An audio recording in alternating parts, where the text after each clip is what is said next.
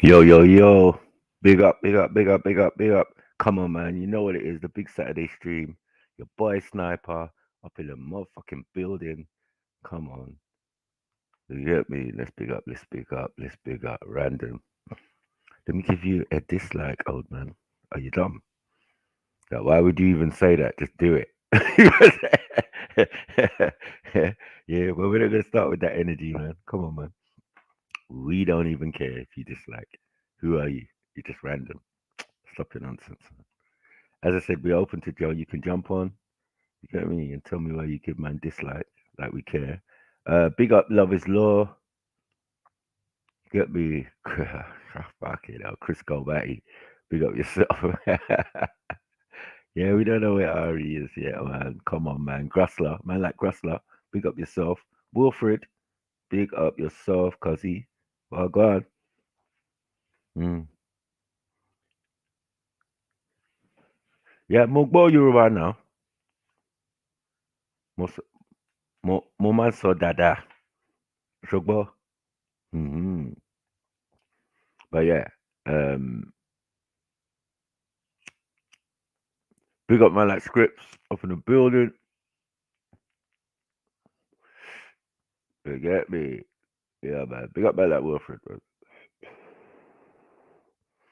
You got me? Fluent like a motherfucker. You don't see me and Larry going at we was going at what's his name? Fucking Hector. Yeah, man. He didn't understand a word we were saying, man. That's when we knew. Like, what part of the Nigerian game is this? He was like, where you from, Uncle? Yeah.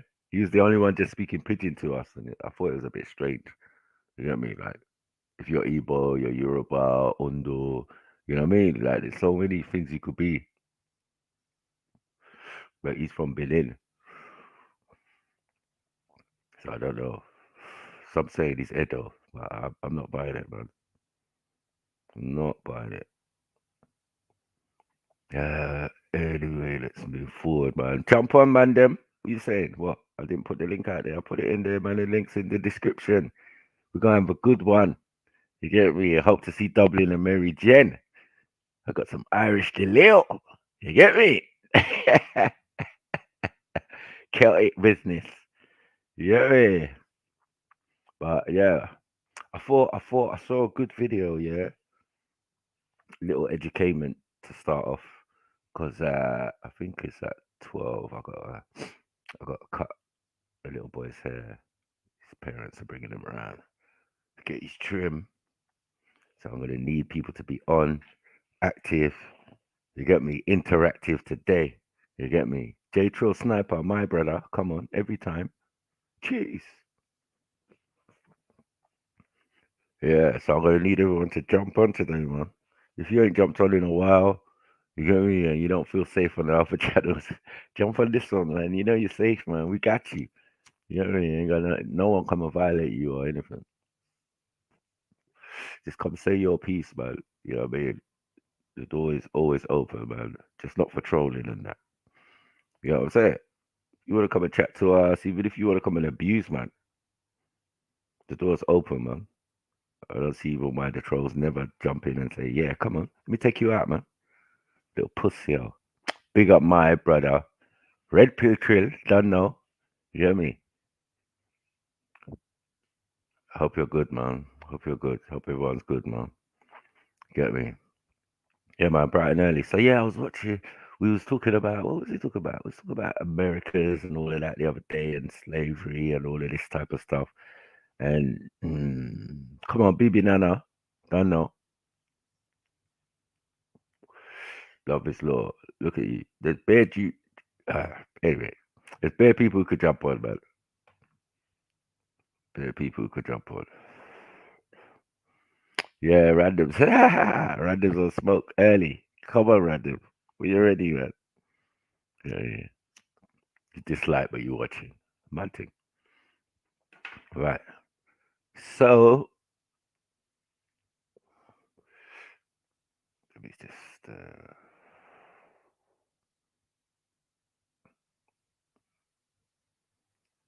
start as we need to go on, mate. Early. Yeah, there were so many good discussions this week, man. And make sure if you ain't subscribed already, man, subscribe to Triluminati Live, man. That's where I'll be sitting most of the week, man. You get me? We have great fun there, man. Discussions, all sorts, jokes, everything, man. If you want your belly to start hurting you while you're at work or dropping stuff, yeah, man, make sure you tune in. Like, comment, and subscribe. You get me? You know what to do, man. Come on, man. We one family out here, man. And same likewise, man. You see us all up in there, man. Make sure you hit the subscribe button, man. You get me? It's always good content. We always have decent shows. You know what I mean? Can't complain. You get me? And your boy Sniper's always open to any type of questioning. Anything you want to know, talk to me. Are you there, Dublin? Yeah, big up yourself. You get me? We got some Celtic stuff. I got some Celtic stuff. I hope you brought your Celtic stuff. Yeah? Or you're Irish. You get me? All the princesses and all of that. You get me? I'm thinking related to Archaeological. Archaeological. We got Sarah, Dunno, my sister, cheese, and all that good stuff. You get me? All right. Come on, man. You know, I'm not here for a monologue, man. You can hear the earliness of my voice. I just had my coffee. You get me? My early morning wake and bake. So I'm ready, man. Ready to go. Do like a stretch. Get me? I'm just feeling a little brolics at the moment. I ain't been gym this week, man. I've been slacking. Slacking, bro. My cousin's sending me videos of him doing jogging already this morning. I'm like, fuck. So at some point, I'm gonna have to skip to the gym and do some, or just run around the block, man. I need some miles. Bust that sweat. Get the body prepared. Tomorrow's a big day. Get me? Go play football early in the morning. Come back and jump on the stream and chillax, have some food. You know what I mean? All right. I mean, what is life? Big up to my eldest daughter, Jada Maku. Yeah, it's her 24th birthday today, 2nd of October. You get me? We happy. You know what I mean? 24 years ago, my thing. Yeah, man, she's a big woman now, blood. You get me? But man, we proud, we happy, man. We happy for our blessings, man. You get me? I'm glad to be blessed with two children so far, and we're not sure if we're done yet. So you get me? There could be more to that story. Because for where I'm coming from, I'm definitely slacking and behind schedule. When your mum's like eldest of 9 brothers and sisters, your dad's like number 15 or 30 something children. You know what I'm saying? I think it's 16 actually, yeah. 16 of 36 children that my granddad had. Mad. With his, how many wives? 12.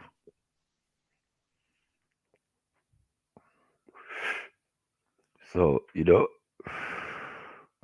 where I'm from, yeah, we have large numbers, man. And our generation, we're kind of slacking. Not the girls, though. A lot of my girl cousins have a few kids, at least 3 each. Yeah.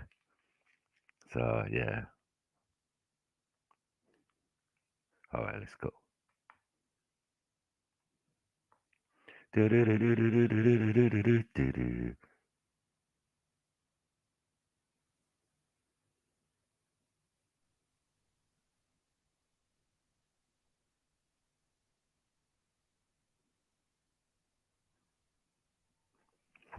I don't know what you've learned about Shadow Thinker, but Boko Haram is not from Nigeria.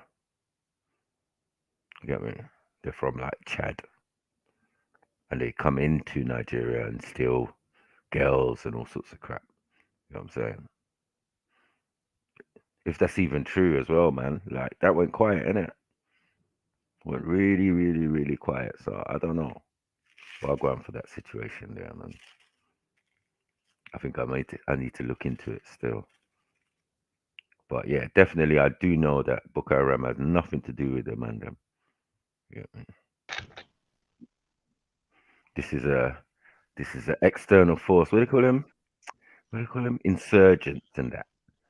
You get me? When they're in Somalia and all of these other countries, insurgents. They just Oh boy. they cross over the border and start gathering in these countries, and a lot of these countries are under these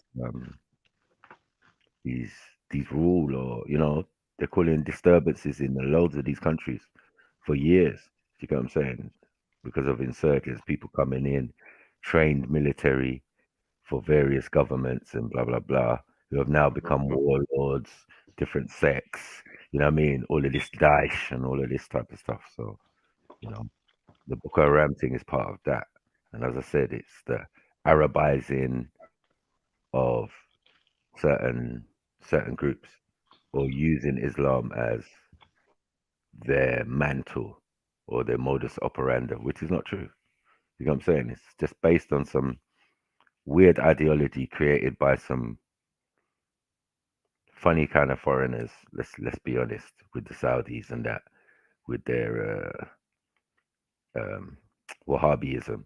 You know what I'm saying? So Wahhabism is what's used with these terrorists or these supposed groups that these governments have made up or left over after various wars and incursions into these lands, the Middle East and all of that. You know what I mean? And they've got operatives who are still there.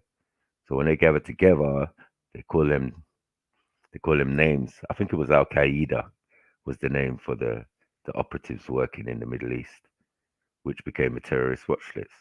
So they know what they're doing, man. But all of this destabilization, we can see it clear throughout Africa. Clear. Germs coming from one side, Europeans from the other side. It's like it's mad. It's mad. It's crazy. You know what I mean? The fight is for Africa if you overstand everything. You know what I mean?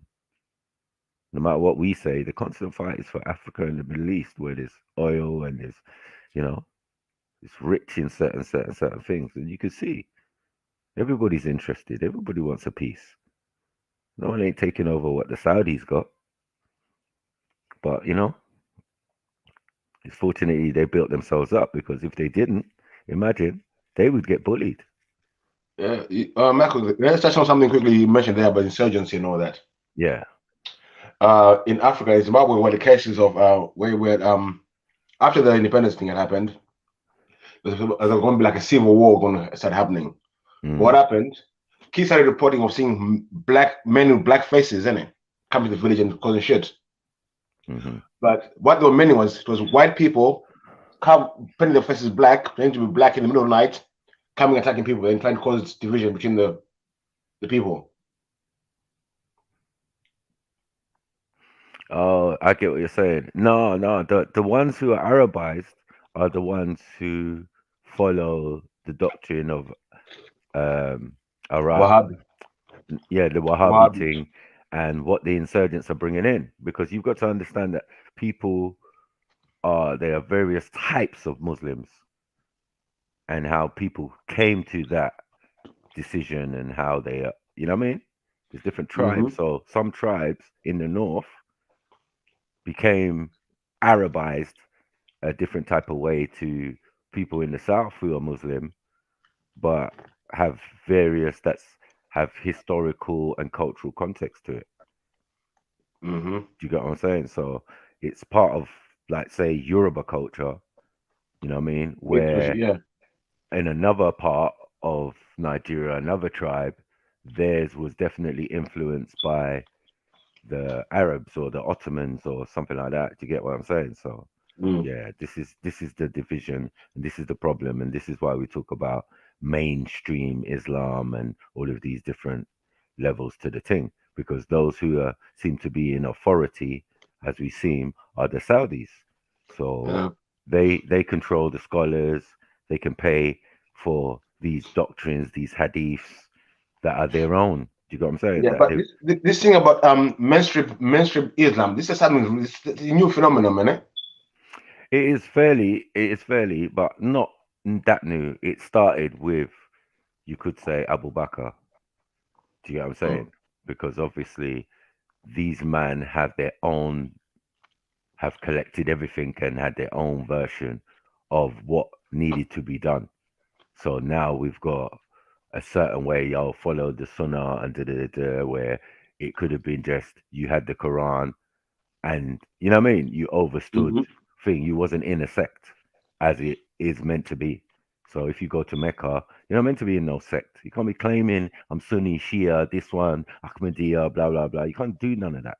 Yeah, you don your Yeah, whites thing and you do your Hajj. So I've said this many times, and everybody's agreed with me. Every Muslim out there that I've spoken to has agreed with me and said, "Yeah, that's true." I'm saying so.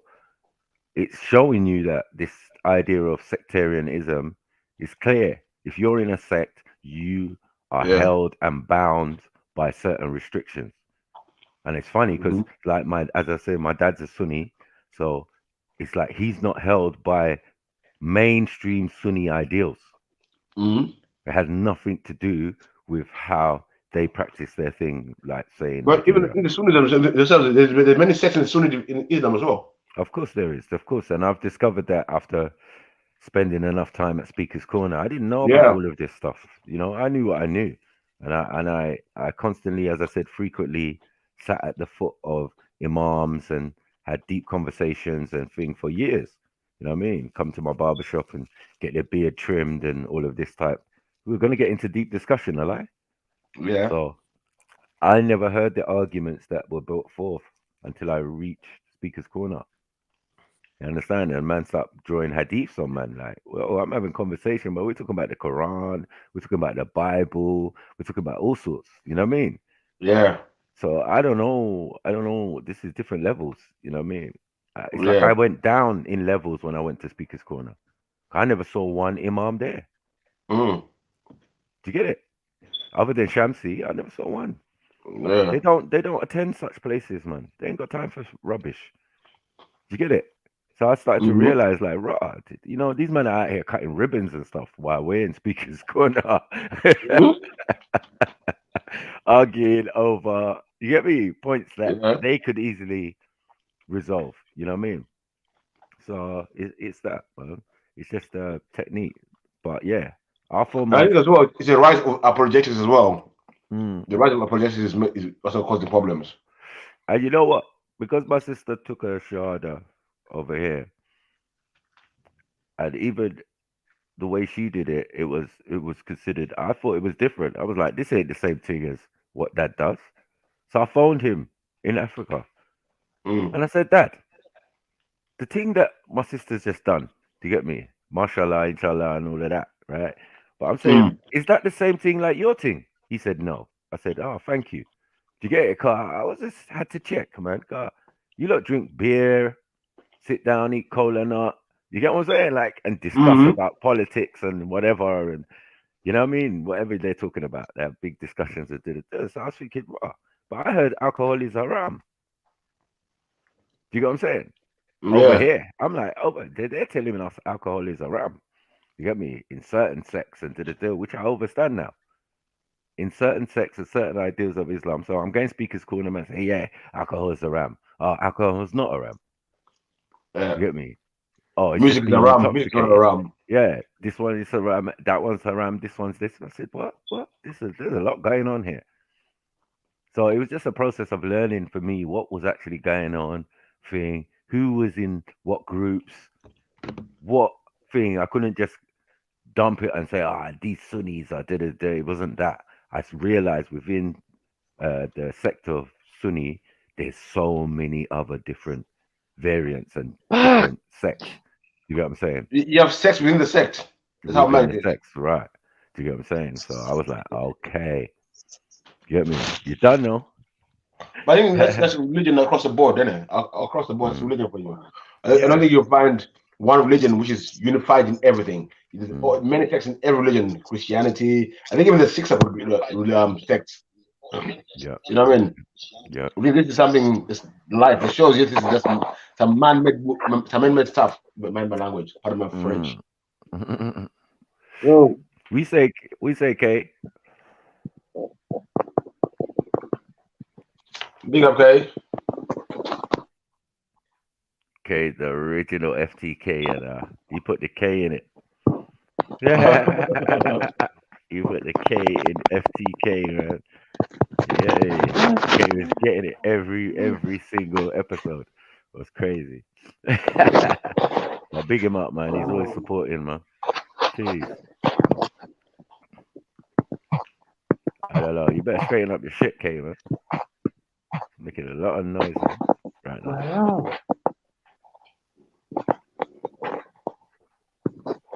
All right. I don't know about the quality because last week people was complaining about the quality. Sorry, Axum. I I saw think your your mic, thing, but there's nothing I when can you're do. walking, your mic is hitting something. Okay. Not me. That's K. Yeah. Yeah.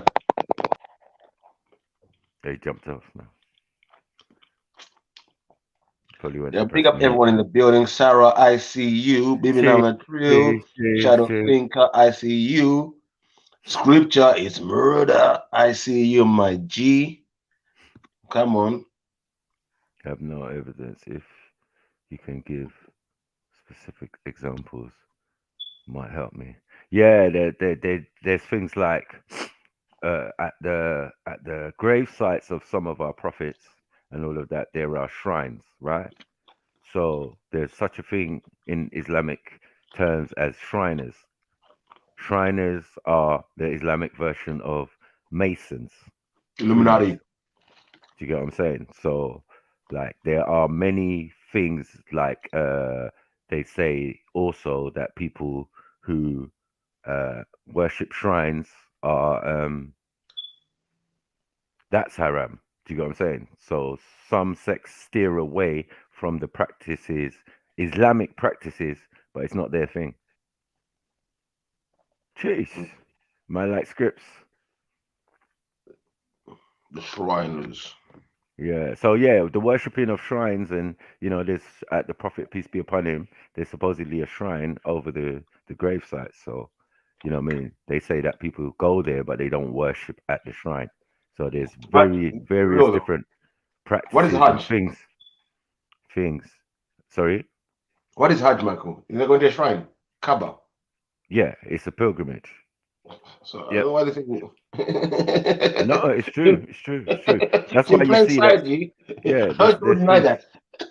There are things that are admissible and inadmissible. It just seems weird that Mm, on one hand it's not, and then on the other hand that's the central focus of what we do. yeah. Do you get what I'm saying? In prayer and all of that. So you know, it's crazy, but not really. If you weren't born and thing into that sect, but that information was brought to you later on, like well, that's not how we do our thing. You get me? Mm, We understand thing. We understand the basics. You know what I mean? We understand what it is. We understand what was there, what the purpose of even the Kaaba was for. We overstands, we overs. You get it?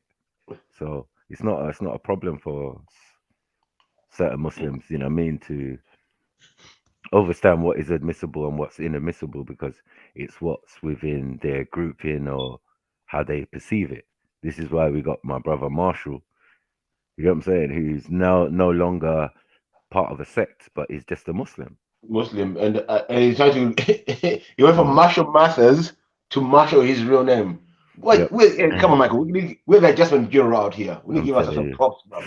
I'm We telling got you. to adjusting some niggas out on the streets, I'm bro. telling you. Staunch. Adjustment niggas. We had some staunch hadithists in the beginning, like, and now they've become Quranists. I'm not saying it's our fault, but I'm just saying that we try to open their mind to other possibilities, and that the faith and the religion and the things that go with it is far greater than what any one sect can represent. Mm. And what a sect represent is structure, unnecessary structure or instructions. Maybe And, necessary, you could and say I in think I some think respects. I think with a lot of sex as well, there's a lot of culture involved. Because whoever the imam is, he's bringing his culture and thought into the sect. Right. So that's why I think you find the big differences was like no, like most of these imams, like the 5 imams, what are their names? With the sects. None of them were actually Arab. Ooh. They were reverts to the thing. So none of them were actually born Arab. Right. If you know what I'm saying. Mm. So to me, that's already problematic already. But that's another thing. Yeah, all the main imams, none of them were actually Arabs. I think Bukhari was Afghan.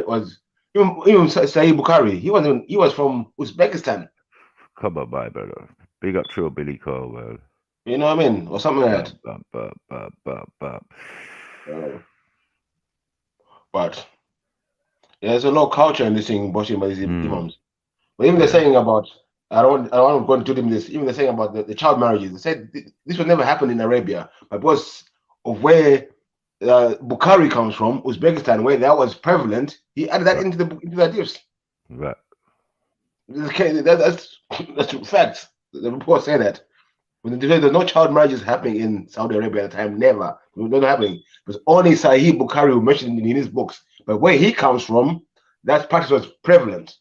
Of course it is. Of course it is. But you say, ask people, show me another Arab who married a child during the time of Muhammad. I mean, you've got to big up man like, see, man like Marshall, as he speak his name, boy, he just came forth. Salam alaikum, my brother, man. Come on, man. Big up man like True Billy. Yeah, we. Oh, Marshall, you know, you've been with You've been with us. You've been with us for years, isn't it, Marshall? That's what we say. We say you're not part of a sect no more. You're just a Muslim. You know what I'm saying? Alhamdulillah. You know what I'm saying? Proper things. Yeah. Because your journey and your path and your is yours. thing is yours. It's a personal one. Your relationship with Allah subhanahu wa ta'ala is a personal one. I don't know about all these extras having to go to books and things. The only, as I said, I've given 5 verses from the Quran that state the only hadith to follow that should be read, should be followed, should be anything. Is Allah's the Quran. Is the Quran. Allah's hadith. Is Allah's hadith. All this other stuff never existed at the time. So I don't know. You know what I mean? It's just and I don't know. I don't know how the hadiths can cancel out Quran verses when hadiths came 200 years later. Yeah. Like, what's going on, people? Like, by saying hadith, someone can like, really? Just to analyze the information, you stick to the book, man. Stick to the Quran, and the Quran will instruct you. It's got everything in it. It doesn't need extras. Previous scriptures, if you're in doubt. Yeah, that's it. That's your go-to. That's your guide. Yeah. Trust manners and respect, man. Manners. Yes. That's why it's called. That's why it's called the reading. Get me? El's Quran is the reading. Qura, ikra, from the word ikra, which means read. Now, let me break down the word Torah in my language, Michael. This will kill you. This will kill you. You can say it 2 ways. You can say Torah, yeah, which means speak. Yeah. You say Torah means take. So most doesn't speak it if you want to take it. You get it? As I said, Kura, you get me? It's from the word ikra. You get me? So the word ikra means read, not recite. Yeah, it means read. In the name of your sustainer, Muhammad. You know what I'm saying? So ikra Torah. It was. I find Islam like where the imams will change the meaning of Arabic, the original meaning of a word to suit their narrative. I see that a lot in Islam. Well, the word is this originally in Arabic, but now we're going to say it means this. Like, really? Yeah. I've seen that. You saw that clearly with the words Kufa, you saw it clearly with the word Muslim and Islam. Islam, you know what I'm saying? It's clear to see what was going on. You know what I'm saying? Like, it's what I'm saying. You know what I'm saying? But they would say what I'm saying is just an interpretation. But I'm saying, like, bro, it's not really, car. Anyone who speaks the language knows what they're talking about. You know what I'm saying? colloquially used, I think I'm going to stick with that. You get me? I was instructed that's what it meant by somebody who spoke Arabic, right? That was my instruction. Your imam teaches you that. He like taught you what the words mean. Do you get me? Just like Quran and all of that. That's where it came from. You get what I'm saying? Having an imam who can teach man correctly, and then going out in the world and asking questions to those various people from those regions who speak that language. Do you get it? Right. Just rolling up at Speaker's Corner, man, saying to me, "Yeah, man. I'm from Algeria. I'm from Morocco. I'm from thing. Yeah, I'm not into what them man they're into." Oh, is it? Even the Arabic spoken today Mm. and written today is different from the Quranic Arabic. That's why they call it classical Arabic. So even a few people in the world can speak Quranic Arabic fluently. Very few people in the world can do it. But it was just another thing like Hebrew, another lost language back in the days. It has been revived with new dots and all these things going on. You don't know. Listen, the follower of the prophet or prophets. You see, people make a fundamental error when they assume, yeah, that a prophet was sent, yeah, or the prophet was sent, peace be upon him, to a people who had no clue, had no structure, had various different god systems and all of that type of stuff, and worshipping and all of that, idols and all of this type of stuff. So they needed structure, but it was for those people at that time, yeah. But And you what see, he got, what he got was a recitation of those ancient texts that talked about the previous prophets and nabis. Sorry, 5 minutes. His even actions were a replica of the prophet Abraham. So he was doing what Abraham done. He even skipped Isa, to get me, and went to Father Abraham, Mila Ibrahim. You get what I'm saying? Because that's where the deen of Allah comes from. That's where it came to. That's who it came to. So the deen came to Ibrahim. You know what I mean? And the laws came to Musa, yeah? And the laws came to Musa. You understand? But who is a descendant of Ibrahim? They're all going to be descendants of him all the way down. Even to the Because prophet. it's even even in the hadiths, yeah, there's a time when the woman adulterer and the Jews came to Muhammad. He said, "Listen, it's in the books, your books. I know you're asking me. This is Sahih hadith. You can go check it out, people. He said it's in your books. So when people say these books are corrupted and all this, how come Muhammad was using the Bible to make judgment on Sharia? Straight. Because the Sharia is in the Bible. That's all. That's what I'm saying. Yeah, like, but it's no problem. It's like it's just understanding what you're reading when you're reading the Quran. Plain and simple. Do you get what I'm saying? You are reading those previous texts. If you want a easier or clearer understanding, go and read those ancient texts in their correct form. If you're worried about they're in the Bible, but those ones are corrupt. No one ever suggested that any verse or scripture that you was asked to read from the ancient text was corrupt. Nowhere, no how. There's no proof or facts of that. It's just something that's said amongst people who think they know stuff. Shadow thinker, Sharia is the Torah. It is. Facts. You know how many laws were brought down to Moses? You know how many laws were brought down?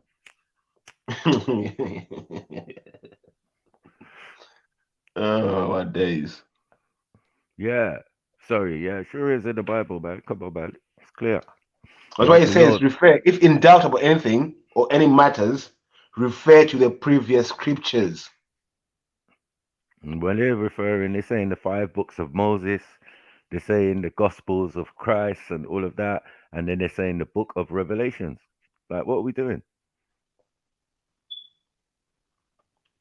Don't say refer to the hadiths if you're in doubt. Let's refer to the previous They didn't scriptures. say New Testament, the hadiths in the Bible. They didn't say that. They said it didn't say go to the hadiths in the Bible. No. The previous scriptures, which in Allah sent the Torah. Allah, so I don't know if you are acting funny now. Like, who sent No, the Torah? so you can compare it with these books to see how accurate the Quran is. That's all. You get what I'm saying? Not to the Quran's wrong. No, it's not that. It's to affirm that this came down as an oral translation. Imagine an oral transmission. There's something amazing in that alone. And to get it, what, 99 to actually right. To get it right, because the texts that are being used and being thing are the important ones in these other books. They're not just any text. They got to start with the first man or the first prophet on one side. You get me? They got to tell you about Adam. You know what I'm saying? They're going to move on to his lineage, his descendants, boom, boom, boom. And then when it's really going to kick in is when we get to the prophet Abraham or Ibrahim, who's the collector of all the ancient information and consolidation of certain ideologies and all of that, by building that structure to house these gods and all of these deities and all of, carvings or whatever, these gods that these people worship, centralizing it, boom, told to do it by an angelic being. Do you get what I'm saying? Instructing them and said, listen, this is what you do. You go down there, you build that, and this is what's going to happen. You know what I mean? It's the only way it's going to work with these type of people. So he done that, boom, boom, boom, boom. Centuries later, it's descended again into something else. Yeah. All comes his great grandson, Muhammad, peace be upon him, to deal with the situation. Like, just look at the story for what it is.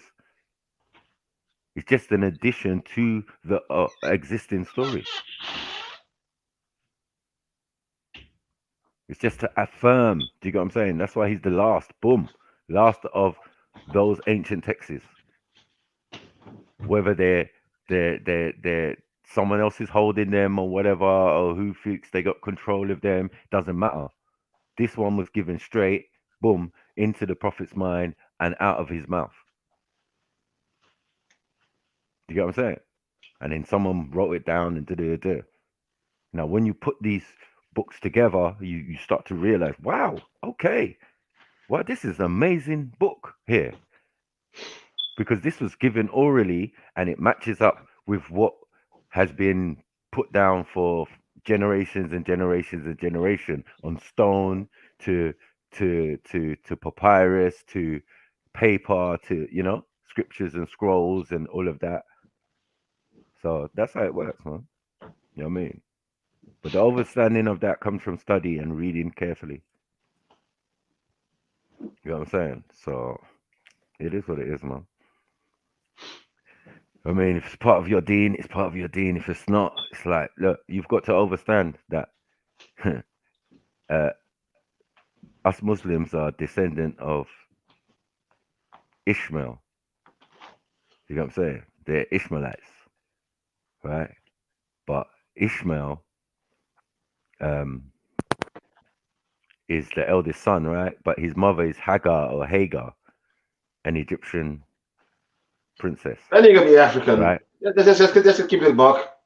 Yeah, I'm just saying. If you ain't got Jere, I don't know why you're following Islam, because it ain't your thing. You're Ishmaelite.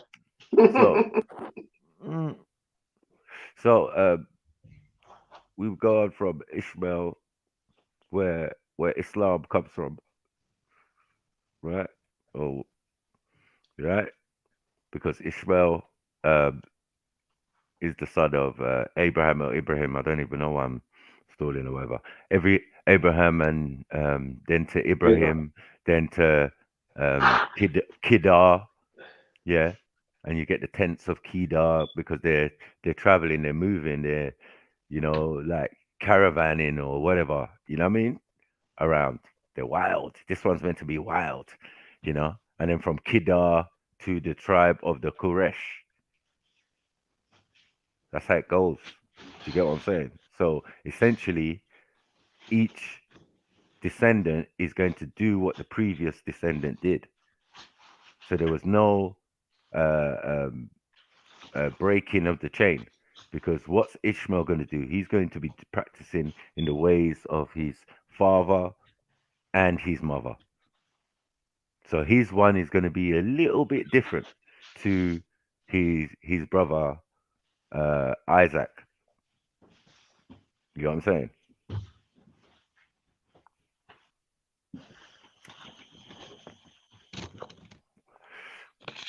Who has Jacob, but then has the 12 tribes of Israel. So there's Ishmael's tribe, you get me, and there's Israel's tribe. You get me, or Jacob's tribe. So yeah, these are the arguments amongst these various groups. But I'm saying, like, look, you're Hebrew Ishmaelites, and these ones are Hebrew Israelites. There's no argument here. There's a clear distinction, but we're seeing how one side of the family went and came on to become this, and then the other who went on to become whatever they became, but all based on the same thing, on the same premise. And what unified them was the Kaaba, going every year to the Kaaba and doing their pilgrimage and unification of brothers. So where it's biblically put out or Quranically put out that these brothers never got on or whatever and went their own separate ways. Each of them could only do what their predecessor, who is Abraham or Ibrahim. Michael, I'm going to ask you a very controversial question. Mm-hmm. Who put the black stone in the Kaaba? Was it Abraham? Abraham. Who put the black stone? I don't. Did he put the black stone in there, or did it just? No, yeah, I think he did put the black stone in there. Oh no, I think it just was put in there by it came that crashed down and went straight into the place, into position. Bam. Like the cornerstone. It was like the cornerstone of the structure. But I know was the thing in the Kaaba, there's a place called the Yemeni corner. They find the stone, which is the Yemeni corner, came from Yemen. So I don't sure how much truth that is into it. Maybe I might do a little research into the Kaaba, origins of the Kaaba and stuff like that. I haven't really gone into that depth that much. Only here and there. I'm gonna try to do that. See what comes up. Because that's really another interesting place, the Kaaba. Very interesting for me. Yeah, you're saying the Kaaba's not in the Bible. Well, I don't know what Abraham was building then. 50 cubits by 50 cubits. What was that in the Bible? Huh? Well, the altar for the not so sacrifice. I can get my words right. No, he built this. He built the altar for to kill. Yeah, they called it a tabernacle. You get me? So anyway, while he was building structures in one book, and then he was building structures in another book. Yeah, let's get back to the topic at hand. But yeah, Abraham is a progenitor to what we're all talking about, and the Prophet Muhammad, peace be upon him, was practicing and following in the ways of Ibrahim. So let's get this up as well, Michael. Ibrahim, yeah, he was a Chaldean, yeah. That's correct. So why people they said he was a Hebrew or this man was a Chaldean? If anything, they could say he was an Aramaean, because that's what's said in the Bible. So that we can put that to rest quickly. You know what I mean? You can call him a Chaldean, which he really was, or you could say he was an Aramaean, which is the bigger family group. Yeah, because he's a descendant of Aram, who's a descendant of son of Shem, and Shem is son of Noah. This is Yeah, but how Michael, no, if you the go order that goes. way, but everyone can just claim to be Noah's son, innit? Was they say, well, Japhet, but even Ashkenazi will say, well, Japhet, was son of Noah, we're the grandson of Noah. No, Well, I'm saying like on the established lines of who begot. They clearly tell you who's whose son and who descended from who. To get me? I So always say that the Bible is nothing but a history book for a family. That's all it is to me. and then To me yeah, personally. it is. But what's happened is that obviously Aram is where you get Aramaic or a language, so it adds more validity to Mm. that Oh, story Michael, because that though, but language this is the thing as well. exists. I found Mm, about this language thing, mhm. boys. I'm pretty sure that the language was there before the books were written. Sorry. I said I'm pretty Yes. sure Yeah, of the course. language was there before. So now, if you can attach someone to a place by just giving them the name of the language being spoken, well, I don't know. For me, just all these things like the Shem, the Shematic, and all these things. I'm like, bro, people were existed before there was a Shem, before there was a Noah. So how are we now Shemitic people? How are we now? For me, that's it's weird. If you understand where I'm coming from. Because my Yeah, people were there before Shem. They were there before Noah. So how are we now named after these people? We were there before them.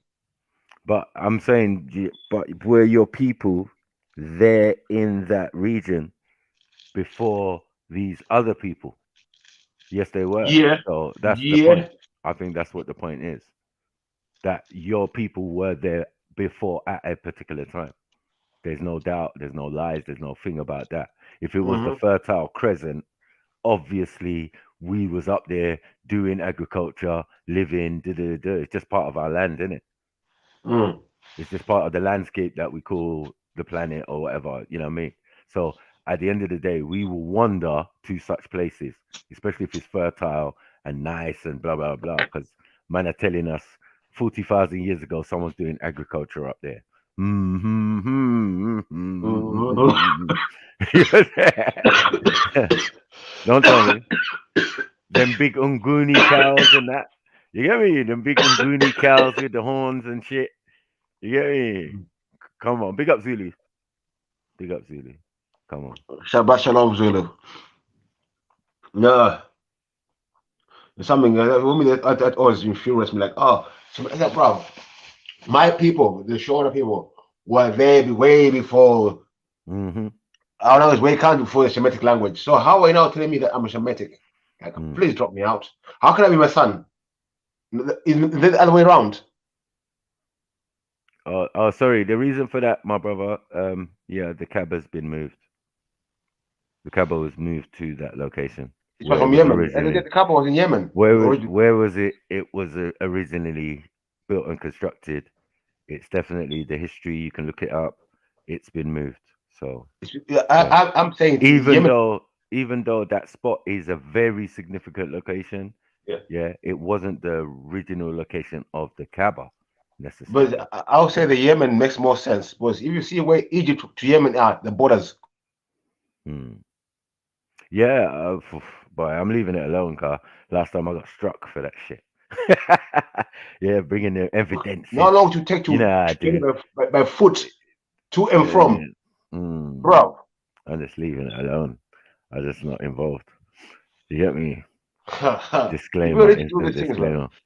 You know what I mean? As I said before, yeah, this is what got me struck down on. Some people couldn't take the heat. You know what I mean? I Yeah, bring true. evidence and all of this type of stuff. So, no We'll problem. leave it alone. We will get in the Mm, feelings.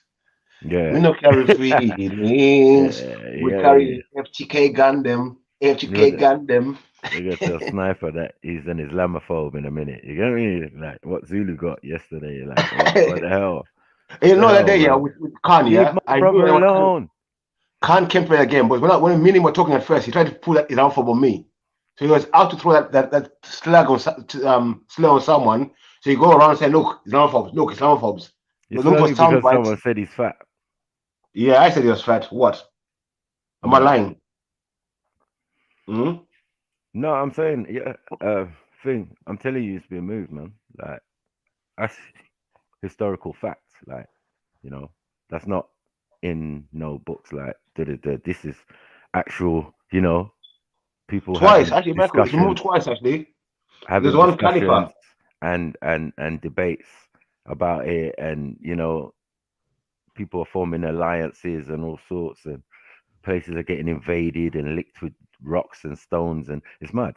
But yeah, definitely based in historical truth. Look, as Looking well, into we it. need to look at that as the Sometimes story of the. the history supersedes the actual.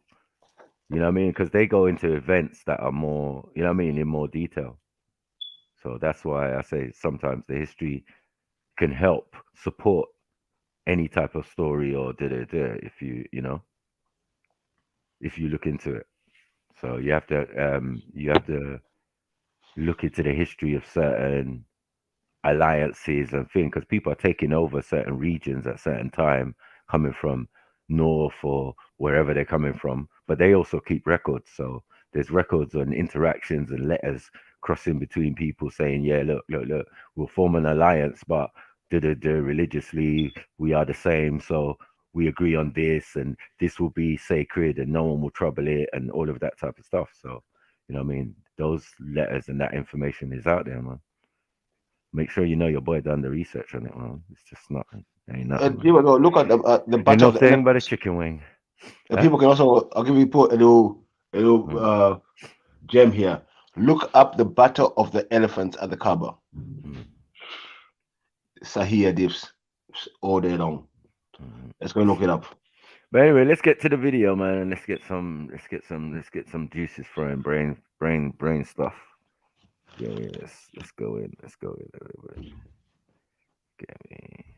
And we send peace throughout the boundless universe to all. Assalamu alaikum wa rahmatullahi ta'ala wa barakatuh. And now, the true light, featuring Sayyid Al-Imam Isa Al-Hadi Al-Mahdi. I'd like to ask about the city of Mu, which is located in Salem. Does that have anything to do with the old-time witchcraft beliefs and things like that? So where did those people get those ideas from, witchcraft and things like that in Salem? The only reason why I'm saying this is because that name came to me when I was reading about the city of Mu in Salem. More than one set of slaves were brought into America. Certain slaves were brought into Virginia, and certain slaves were brought into upstate and traveled downward. If you travel from upstate, what they refer to as the New England, downward, you'll find in every major city, Boston, Rhode Island, Connecticut, they have a town or county called Salem. All right? That's because that is where they kept the Muslim slaves separate from the Yoruba slaves. Because certain slaves that came from the west coast of Africa, they did not believe in Tawheed.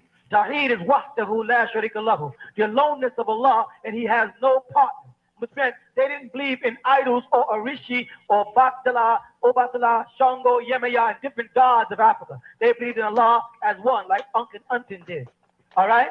So to separate these Muslim slaves from the African slaves, because they didn't want the Muslim slaves to teach them, they called each place they put the Muslim slaves Salem. The word Salem means peace. If you open your Bible to Genesis chapter 14, verse 18, you'll see the word there attributed to a specific person. What does it read? Bismillahirrahmanirrahim. And Melchizedek, king of Salem, brought forth bread and wine, and he was the priest of the Most High Allah. And he blessed him and said, "Blessed be Abram." This man had the power, named Melchizedek, had the power to bless Abraham, who was a powerful prophet, right?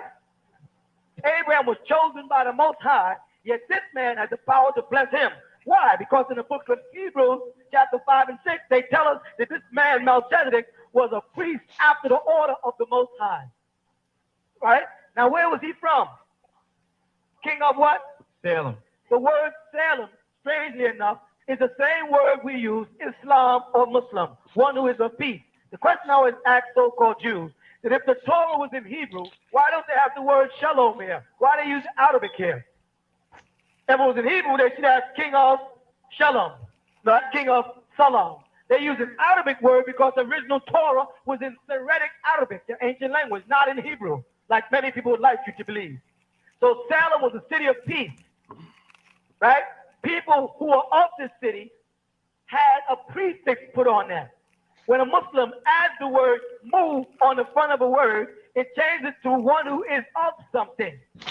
So people of Salem were referred to as Muslim, ones who are of this city of peace. You see what I'm saying? In the Quran, they call it Darul Islam, the abode of peace. Jesus said, blessed are the peacemakers, for they shall be called the children of Allah, you see, in the future tense. So this city of Salam is used as a place of refuge for righteous people. So, of course, Shaitan picks the name out and names certain places throughout this country, United States, Salem, where witches and them gather, because those witches were sent there to try to put those righteous Muslims under a spell. The spell has manifested today in a disease that I refer to as the spell of Leviathan that has our people feeling inferior and hating themselves and trying to live in the image of the beast. By living in the image of the beast, I mean straightening their hair, to dress like white women, to dress like white men, to try to talk like them, act like them, and call it proper. That's living in the image of the beast and not living in the image of the prophet that was before us. You see what I'm saying? That's what their job was. So they put together these witches and they used this symbol, which is a symbol of the United States of America. Do you know what the symbol of the United States of America really is? Huh? No. A star, a 5-pointed star. Because every time they take a country, that's what they put on the flag, their symbol, to symbolize a new state in the Union. So those witches were sent down there. They sent white women with black hair to go in and try to mix in with the black slaves because they knew what a blonde-haired, blue-eyed woman was. They sent white women with black hair, and they mixed in with the slaves and produced these mulatto type of black people, and then they made them look like they were beautiful, and they made you people with black African features look like you're ugly. You see what they did to us? They reversed it. All this took place in those little cities called Salem throughout this country. And you got a Salem, North Carolina, and a Salem, South Carolina. They took it straight across the whole country. Those are the little cities where they spread the disease and put the spell of Leviathan on our people. They governed those people by men who referred to themselves as sheriffs. You heard the name sheriff? And they use a 6-pointed star. Because the 6-pointed star is not really a star in Israel. It's called a shield. The shield of David, Mogan. And the word Sharif is symbol of the noble family of the Prophet Muhammad, who you all people were.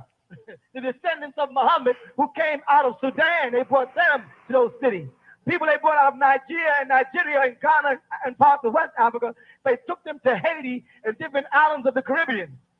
But they kept a certain kind of slave here. And they made him intermingle with these witches. And he intermingled with them like the devil did and had children. And the children were the mulattoes that are now making us think they care so much about us. Look at all your black politicians, light skin with straight hair. They've selected it that way. How many black leaders y'all have look like Africans? Most of the imams that are leading the Sunni Muslims today has light eyes. Michael, pause. Yep. Man dropping some bombs there. This is something they've organized. Bombs. Bombs. When he said when the Romans came in, the Ptolemies, it's what they done. People don't get this. It's why certain areas up north look the way they look today. Yeah. This is just facts. Just by design. They want to get rid of certain people, replace them with other people. Facts. Carry on, my G. Mud. What they done in America, what been done in Africa a long time ago. Sorry? So what was being done in America had been already been planned and done in Africa, North Africa. Yeah, from long the blueprint had been done already. The blueprint had been set up already.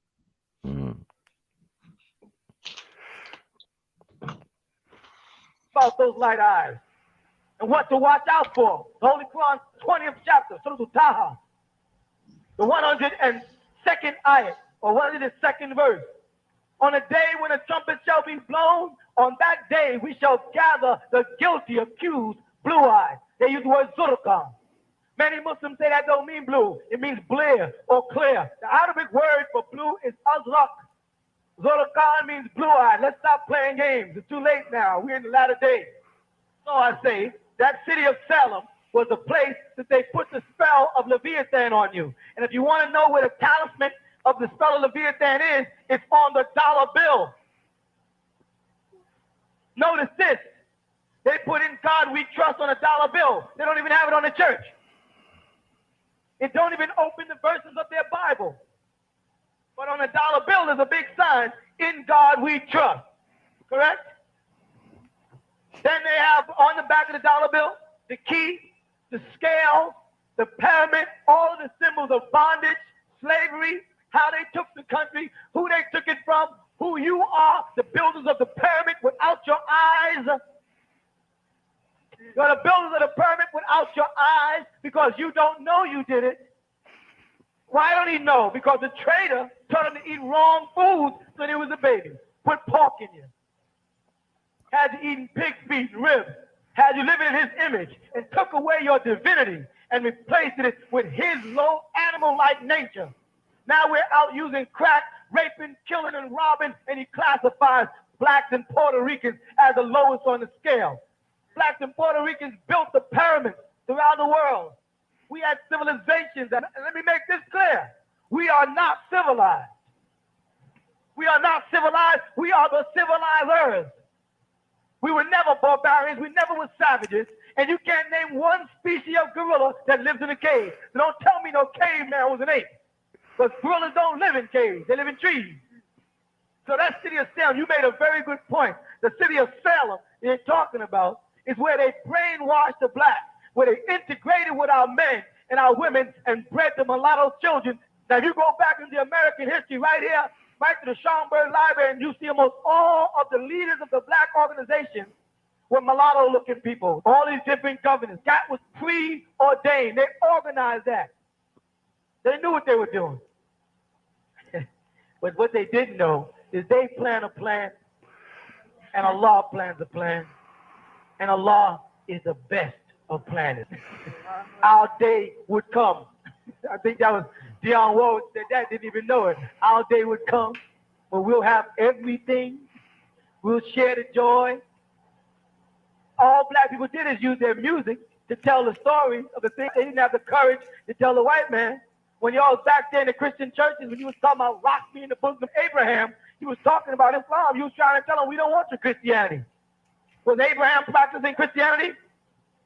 So why was all the Christian churches saying, give me that old time religion? They're in church in this new religion saying, give me the old one. Give me that old time. Here, slapping the tambourine, but saying, give me that old time religion.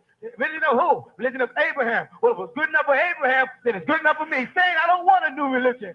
Because they knew that there were those preachers who were trying to pick up on this new religion, this new Christianity that made this white man on a cross God tell you to turn the other cheek just so he can keep slapping you till you don't have no cheeks anymore.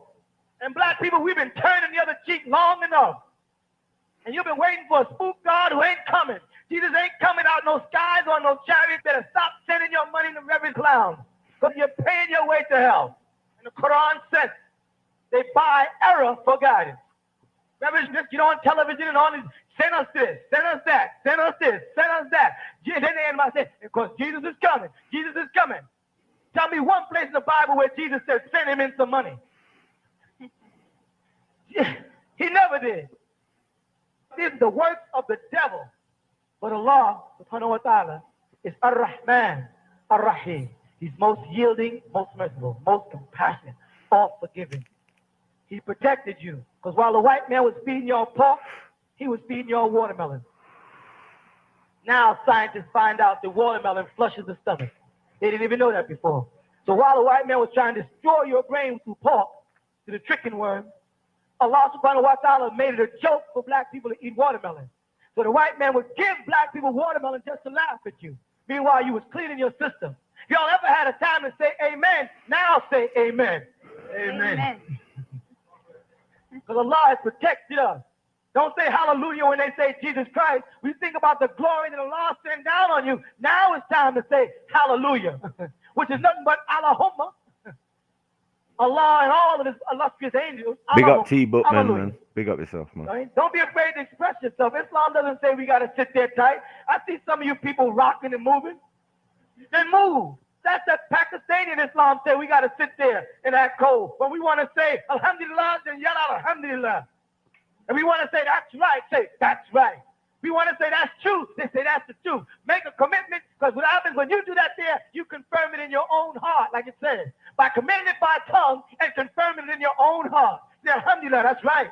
I can bear witness to that. I know that's true. Don't let nobody make us become tight. Don't let nobody tell us there ain't no music. If I could think of a way to have y'all singing gospel in Arabic, y'all would be singing it. Because it's a way of showing praise to Allah. Because nowhere in Islam does it say you can't express yourself. Nowhere in Islam it says you can't sing. The adhan is sung. Don't tell me Muslims can't sing. The adhan is not taught. The adhan is sung 5 times a day. The Quran is sung. Don't tell your children don't listen to music. You stop your children from listening to music, you're going to take away their soul. Because that's the one thing we got that nobody has been able to take from us. That's our soul. And when they see black people, they say those people got soul. Why do you call us soul people? They even call a hog y'all was eating soul food. The only reason why he did that, so he have a reason not to eat it. Well, that's there. That's the soul people food. Because he knew better. And when y'all became integrated, you know what he did? He turned everything that y'all had into pork, into chicken and beef. So he can hang out and not stand out. When black people started living and working with white folks and started getting invited to dinner, he said, you know, there's a such thing as beef bacon and chicken Frankfurt. We wouldn't have to go to your house and eat that pork that he had been giving you for 400 years. Now say amen. Amen. Don't tell me about it. Our day has come. It ain't no stopping us now. All we got to do is don't let him make us uptight like he is. Loosen up. Move your shoulders. Move your head a little bit. Don't be sitting up there getting tight like white folks. They're tight because they can't move if they want to move. If the music starts, they don't know where the beat is. Do you understand what I'm saying? Yes. Islam does not call us to be robots. Prophet Muhammad and them were active. They had, in their marriage ceremonies, they played the duff. They had dancing. Don't let them fool. I'm not telling you to go to no discotheque and dance to 4 o'clock in the morning, but don't let nobody take your soul away from you. That's a gift of Allah that only we have and nobody else. And you know, when black people get around music, what happens? You gotta move. You got to move. White folks be standing there looking at us like, what are they doing? And you can tell a white boy, well, get on the floor and dance. You know what it turns into? It turns into a comedy show. Just trying to watch them move their feet. You put on some Latin music and watch a person from Puerto Rico get up in Latin, and you say, God, that brother's stepping. Mm-hmm. You be looking at him, then you look at the hustle and look at Latin. You're looking at the same dance, the same beat. Spinning, breaking. Whitey cannot do it. He goes to Puerto Rico and looks like a fool, and we laugh. That's right. That is our soul. Don't let nobody take your soul. David in the Bible, in the 23rd Psalm, prayed to have his soul restored. Didn't he? He said, he restoreth my soul. Now, what was David doing when that happened, y'all? He was singing. The word Psalms means songs. David was singing this. He restores my soul, he said. You understand? Let's move on. Yes, I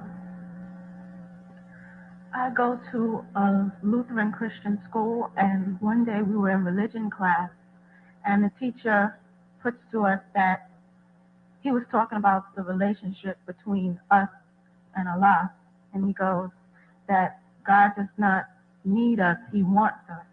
And so I put the question to him, why does he want us? And he said he wants us because he loves us. And I kept asking him why, because he had previously said that he has no needs, no emotions, and no desires. And he says, then he put to me later that he gets lonely too, and he needs something. Hold on, let me just pause there for a minute. You see, I have previously explained that a lot of people sitting in the audience are not what man is. Do you get what I'm saying? They're not like Nuwabi. He's just Dr. York at that time, or he's Imam Isa, or you know what I mean? He's teaching under a various school, right? But the audience are various different people. This is why he has to jump from book to book to book to book to overstand for some people who are Christian or whatever, you know what I mean, to overstand what he's talking about. So yeah. All right. Let's move on. To do. And to me, loneliness creates the need of having companionship. So what I want to know is, what is our purpose? Why are we here? You know, is it I true? understand the question. First, let me give you the admonition for him. Mm-hmm. If he's a Christian Mm-hmm. and he believed in the book of St. John, chapter 1, according to the Christian doctrine, Mm-hmm. Jesus was supposed to be with God in the beginning. Mm-hmm. So God couldn't have been lonely. Yeah. Otherwise, Jesus wasn't with him in the beginning. You follow that? Yes, I do. Now, what people don't realize is that here's the fear of it all. The whole idea of an incarnation of God in human form as Jesus did not start with Jesus. It started in Genesis chapter 1. You are of God in the flesh. And let me tell you why I say that.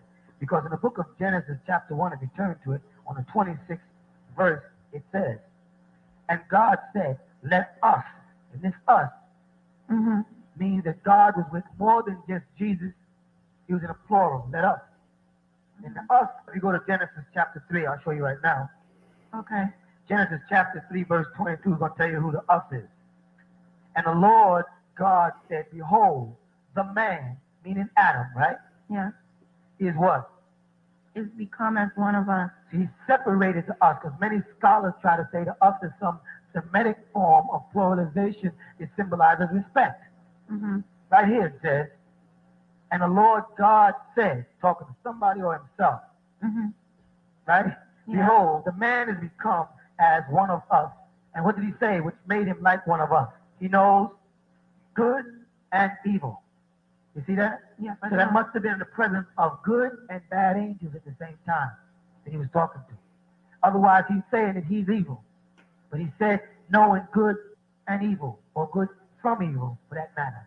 Meaning that in the presence of God then, which is way back at the beginning of creation, there was good and evil there. Before man started doing all of his devilishness on earth. That good and evil was those good and bad angels. Now let's go back to Genesis chapter 2, verse 26, where you see this us come to manifestation. And God said, let us make man how? In our image. Who is man made like? In the likeness of God and the angels. That's right. Go ahead. After Wait a minute. our likeness. After our likeness. That means he'll be like us. Does man do good? Yes, he does. Does he do evil? Yes, he does. So is this not a fact then? What God said? Yes, it is. Back in the beginning? Then what did he say? Mm-hmm. And let him have what? Dominion over the fish of the sea, and over the fowl of the air, and over every cattle, and over all the earth. Right? And over every creeping thing that creepeth upon the earth. So, now he becomes a single. When he gets to chapter 1, verse 27. So God did what?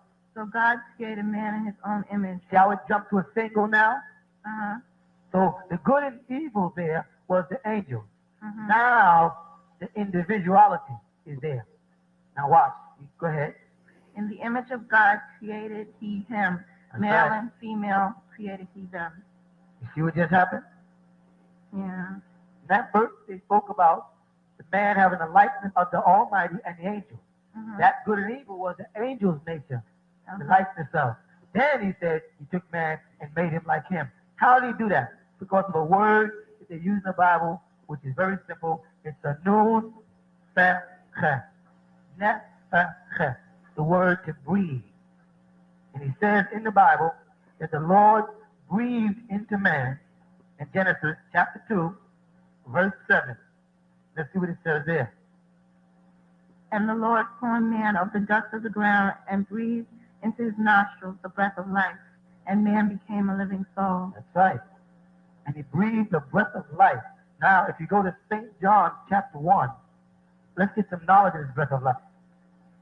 You ready? Just a minute. Okay. Chapter 1, verse 2. The same was in the beginning with God, right? Mm-hmm. All things were made by him. And without him, there was not anything made that was made. Now watch what it says about the life. Because that's what he just said.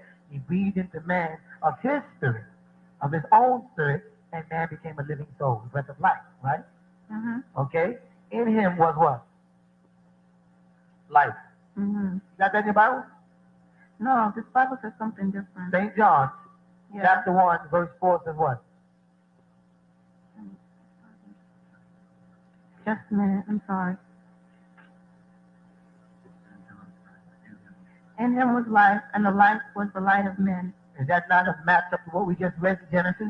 Yes, it is. When he said he's going to breathe into man the breath of life? Mm-hmm. And whose life was that he said he breathed into man? He breathed into man of his spirit, right? Mm-hmm. So the spirit in man is who? God's That's spirit. right. Jesus is not the only one with the Holy Spirit. Every man that liveth. Now watch what he goes on to say. Go ahead. And the light shineth in the darkness, and the darkness comprehended not. The darkness is the body. Because Mhm. the light is the life in man. He took and formed man, like he said, of the dust of the ground. There's no life there. So man's body is an empty shell. It's void. It's dark. And then he put his life in man, which is light, as it says here, and man becomes a living soul. When a person dies, the spirit removes itself, and the body becomes darkened of the light of the Most High. And the body begins to wither, and the spirit goes on. Right? Mm-hmm. Go ahead. See what else he says. There was a man sent from God whose name was John. Who was he sent from? From God. Okay. His name was John. Watch what they do. The same came for a witness, to bear witness of the light, that all men through him might believe. See, now they say that Jesus was God. Right? And then they say that John was sent from God to bear witness to Jesus. So they therefore separated God and Jesus at this point, right in St. John. Because if he was sent to bear witness to Jesus from God, he would be being sent to bear witness to himself from himself. It doesn't say that. It says he was sent from God to bear witness to Jesus, according to them. So God is therefore separate from Jesus. You see? Yeah. And God is in every human being. I breathe the breath of life into human beings and they become living souls, he said. His life. So therefore, man's purpose on earth is to become one with God again. It's a cycle of life that took place. You follow that? Yes, I do. Once the Almighty thought of things, it came into existence. When he thought of Adam, Adam was. He merely said a word, be, kun, fire kun, be, and Adam came into existence. Once he did this was after he did all the other things. Let's go back to Genesis. After the Almighty goes and creates the man on earth, right? Mm-hmm. In 21, 22, and 23, he goes all the way down. You notice he doesn't say the same thing. I'll show you. And Adam said, this is now bone of my bone and flesh of my flesh. She shall be called woman, because she is taken out of man. Therefore shall a man leave his father and his mother, and shall cleave unto his wife, and they shall become one flesh. And they both were naked, right? And man and his wife were not ashamed. You notice something different about what took place there? It didn't happen with everything else. With everything else that the Almighty created, what did he say?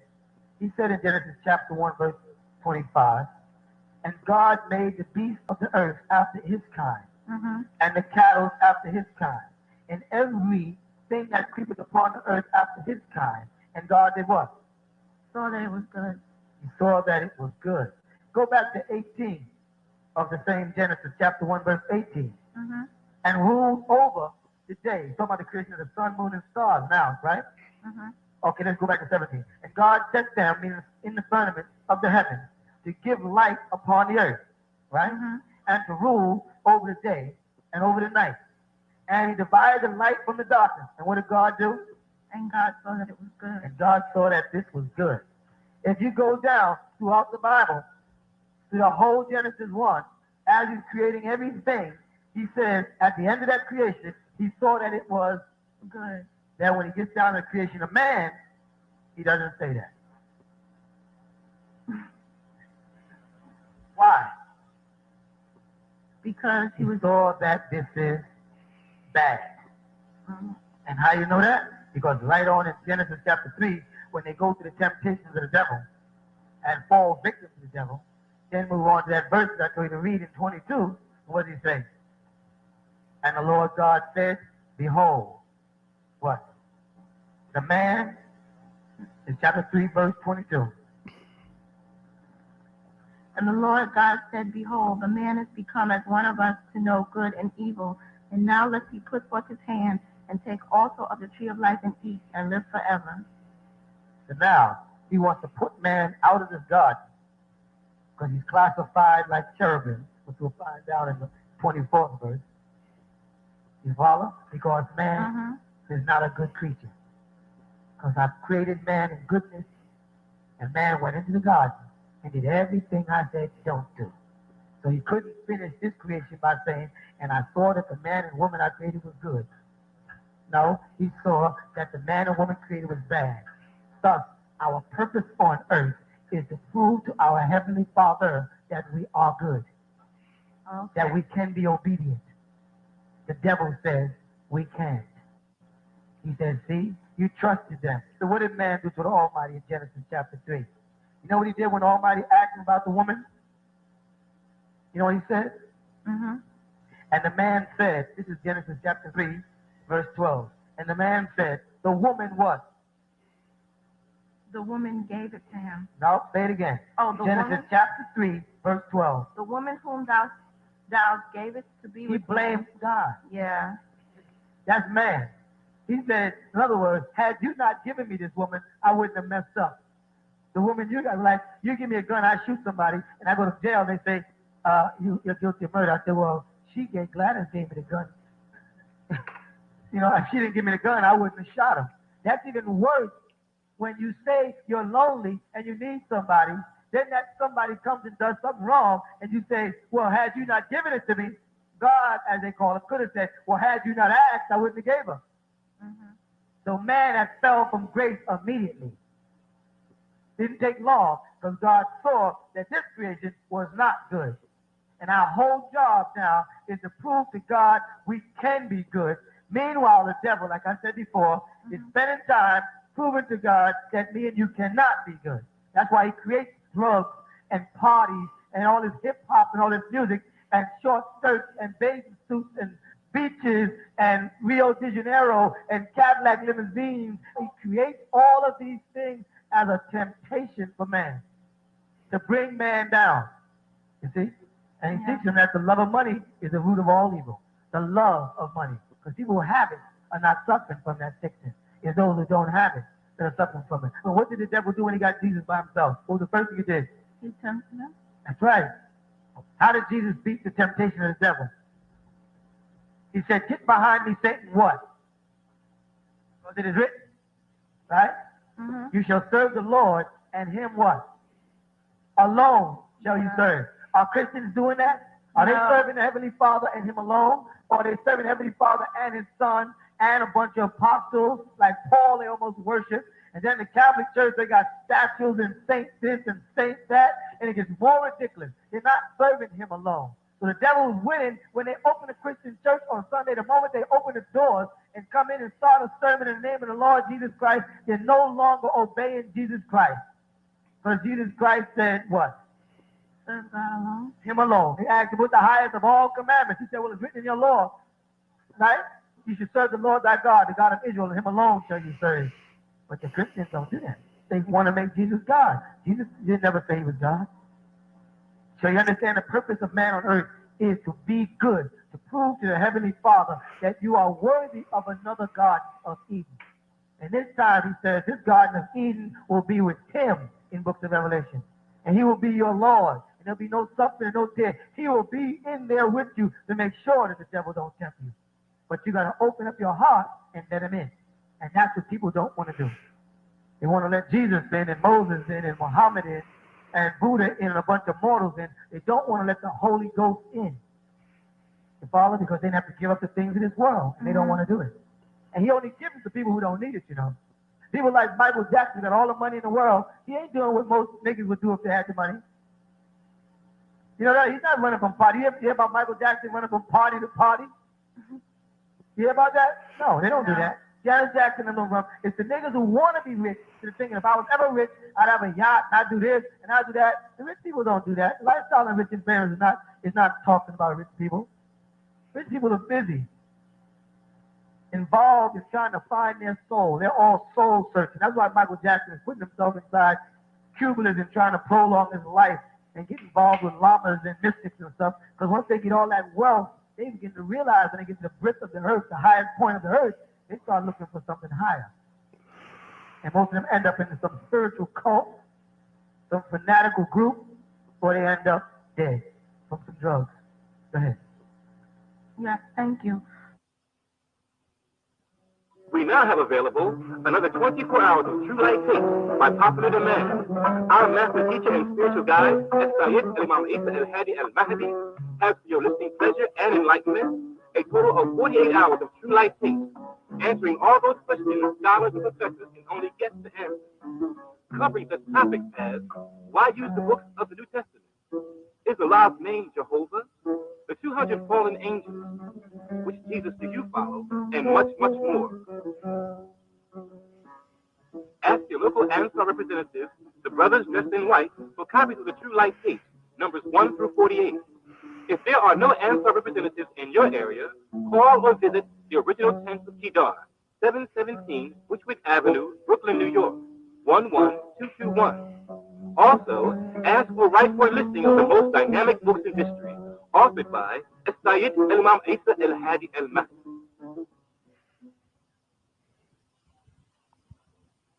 I used to be a follower of the Honorable Elijah Muhammad until he died. Then I became a follower of his son, Wallace D. Muhammad. But I came to find out that he was not teaching the same thing as the messenger. Wallace D. Muhammad teaches that you can work for anybody, even the white man who is the devil. Wallace D. Muhammad teaches that the white man is not, even though the scriptures say the white man is the devil.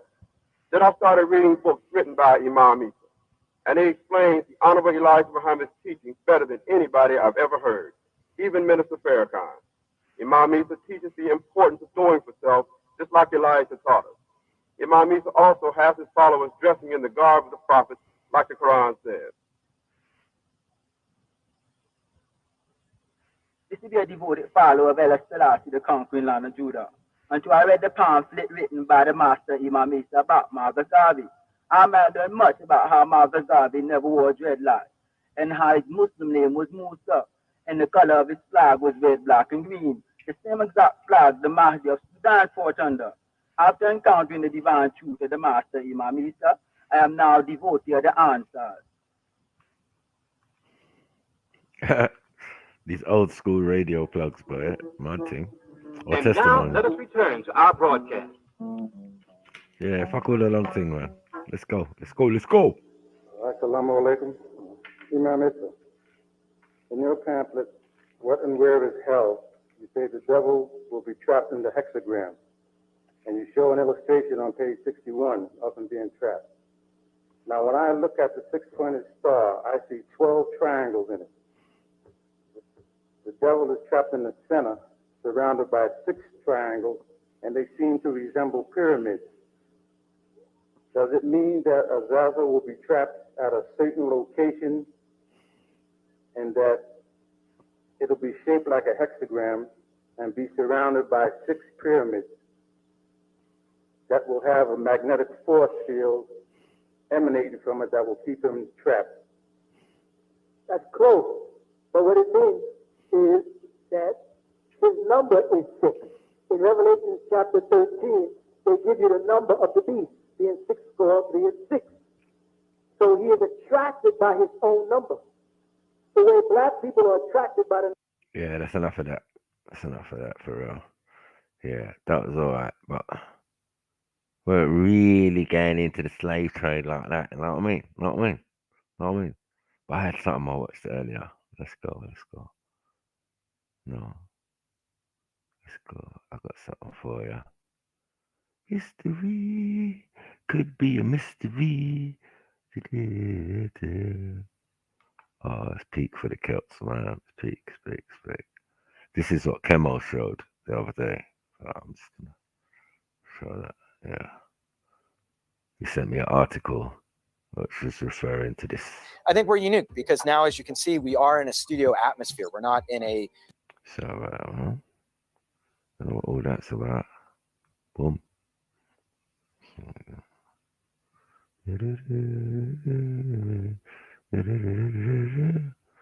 Yes! Celtic gang. Get out your pen and paper. It's about to get sticky for some folks. Where you, Dublin? You better jump on now, man. Bring your evidences, your tapes, your thing, your Mary Jane. You get me? Get your ass up here.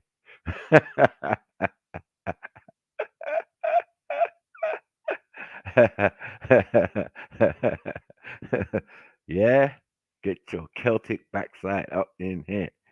I mean, let's go, let's see what's going on up in here.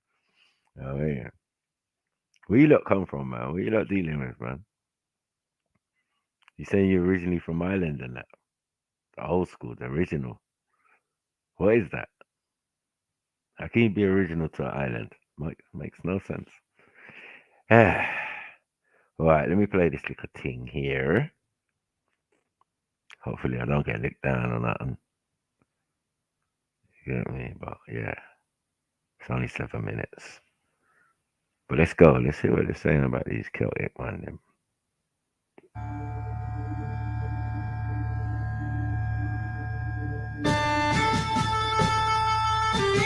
Get all that music stuff.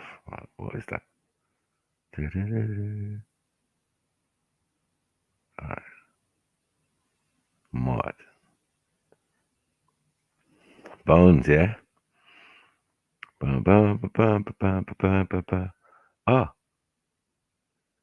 1 minute. Let's get this right.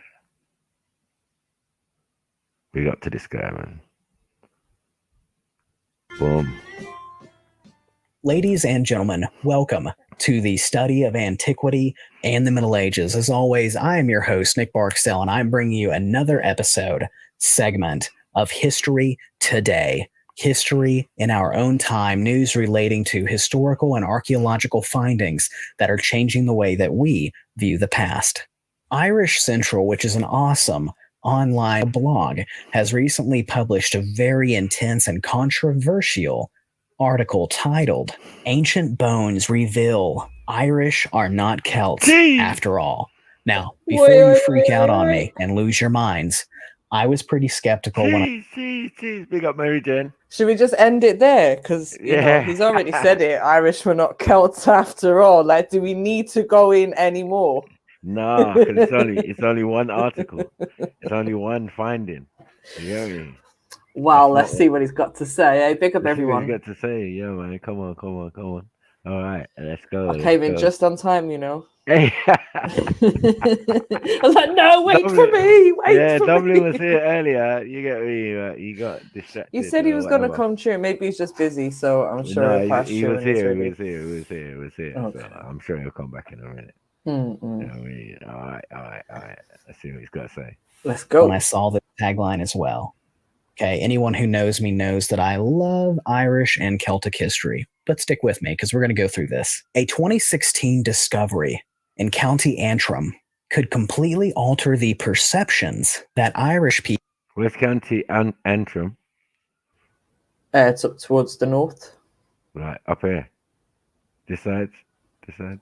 Yeah, somewhere around there, yeah. Sort of. Somewhere around there, okay. And where are you lot from? Where are you from? Around here? Dublin. Right. But my family's from Donegal, which we can see where Donegal Bay is there. Anyways. Okay. Donegal is like, I think is next to Antrim. Right. I used to know my counties really well, but... And are these ones older, like, than some of these other ones? Or just, I don't know.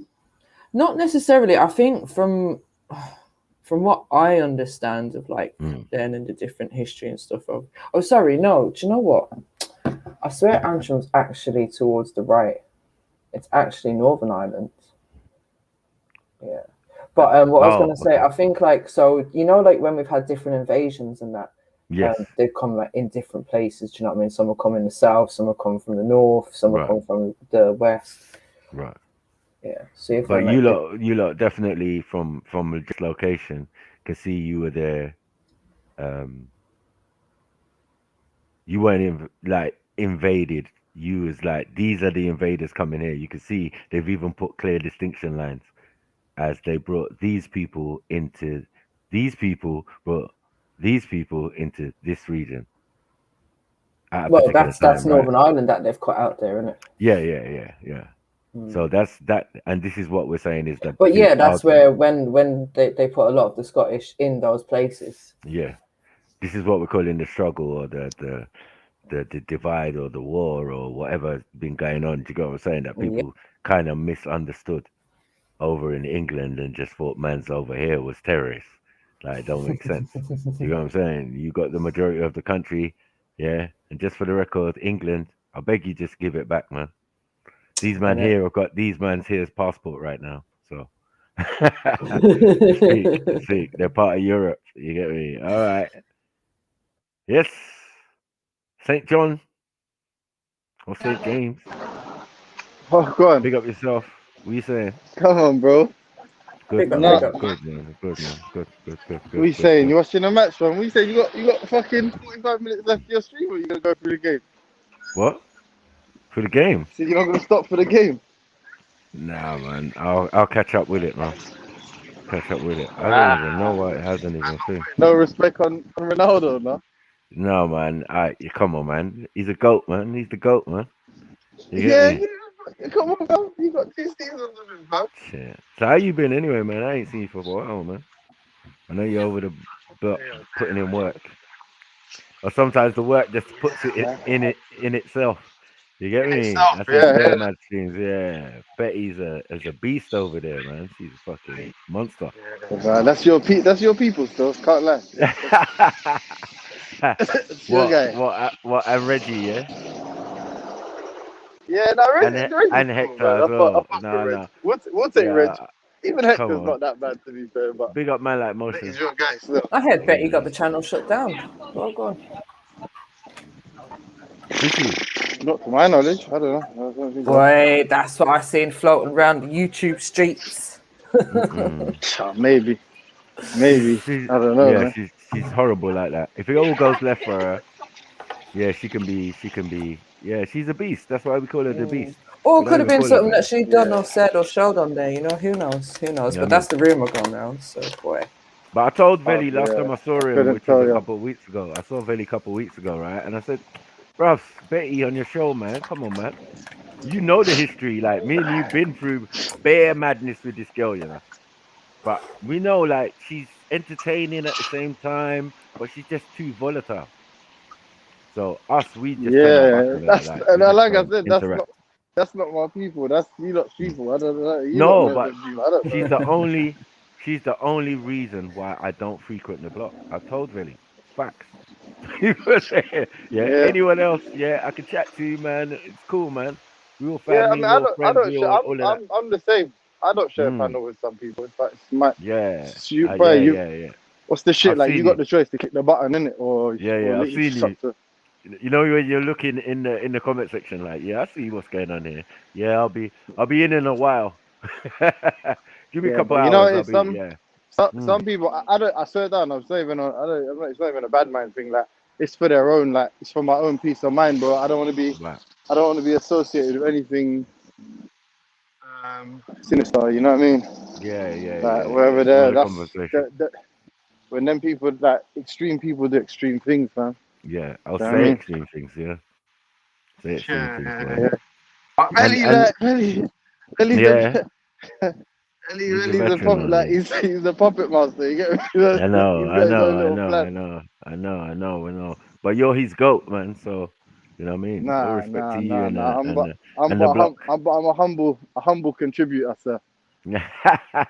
I try, you know what I mean? I try. Nah, come on, man. You get me? You got goat status over there, man. Come on, man. There's no doubt about that. We admire your work.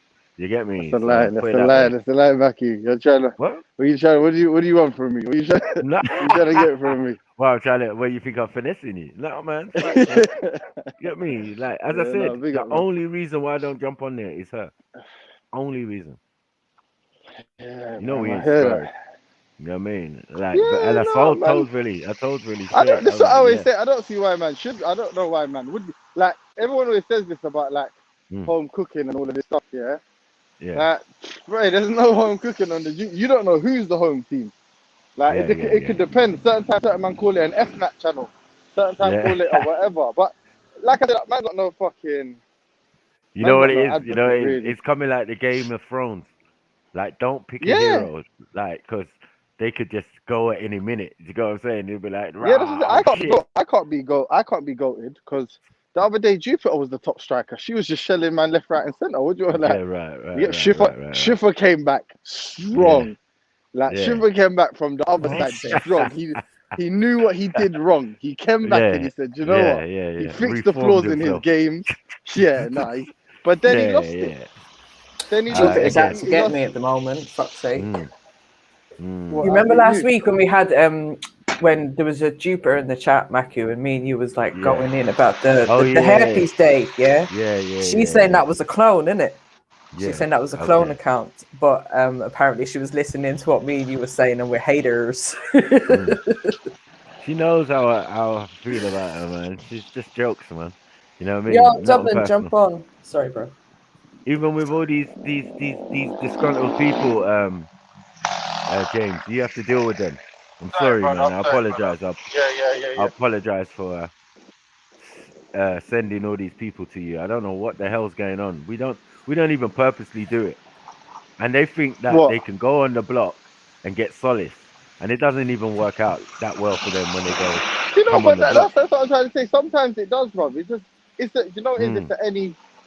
is no home cooking, bro. There's no home team. Yeah, there's like no sometimes home team. On, I be here. Sometimes I tune in. I hear Velly and people onto me, fam. There ain't no home team. You get me? It's every man for himself out there.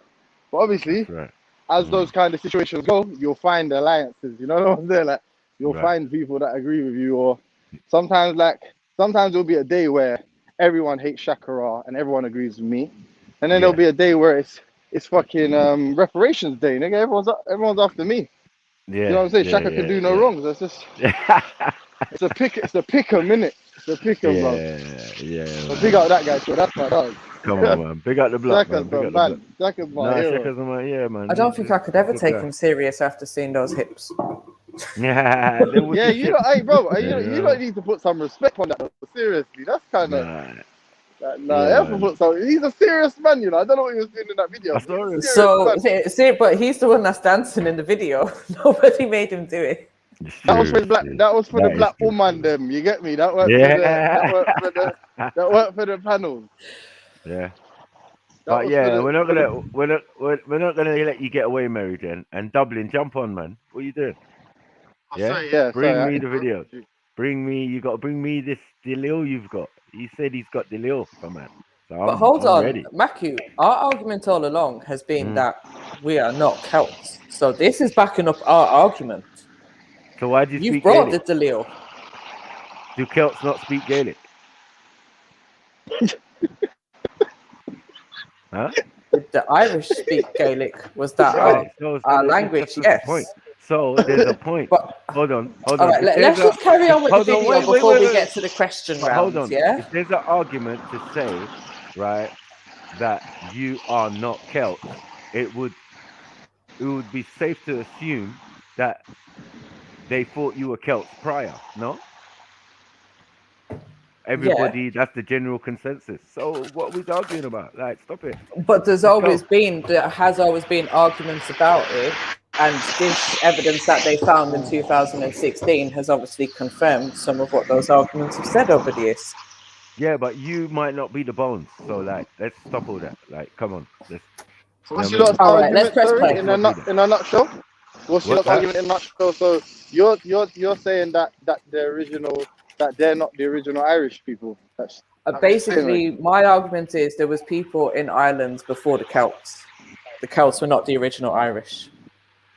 And you're related to the original people that are not the Celts. Yes.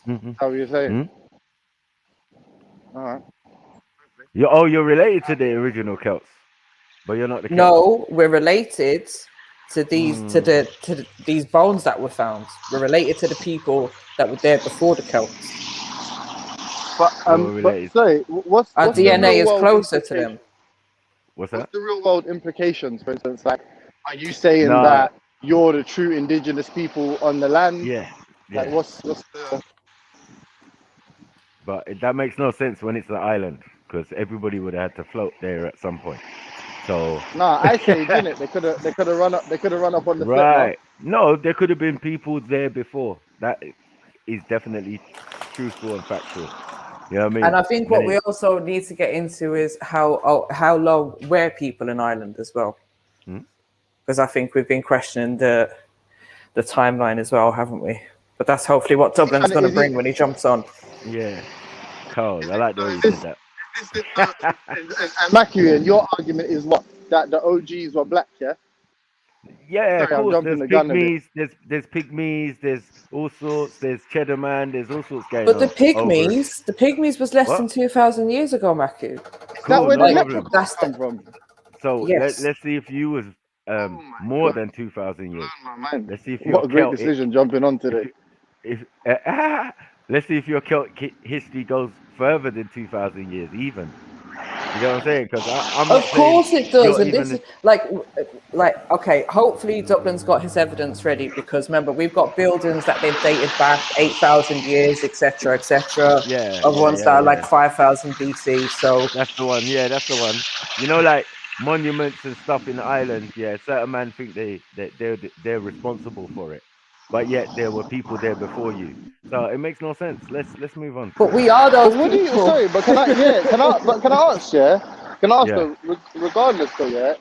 Sorry, I know I'm a killjoy here. I apologize. I won't be on. Yeah, no, it's fine. But like regardless, unless you just like randomly apparated, yeah, at some like arbitrary point in fucking human evolution, yeah, then obviously like, you are related to the first people anyway. Right? Like you are related to somebody that was first somewhere. Yeah. You know what I mean? Like, I don't know. Yeah, I hear you, bro. Just generally speaking, like I don't people be fighting over these it's arbitrary because it's just a one point in history.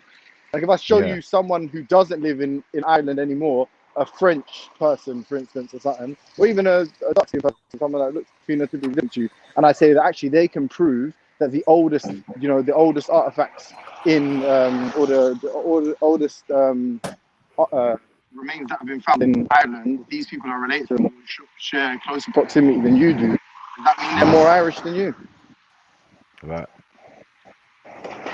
I mean, I have always said that I think Ireland is a mix-up of people because of the amount of invasions that we had. I do believe like we're quite mixed in that sense, and we don't all share the exact same DNA. Do you know what I mean? But the basis right now is there was people there before the Celts, and our history is definitely older than 2,000 years old. Hey, hey Matthew, should I blow your mind right now? No homo, yeah? Yeah, go. Mary Jane is probably more African than you are Irish. Boom. It happened. That just happened. That literally just happened. I never ever inserted myself in the conversation. This wasn't a conversation about me. There are other Africans, and other types of phenotypes that could possibly have been there, and it seems on evidence that might be so, clearly so. You get what I'm saying? Through structures. Why is it wherever I go, I end up saving white people? Yeah, trying to. I'm a fucking hero. But they can't get saved. They can't get saved. Oh, Dublin said 10 minutes. Okay, cool. Dublin's going to jump on soon. Yeah, you better jump in the baby seat, man, and get. Make sure you got your evidence, bro. Don't make me have to put my researcher's hat on a fucking Saturday again. Supposed to be cleaning my kitchen right now. Right. Let's go. Let's see what this guy's saying. Oh, big up, Jeds. He's on mute. Let's hear. People are descended from the Celts. This resulted by the chance findings of ancient bones under, of course, an Irish pub in I was the just standing there silently mid-2000s. staring at James Jones. just staring him out. Oh God! Staring at the side of his head, like yeah. Walk on. What do you say? That mute, the timing of my mute was bad then. What you saying? That was the look away. The mute was Yeah, the look away. Yeah, man. The eyes man look straight away. Like. Or the head nod, the nervous head nod. Yeah. Is he looking at me? I'll be back. Yeah. So, what's that pint of piss on the screen? Discovery came in 2006 when renovations were being done, when a gentleman by the name of Mr. Curry noticed a large flat stone buried beneath the surface. He investigated further, and he found a corpse of skull and bone. It turned out to be the remains of 3 humans, and after calling the police, an intense investigation began to unfold. It turned out that this was actually the location of an ancient burial site, which caught the attention of a variety of experts around the globe. Who doesn't want to participate in an excavation in ancient Ireland? A prominent number of professors from highly esteemed universities throughout the British Isles participated in analyzing the bones and said that why are you cheating, Mary? Then what's this?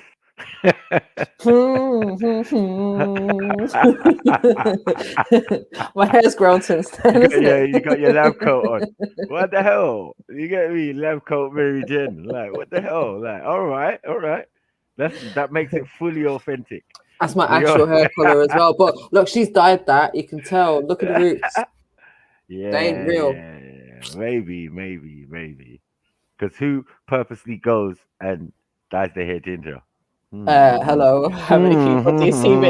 How many people? It was a whole fashion trend for a minute. It still is. And it gets to, you know what? When it gets to this time of year and the girls are feeling in that autumn mood, and it's like, oh, I'll go for a little ginger.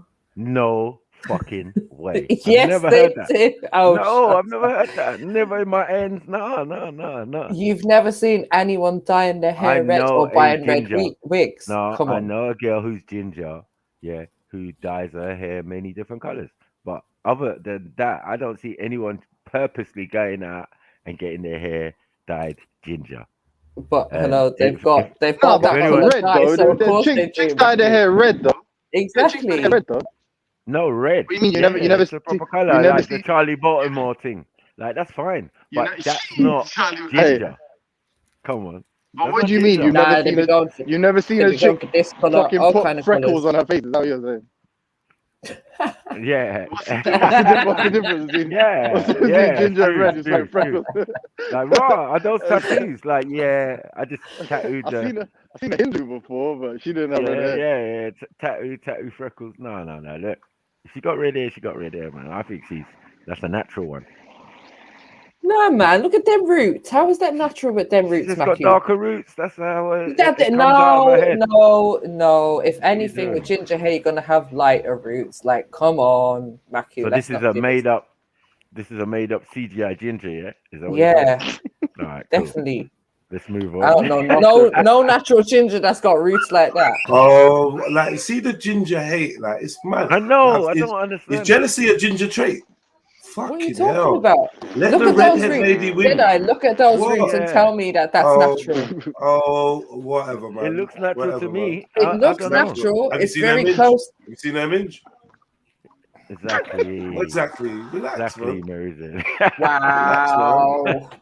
Listen, at the end of the day, it's strength in numbers. You lot are like what, 2% of the population? I know. Relax, man. Yeah, don't go burning bridges. You might need her later, man. She could give you a kidney or something. You never know. Trust me. It didn't work like that. It didn't work like that. Yeah, man. True, man never heard them people. Yeah, man never hears other phenotypical groups marketed towards each other like black people. Like, what? I never hear white people market them. That's not real black hair. Nah, that's not real black hair. If you don't do it, we're unified. Pan black hair. That's the lie. That's the lie. Yeah, we're pan black hair, man. Come on.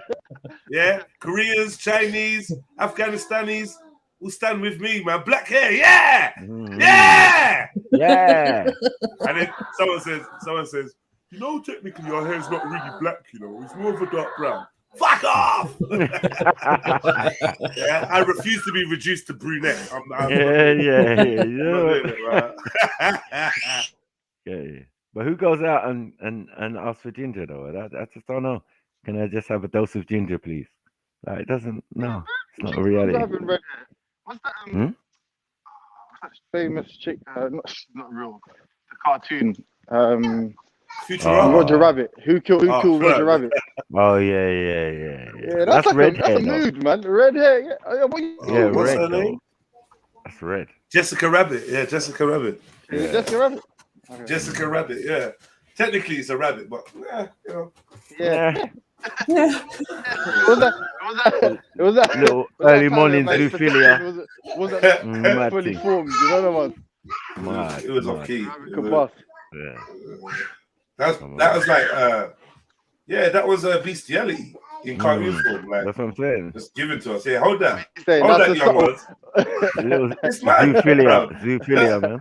Yeah, when you think about it, it's an off-key film though. Who Framed Roger Rabbit? Yeah, actually.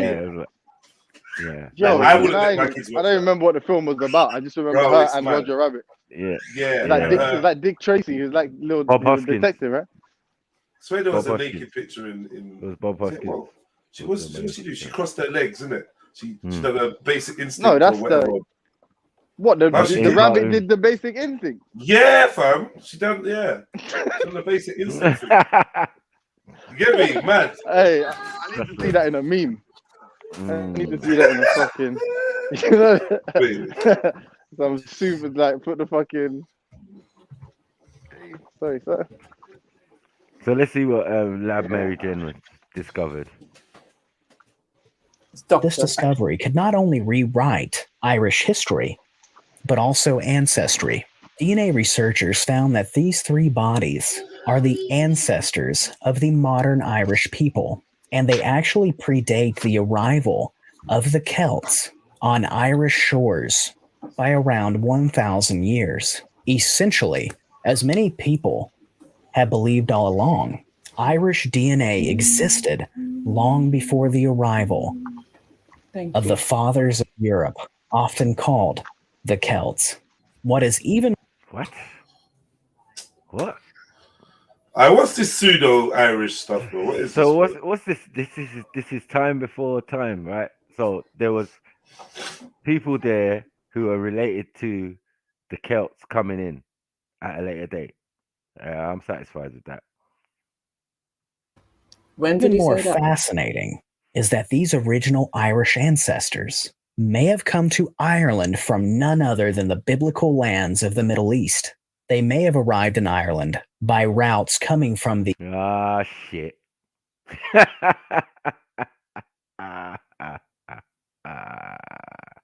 You little Hyksos. Told you, man. Little Hyksos gal. Come on, man. Let's move forward. The South Mediterranean, and would have brought a variety of materials and supplies, including cattle, cereal, and ceramics. The proceedings of the National Academy of Science, otherwise known as the PNAS, said in 2015 that the bones strikingly resemble those of contemporary Irish, Scottish, and Welsh peoples. A legend to us all. Archaeologist and historian Dr. Barry Cunliffe said that the DNA evidence based on those bones completely upends traditional view. Radiocarbon dating used determined that the ancient bones date back to at least 2000 BC. Dan Bradley, a genetics professor at Trinity College, said that this could basically...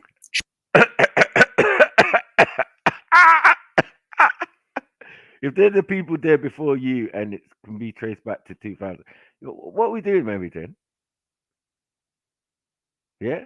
You're talking about going back further and they're talking about 2000. Yeah. Doesn't mean that they weren't there before then. No, that's... Just means that those ones were dated back to that time. Right. So when are you dated? Oh, right. No. Whenever they got there. No. No. Sometime later than 2000 years, right? Obviously. No?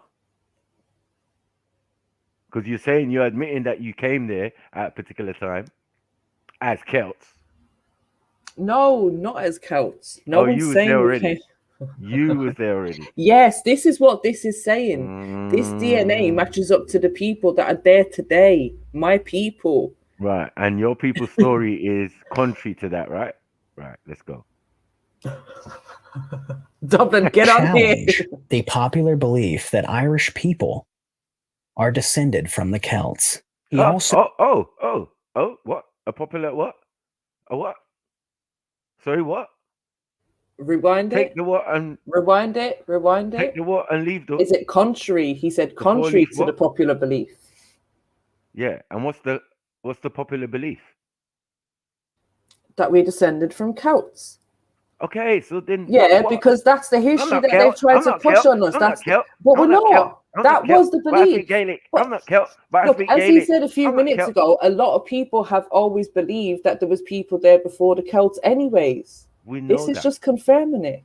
We know that, even in England. Yeah, and our DNA matches up to them more than it does the Celts. So what is this?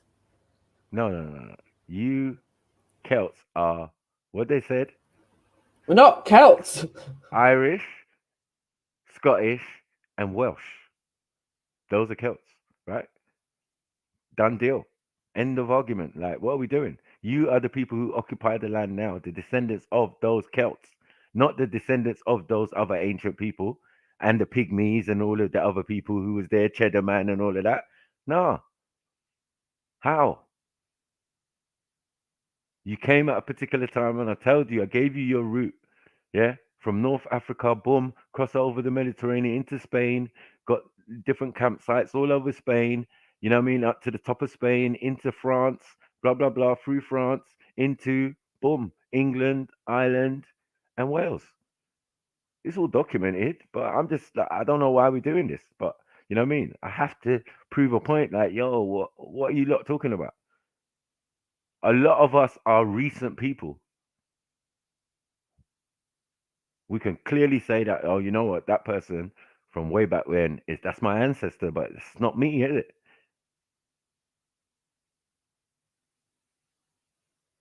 I can clearly bring the connection on mine, but all right, for some of y'all, I don't know.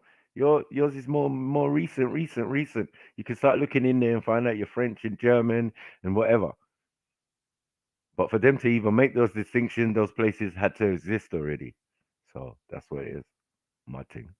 Also went on to say that the genomes of the contemporary people in Ireland are older, much older than we previously thought. And now, before you lose your minds and you begin to throw coffee and apples or whatever else you may have at your TV screen at me, I want to point out a few things. So, sorry, Leprechaun man. I get the feeling that we're surrounded, Sniper. I feel surrounded. Is this how it feels to be a dreamer that you have? Most days for MJ and Dublin, just surrounded by it. What's going on? Yeah. 5 minutes. Top of the morning to ya. What's going on? Like, Big up Shaka, big up Sarah. Big up Sarah as well, man. We'll jab you with an ancient spear. Mud. Let's go. I have always had a stance that you don't misconstrue DNA tests when studying ancient history to generalize entire populations. So it could have just been a random set of man who traveled to that Mike, land. you let him bleed and talk, will you? Wait. Let him finish his sentence, bro. Man found man under a pub, man. Like, allow it, man. Yeah! Michael, this is the one I was telling you about that Fall back. There's not a mass. Hold on. We're going to debunk him. Don't worry. You're going to get debunked. Yeah. You're going to go to bed. Right. Go on. You're going to sleep with your Celtic hat on. That's right. Facts. You get me? We're done with you. Not Celts.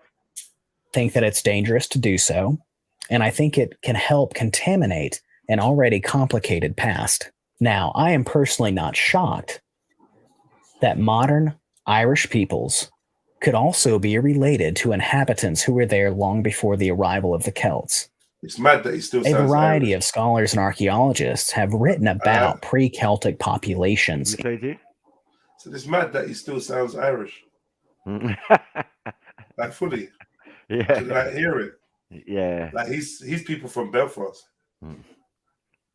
In it, he's got the Northern Irish accent under his American accent. Am I right or wrong? No, for fully, for real.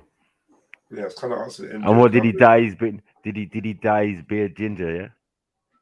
MJ, stop crying, you pussy bitch, man. Just why Belfast of all places? Like, because does it not sound like the chord is Omega? We are the IRA. It does sound like It does sound it though, isn't it? It doesn't. Yeah. I'm gonna listen out for it now. Yeah, listen. Yeah. Fuck Sentex. We deal with books now, Mark. In Britain, prior to the arrival of the people we know as the Celts, and so I'm not shocked by this. However, we do know that eventually the Celtic-speaking peoples of Europe do expand out across Europe into the Iberian Peninsula, Central Europe, Eastern Europe, Western Europe, and even to the north of Italy. But also, they move into the British Isles. I don't see how or why there's an actual problem here. We know that these ancient populations, through either conquest or mixing together, could result in a variety of hybrid populations. And so I don't want to say that the modern peoples in the British Isles are not descended from the Celts. That's not what I'm wanting to say. And of course, Irish Central picked quite the trolling title to really catch people's attentions. And so honestly, I think we are looking at an amazing discovery that shows a variety of peoples today are descended from an even more ancient population, and that many more are probably descended from both the ancient population and the new arrivals from Celtic Europe. That's pretty much all I've got for you today. I hope you've enjoyed this segment of history today. This article, I will actually... We're a hybrid. I listen to what he's saying. He's saying some are related to the ancient ones and some are a mix of the ancient plus the Celts. I'll accept that. Don't do that. Who's just ancient? Who's just pure ancient? You're doing some kind of Irish segregation in Ireland where people are not sleeping with each other. Listen, man, loud, man. You're all mixed now. It's cool, man. Hixo Celts.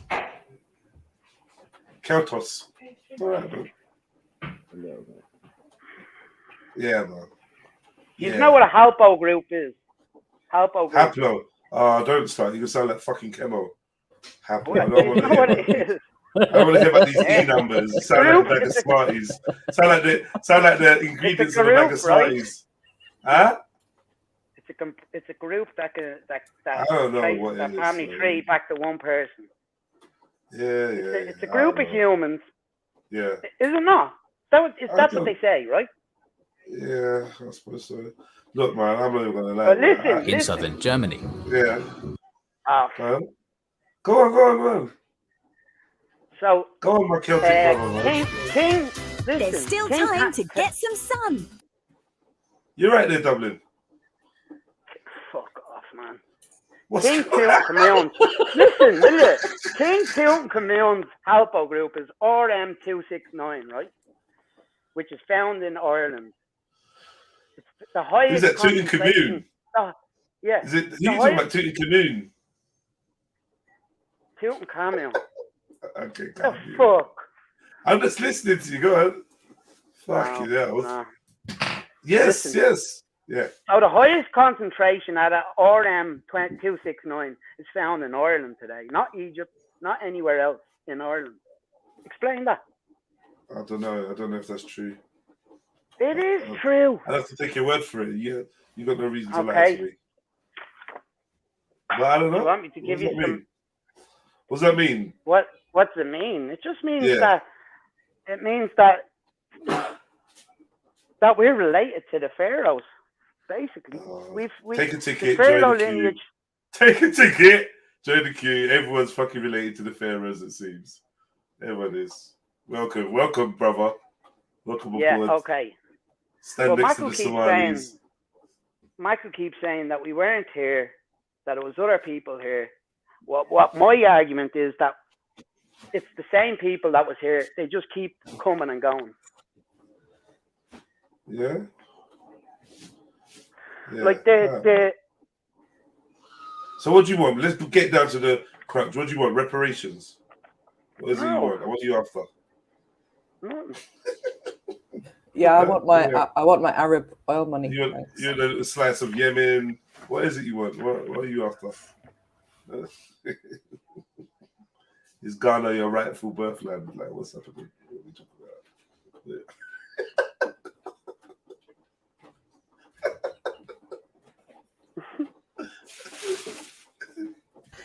Jeds is clearly just on trolling mode today. I'm just on trolling. Yeah.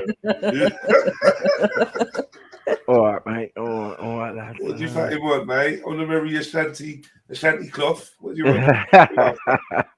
What do you after? Ashanti. Nah, I doubly sound like he's after reparations or something, bro. Sounding mad ADOS right now. It's not gonna happen. It's not gonna happen. Bro. We deserve reparations before anyone else. Here we go. You know it as well. I don't know shit. I don't know. 800 years of colonization. Double the time of the average. So double Are you gonna deduct some of the Irish slave traders' time? Or no, I said this to Maku already. Are you gonna deduct some years for that or not? How can you blame the whole Irish population for what a couple of stray cats done? No, you're chatting rubbish. Absolute rubbish. Chatting rubbish. How? How much is a couple? How much is a couple? I don't know. A couple of thousand. No, you're right. Well, Dublin, no. Well, what about the 40? The 40 that was named on the list. We could start at 40, and then there was obviously, more people involved. But slave masters, the slave masters that was paid out, there was 40 of them, so we could start with them. Yeah. Trust me, when we go through that list of names, 40 slave don't have masters? any uncles. Don't have any uncles or aunties with them surnames. You lot will be fucked. Believe I checked it. You checked it? I fucking checked it, bro. What do you mean? And what I noticed is, to be fair, what I did notice, and this is why I would like Dublin to have a look at it, most of the names to me appear to be English. So, and then a lot of the addresses that they use are like what I would know these days to be business addresses or offices type of thing, like in the city. So I don't know, it looks a bit sketchy to me. Like half of them were English and just had lands and islands. So and a lot of Irish let's names reduce it down to 20 then. Yeah, definitely. A lot of people think that Anglo-Norman names are Irish names, and they're not. They're not. Yeah. Fuck it. Let's just say they're wrong. Irish did no wrong, man. Oh, well. Big them up. Up the Irish. Pick them up is right. Pick them up, man. Pick them up. Get me? And if they want to claim their legal right to Somalia, they can. I'll support them. Man. Yeah, I'm gonna have some banana and rice right now. Well, you know of images of painted warriors and mysterious druids, and a defeated warlord knelt before the might of the Roman eagle. Cucumber. It might remind one of the rolling hills of Wales, the rugged highlands of Scotland, or the Moher Cliffs of Ireland, where echoes of their ancient languages are still spoken today. Shared Celtic heritage is still dear to tens of millions of people worldwide. But who exactly were the ancient Celts? Welcome to our new series, covering a 1,500-year historical span of Europe's most enigmatic peoples. The sponsor of this video, Dungeon Fog, was kind enough to create Celtic-themed assets on its platform just for this video. So what is Dungeon Fog? It's a free online map maker and authoring tool created by dedicated gamers of tabletop RPGs for other players and Looks game like masters school of history. existence. So we are reliant almost solely on limited archaeology. For the most part, the ancient Celts left virtually no written records of their own existence. So we are reliant almost solely on limited archaeological and etymological evidence to piece together their culture, while in the centuries leading up to the birth of Christ, a scattering of Greek and Roman writings give us a slightly more dynamic window into their society. Neither offer a complete survey of the Celtic world, but they provide us with a workable set of information that, in lieu of anything else, we have no choice but to rely on. The most popular narrative of the Celtic genesis can be found in the town of Hallstatt, which sits nestled against a lake between the idyllic peaks of the Alps. It was here, between the years of 1846 and 1863, that an Austrian mine operator known as Johann Georg Ramsauer excavated the derelict cemetery of an ancient salt mining community. The material culture discovered here was named the Hallstatt culture after the town it was discovered in, and is widely considered to be the birthplace of an early Celtic society. The Hallstatt culture has since been broken up into 4 chronological phases, based on the evolution of artifacts found in its sites. Hallstatt A and B emerged in the Late Bronze Age between 1200 to 800 BC in Central Europe. It was initially a minor deviation of the Indo-European Urnfield complex, an older material culture prominent across much of Central Europe. Hallstatt's society was based on mining salt, copper and tin, and trading them to outlying regions. These were crucial products, for salt was used to preserve meat in winters, while copper and tin were used to forge bronze, the most precious metal of the era. The peoples of the Hallstatt heartland grew prosperous from this trade, which remained a core part of their economy for centuries to come. Around 800 BC, ironworking was introduced to the Hallstatt through trade with the Hittites and Greeks.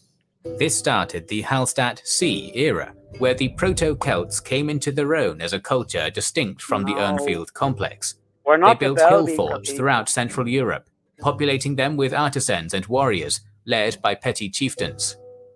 It was at this point in the early Iron Age that they started developing a class system and social inequality, becoming more hierarchical. Graves excavated from the Hallstatt A and B eras were uniformly simple and egalitarian in nature. However, burials from Hallstatt C onwards show a great disparity in wealth and status. Clustered around their hill forts were great barrow mounds, the resting place of wealthy tribal elites. Here, nobles were buried alongside their treasures such as collars, brooches, axe heads, and other metalworks of bronze, iron, and gold. These valuables oft featured iconic geometric designs and animalistic motifs. The presence of ivory and amber in these barrows suggests that they maintained trade networks that extended as far out as the Baltics and North Africa. Equestrianism was likely a symbol of power and nobility during this era, evidenced by the presence of a distinct style of slender slashing sword present in many graves, best suited for cavalry warfare. Additionally, the highest tribal elites were buried alongside ceremonial bridles, tackles, and ornate horse-drawn cult wagons. The importance of the horse in aristocratic society was likely due to contact with the Indo-Iranian Cimmerians, from whom they adapted the horse and wagon as symbols of tribal power. It was perhaps through the mobility of the horse and their economic and cultural soft power that the Hallstatt peoples expanded out of their traditional heartland and exported their cultural influence across much of Central Europe.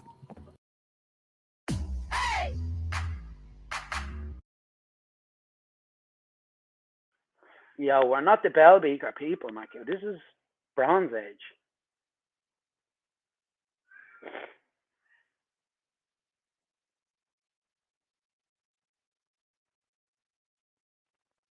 Occurred around 600 BC and was marked by the culture shifting west along the Danube, Rhine and Seine rivers, gravitating towards the Greek colony of Massalia, modern Marseille. Huge urge to say, dance for your mammy, sing for your pappy, dance for your mammy, early in the morning, dance another fishy, catch a little fishy, another fishy, early in the morning, dance for your mammy, sing for your pappy. Alright, cool. I just wanted to say that really badly. You know, like if it had been Danny Boy or something, it would have been all right. But what even was that? People in the chat room. Dance for your mommy, sing for your pappy, dance for your mommy. Don't entertain me. In the morning, catch a little fishy, early in the morning. I actually don't know that song. You used to get sung that all the time before you went to sleep. Shut up.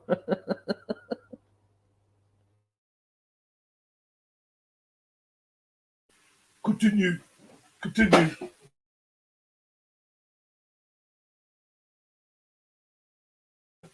Hold on. Continue. The Phocian Greeks of Massalia were the early Celts' gateway to the riches of the Mediterranean world. Through them, they imported all sorts of southern luxuries, including fine pottery, glass, and the most precious luxury of all, wine. Late Hallstatt peoples soon began trading with other Mediterranean peoples, including the Phoenicians and the Etruscans, whose advanced civilization we've covered in a previous episode. The first historical mention of the Celts came in 517 BC from the Greek historian Hecataeus of Miletus, who referred to the people living beyond Massalia as Keltoi. This word was possibly borrowed from a tribal endonym, or was Greek for the tall ones, contributing to the enduring stereotype that the average Celt stood a head taller than their Greco-Roman counterparts. Either way, it is a term that we still use today. Late Hallstatt chieftains consolidated a great amount of power by virtue of the foreign wealth they controlled. The many small hill forts that dotted the landscape were largely replaced by fewer but larger population centers, such as the ruins of an impressive tribal complex at Hohenneberg in southern Germany. Meanwhile, the barrow mounds became more splendorous than ever before, inlaid with luxury imports from Greece and Etruria. By around 500 BC, the Hallstatt culture had reached its peak in wealth, territory, and influence. But how can we be sure that the Hallstatt material complex represents the early development of a distinct Celtic culture? First of all, the swords found in late Hallstatt graves closely resemble the weaponry that Greco-Roman writers described the Celts using in later centuries. Secondly, the importance of the symbolic horse and wagon in burials was considered an early form of later Celtic funeral rites, which saw chieftains buried within two-wheeled war chariots. The geometric and animalistic art style of the late Hallstatt era is accepted to be an early form of Celtic artwork, and perhaps most importantly, the name Hallstatt itself is derived from an old Celtic word meaning salt place. This is reinforced by the fact that in the Celtic languages of Welsh, Cornish, and Breton, the words for salt are Halwyn, Halloin, and Hollain, presumably cognates of the same ancient root as the ancient word from which the name of the modern town of Hallstatt is derived. The evidence all seems to suggest that the Hallstatt heartland was where the Celts emerged as a visible people group, featuring an early form of the Celtic language, tribal hierarchy, and artistic expression. However, this theory has its problems. Although by the late Hallstatt period, artifacts belonging to the culture would be found from Britain to Croatia, it did not mean that all the peoples in these lands were early Celts. Additionally, not all Celtic speakers in the early Iron Age would have belonged to the Hallstatt culture. The early Celtic language that became associated with the Hallstatt heartland developed out of an older Indo-European tongue around 1500 BC, and over centuries spread across much of Central and Western Europe. People on the periphery of the early Celtic world adopted the Proto-Celtic tongue due to the cultural and economic influence of the Hallstatt elites, but did not necessarily adopt the material culture. For example, Ireland and parts of Spain were predominantly Celtic-speaking by the 5th century BC, but the Celtic migrants there had mixed with the indigenous populations of those regions to form the Celtiberian and Gaelic cultures, which had little to no cultural continuity with the Hallstatt complex. Basically, there were those who followed the Hallstatt culture who were not Celtic-speaking, and Celtic-speaking peoples who were not of the Hallstatt culture. The prosperous world of the Hallstatt chieftains came to a sudden end around 450 BC, when the increasingly imperialistic Massalian Greeks decided to abandon their old trade connections to instead try and subjugate the Celts, while the Etruscans shifted their trade routes away from the Hallstatt heartland. As a result, Celtic power shifted to the north, evolving into Hallstatt's dynamic successor, the Laten. The Laten culture lasted from around 450 to 50 BC, and is the most iconic era of ancient Celtic history. Developing in 4 separate tribal centers, principally along the Moselle and Marne rivers, it soon expanded across much of Europe. By 300 BC, the Laten culture was dominant across Central Europe, France, Luxembourg, Belgium, and Switzerland, and later would arrive in Britain, Western Spain and Ireland. Latin artwork was what the conventional mind considers quintessentially Celtic, featuring cauldrons, drinking vessels, weapons, shields, armor and jewelry characterized by stylistic spiral patterns. It is here we slowly transition from relying primarily on archaeological finds and into the written attestations of classical Greek and Roman authors, who, while often biased or misinformed, still give us a workable amount of information in piecing together the Celtic world, its language, politics, society, and religion. The general public may be familiar with the word Gaul, a term often used to refer to the Celts of the Latin world. This title comes from the Old Germanic Velhas, meaning foreigner, which the Celts certainly would have been in the eyes of the ancient Germanic.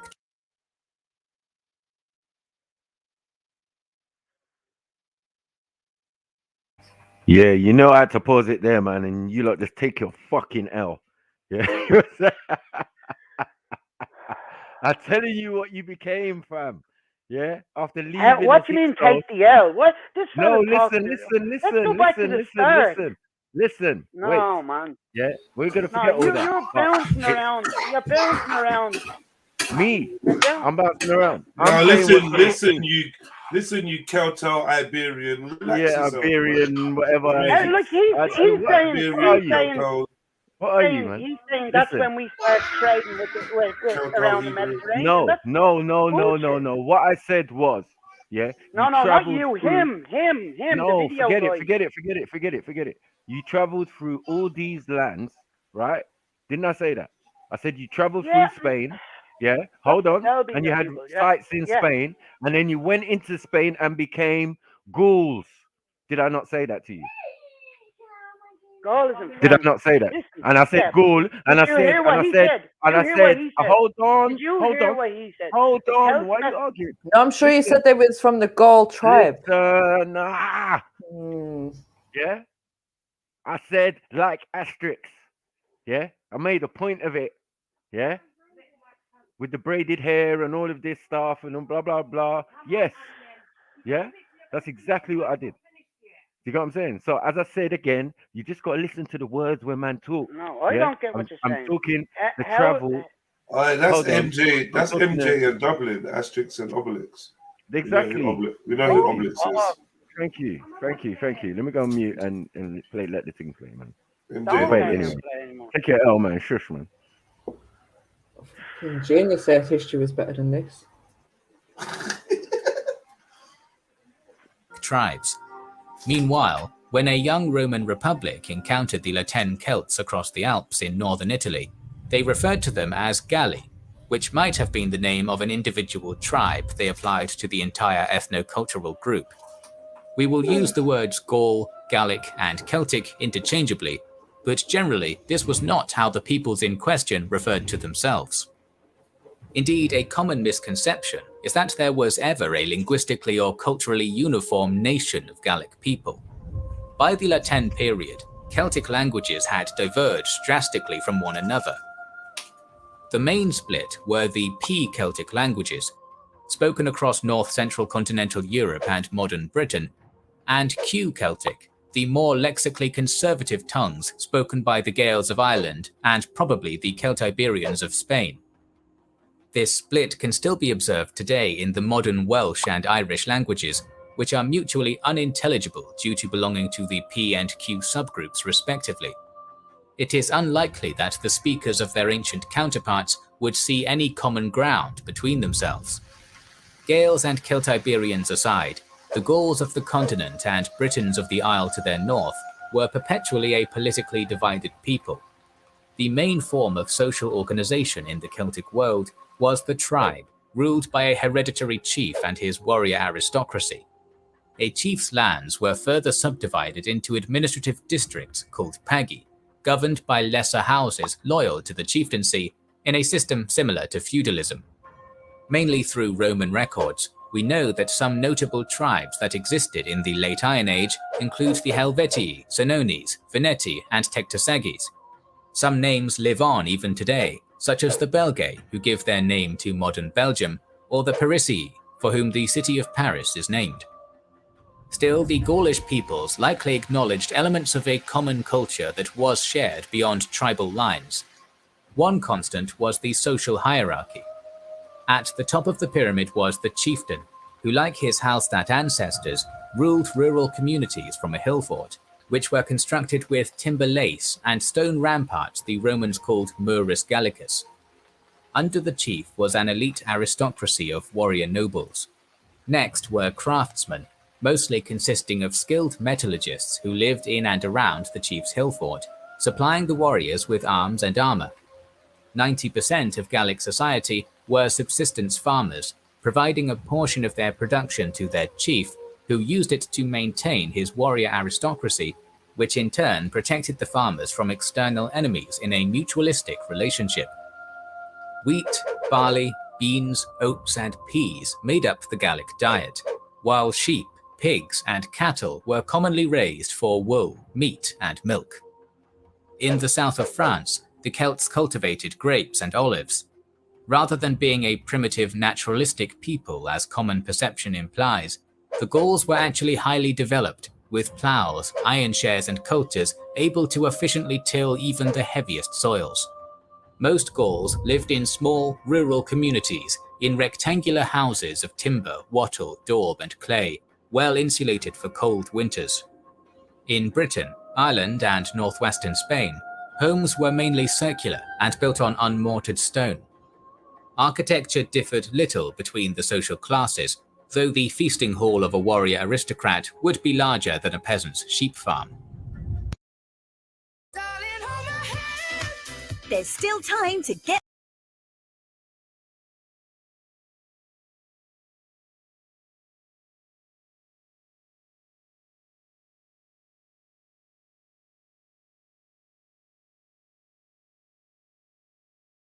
Romanticized image of the average Gaul as a towering, red-maned noble savage sporting a manly moustache while painted head to toe in terrifying war paint.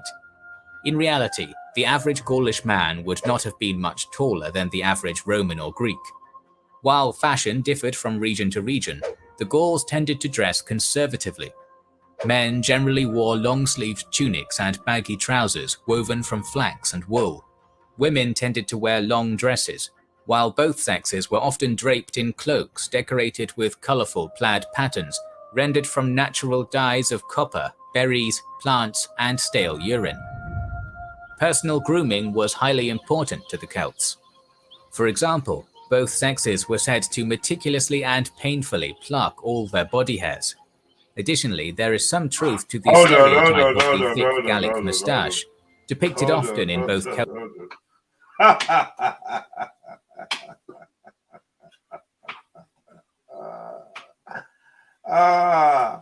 So you lot was plucking your hair back in the days. Is that what we was doing? MJ? I'm off mute, man. What the fuck? Explain this. Explain this plucking of your hair meticulously. No? No one fancies saying anything? Alright then. Cool then. Sorry, Cool. what's this ancient grooming? Well, you tell me. What was you doing? What was your ancestors? I don't know. Sorry. Meticulously plucking hair. Huh? I've got no idea. Wow, this is what you Don't even know. known for. I'm not even convinced these are my people. So These I are don't your know. damn people, man. They're No, ginger, man. No. I didn't see one potato in this video. No. Potato wasn't even invented yet. They haven't brought the potato from Africa yet. Alright, man. What to say? Come on, pluck your body hair. Celtic and Greco-Roman iconography, it was likely believed to be a sign of manhood and virility. Gallic warriors were also said to have washed their hair in a mixture of slaked lime and water, which stiffened it into white spikes. Tattoos and skin dyes were not practiced by continental Gauls, and were limited mainly to the ancient Britons, who, according to Roman accounts, rendered a bluish dye from the Asatis tinctoria flower called woad, which when applied to their flesh was said to provide magic protection in battle. Often of cultural or spiritual significance, jewelry was common among the upper classes. The brooch, a fastener for a cloak, was a remarkably enduring characteristic of Celtic fashion for centuries. Bracelets and arm rings were common, fashioned in the ornate swirling style characteristic of Latin art.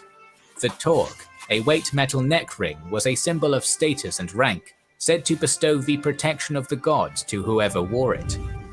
On that note, we should take a moment to explore the religion of the ancient Celts.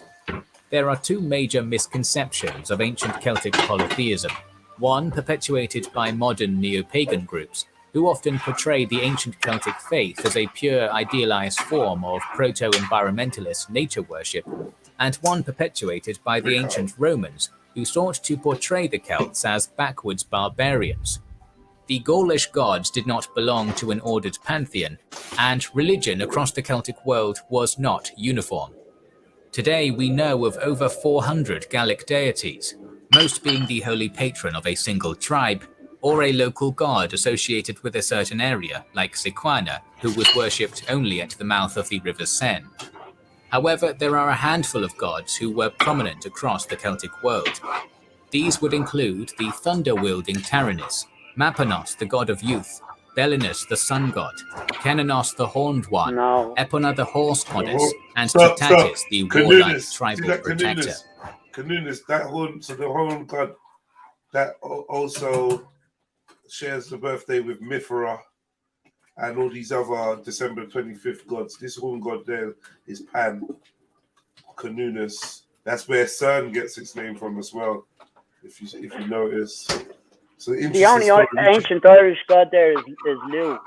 I'll stop. Lugh, the sun god. I'm telling you. No, go ahead.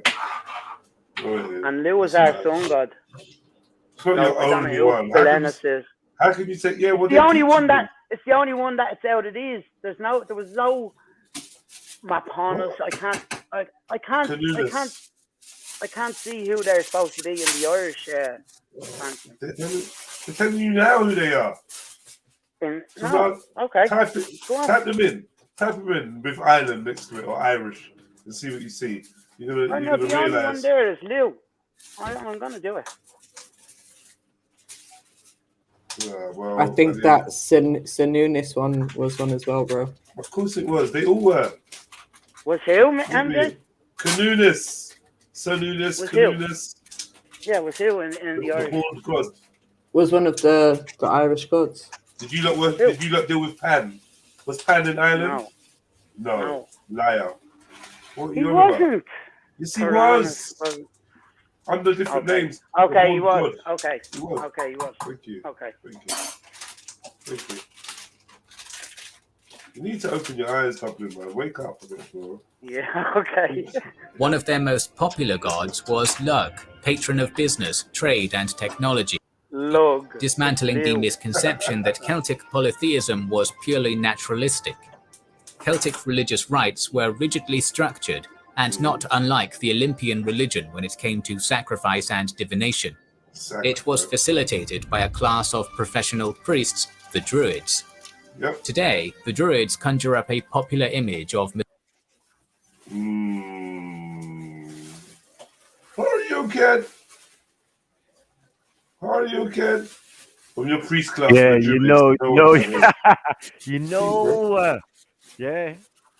I was coming off mute for this. You get me? I told you, Dublin, man.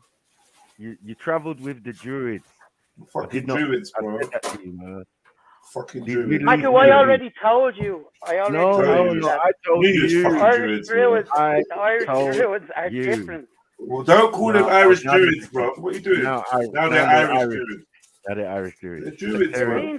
It's different. What's this Celtic sectarianism, man? European Druid means, I told you this already, the European meaning of Druid means practitioner under the yoke. And Druidy in Irish, yes, that's what Druid means, is practitioner. Don't worry about that. Under the yoke. Not you. Irish Druid, the word means follower of the red god. Oh, red god now, Matty. Totally different. Yeah, red god was like that. Mysterious, long-bearded elders in white robes. However, they actually wielded massive political influence, often serving as peacemakers and diplomats on behalf of their chieftains, mediating legal matters, serving as healers, and heading education in their tribe. Training in order to become a druid involved an intense 20-year regimen in which a dedicant had to memorize a massive array of oral histories, lore, medicinal knowledge, astronomy, religious rituals, and divination practices. Meanwhile, magic potions that bestow superhuman strength on their drinkers are regrettably absent from druidic historiography. The Druids likely belonged to a common order that existed beyond tribal lines. They hosted a pan-Gaulish meeting each year among the forests of the Carnites, sacred ground where major political or And what Gaulish?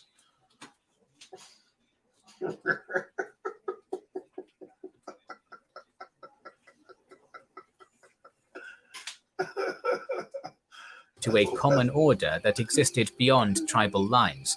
They hosted a pan-Gaulish meeting each year among the forests of the Carnites, sacred ground where major political or religious issues were settled between tribes, making them a key vehicle in maintaining like? In modern day time. What does that sound like? Just sacred grounds where political leaders went and did rituals from across tribal lines, across borders, and made decisions for the general population. What does that sound like? Modern day Bohemian Grove to me. My take, the Bilderberg meeting in the bushes, man, where they all realize that they're many-faced God, Pan, Canunus, it's all the same thing that they was all prayed to. Man, while the people don't really maybe not know, but yeah, these ancient mythical orders were all connected and they held the same beliefs.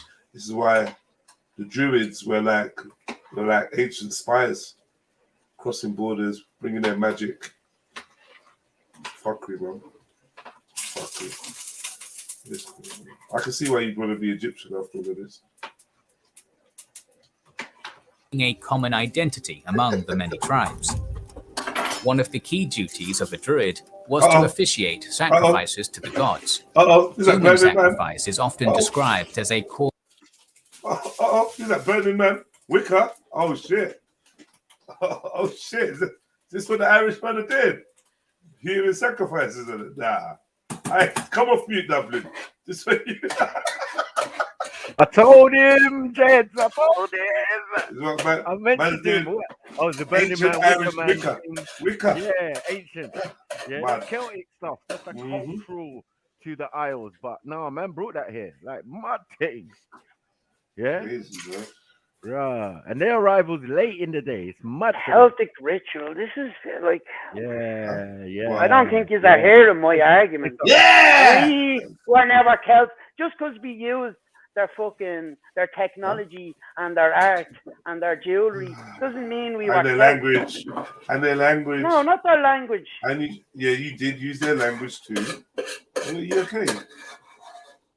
You used their language too. You used their spirits, their gods. Yeah, you shared food with them and land. You shared beds with them.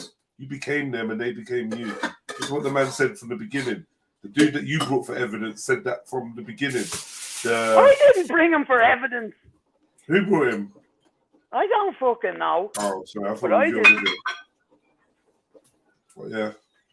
I thought it was your video. Sorry, my bad. But yeah, either way though, he agrees with you. Am I allowed to bring videos, yeah? Are you allowed to bring videos? Can I put up a couple of videos? Oh yeah, but come on, man. Let's not... No bias, man. Yeah, do it. But don't be biased, bro. Come on.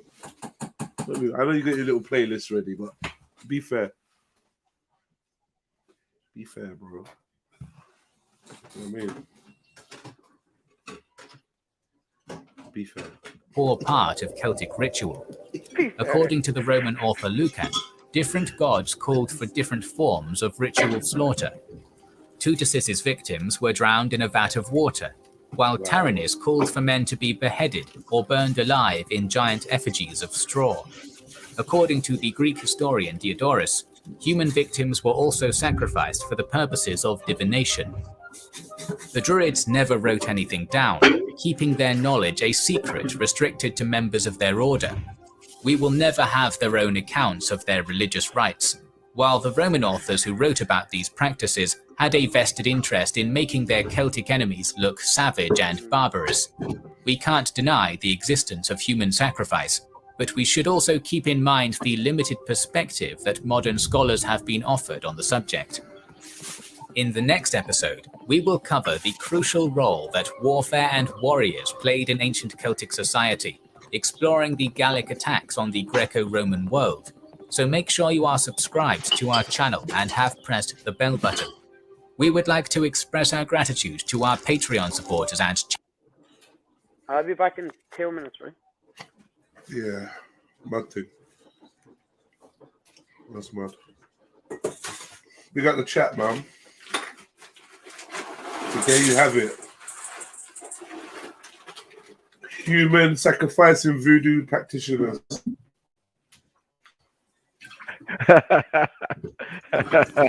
No, facts. I beg you, yeah, just control the thing for a minute, Jez, man. Alright, yeah, bro. So class, what have we learned today about the Irish? Let's say, let me read in the chat, who's paying attention. What have we learned about the Irish? Come on, stop distracting people from listening to the panel with your Hablo group nonsense, man. Yeah? Come on then, Dublin. What you saying now, bro? This fella started off with this is how they started trading with the Mediterranean, but we were trading with the Mediterranean thousands of years before the date he was coming up with there. 500, 600 BC.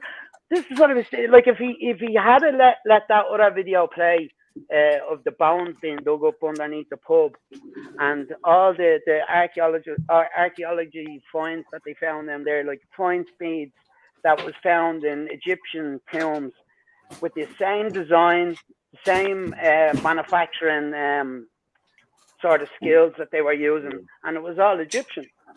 What if Barbary apes that they found in tombs, 3 tombs, ancient tombs in Ireland that they're saying they go back to 3,000, 4,000 years ago with the skeletons of Barbary apes. So if they weren't with Barbary apes, monkeys. Yeah, so me and Michael were saying that the baboons, baboons is calling Barbary apes. Baboons. Is that what they are? Oh, well, I don't know. That's what I was just reading. That there were 3 Barbary apes. I didn't look up what a Barbary ape was.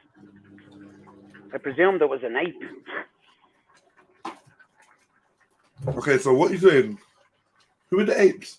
What's happening there? No, the ape is supposed to represent Thoth, the Egyptian god of knowledge and writing and stuff. And this thing that we weren't writing. But he was never represented by an ape. He was represented by a falcon. He wasn't? The falcon head. He had a falcon head, but Tahuti, we call him. Okay, so he wasn't represented by an ape, no? Not that I know of.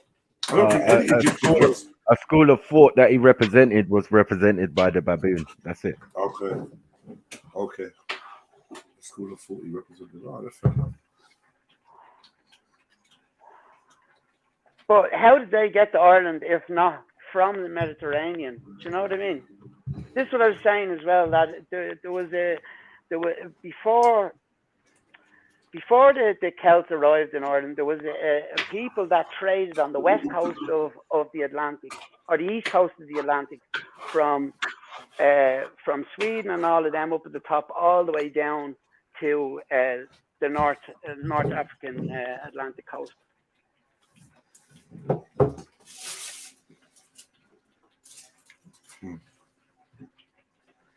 This is why they I don't know who copied who, but the Boyne and the Nile River, when you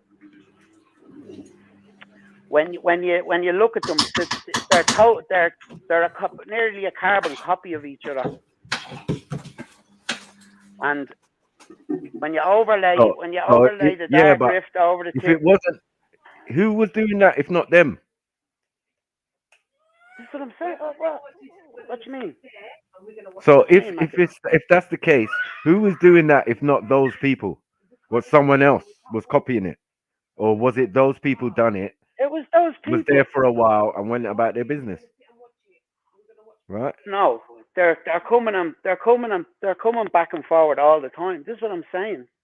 This is why Scotia and the other the Egyptian princess that's buried down in Kerry, and they believe that Menes is Menes the Egyptian pharaoh. No. I do. Yeah. Yeah. When they you said Akhenaten earlier, though. What were we doing? No, Akhenaten is the father of Scotia, supposed to be. Right. So King Menes, the ruler of Egypt, made a complete course to the end of the sunset land. So this is supposed to be off his epitaph. Sailing in ships, he completed the inspection of the western land. He built there a holding in Urani land, which is another name for Ireland, at the Lake of the Peak. Fate pierced him with a hornet sting. This drilled tablet set upon hanging wood is in memory of him. And then when they opened his tomb up in Egypt, there was no body there. But they reckoned there was this guy that found an ancient tomb up in Tyrone in Knockmany. And he described the linear writing on the main boulder going into the tomb was nearly identical to what was on Menes' tomb in Egypt. So they haven't dug that thing up properly, but that's what the outside boulder, the entrance boulder has the same kind of linear Sumerian linear writing. Say it matches up with what's on his tomb in Egypt. So basically what I'm saying is that they were back and forward all the time, and they knew that they were safe to go to that island in times of struggle. Or they knew they.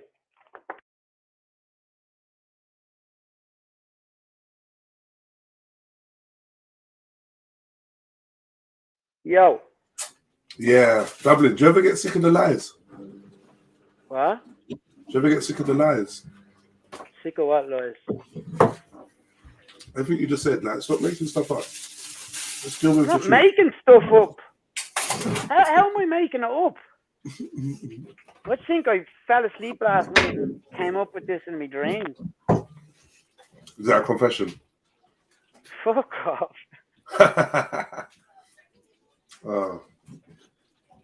MJ's silent. If it was about depression, she'd be all over this stuff. You know, so. Shut up, Jess.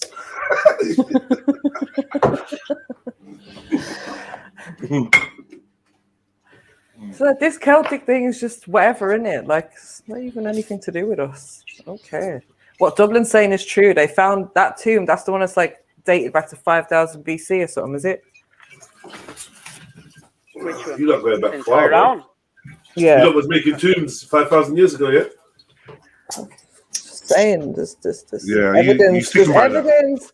There's so much evidence that there was people in Ireland way before the Celts. That was my point. Yeah. I get that, but like, what's the evidence that it was you? It matches up with the genetics now. That's a good question, bro. This is what I was telling you about King Tut's Halpo group. The highest concentration anywhere in the world is in Ireland, not in Egypt, not in the Middle East. Kevin, will you get onto him about this Hablo group thing? Because he probably wants to have a Hablo group convo, and I'm not up for it. I don't even know nothing about Hablo. I'm so illiterate to Hablo groups. Can't be bothered. When I hear you lot talking about all the numbers, E1, B1, blah, blah, blah, I just get bored. It's like, can't be asked. Get me? I just think to myself, can I beat up the person speaking right now? If the answer is yes, then I'm usually good with that truth. You know what I mean? It's a long swim. Yeah, you can have a little group wherever you like. I'll beat you up. Can't really get better than that. Do you know what I mean? Am I a better rapper? Do you know what I mean? Am I faster? Can I lift more than them? Do you know what I mean? Has Trilla had more women than them? These are the thoughts that I think about. Trilla could have started his own fucking tribe, man. If you weren't shooting blanks. Thank you, Kemo. Look up the Hablo group, then do it, Jedi. I don't be studying Irish groups. Yeah, let's just make an exception, man. We got the Irish, man. Let's find out about their Haplo groups. I think mine is MJ 420. Yeah, whatever. One day, yeah, I'm gonna wake up. I'm gonna have lots of money, and I'm gonna go do my DNA thing just for the bants to see what comes up. I better not be no island in there, man. Caduceus worshippers and that. Lug worshippers. You won't have no Irish, but you might be part Celtic. Shut your mouth, man. I mean, you might find that Irish have got part Jedi. Yeah? Some of you that might be my little cousins and that. Part Jedi. Is that recognized as a DNA? I don't know, man. It'll be interesting to do my DNA. I just wish they could tell the truth. Stop being liars. It's like you got to do your DNA 5 times from 5 different places.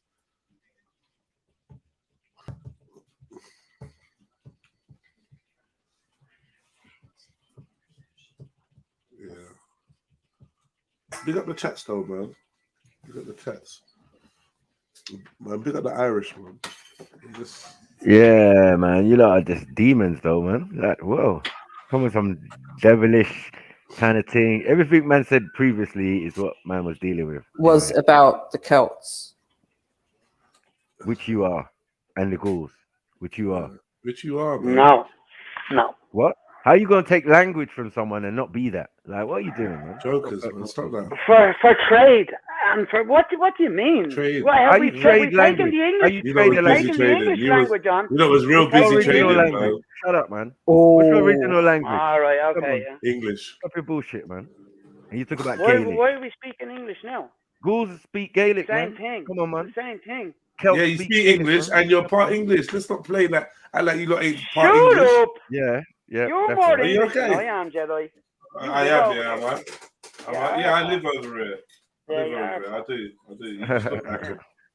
If you shut your mouth, you blend right in. Hear me? Yeah. That's silence. What's going on, man? And again, even these people, look at the timing. You're upset about the timing. Doesn't go with your thing, innit, Dublin? Yeah?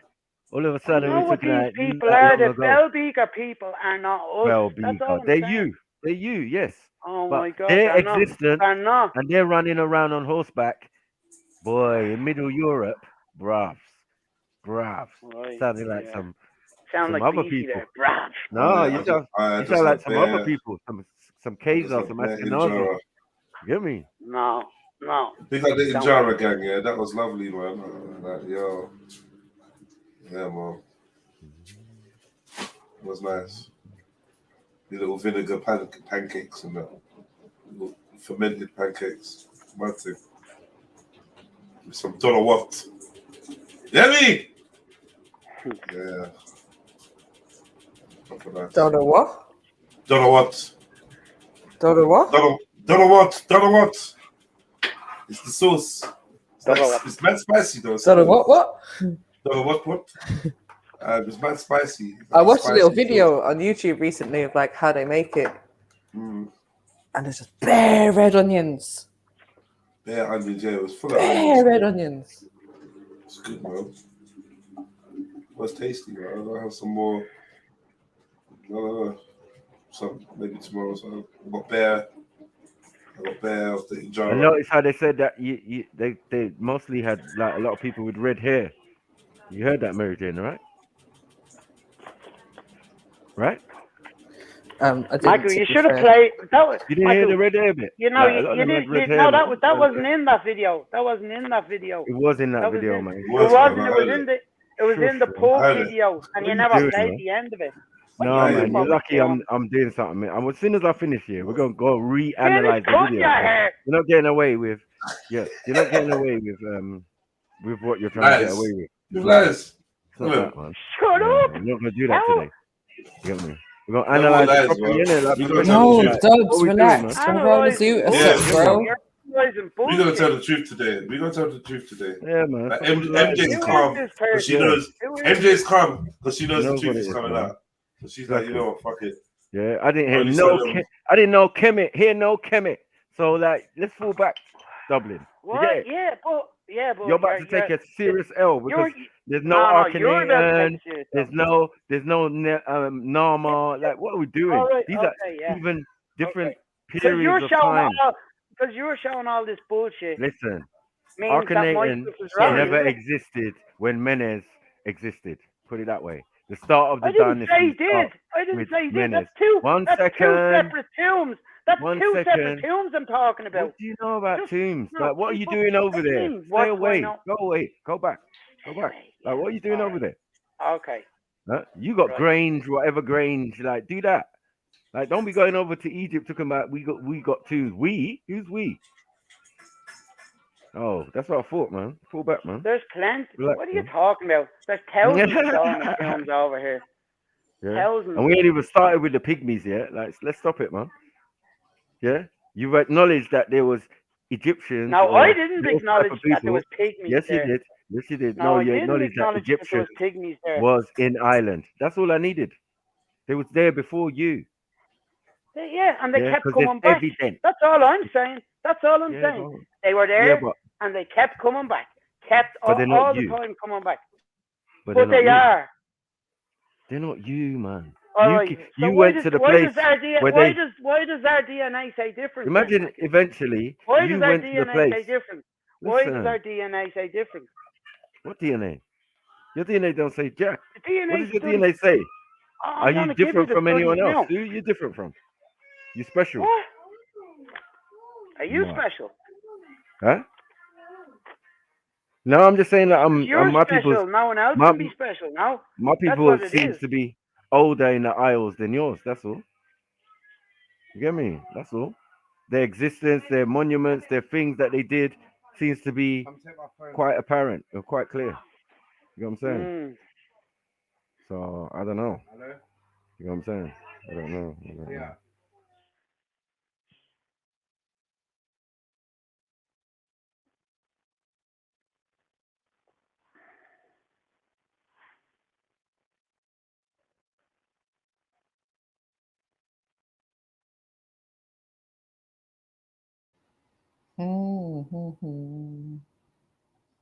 So I just kind of feel like maybe we're going off the points a bit. MJ, did you ever hear that Ireland wasn't covered in ice? It wasn't covered in ice for as long as Europe was because of the Gulf Stream on the west coast. I mean, on the west coast of Ireland wasn't covered in ice. I heard that it was like partially covered, basically. So yeah, and then all the west solely coast. Covered. Yeah. Yeah, all the west. Yeah.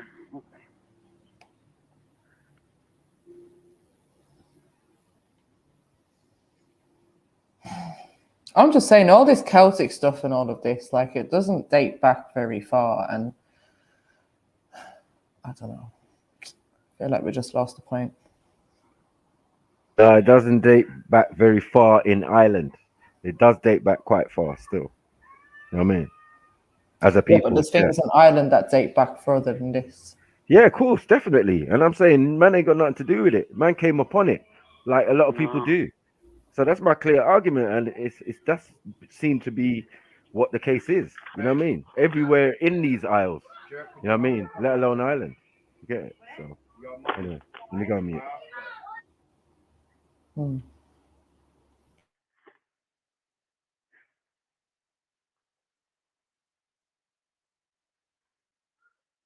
So Dublin, have you got any videos?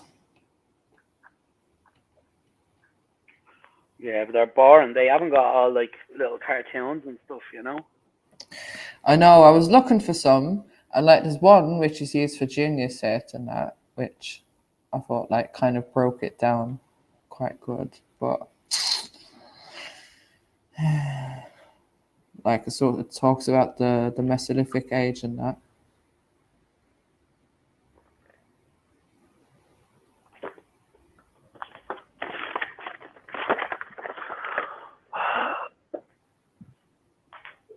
Anyways, big up the Irish.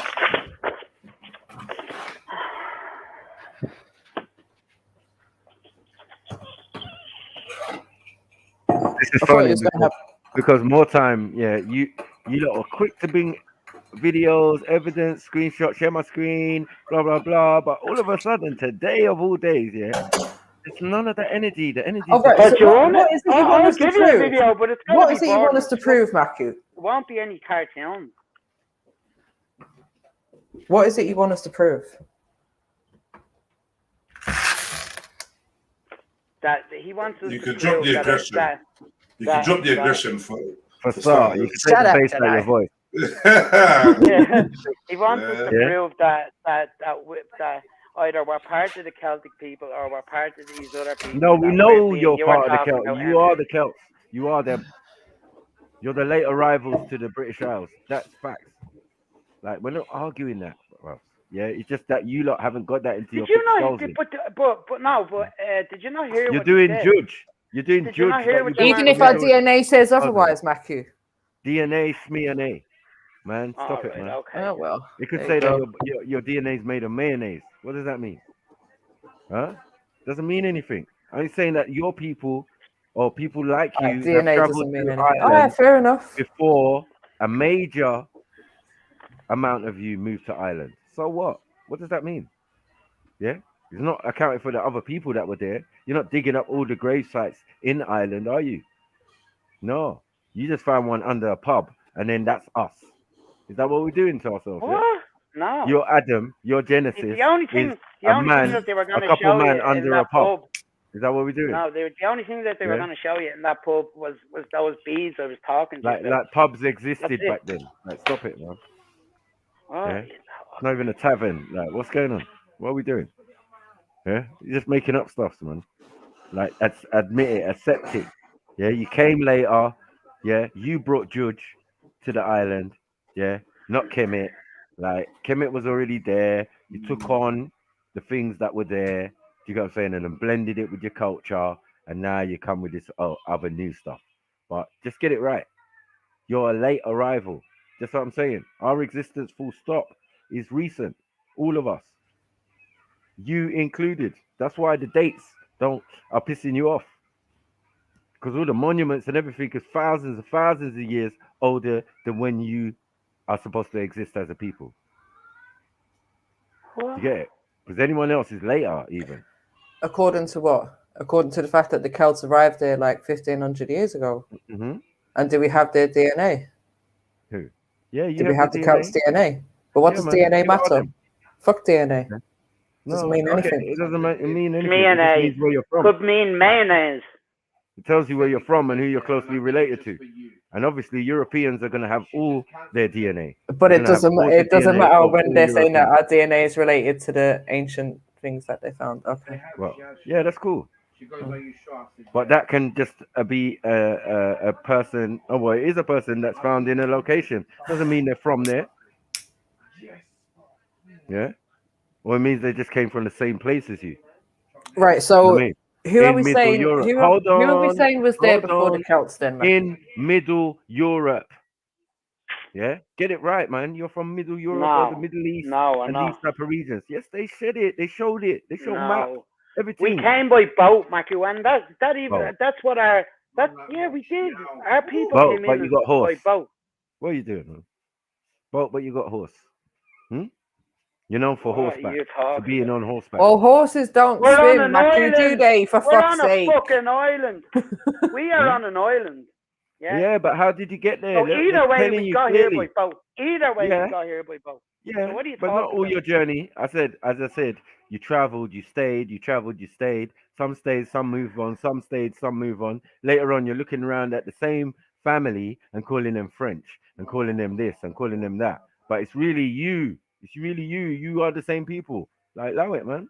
What are we doing? You didn't appear under a mushroom. You came from Europe and landed in Ireland. That's it. Cool. No. Yeah? You want to do special shit about ancient. Even the ancient traveled there. Facts. The ancients traveled there. So even in them bones or in them thing, they're showing from other places again. In Europe or the Mediterranean. Or in the Middle East. Like, bruv, come on, man. Come on, man. That's crazy, man. Yeah. Now when we got to the 6,000, we took it 2,000 years less your existence, less than that. Yeah, you was all talking 5,000 and all this type of stuff. Like substantiate it, innit? Bring some facts, innit? Like don't do that, man. Yeah, because what your people are saying is that's the recorded history, that's the record thing. And remember, they have to take the history from other people because y'all don't keep records. Crap, absolutely rubbish. But you can do judge though. You can worship Baphomet and that. Allow it, man.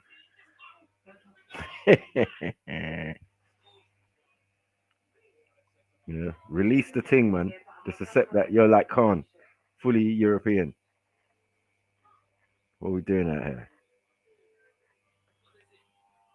Yeah, let me go on mute.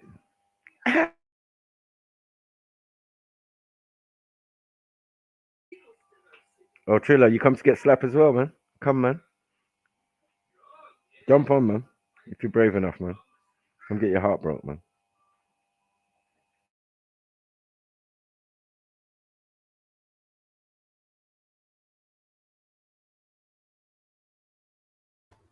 Okay, so Matthew, question: how do we explain the ancient archaeology that's in Ireland?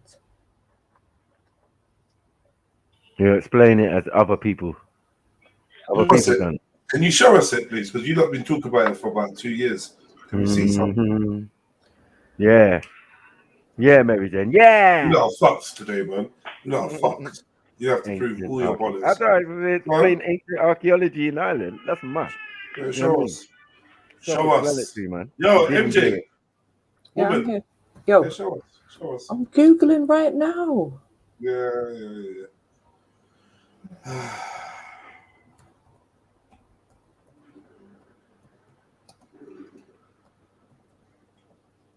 Show us, man. All right, calm down, man. I just watched. I'm tired because I just watched loads of Irish people get DNA tests. Majority of you lot seem to be Iberian,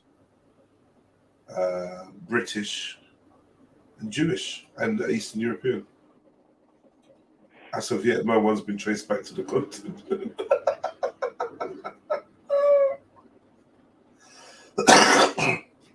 Maybe what they're calling Jewish is actually Hebrew.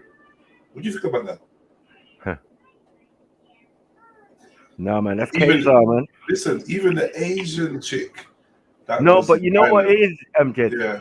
The Khazars and the Celts seem to have a same history story.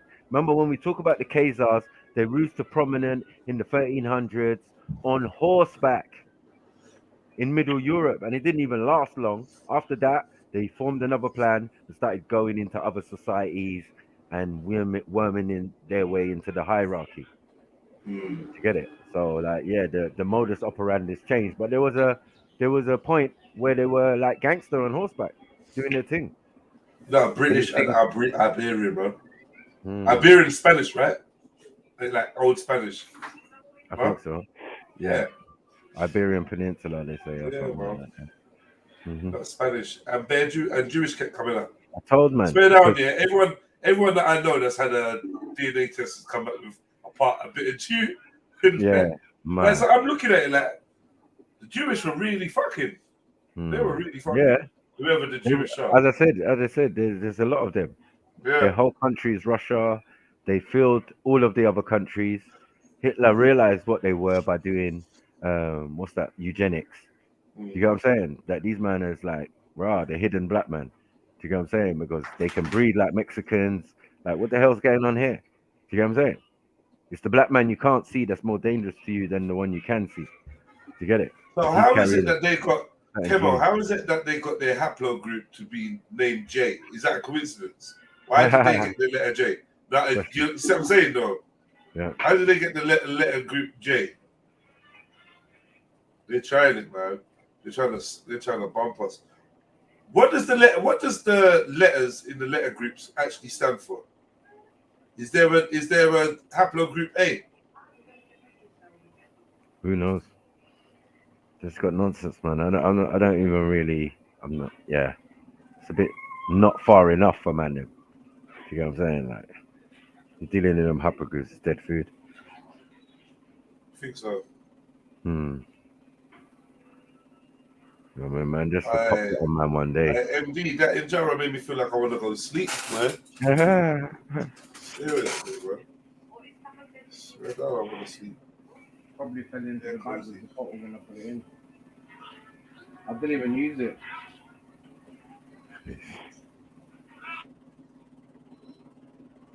A and B is Kushite and real Egyptian.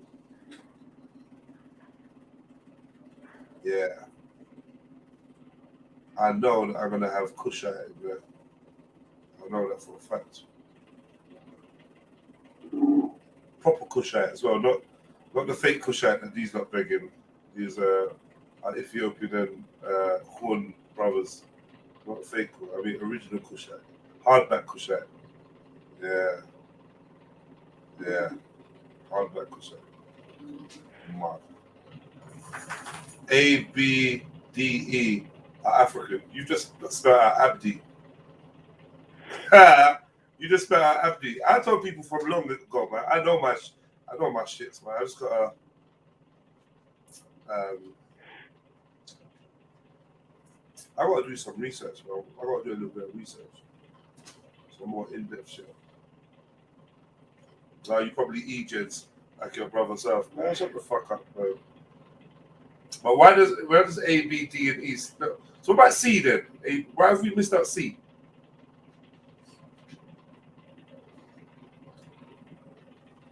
Why did we miss out C, Bibi? Connect in every corner of your home. New Vodafone Super Wi-Fi. What's this racist video they played? Yeah, who's that? Dublin. Are you? What? Nah, just kids. What, bro? Some background video. Was that you playing that? Might have been, yeah.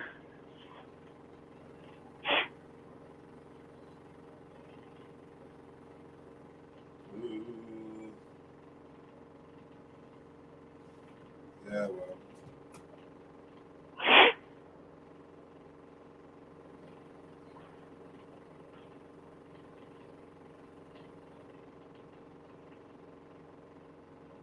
The black origins of Ireland.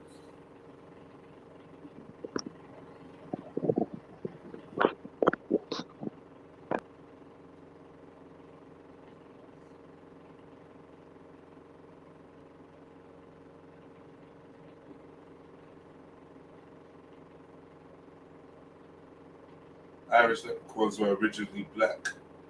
The truth of St. Patrick's Day. Play that video there, Jen. Bring that one for Dublin, please. Why? Because he doesn't believe in the theory of the pygmies and the leprechauns and St. Patrick. I don't know if you can trust this woman. Play mine first, please.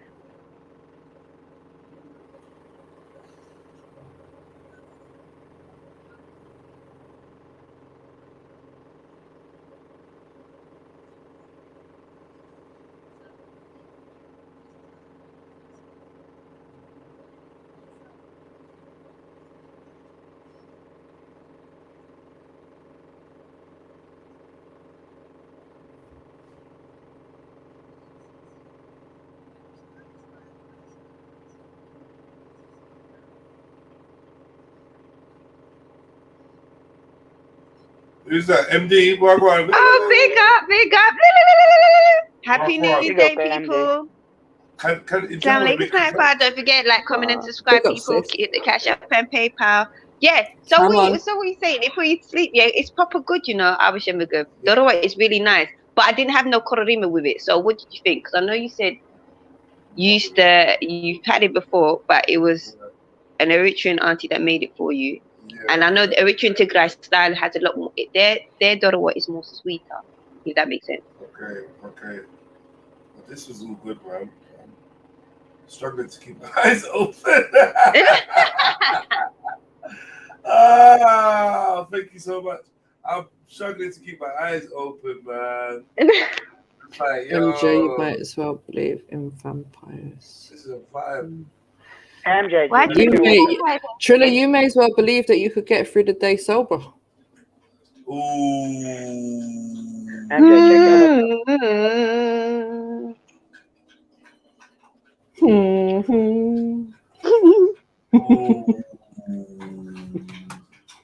And why did they speak calling themselves Lassie?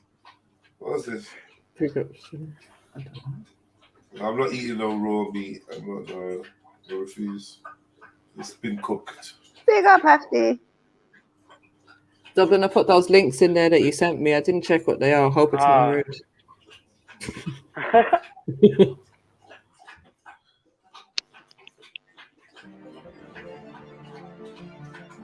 Triller said he's halfway there. Well, halfway drunk or halfway what? Halfway through the weekend without drinking. Halfway sober. He's a damn liar, man. He's got a glass in his hand right now. Does he even bother with glasses or just straight from the bottle? Oh look, it's Ireland.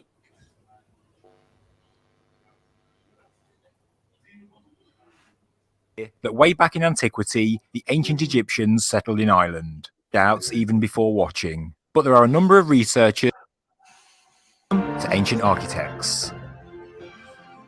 You might be intrigued by the title of this video, and I'm sure many of you have your doubts even before watching. But there are a number of researchers that believe they have enough evidence to push forward the idea that way back in antiquity, the ancient Egyptians settled in Ireland.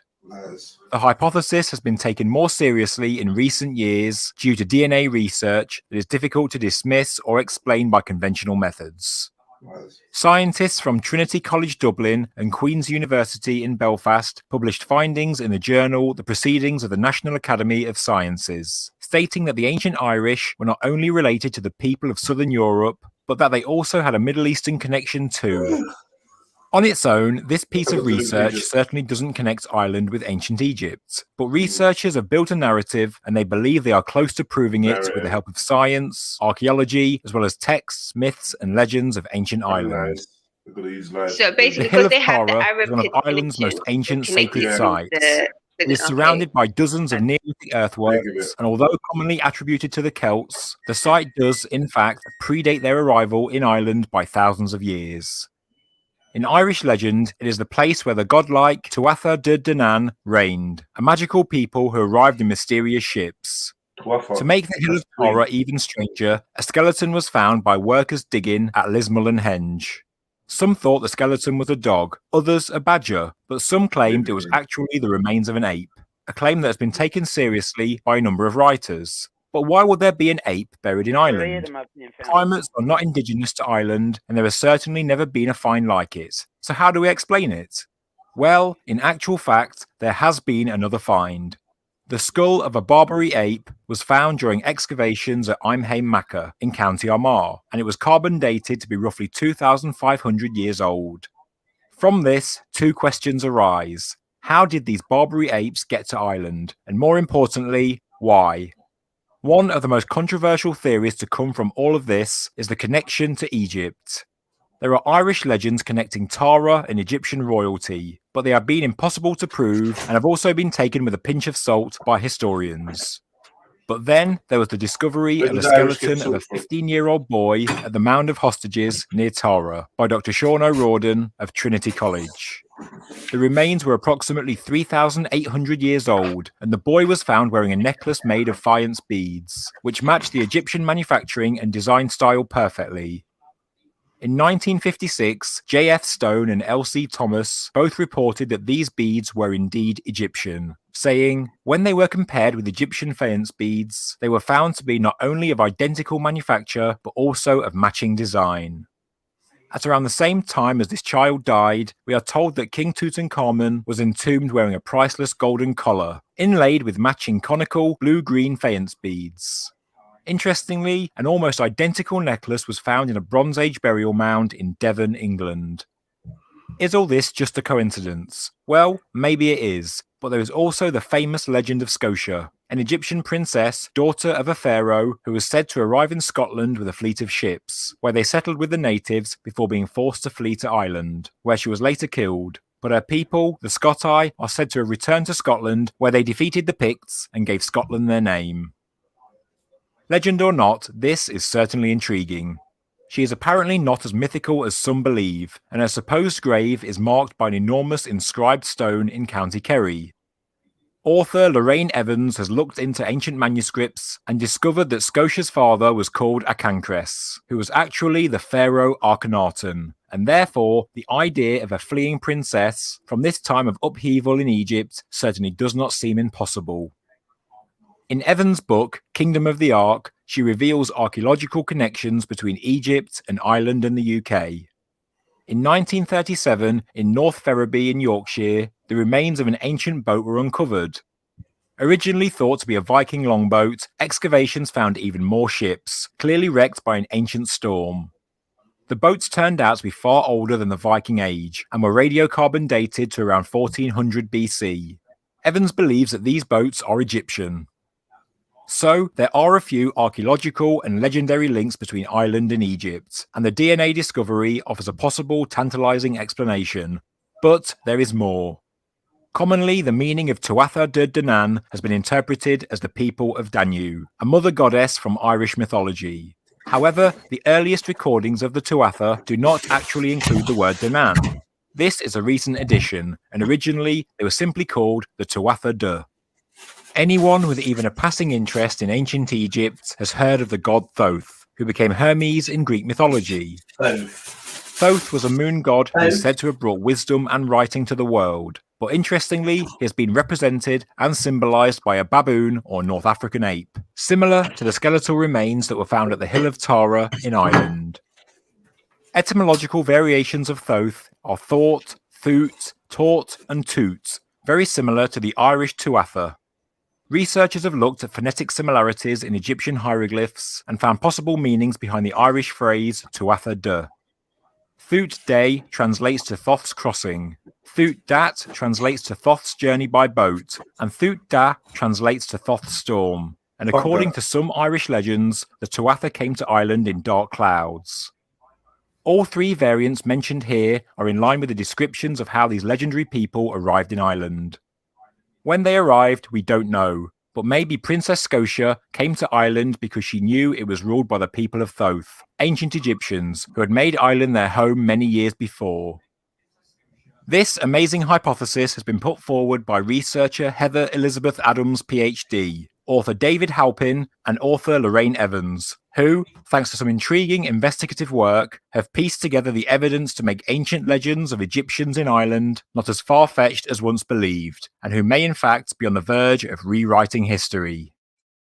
So, in summary, skeletal remains of ancient apes have been found in Ireland, buried at sacred sites. Sites that legends say were settled by seafaring godly people, who could be linked to the Egyptian god Thoth, a god who himself was often portrayed as an ape.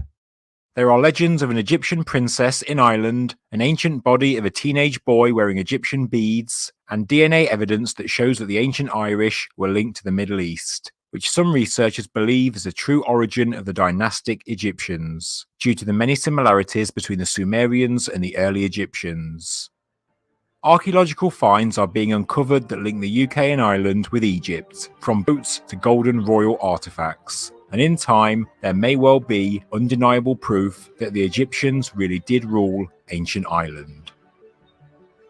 Thank you very much for watching this episode of Ancient Architects. If you enjoyed the video, please subscribe to the channel, please like the video. Do you know what's funny? Now, modern day, they're really trying so hard to put that connection. Hold on. Ain't that supporting man's cause? Are you drunk? No, because what you're trying. No, this is Dublin doing? What's Dublin doing? No, Dublin put out this one, yeah. But what does that say? It's still not you, is it, Dublin? Let's go with it. It's still not you, the ancient peoples of Ireland. We know who you are. You're Celts, isn't it? Like, we know your existence. Yeah? We've been telling you these people been here. Cheddar Man, all sorts of other man and whatever. Egyptians and all sorts. How How someone else other than Egyptians going to build Egyptian monuments in England? Like, what How? are we doing? Man? Why are you just overshooting the genetics part of it, Max? What? That What it's genetics? it's still in our blood to this day. How are you just passing that point? No, you got blood from the Middle East. Oh. That's a big statement. Yes, so like this shows evidence of that Egyptians. That doesn't mean Egypt. Can you click on the Doesn't mean last Egypt, link? though. Can you click on the last link that I provided, please? Okay. But you know what's interesting is the fact that like the Western historians have for so long been trying to make Egypt not African, and do you know what I'm saying? So by pushing that whole the Irish have Arab and may have certain Egyptian African blood in them. Have you noticed they don't say African in it? They just say Arab Egyptian. And because they class Egyptians as Arabs, but Egyptians are still Africans with Arab blood. Do you see what I'm saying? But that's because of the mixing down the line. And it's again to try and detract that one of the oldest histories that we have in Africa, they're trying to make it no longer belong to African, because you hear them talk about the Mesopotamians and so now they're going to try and link all the dynasty to originally being that of non-African, and by doing that, including the West within it. Do you see what I'm saying? Same way how like they try to say Ethiopians, they're trying to say, they try to say we're black, we're white, sorry, not black. We're not. Do you see what I'm saying? Because to have someone and to have peoples in Africa that have been with a certain amount of education, a certain amount of astrological, all this information is still to this present day so hard to digest for Western historians that they still have to push this narrative that civilization starts with them. Does that make sense? No, Andy, I don't think it is that. No, I don't think it's so with the Irish. I don't mean to be biased on this, but the Egyptian Irish heritage thing has always been claimed over here. As your man says, there's a grave down there that tourists go to all the time, Scotia's grave. No, I'm not saying that the Irish don't have Egyptian blood within them, African blood within them. And I just think they're showing the similarities, like with the ancient tombs in Newgrange and the Dolmen tombs dotted around the country, that there's just similarities there, and they're just trying to explain those similarities. I don't know. For me, it wasn't more about this. I didn't. What I heard from it when I'm listening and watching, I wasn't hearing. Sorry, Mary Jen. Sorry, can you read out what you put up on the screen, please? Yeah. Give me 2 seconds so I can put it on full screen. Just got something in my hands. Right. Let me get a drink.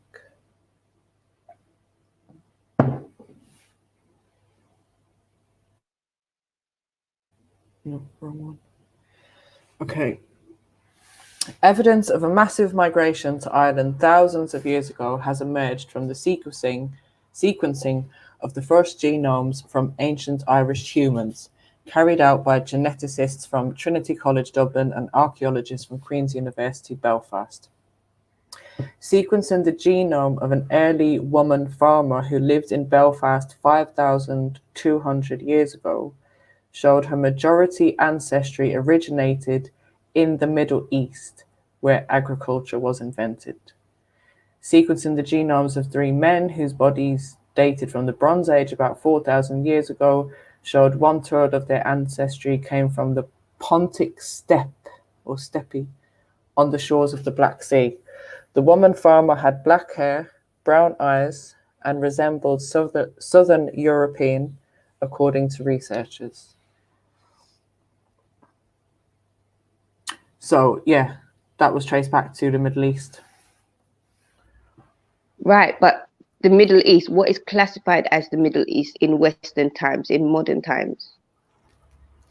It's not Africa. Do you see what I'm saying? And that's not denying that like, again, I'm not denying that some parts of the population in Ireland have African blood in them or have Arab blood in them. But there is a definite distinction between what is Arab blood and what is African blood. Does that make sense? And what I'm trying to say is this to me, when I'm hearing everything that they're speaking, it's not. I'm not take away the fact of the Irish having the blood. This is not what I'm denying or saying doesn't exist. What I'm saying is how they're trying to weave the narrative, because people are in general, a lot of people are lazy when it comes to history, is pushing this narrative that, oh, actually, do you know what? One of Africa's, greatest sort of civilization, and that majority of who they believe the diaspora sees as, a beacon within Africa, is actually not African at all, but Arabs, and then Arabs are Indo-Asians and this and this and that. And do you see what I'm trying to say? Is again trying to just whitewash the history, not denying the fact that obviously within Irish history you do have a portion of the population that has African and Arab blood. So just to make that clear, yeah. And MD, I was just looking for a video that would kind of sum up in a short way what I was talking about, and it is an English channel, so I don't know what kind of what's their motive behind it or whatever. But I was just looking for something that was gonna kind of back up the stuff that I was saying.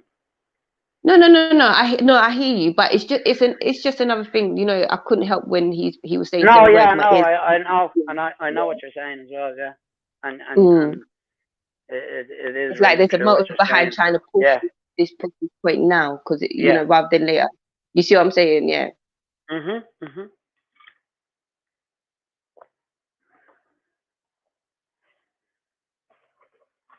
Is there another video?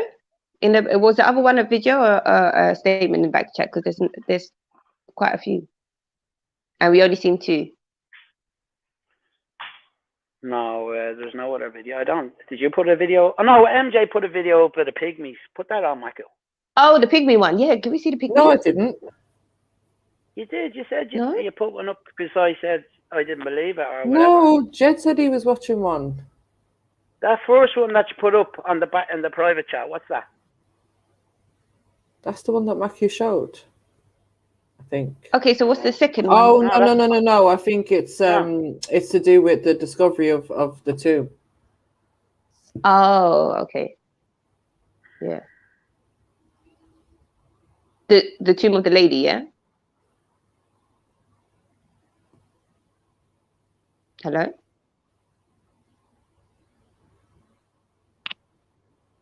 Hello? Sorry, 1 second, sis. Oh, okay, so you're still there. Okay, so it went so quiet. I was thinking, what's going on? I've got other things playing as well, and I'm getting confused. No, MJ, that's a different one. No, that's a different one. I don't know what it is. I've got so many tabs open. All right, so while we're waiting, people hit the Cash App, PayPal, Super Chat, all that good stuff. Let's get some jingles going. That coming in that you put up, MJ, is a different one. Sorry, MD. No, go ahead. I was just filling in the gap. Yeah, MJ, it's a different one. That video you put up. Right, so what's the one you're talking about? Huh? No, the woman I was talking about, I thought it was in connection because the last one of the last people in the video, he was saying, oh, they found the body of a woman at the tomb. The body of the woman, she was 3/4 Arab in her DNA.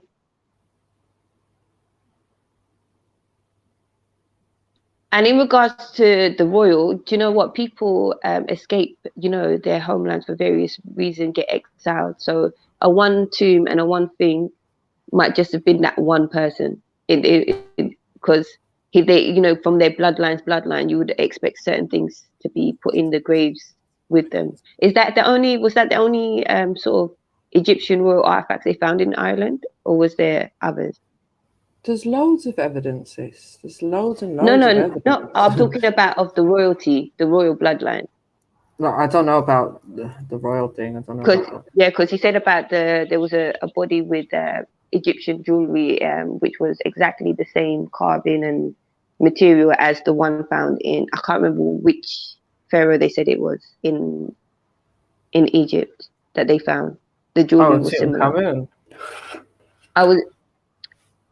Was it Dublin Tutankhamun? was talking about? I think so. That's what he was talking No, about. in the video, anyway. the one that was in the video. Oh, do you know, sis? I don't know, because to be honest, I've been doing stuff, so half them I've not watched, and I'm so just confused right now. So it was MD. It was. Same. Oh, the link is in the. Sorry, the link is in the actual page thing and not in the chats. The description. Maggie, can you please put in the chat? In the description, that's what them things are called. Yeah, the link is in the description. So you got to exit the chat, and then under the box where the picture is moving, that's the description part. You can just click in. Yeah, jump on.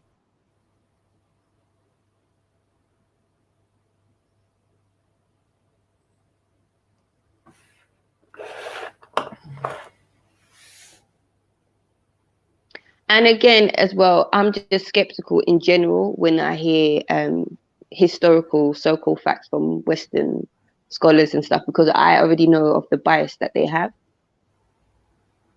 So I always take what's been told with a pinch of salt. I hear that, but then who do we trust when it comes to those? But this is what I'm saying. I mean, this is the thing. There's more than one places to get the source, and I find it quite intriguing that a lot of the time when it comes to finding sources, even on various subjects, a lot of the times it's just taken from the Western world, because there's loads of historians and scholars within the continent itself. Do you see what I'm saying? That could be taken from, but it really is. And 9 out of 10 times you'll see a big difference between how things are broken down and how things are explained. Do you see what I'm saying? Yeah. Big up King Gold, Dr. Gold. What about the message, the research methods that they're using? The people then. Yes, yeah, yes. big up King Gold. But sorry, MD, just before I forget, I hear what you're saying about the way that they explain it and break it down, because I think to me that's important, how something's broken down, like in order for me to be able to understand it. But are the research methods that they use and the same? Because ultimately that's what counts, isn't it? But see, this is the thing. It's not about whether or not the research method is the same. The research method doesn't have to be the same. Do you know what I'm saying? Because obviously, there are different ways of coming to the same point. So one person might use some biodegradable something or another, and another person might use carbon dating. Do you see what I'm saying? Yeah. Have we ourselves determined which is actually scientifically more sound? We don't know. We're just assuming that the one that we've grown up with is, because that's all we know and that's what we've been basing our. Do you see what I'm saying? Mm-hmm. And that's why I said it's good if we're going to compare it to the historians. It's like, there was one time Ellery came on, and then he was speaking in regards to the Ethio-Italian War, yeah. And then the sources he was quoting, that I was asking, where are you getting your sources from? They were from Western historians. But if you're going to go into the history of something that's happened, then it would make sense to go to the actual peoples and the lands that it came from. So hear the history by the Ethiopian scholars and historians, because you will find there will be a difference because of Yeah. But again, I will say I'm not denying that, like I said, Ireland has its history and it goes far back. But it's a case of, let's not get sidetracked, because it's a whitewash that's happening, because there's clear language is very important. And the way he kept saying, he kept saying Arab, Egyptian, Arab, Egyptian. Do you see what I'm saying? Reinforcing that kind of narrative that Egypt is somehow in Arabia, because do you see what I'm saying? Because we know for a fact that he kept saying and the Arabs, and then he kept going over to the Arab so-called peninsula when he was talking about Mesopotamia and all them stuff. Do you see what I'm saying? And then he referred to Egypt but when you think Arab is not a place. Do you see what I'm saying? And you're saying using Arab to mean a collection of people from a specific region, but then he keeps saying Egypt rather than African, because it's again could be his own bias, because he himself sees a distinction, because modern day Egyptians predominantly are mixed with Arabs. Do you see what I'm saying? Like that whole Arab blood, yeah. and as well, we know the Arabs have the Indo-Asian and and even amongst the Arabs, because the generations of Arabs we see now, predominantly what we're seeing are the mixes of Indo-Asian, European, through colonization and this and that. Because if you go further back, the originals are, do you know what I'm saying? If you Bedouin. put them in Africa, you won't Just find any between kind Asia of and Africa, isn't it? difference. Bedouin. You wouldn't know it. Would you And say a the lot of oldest people type of were, you know, they travel for. Where are they? Where They are are a they? Bedouin people. Okay, that's Yemen. Oh The yes, I original was there. Arabs are I got it Yemen. right. All right. And the original Yemenis are not the light-skinned ones that you see predominantly pushed forward as the face of Yemenis. Do you see what I'm saying? Right. So when they're saying, Andy, I was telling you about the Berbers and the Irish when they went over in the early 19th century, that they were able to understand each other. Yeah. Wasn't it me and you that was talking? We get Berbers. Yeah. I remember we did talk about, because there's Berbers. We have Berbers in Eritrea as well. And there's Egyptian stick dances that totally resemble a Wexford mummers dance. It's nearly the same. But the biggest thing between them is the dhow boats that they were using 2,000 years ago. The Lantian sail do you know what a currach is, Mary Jane? A currach. No, what's that? No, what are those? They're old Irish boats, sailing boats. Ah, got it. But they're still using the Egyptian Lantian sail. The only two places in the world still using it is Egypt and Ireland. Yeah. No, but this is what I'm saying. I'm not trying to sort of deny any type of connection between Ireland and Africa. And do you see what I'm saying? But what I'm saying is that it's just a continual it's more about the language whitewashing. that I think they're using, I think, is what you're talking about. That's what I'm saying. Exactly. Yeah. The language and I've been kind of going over the that article again, just as you're speaking, just to kind of like get more of a grasp of what you're saying, and just reading Kemal's comments as well. I see what you're saying.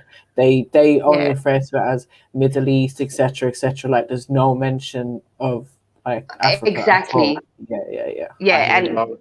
So I'm not denying the link, but it's just so it's kind of like they're trying to create a separation. Exactly, and everyone will get a majority of people when they hear it's this not stuff, separation, it's origin. They bypass it. Origin. Yes, so no separation. But you know the legacy in it of the word Arab. Yeah. For us to agree that you was in Egypt, right? You had to have come from somewhere, and I'd clearly mentioned that as the Hyksos. So you're coming in from the Middle East side, do you know what I'm saying, into Egypt or into what they call Alexandria.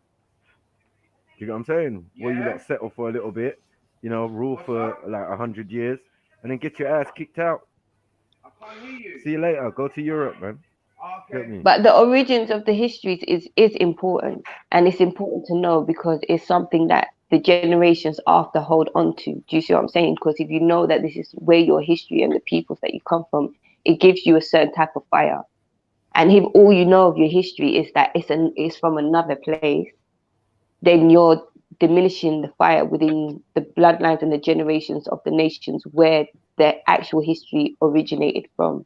Do you see what I'm saying? And that's something that I don't want it to get missed. Even when it comes to Berbers, like if you look at the Berbers in Algeria and Morocco and all these places, like the face they push forward are, original Berbers are blue eyes and and they try to make the origins of the original people come with white skin to detract that the original peoples from these places were actually dark skinned, who then traveled out through, sailing and this and trade and blah, blah, blah. And through XYZ, bloodlines got mixed and obviously complexions and things will change. But the origins of those people, even if you have white skin now, your origins were originally. But you know what, Andy? But you know what? Fuck racist and the whole fuck racist and racism, because because of biasm on two sides, we can't actually see our history. And I was saying it yesterday, I don't think there was any problem between the human family before colonization. I don't think there was problem like. Yeah, and there was never problems like that in regards to races. Skin. Exactly, but that's prior to colonization. But what I'm saying is, and I fully get that. But what I'm saying is, was there not although class people like you systems can't before then, though? say that again. Class systems, they not have like different caste No, there systems. was class. You would have different class systems, like as in you got the farmers, you've got the different. But it's more of back. I like don't think back color home, matters. more to do with your. It was to do with your name. If your name had weight, Mm. it was to do with the specific ethnic group that you were from. Like say for example, if you're Amhara, if you're Gurage, if you're Oromo, like how strong are your group as a collective? How strong is this bloodline as a collective, or this house name as a collective? Do you see what I'm saying? It wasn't about your how light skinned. Can I ask you a question in relation to that, please? Do you think that the concept of equality, right, and the sort of universal sort of that equality in all senses of the word, yeah, like that's what sort of Islam preaches at its foundation. Do you think that and especially the like secular countries in the Western world, do you think that they've made people forget these because now it's all based on race and what color you are and stuff and what like that. So they've almost like they've dismissed all these other different things that we should identify oneself as. You know what? I feel like made it a bit foggy, isn't it? Do you know? I feel like equality is a myth in the 3D dimension, in the physical form. Do you see what I'm saying? Because Islam tried to bring Islamically, sorry, just to get the point across. Islamically, to my understanding, Islamically, we are only equal in terms of taqwa, so in terms of our righteousness. Do you see what I'm saying? That's the only thing that Bani Adam, like the children of Adam, like the human beings in this world, that is the only thing where we are equal from. Everyone has the capacity to choose one way or the other. Do you see what I'm saying? To choose good action, bad action, negative, positive, however you want to put it, to bring you closer to the Most High and to find harmony amongst the energy of mankind, right? The equality that everyone is trying to push trying to be pushed in the Western Hemisphere, that trickles down to other places and gets deformed, is the fact of saying that everyone is equal in regards to, we are not all equal. Some people can do things other people can't. Some people some people are good and excel academically, but are not intellectual. And some people are so intellectual, but they don't excel academically. We can't do you see what I'm saying? We are not equal. We're not equal in that sense that in a society, you have farmers, you have doctors, you have traders, you have carpenters, you have all sorts of different dynamics. And each skill set is worth more in comparison to another. But just because it's worth more in terms of material value, in how much more you can exchange for that thing, it doesn't mean that another skill is inferior. Do you see what I'm saying? It's just the exchange rate varies amongst different things, but it's still of value.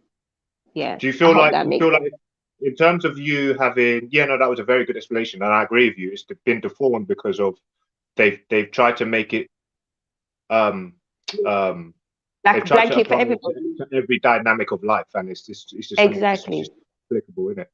No, that's because what I find is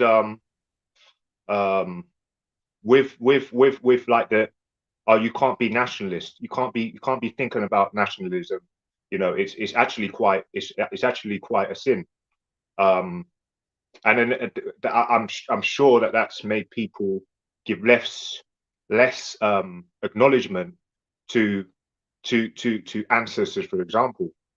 That's just one of them, or and you have to ask your question why, and this should go to the importance of your lineage and your heritage, and the real value that it actually has, because the powers that be, or whatever you want to call it, are making such a great effort for you to detach yourself from your heritage and from your lineage.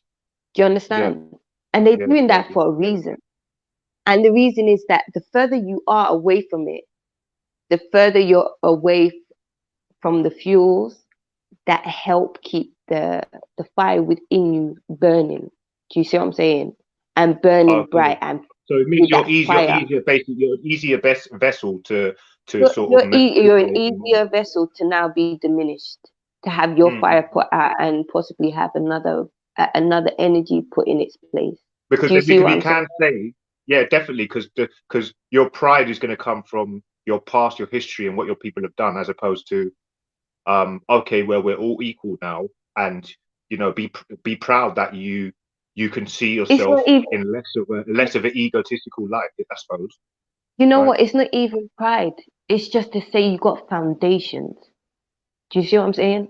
Your lineage, yeah, very important, and your heritage, yeah, is a part of the foundations that keep you firm when the hurricane hits you. Do you understand? And your life experiences is what enables you to morph that foundation into something that you can now pick up and carry with you. Do you see what I'm saying? So yeah. Find out, people, man. One step is better than no step. Take that chance to learn your history, and also be that change yourself to say that, you know what, at least amongst the people that I interact with, if certain things, certain wording or certain thing is said, then you can now make certain clarifications, and that might be a clarification that they never had upon how history is told. Do you see what I'm saying? And then that may help trigger a different mindset within them.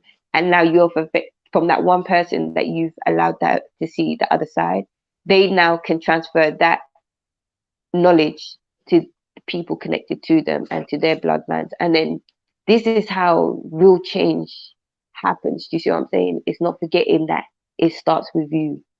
Yeah. So big up to everyone. Like, comment, and subscribe. Hit the Cash App, PayPal, and all that good stuff. Yeah, man. Yeah. It's quite an interesting thing because I find when I see black people, and this is no offense. I'm not trying to. I just want to. You know what? You're better off making more clarification. So, because black itself is a blanket statement, and that's something that was introduced through colonization. If we're going to go for factual, then you can say those of African or Caribbean descent, if that's who you're trying to imply. Yeah, because I've heard a couple of brothers in the speaker's corner say, "Oh, we don't acknowledge ancestors, and we're not scared of your ancestors, and we don't do shirts and all the work." So to me, it was very there's a difference between acknowledgement and worship, because like Islamically, none can be worshipped but Allah. So to worship your ancestor would be a bid'ah. Yeah, but worship a bit. See, now this is the thing. Yeah, people say worship, and worship. If you acknowledge or you but worship is to me is a very loose word. Mm-hmm. Yeah. No, I'm just saying it because that's what you said. But in regards to your ancestors and so you can do everything else, your bloodline and that.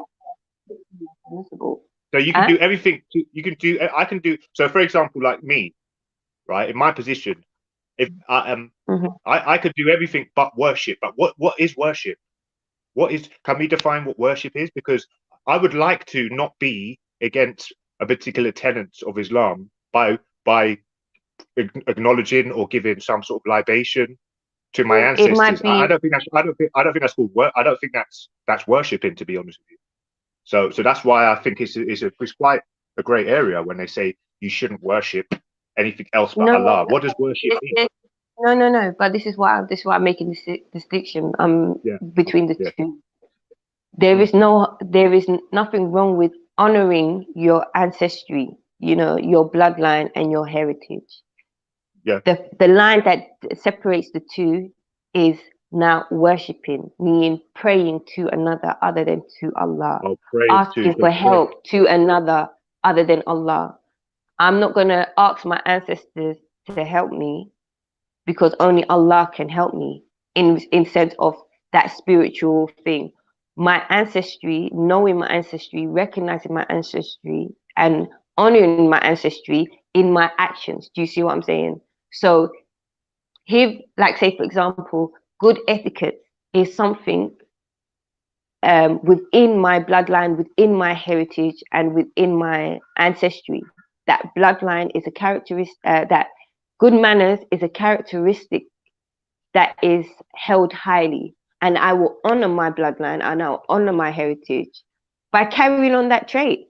And it's something that is perfectly permissible in Islam because good manners is highly valued Islamically. So by doing both, there's no bid'ah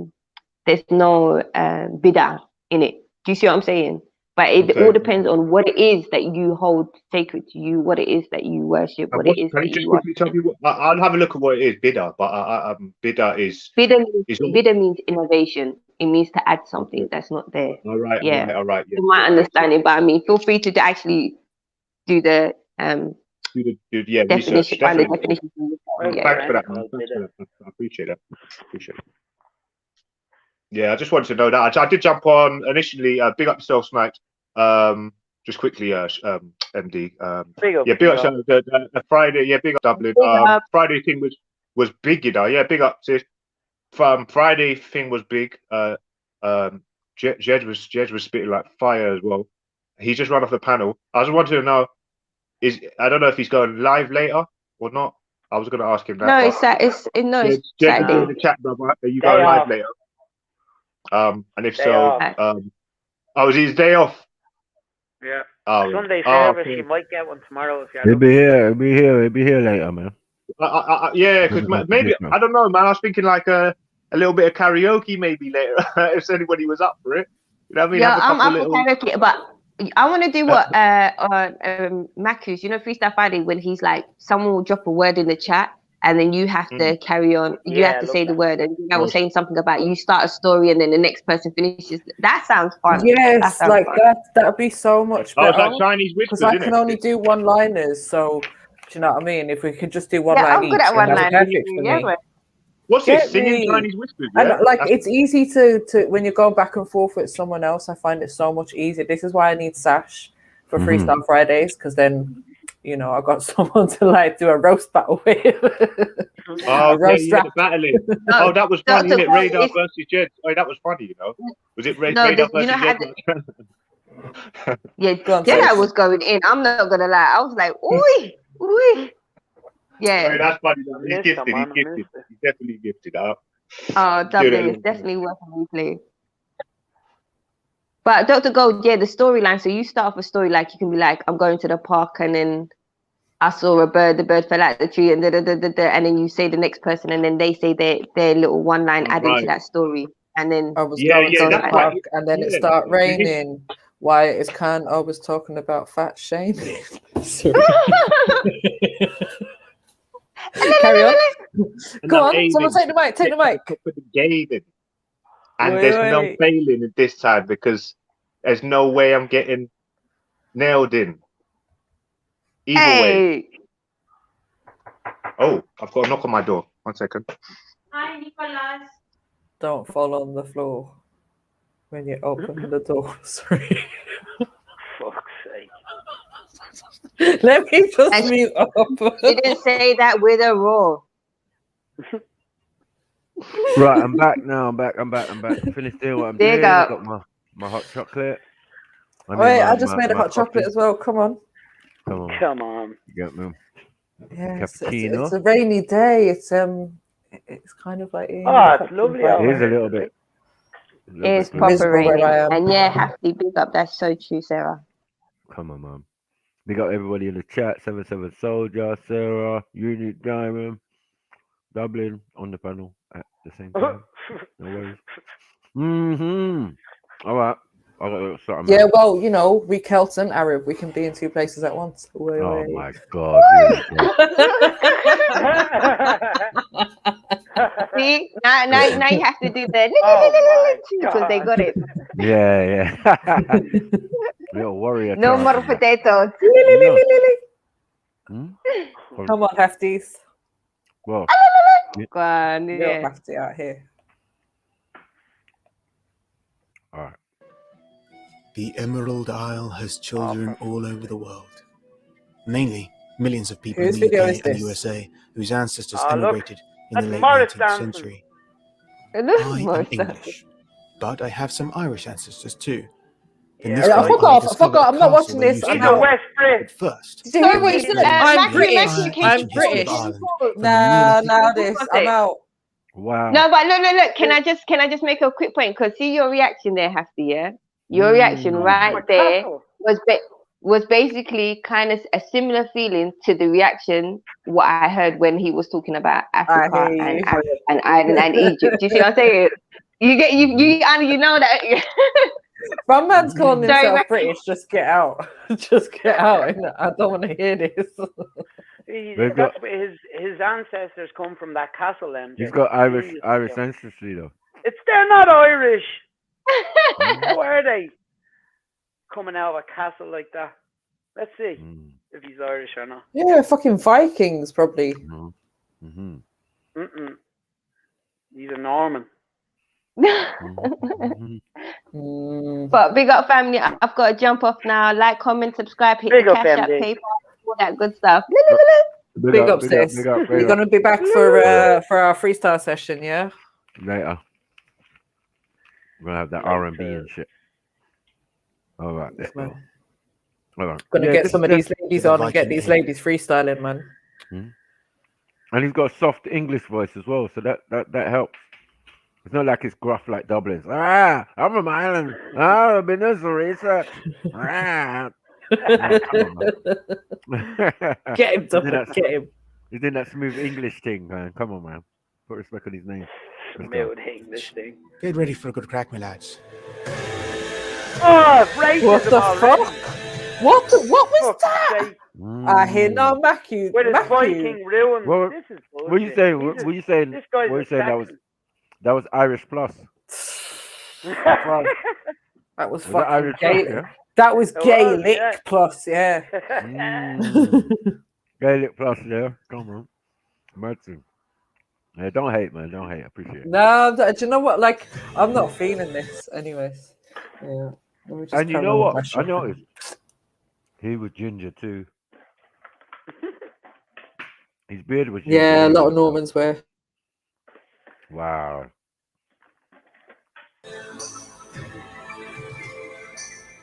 Our Viking journey starts realm. in the famous Valley of the Boyne, a river named after a Celtic goddess, Boan, whose name means white cow. And she was the mother of a god of youth. Milky cow. It means milky cow. White cow, you know. See, he's Milky getting everything cow. wrong. Milky cow. How- Milky cow. What? Prejudice. It means milky cow.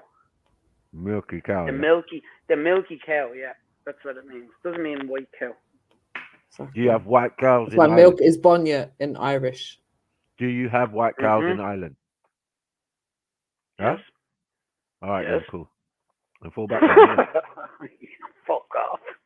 Youthful male virility named Angus, who, Celtic folklore holds, was buried in the Neolithic tomb called New Grange. The valley has several extraordinary Neolithic chambered tombs, including this one called Douth.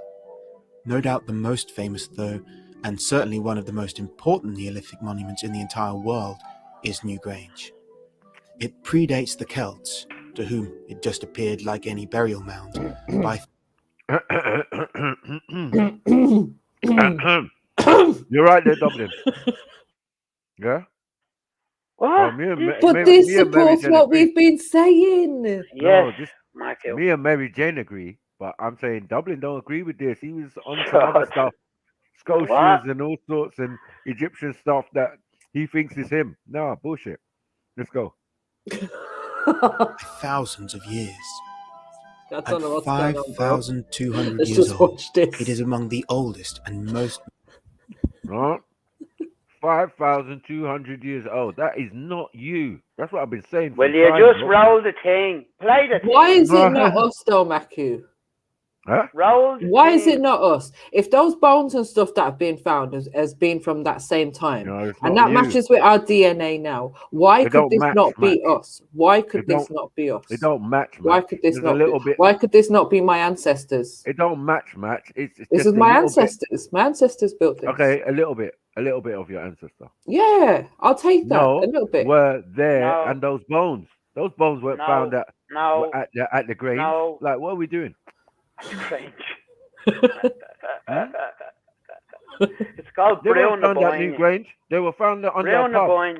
Like, what is that? That is not even the same thing, is it? And they date them back to less than 2,000 years ago. So, like, what are we doing? Like, bro, you're messing up the date clock. what back? The ones underneath the bloody No. Underneath the pub. Underneath the pub. He's right. Oh, those ones, yeah, but the other ones that they found, found, that's one dig site. One exactly, dig. that's just one. There's ones that would date back 5,000 years ago, 4,000 years ago. I've never heard of that. I've never heard of that. I've never seen that yet. The flipping article that we pulled up. Oh my gosh, somebody. That's not you. I'm saying that is a set of people, but that's not you. Okay. And an individual can travel around the planet from anywhere. Come on, man. Stop it, man. Oh my God. Magnificent structures of the megalith culture, which spread out from northwest France over the Neolithic, along with a people who had their origins in Anatolia. What's this? They were the first farmers in Britain and Ireland. What's this colonizer? Early construction at Stonehenge began a couple of hundred years after New Grange.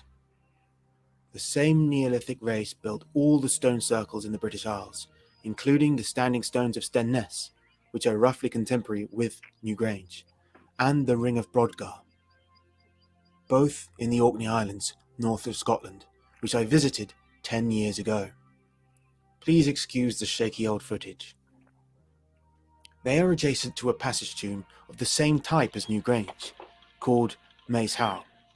This tomb is aligned to the winter solstice, so that its interior is illuminated by the sun on just one day of the year, exactly the same as at New Grange, which is over 380 miles away. New Grange's unique white quartz facade is a somewhat controversial modern reconstruction using all the stones that were found on site. They were imported from 30 miles away and are not there by mistake, but we can't really know how they were employed in the original tomb.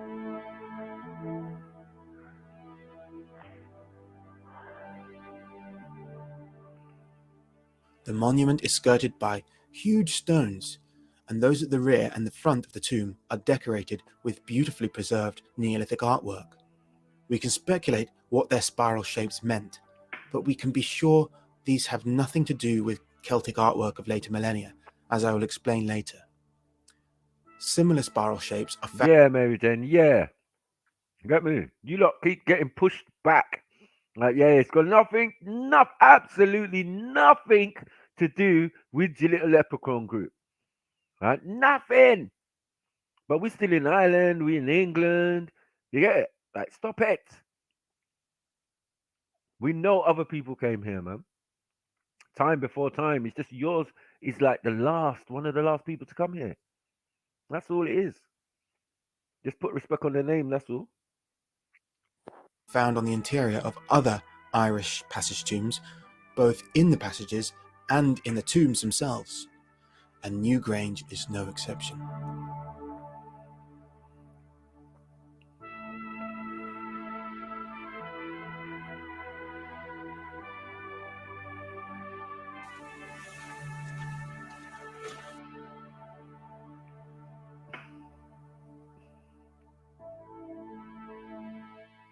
These megalithic people had no metal. They worked only with bone, wood, and rocks. These spherical stones are found in Irish Neolithic tombs, but we don't know what they are. Is this for measuring depth, or is it a religious item? The answers died with the race that made them. In Dublin, we can find some answers as to what happened to the Neolithic Irish. Here at the National Museum of Archaeology is a beautiful and impressive collection of early gold and bronze work created by the race which replaced the previous inhabitants of Britain and Ireland about 4,500 years ago. Archaeologists call their culture the Bell Beaker culture, and it spans from the end of the Neolithic right into the Bronze Age. These people are the ancestors of the modern Irish people, but they were not Celts yet. Are you good, boys? You heard that? Yeah. Sorry. Told you already, we ain't still- no Bell Beaker people. I still- told it's- you this what? already. We are not no Bell Beaker people. Well, it seems How like are they saying that? They are your How are ancestors. they saying those people died? How did them people die out? I don't know. Yeah, we're supposed to just take that as it is. You lot murdered them, probably when you came later. No, not really. I don't know, man. I don't really know. No. I'm listening in the background for a few minutes. Let's go back. But these guys definitely ate you, man. 4,500 years ago. Archaeologists call their culture the Bell Beaker culture, and it spans from the end of the Neolithic right into the Bronze Age. These people are the ancestors of the modern Irish people, but they were not Celts yet. Most of them entered Britain from Holland and soon after spread into Ireland. All of northwestern Europe, from Holland to Ireland, was genetically and culturally fairly homogeneous in the Bronze Age, and it is likely they all spoke the same Indo-European language and were culturally related to the Celts of the Iron Age. Mad. They're just fucking you lot up, man. What the fuck is this? Go back. What is this? See all this likely and maybe and this is all bullshit. Yeah, because you don't write. Don't blame them because you're. We have one of the oldest alphabets. Don't blame them Home, because your ancestors were ignorant and illiterate. Home writing. Allow it. You ever heard of it? Home writing. Have you ever heard of it? Have you? Home writing. No. You've never heard of home writing, no? No. Okay. Yeah, where does it come from? What is it? What is that? I ain't gonna do your fucking homework for you. Look at all these cultures. Look at all these people around.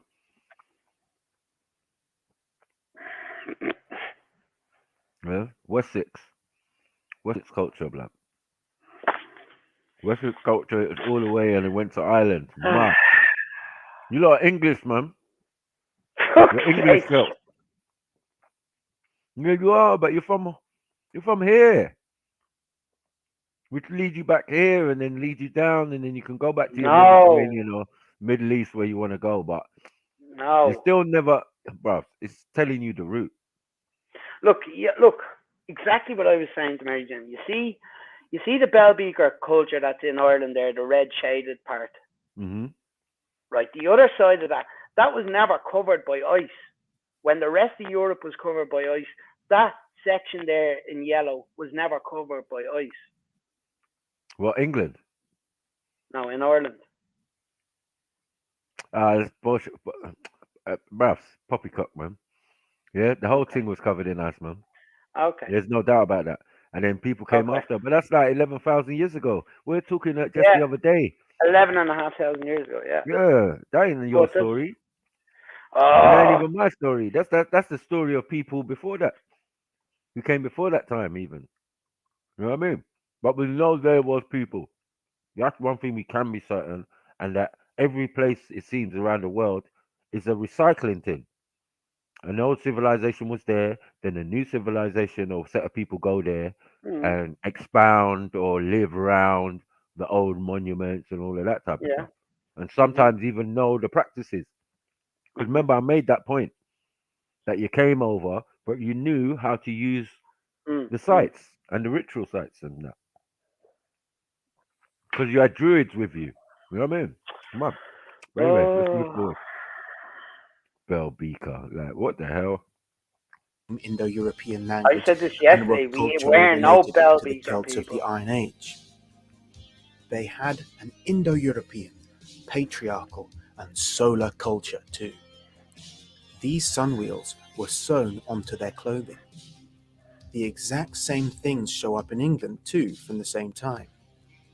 The Beaker folk introduced the skill of goldsmithing to the British Isles, and they clearly regarded gold as a sacred substance. It was a male-dominated culture in which women were married off to other tribes, but some women had high social status, which is reflected in their impressive gold jewelry, like these earrings. These gold spheres from a necklace.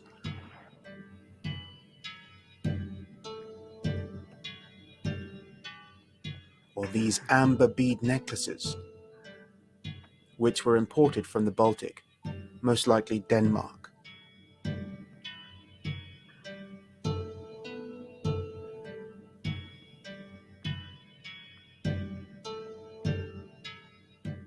And most of these things are found in Britain too, but about 80% of the gold lumula, like these, that have been discovered, all came from Ireland. So there was obviously already a regional culture developing here. The Irish Belbeaker people exported their gold to Britain, but they also imported gold from Cornwall, but we don't really understand why. Their ideas of value and currency were completely alien to ours.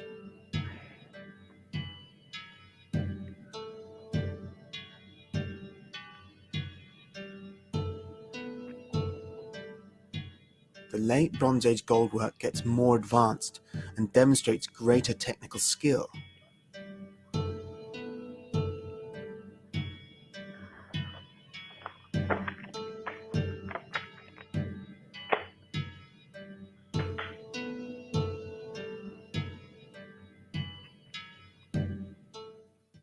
Bronze weapons hoards also became more common, reflecting the martial and warlike culture of the Bronze Age Irish.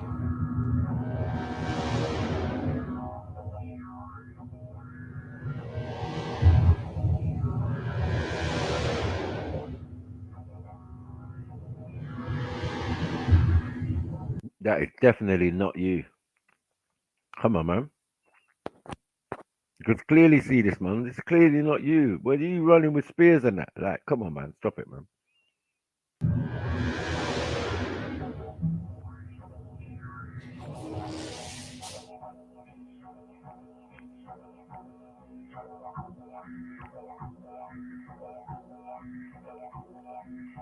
But even though there was at least a 90% population replacement of the Neolithic people by the Belbeaker folk, there was still some cultural continuity in Ireland.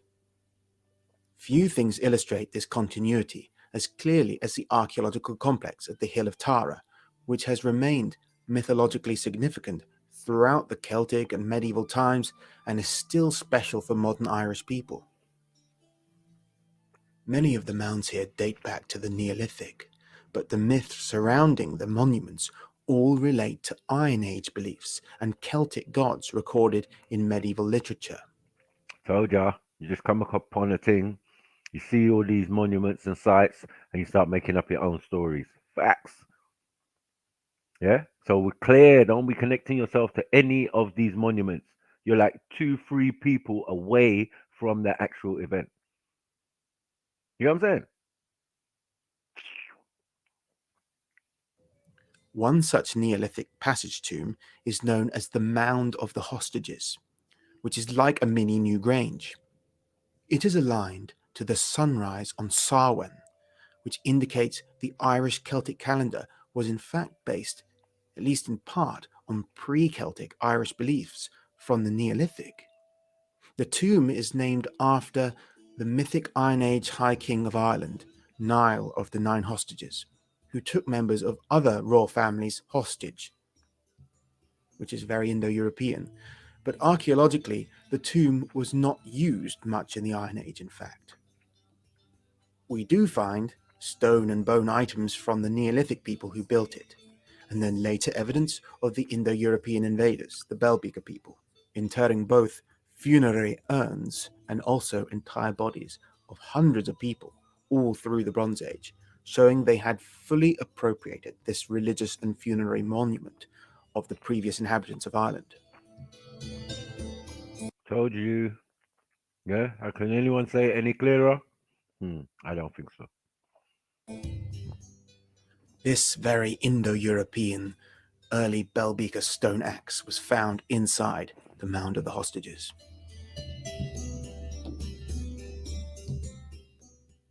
Many of the megalithic tombs, despite having been damaged during the passage of time, were reused for bell beaker burials. This practice, which was quite frequent in the megalithic tombs of Iberia, has been interpreted as an attempt of the incipient beaker elites to legitimate their position.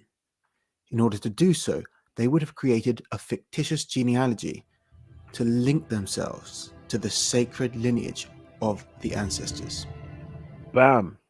Gunshot. There you go. Bam. Yeah, myth. It's that make up story. Get me? Oh yeah, we're related to this and this one and Tahuti and all of that. No, Dublin. Yeah, a myth that, lie that. Yeah, you just made it up. Bro, when you're listening to this little English fucking tough. Yeah, he's not I'm a tough. gonna listen to. No, he's not a tough. He's a Tahuti. You get me? Like, we'll see. You'll see. You'll see when he's talking about his castle that his fucking grandparents used to live in. Nah. He's still talking about Ireland, man. He's there. He's in Ireland. He's in England. The sites are the same and all of that. Like, come on, we know this. Nothing to do with y'all though. Let's get that right.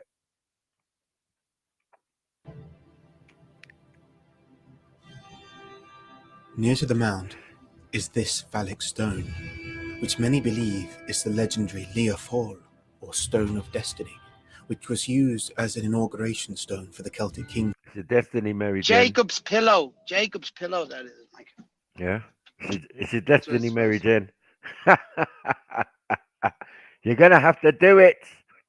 Look what they're doing in Ireland. They're making you know. The ting run things. Normal.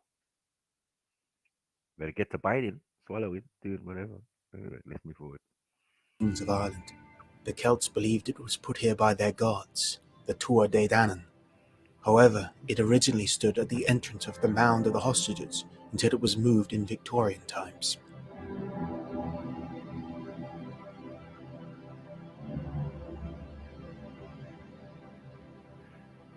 All about the Hill of Tara, we see evidence of the enduring pagan beliefs that persist among modern Irish people. Votive offerings and ribbons called clouties are tied to the surrounding trees, which are held as sacred due to their proximity to this ancient place.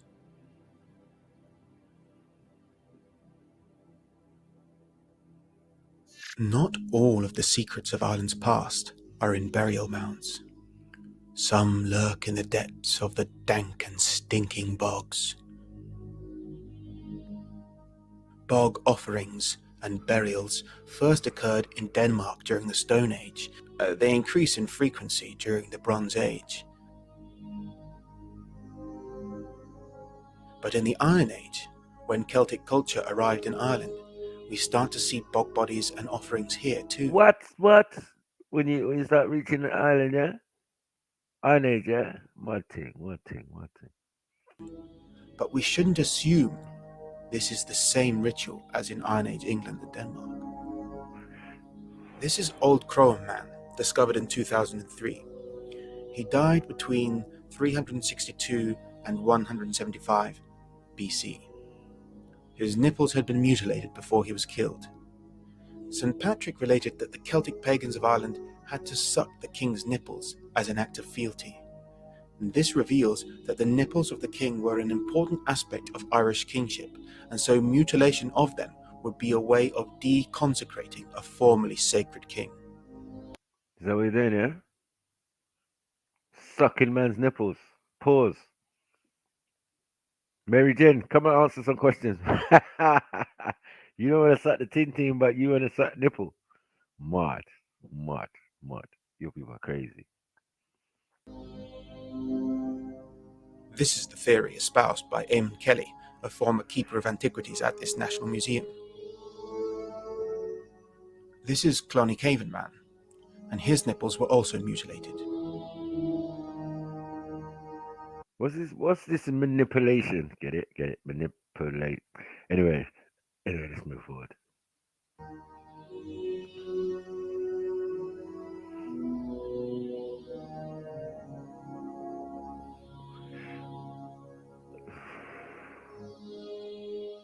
Kelly relates this to the perennial Indo-European concept of the hieros gamos, or sacred marriage, between a sky god and an earth mother in many religions, which is reflected in the right of Indo-European kingship, where the king's right to rule is predicated on his marriage to the land itself, which his just rule would ensure was fruitful and would bring prosperity to its people. If harvests failed, or the cattle got sick, the king would take some of the blame, and he might end up in a bog with his nipples cut to bits. However, it isn't just Celtic bodies we find in Irish bogs. This is Ralagan Man, an idol made from yew wood, almost certainly a god, dating to the late Bronze Age. It is very hard to tell if this represents an enduring custom of the Belbeaker people or a new custom from the first Celts in Ireland, because the custom of making such idols and leaving them in bogs actually dates back to Ice Age Russia and is very persistent. This one was found in the marshes of East London and is made of Scots pine and dates to the time the Belbeaker people first arrived in Britain. The hole was used to insert a penis, which is lost, and many of these idols have emphasized male or female genitalia.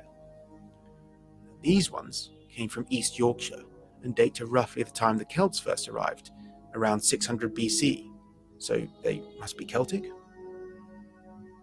This is Brodenbjerg idol. It was found in Denmark and is widely regarded as relating to the cult of the Germanic god Yngwifrey due to its phallus.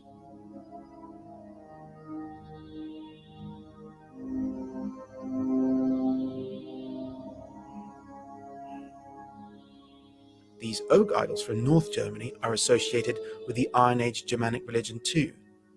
However, other bog idols are associated with the early Celts of Germany's Hallstatt culture. Evidently, the early Celtic and Germanic religions had a lot in common. This is an enormous lump of bog butter. Bogs in Denmark and Ireland were once used to preserve butter since there is no oxygen in the bog and therefore Allow it, man. We got people putting butter in their hair. Now you lot are doing bog butter.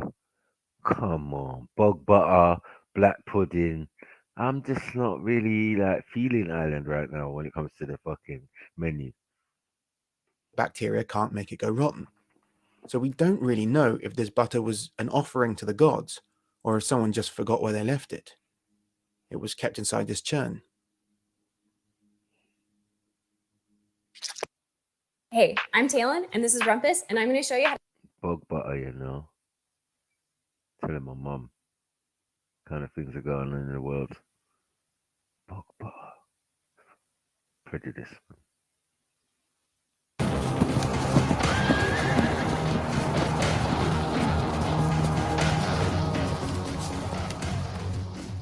The first Celts arrived in Ireland from Britain sometime at the start of the Iron Age, around 700 BC. They had their origins in the Unyachisia culture of Central Europe, which evolved into the Hallstatt and then Latine cultures. Are you done? Are we done now? You got me? Quick breakdown. Another person telling you the same thing. Hallstatt and all of this mad thing. What's this? What is this? What is this? Hallstatt and all of this type of thing. Ufield and what? Made a whole video on the origin of the Celts already if you want to learn more about that.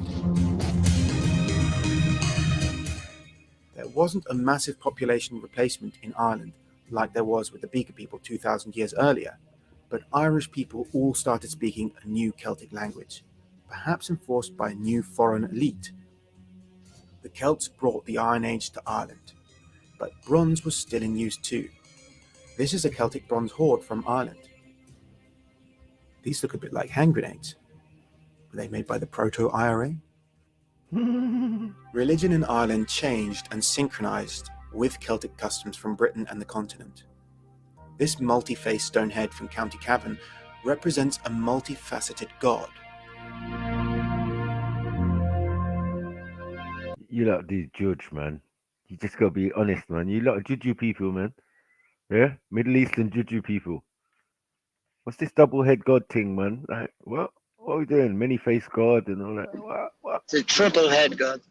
Oh, I'm out, man. I'm out. Nothing to do with me. Gods are depicted with multiple faces in many Indo-European religions, such as Svetovid of the Slavs, Janus of the Romans, and many Hindu gods. Message, your family. That's why. You get me? By Africa. Stop it, man. The stone head resembles many others found in Celtic Britain and France.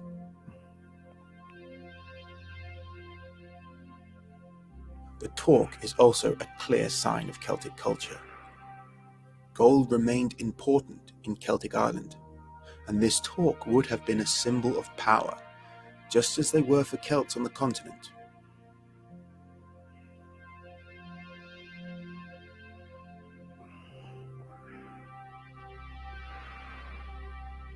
This Irish sword pommel with a head also looks just like others found in Gaul.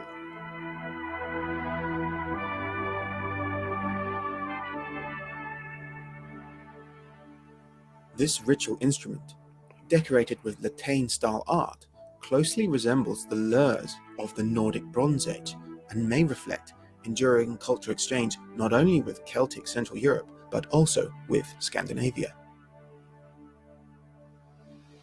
This gold boat was part of the Broita hoard.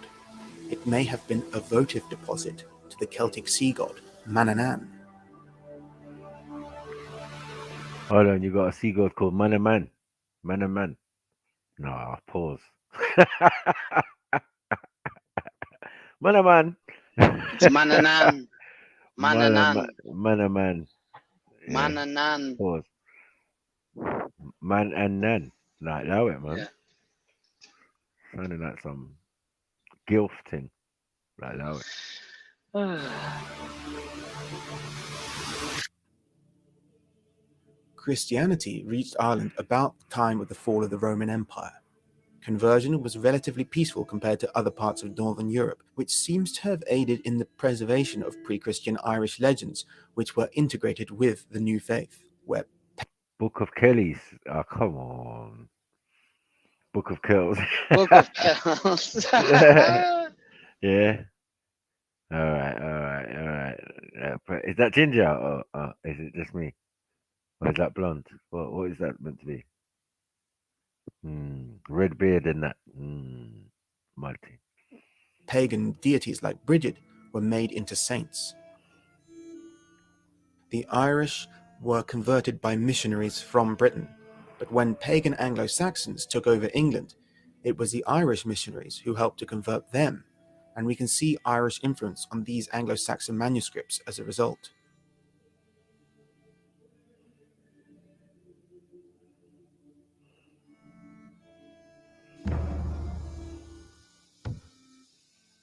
But 400 years after the first Irish people converted to Christianity, Indo-European religion returned to the Emerald Isle. In the late 8th century, Vikings started raiding monasteries on the coasts of Britain and Ireland. They hit Lindisfarne in England in 793. The Irish island of Rathlin was burned by the Vikings 2 years later. The Vikings were Scandinavians who had preserved their ancestral pagan religion and still offered up sacrifices to idols of the old gods. They soon came to Ireland in greater numbers, with up to 100 boats at a time, and didn't go home after raiding, but set up new coastal towns like Dublin and Cork. They gradually mixed with the native Irish to form... Fucking hell, you fucking Vikings out here, blood. We told you, man. You're not from Scandinavia and all sorts. Like, what are you doing? Madness. You get me? Is it all making sense to you now, yeah? Or is it pure lies? Pure historical lies, you know? Mad. A new ethnic group, the Hiberno Norse, who had a significant influence on the country.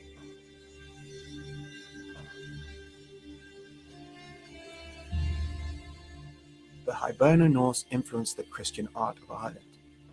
The style of knotwork on this Irish crosier is not Celtic. This is the late Norse ringarika style.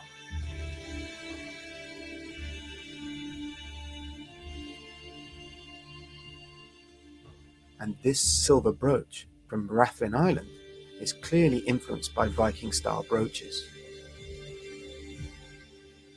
Even this holy reliquary box has pagan Norse-style knotwork on it. The next people to invade Ireland after the Vikings were the Anglo-Normans in the 12th century. The Gaelic kings were replaced by Norman rulers like Richard II, who arrived in Ireland with Henry II, and whose descendants became the barons of fertile lands in West Meath. The Normans remained the aristocracy in Ireland until the 17th century, when the Williamite Wars resulted in many Anglo-Norman families who had been loyal to James II being replaced by Protestants, such as newcomers like my ancestor, the Derbyshire-born lawyer Richard Lavinge, who was appointed Irish Solicitor General and Speaker of the House of Commons.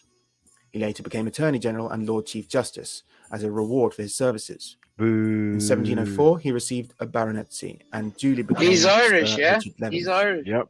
He acquired the lands of the Anglo-Norman Tweed No, I family know in what you mean, yeah. Westmeath and He's built a English. mansion there near the ruins of an old Norman castle.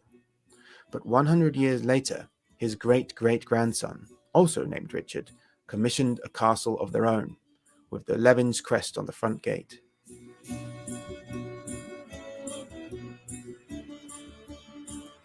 Built in faux medieval Gothic style, it was intended to bestow the Anglo-Saxon family with the same historic links to the past that their Norman predecessors had held.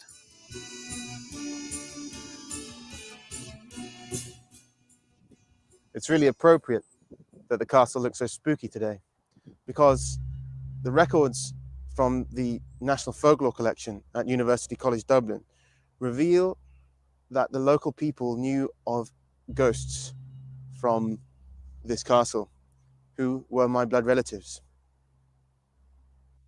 These ghosts came from Sir Richard Lavinge's mother's family, the Raynells, an Anglo-Norman family of barons in Ireland who originated in Devon, and whom I also descend from through Dame Eliza Lavinge. But the descriptions the common folk give of the supernatural creatures that dwelled on my ancestors' land aren't just ghosts. They have a distinctly ancient and Indo-European quality. Long ago in Killinon, it was said that coaches drove up and down the avenue, and all the house was lit up with a ghost. The priest of the parish put away the ghost, and there's a room in the house that cannot be opened. It could not be opened because the aunts of Mr. Reynolds appeared in it. They all died at 18 years of age. There was a ghost seen in Knockdrin Avenues, running through the wood.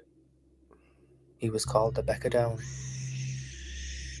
It was supposed to have a foal's head and a man's body, and the noise he made was like a man laughing.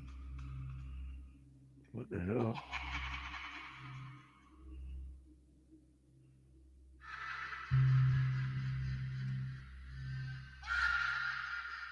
Sounded like Dublin and that. Mrs. M. Colfer of Fairmount Edwardstown told me That was the Knockdrin puka. Castle near Mullingar, County Westmeath, where a family of the Lavanges live. When a person of the family is going to die, a big animal resembling a horse is seen, put with horns on it. It has been seen several times, and each time it has been seen. That is the puka, MJ. What's that Irish sneaks? What's going on? Ah, that's the Irish puka. sneaks on the. It's the black okay. dog.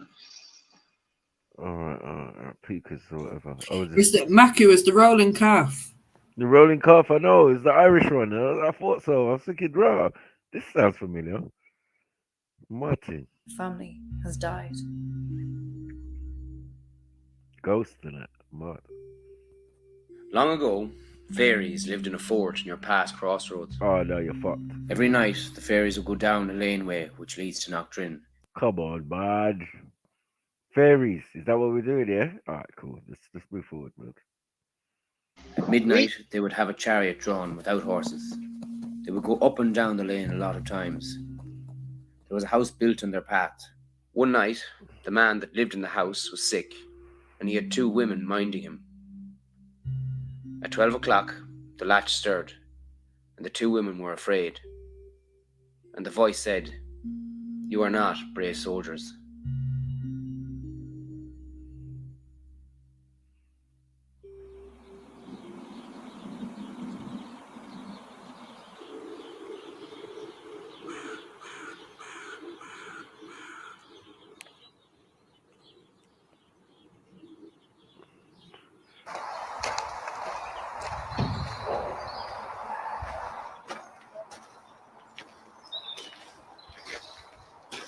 Here in Dublin,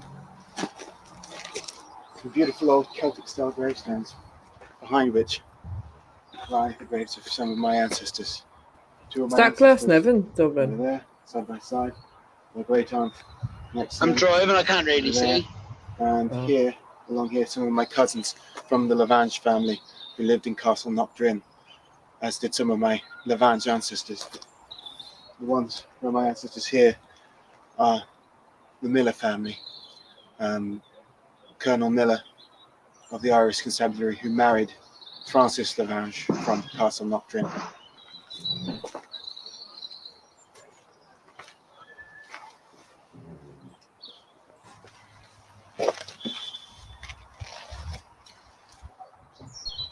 Should have taken them back to England, you cunt. Yeah, let him do his judge, man. If he wants to do judge, let him do his judgment. He's come with his red rose. I don't know what that means, but you know, it's what it is, man. War of the Roses, you know, and all that.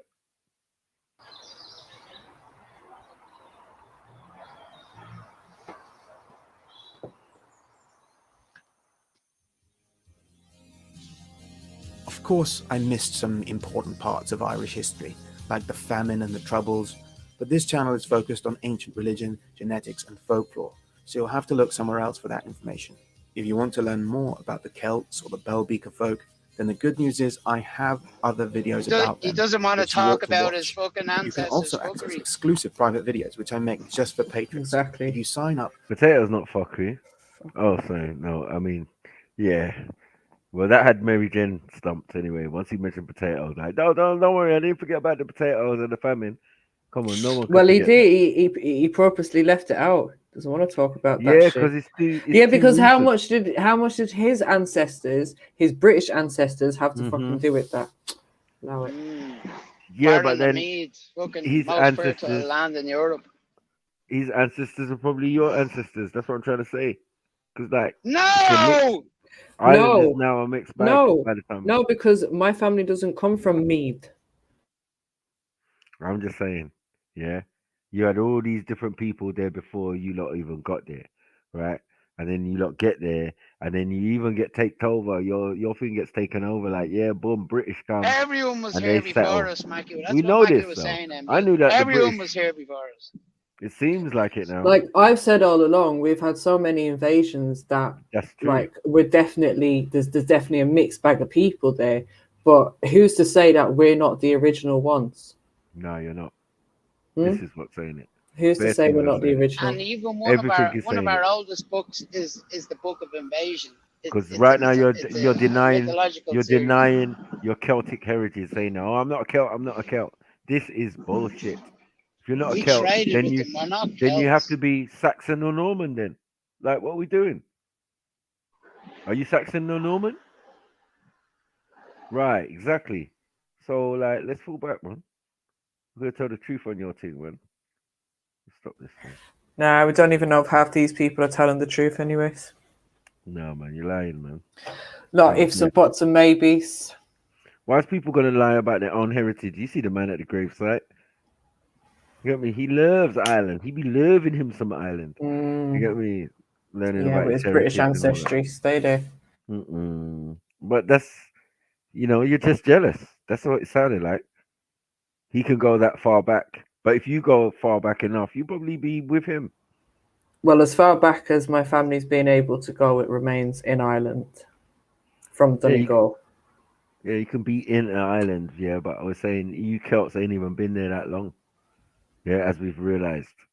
Yeah, there's many other peoples before you, and you definitely ain't them. Yeah, there's Egyptian references. There's all sorts of references. Stone circle buildings. Come on, man. That's African So I shit. could be a mix then. I could be a nice mixture. No, I could be the part land. Viking. I could be part Viking, part Celt, part Egyptian. No. And where's the Egyptian? Part pig. No, the Egyptian is way before. It's way before. Yeah. It's way before you. There's nothing to do with you. Like the Egyptians was there way before your supposed ancestors even got there. Let's get that right. I mean, it's just claiming stuff. Fake folklores, and as the man said, making up stuff. Yeah, I told you. You weren't the only ones doing it. All over Europe, they were making up shit. Matthew, we're not all Celts. There's people there King before Arthur. the Celts, so we can't say we're all Celts. I'm just saying, King Arthur business, all of that was a myth. Yeah, there's no proof. There's no evidence to say that was a true story. So it just shows at a particular time, like the Dark Ages, yeah, they lost their memory of what happened before and how they got to where they got But we to. didn't. We didn't. Who's we? See, yous were talking about Who's old we? ancient colleges. Hold on, in who's Timbuktu. we though? We had those as well. What? You ain't got nothing. They just said it John from McCoy's. square. The Celts, the English guy did. The Celts, the Anglo-Norman never. did. You didn't leave no evidence, man, other than where you ate and where you slept, and a few little bits of The artifacts. home writing. I told you about this. All in the places. What home writing? You didn't write nothing. Yes, we did. MJ, tell him. Yes, we did. What did you write? Oh, for fuck's sake. We had our own writing, our own alphabet, everything, which is still used to this day on gravestones and that. So. What? Yeah, but that's like an off branch of the Celtic stuff. It's not even. We had our own language before the Celts came along as well. There was an home. There was. But you're speaking Gaelic now. Hold on, wait. But your oldest language for you lot is Gaelic. We're speaking Gaelic because we were trading with those people, and it was more convenient. It was more convenient. I never heard trade one point in this video or any of the videos. I heard invasion. I heard people traveling over to lands. You know what I'm saying? Yeah, well, this is someone that's painting a certain narrative, isn't it? No, but like MD said. No one ain't gonna lie about invasion.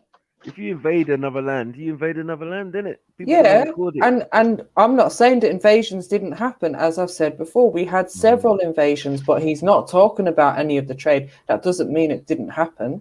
Just saying he's not focusing on any of that. He's focusing on all the negative shit, all the invasions.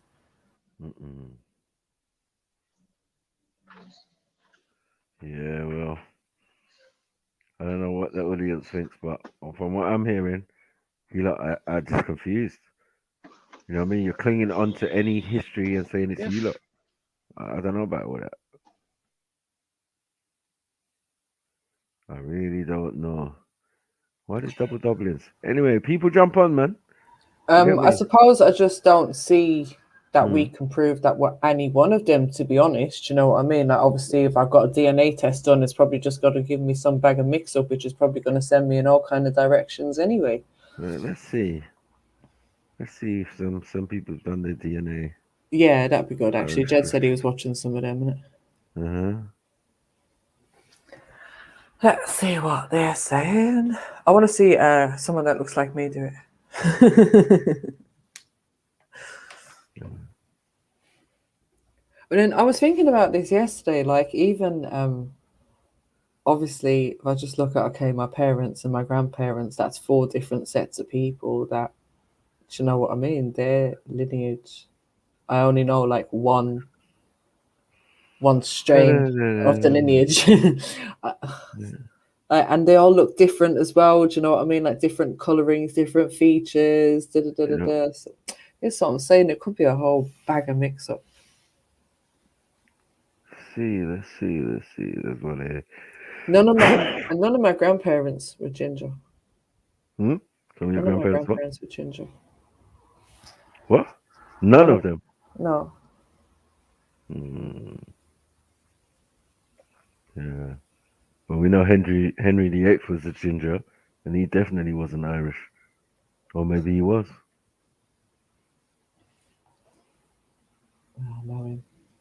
Maybe he was part of the Celtic people. Partly. Let's see what's going on here. Oh, these best not be some dumb Americans doing it. Best be Irish. In the world, we are exotic. We're not in there. Where they're from. Yeah, that's definitely true. I think so. What? Population of Ireland, 4.7 million out of almost 8 billion people. Woo! We really are a rare breed, us Irish. But today I'm going to find out how Irish I actually am. I know a lot of you follow me because I'm Irish, and yeah, we're going to combine DNA test results with a bed chat. I know I used to do these a lot more regularly last year. Today's topic is a bit deep, but I do know that that's why a lot of you watch me. So let's go. April 25th is DNA Day, and I am working with Ancestry, which is the UK's largest family history site, to raise awareness about how many people nowadays are lonely. Almost 1 in 5 people confess to feelings of loneliness, and that's so sad, especially because we think we live in this modern connected world. Yeah, depression. Look, even yes, exactly. Even young Irish ladies are still. She looks a bit like Sash, isn't it? Also hoping to help Sash, come get your cousin. around talking about loneliness. Statistics show that almost 2/3 of people who feel lonely are uncomfortable. Let's get on with the DNA test, man. Make us feel like everyone else is consistently busy. They're always interacting with other people on nights out and just with their friends, having a great time. Like alone time is just part of being a human being, but there is definitely a difference between that kind of being. I think it's definitely a separate issue. Feeling disconnected in general, and like that's why you're lonely. Periods of loneliness. And now I prioritize human connection probably above everything else because it's so tied to my happiness. And yeah, that's what YouTube became for me. It was me looking at, what are the writing community. I have also realized that I am fortunate enough to be part of a family, a very big family, loads of what the fuck on the positive steps you can take. There's so many ways to bring new people into your life. Oh, talk to your cousin, man. On today is Ancestry, and wow, all right, sis, shut up. Just show us the results. Bring the Leo. Can come on. help you discover family members. I've seen so many YouTubers use this service, and it's always so lovely to see people kind of being brought together in such a meaningful way. It's linking people through shared DNA, and that's just wild to me that they can test that so easily now. I'll admit I was a little bit skeptical at first. But my skepticism is I asked in our family group chat if any of my aunties and uncles and cousins had tried Ancestry, and a couple of them had. 2 of my uncles, so I was fucking sort of an accent, is that? Amazing, and it would be so cool to see loads of like 4th cousins and 6th cousins. Wow, you can't even go. You see what it is like. You can't. Like, who wants to go out with an Irish girl who just chat shit? Just be there like, what? Hold on, babes. Let me just go to the bathroom and slip my wrist. Because this is madness. Like, what are you doing? Fuck's sake, huh? I have linked below for those of you who would like one of these kits for DNA Day, which is a day that commemorates the first time the structure of DNA was published in 1953. Yeah, this is the kit. This is what arrives. It includes a cover letter with full instructions, and it's really quick and easy to do, like a little tube that collects your saliva, and that's it. And then you send it off in the return prepaid box to be examined. Your results, like your DNA origins, will typically be ready in 6 to 8 weeks. Yeah, let's go check out mine. I'm gonna look through the results with my dad because he might recognize some of the names that I don't recognize. And yeah, it's a nice little kind of bringing whatever, man. Fucking hell. family together thing. Right, so I am officially 100% potato. Which actually must mean I am as well. Yeah. If I get mine, I must get mine done. 98%. 98% potato. What the heck? What? No, 98% Ireland and Scotland, mainly from Leinster and Ulster, and 2% English, Welsh, and Northwestern Europe. Mad. What does that mean? Anyway, let's move on. Percent Ireland and Scotland. Yeah. 2% England, Wales, and Northwestern Europe. I always expected that there was some Italian in the family, because your family, there's pictures of my dad and my aunties and uncles and stuff, and yous all look like yous come out of some kind of mob movie. Get that from? Yous all looked quite Italian American. So these are my matches, and these are Claiming, cheap claims. You see what I'm saying? It's not only you, Mary Jane, and thing. It's everyone's doing it. All of a sudden, you're mafia. You're La Costa Nostra now. Fuck's sake.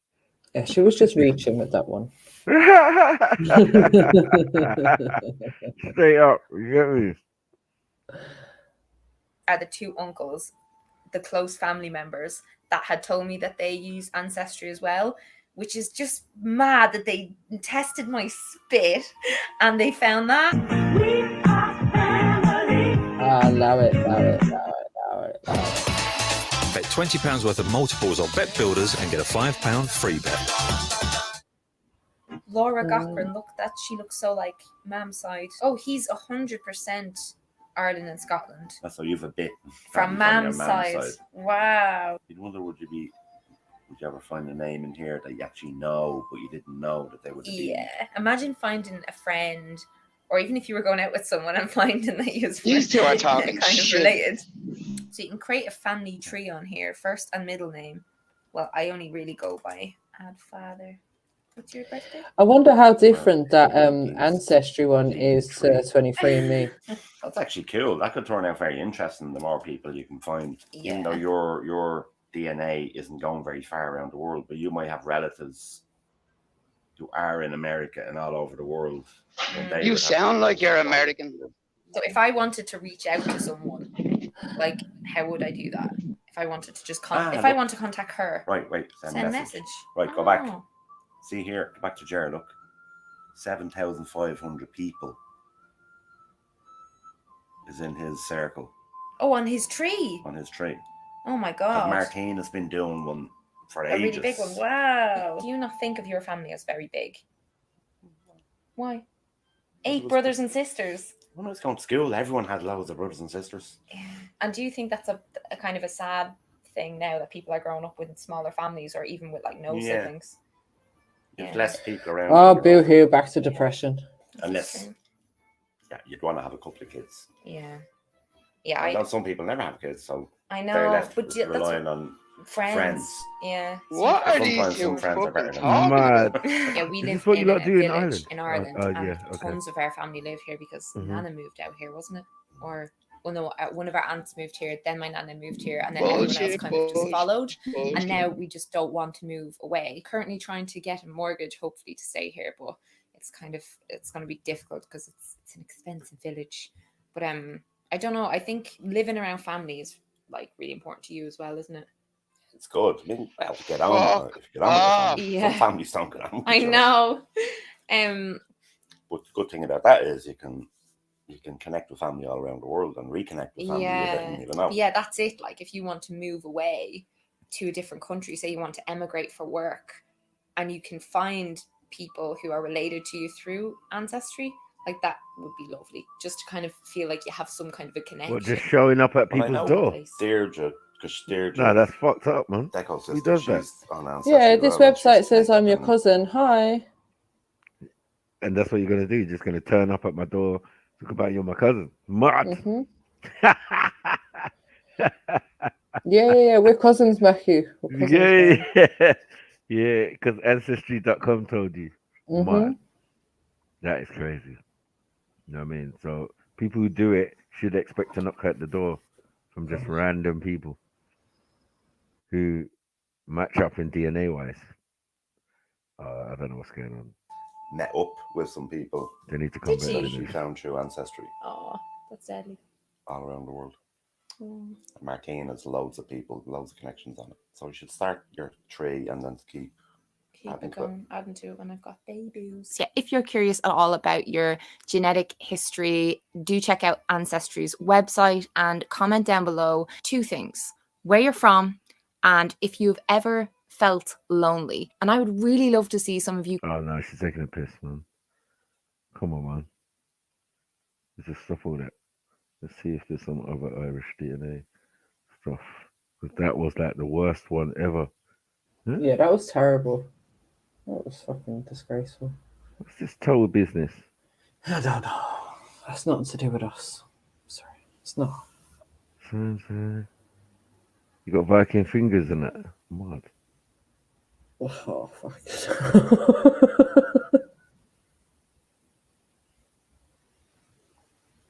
Well, let's see this one quickly. No, can't even do that one.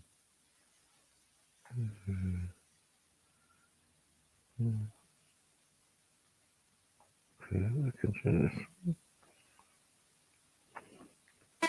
Looking like someone's uncle. Looking like someone's family member in that. Yeah, not mine. Dublin, do you know this guy? Oh, that's crazy.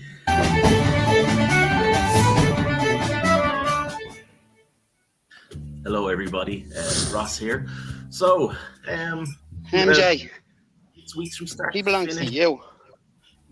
Sent away for my ancestry DNA. Well, is he a fake ginger? Yeah, is he a I fake? reckon. Yeah, he's claiming.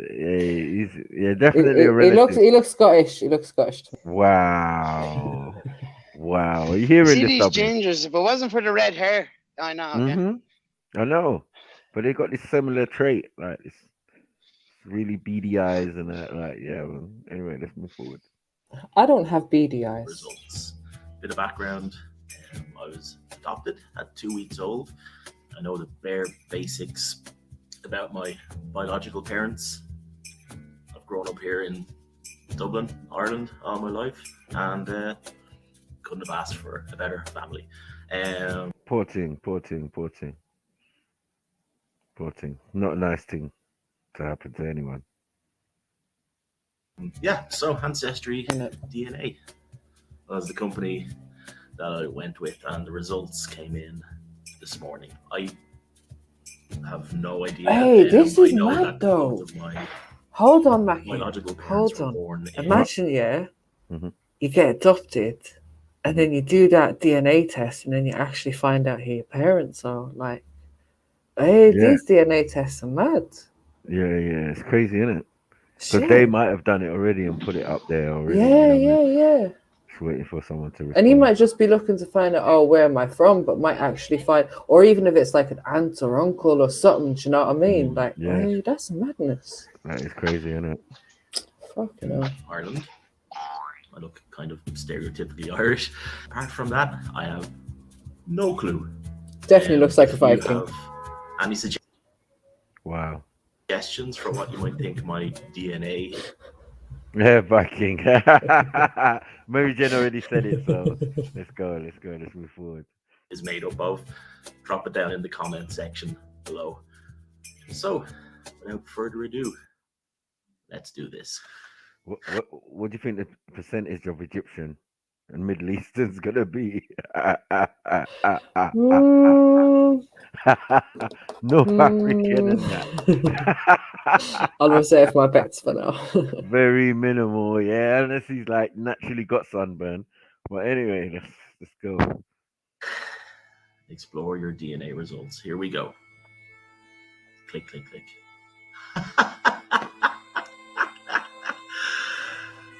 Oh, that's crazy. Okay.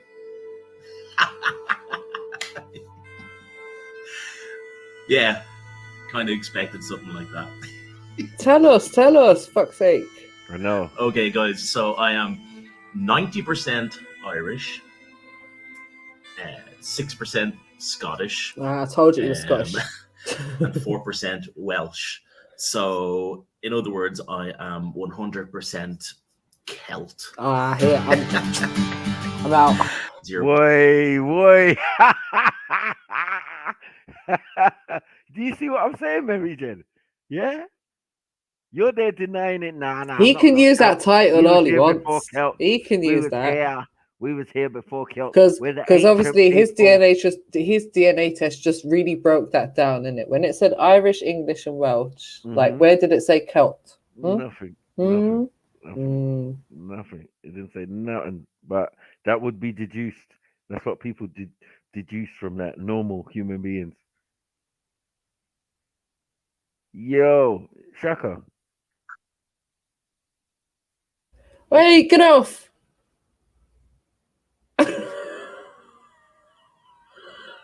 What is man doing? What was he? Was he Celtic?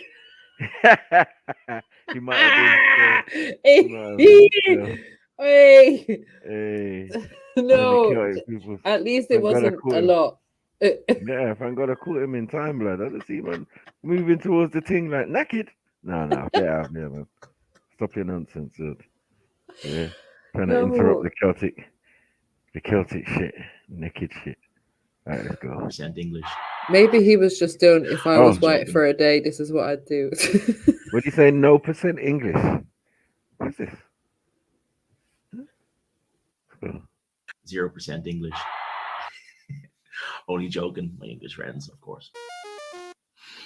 Wicklow, Carlow, and Wexford, which is all here in the Leinster province here in Ireland, is where a lot of my DNA comes from, apparently. And North Leinster.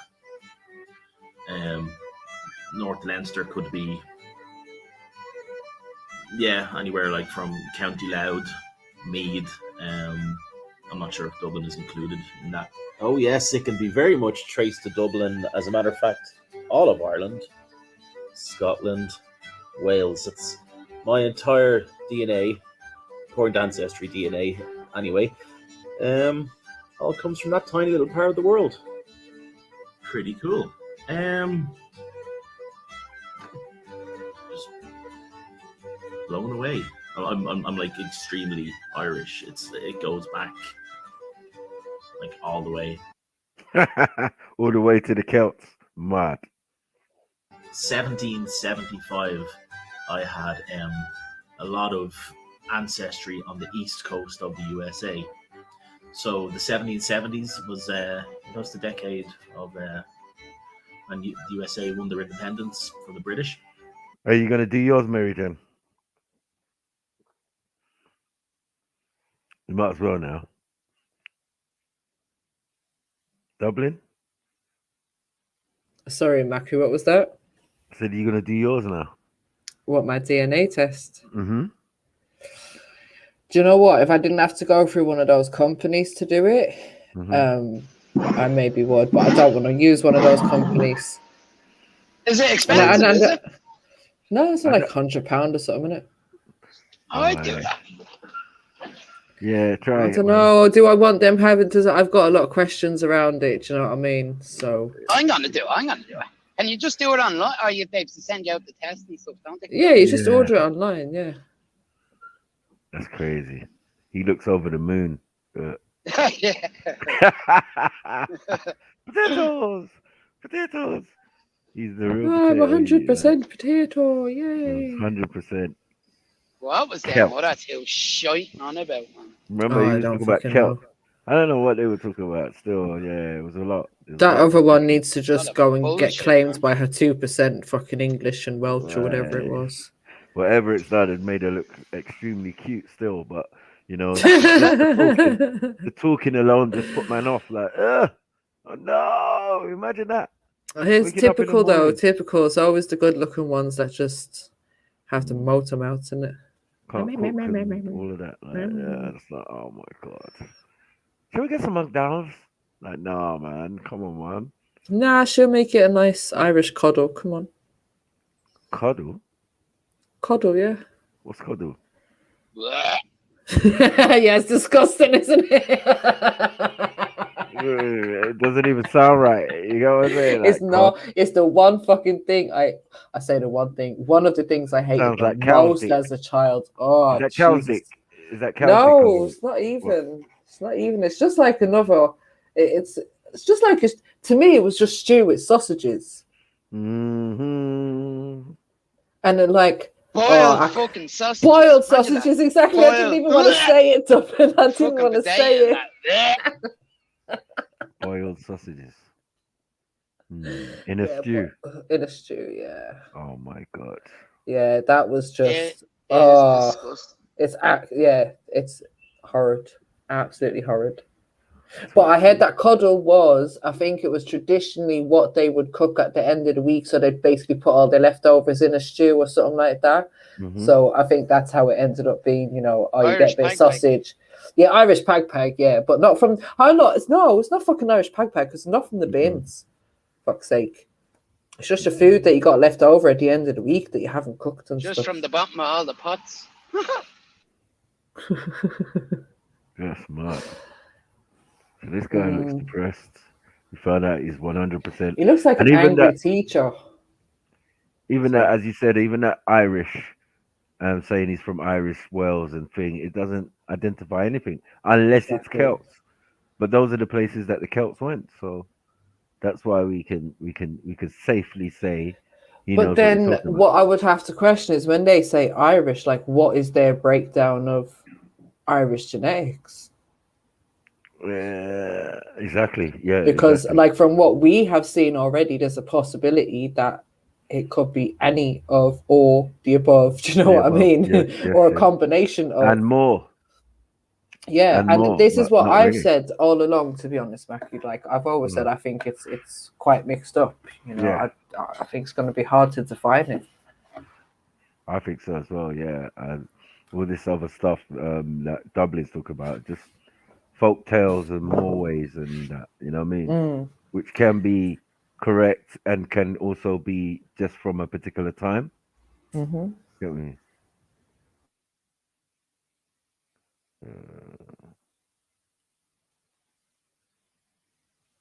And I think any sort of, you know, like land and stuff that Irish people did have over the last 2,000 years with what the British went over and done, that just broke up all of that. And this is where people like the guy we watched in the previous video, he can trace back his heritage to, oh yeah, my ancestor was da-da-da-da-da, do you know what I mean? And built this thing, because that's what a lot of them done. Come and took our lands, we lost all of our shit, history was lost, you know what I mean? Records were lost. And they took over and we were just left to starve. Oh, there's got to be people doing better than DNA than that. Because that was like, all right, but it was just depressing, bro. What the hell is this going on? I mean, wow. What's this?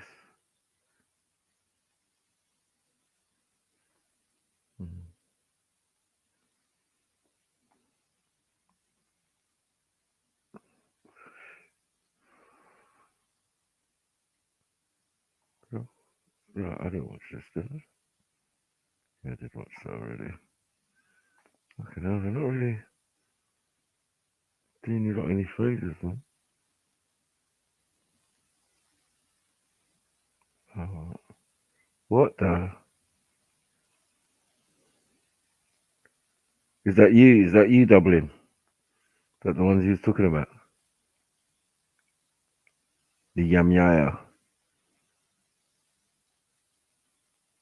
Don't know what that means.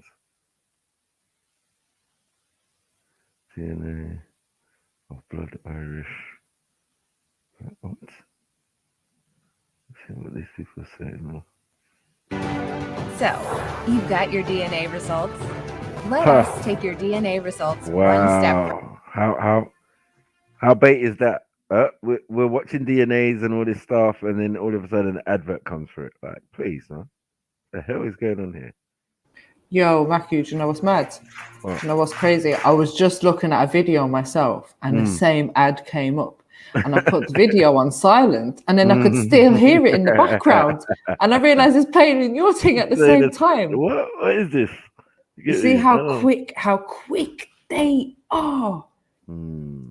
Oh my gosh. All right, let's see it. Let's see this one. What's this?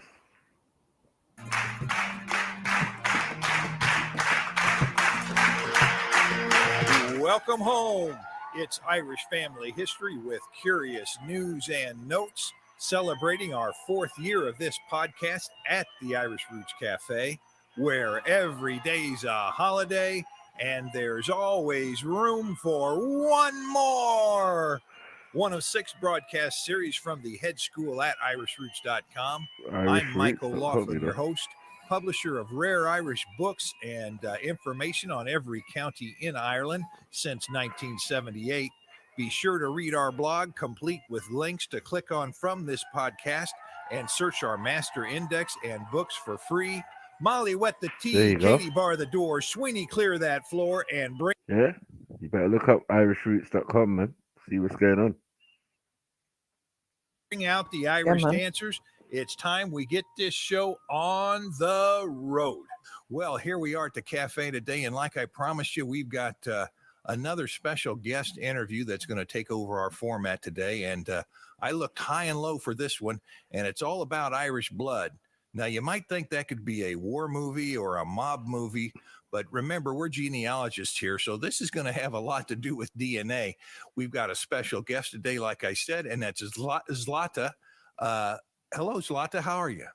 I'm very good. Thank you for having me. Well, before we get into the details of Irish blood, could you tell us a little bit about, since everybody here is a family researcher just about, could you tell us a little bit about your family history and your Irish connection? Okay, certainly. I'm originally from Bosnia. I was born in Sarajevo in Bosnia-Herzegovina some almost 30 years ago. And I've been living in Ireland because of the war and everything that's happened in my part of the world. I've ended up leaving Bosnia, moving to France, moving to Ireland 15 years ago. So I've been now here pretty much half of my life. I studied in Oxford in the UK. I did some studies in genetics and social anthropology, and some time ago was taken on as a researcher and a production manager on the production Blood of the Irish, which we're talking about today. Well, I tell you what, that must be, you've got to be a real expert to get that position. And, I'm looking at one thing, and, your great-grandchildren might end up changing their name to Max Philip, because your name is Filipovich. Well, us researchers into genealogy have seen that happen a time or two, where people would chop their name up and just shorten it, and we have a heck of a time finding out who the real family is. So if you might keep the word passed on, it would be helpful for them to keep the original spelling.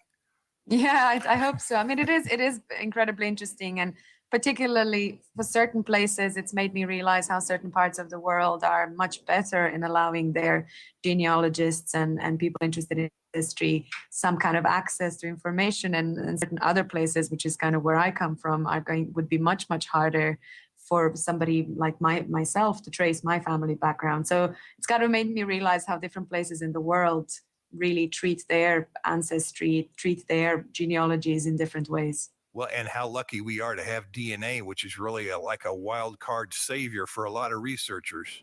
Indeed. Again, it goes way back beyond those records as well. So now, if a person comes up to you and says, well, what is DNA anyway? How do you give them a short answer? Ooh, that's an interesting one, because you could start getting all kind of technical. Yes, a lot of times I'll tell people, trying to get it very simple and very symbolic, I'll say, well, everybody has a series of numbers, and say your great-grandfather was a 1, 2, 3, 4. Well, his son something might have happened, and his number might have been changed to 1, 2, 4, 4. And therefore, you're going to trace back to that little change, and that's going to tell you where your family might have originated.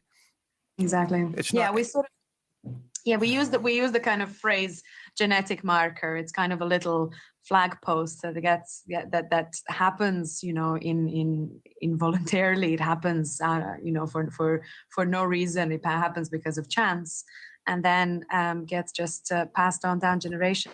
Little kind of a genetic marker, a little signpost. Now, what did you go to different countries, or just research different countries' records? We were basically, we were relying heavily on the research that was done in Trinity College in Dublin, and they have a fantastic genetics department. It's headed by Professor Dan Bradley, and they had actually looked into sort of the population genetics of Ireland and had already done an impressive amount of work, which was really revealing into it. And in some stages, they were looking at surnames, particularly they were looking into surnames of Northwest Ireland. They were looking at this hegemony effect, which originally was observed with Genghis Khan in Central Asia, but then there was a sort of a similar effect that was taking place in Northwest Ireland. Now, explain what that means. It means that it was discovered that a particular genetic signature was shared by an awful lot of men. Now, one of the things that's, I as a girl, I was always kind of slightly angry that so much more information gets to be found out through the Y chromosome, so that the ancestral lines traced through men actually give us more information. So a particular effect that was happening in the northwest of Ireland is that it was discovered that a lot of men in that region seem to have the same genetic signature, which would imply that sometime way back in the past they would have had the same ancestor. They would all could be traced back to one man. Now, combining surname records, some historical research, the fact that surnames were introduced relatively early in Ireland compared to a lot of other places, it was postulated by as a combination between the genetics department and the history department of Trinity College Dublin, that this one man who lived around 5th century AD was an extremely powerful man. Usually powerful men would have been the ones who would have had more wives. Now, was that an O'Neill?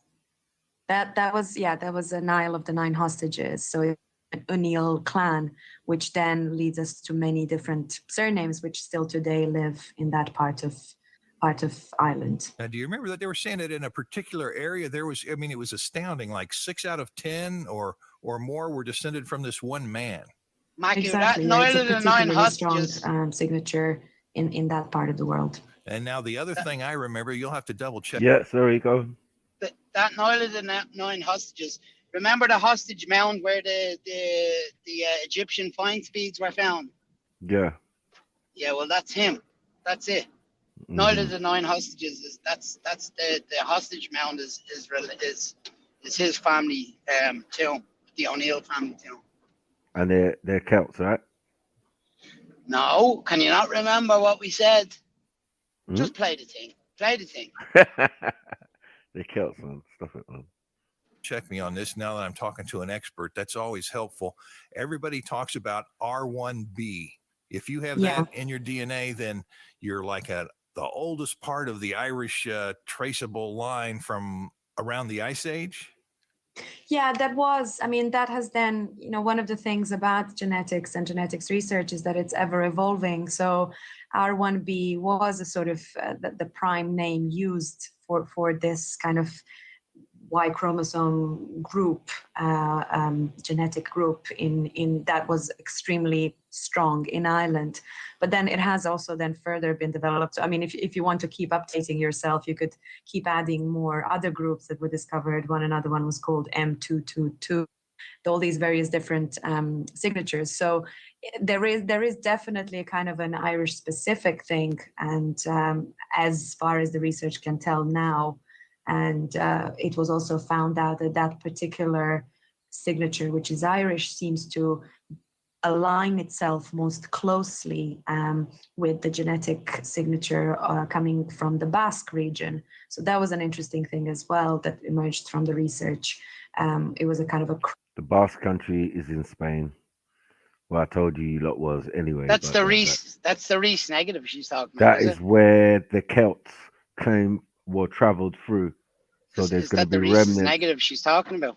There's going to be remnants of your people, the Celts. They're not talking about any other people.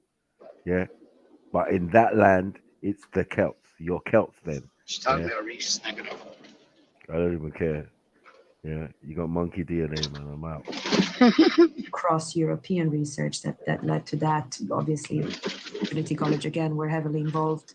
So it's it's an ever evolving sort of story. So the latest we had was that there was potentially a kind of an alignment with the Basque region. That probably is because the survivors, those who were during the last ice age, the sort of human population of Europe was very small and managing only to survive in one strip of Europe, which was in northern Spain and southern France, which is where we today find these amazing caves with prehistoric. Yeah, not your bullshit about half of Ireland wasn't covered in ice.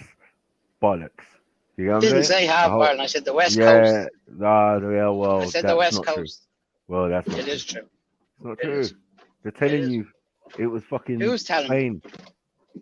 Yeah, all the way down to the Mediterranean is where the bloody ice cap went. So like, there's no Europe before a certain time. Like, relax, man. Art, which was where these ancestor survivors were hiding essentially from and surviving. And when the ice melted, they took off, started populating Europe, moving further up north, eventually making their way to Ireland.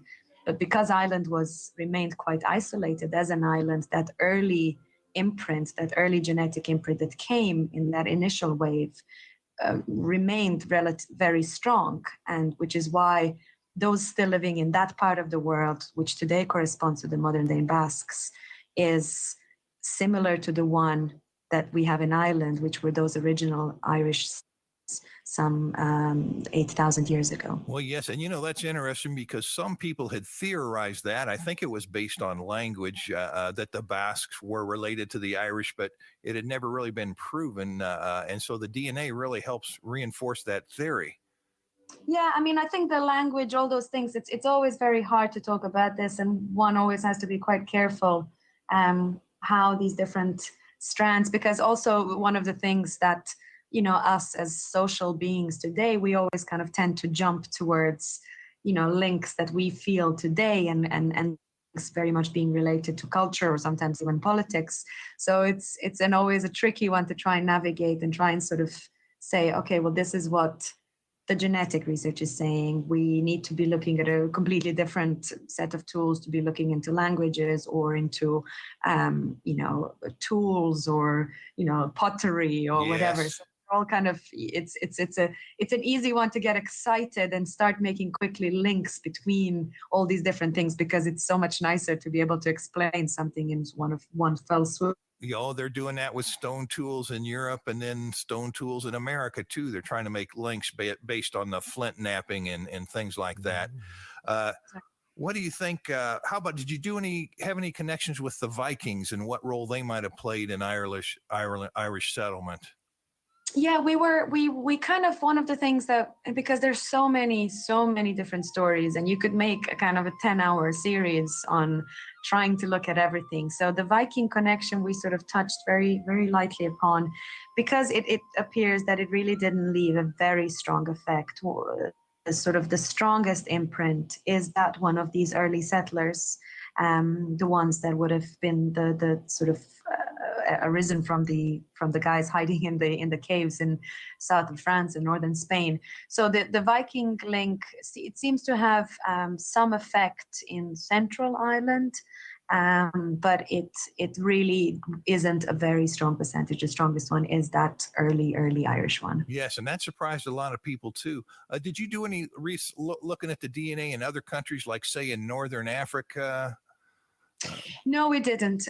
We were kind of relying again on some of these, the Trinity College studies, and they were looking, there is sort of this gradient across the whole of Europe, which is looking at anywhere from Turkey over to Ireland, and it's that R1b that we were mentioning earlier. So that was looking at a kind of more European-wide, but we personally, as a series and the research that we put into it, didn't look further beyond that. We were looking at some of more kind of individual stories as well. I mean, the story of people in the West and in the sort of Connemara region, and particularly, this sort of connection that people feel towards, because of the fact that the people in the west of Ireland tend to have this more kind of darker skin, darker hair, dark curly hair, and it was always thought that this was some kind of an Armada connection from Spanish sailors. And so we actually went around the west of Ireland and spoke to individuals just on the street, just to get kind of a feel from people, and they were mostly saying, yes, indeed, we do have here much for their looks. And yes, I think it's from the Armada. And then what we look at is it's actually would be something much older than the Armada. Armada wouldn't have had that kind of strong an effect in that. From my research, you might have had 3 or 4 people survive in a couple of places from the Armada, but most of them, when they were found, if they lived, they were executed on the spot by the British authorities because they were at war. Yeah, or even if they had somehow survived and gotten married and had some children, it wouldn't have led to the whole region today, having come from those few men. So that's just kind of quite hard to postulate. Yeah, it's just another theory of the Black Irish, and people are ready to fight to the death over the meaning of the word I found over the years. Now, were you personally surprised by any specific thing that you found out or that you experienced during this research?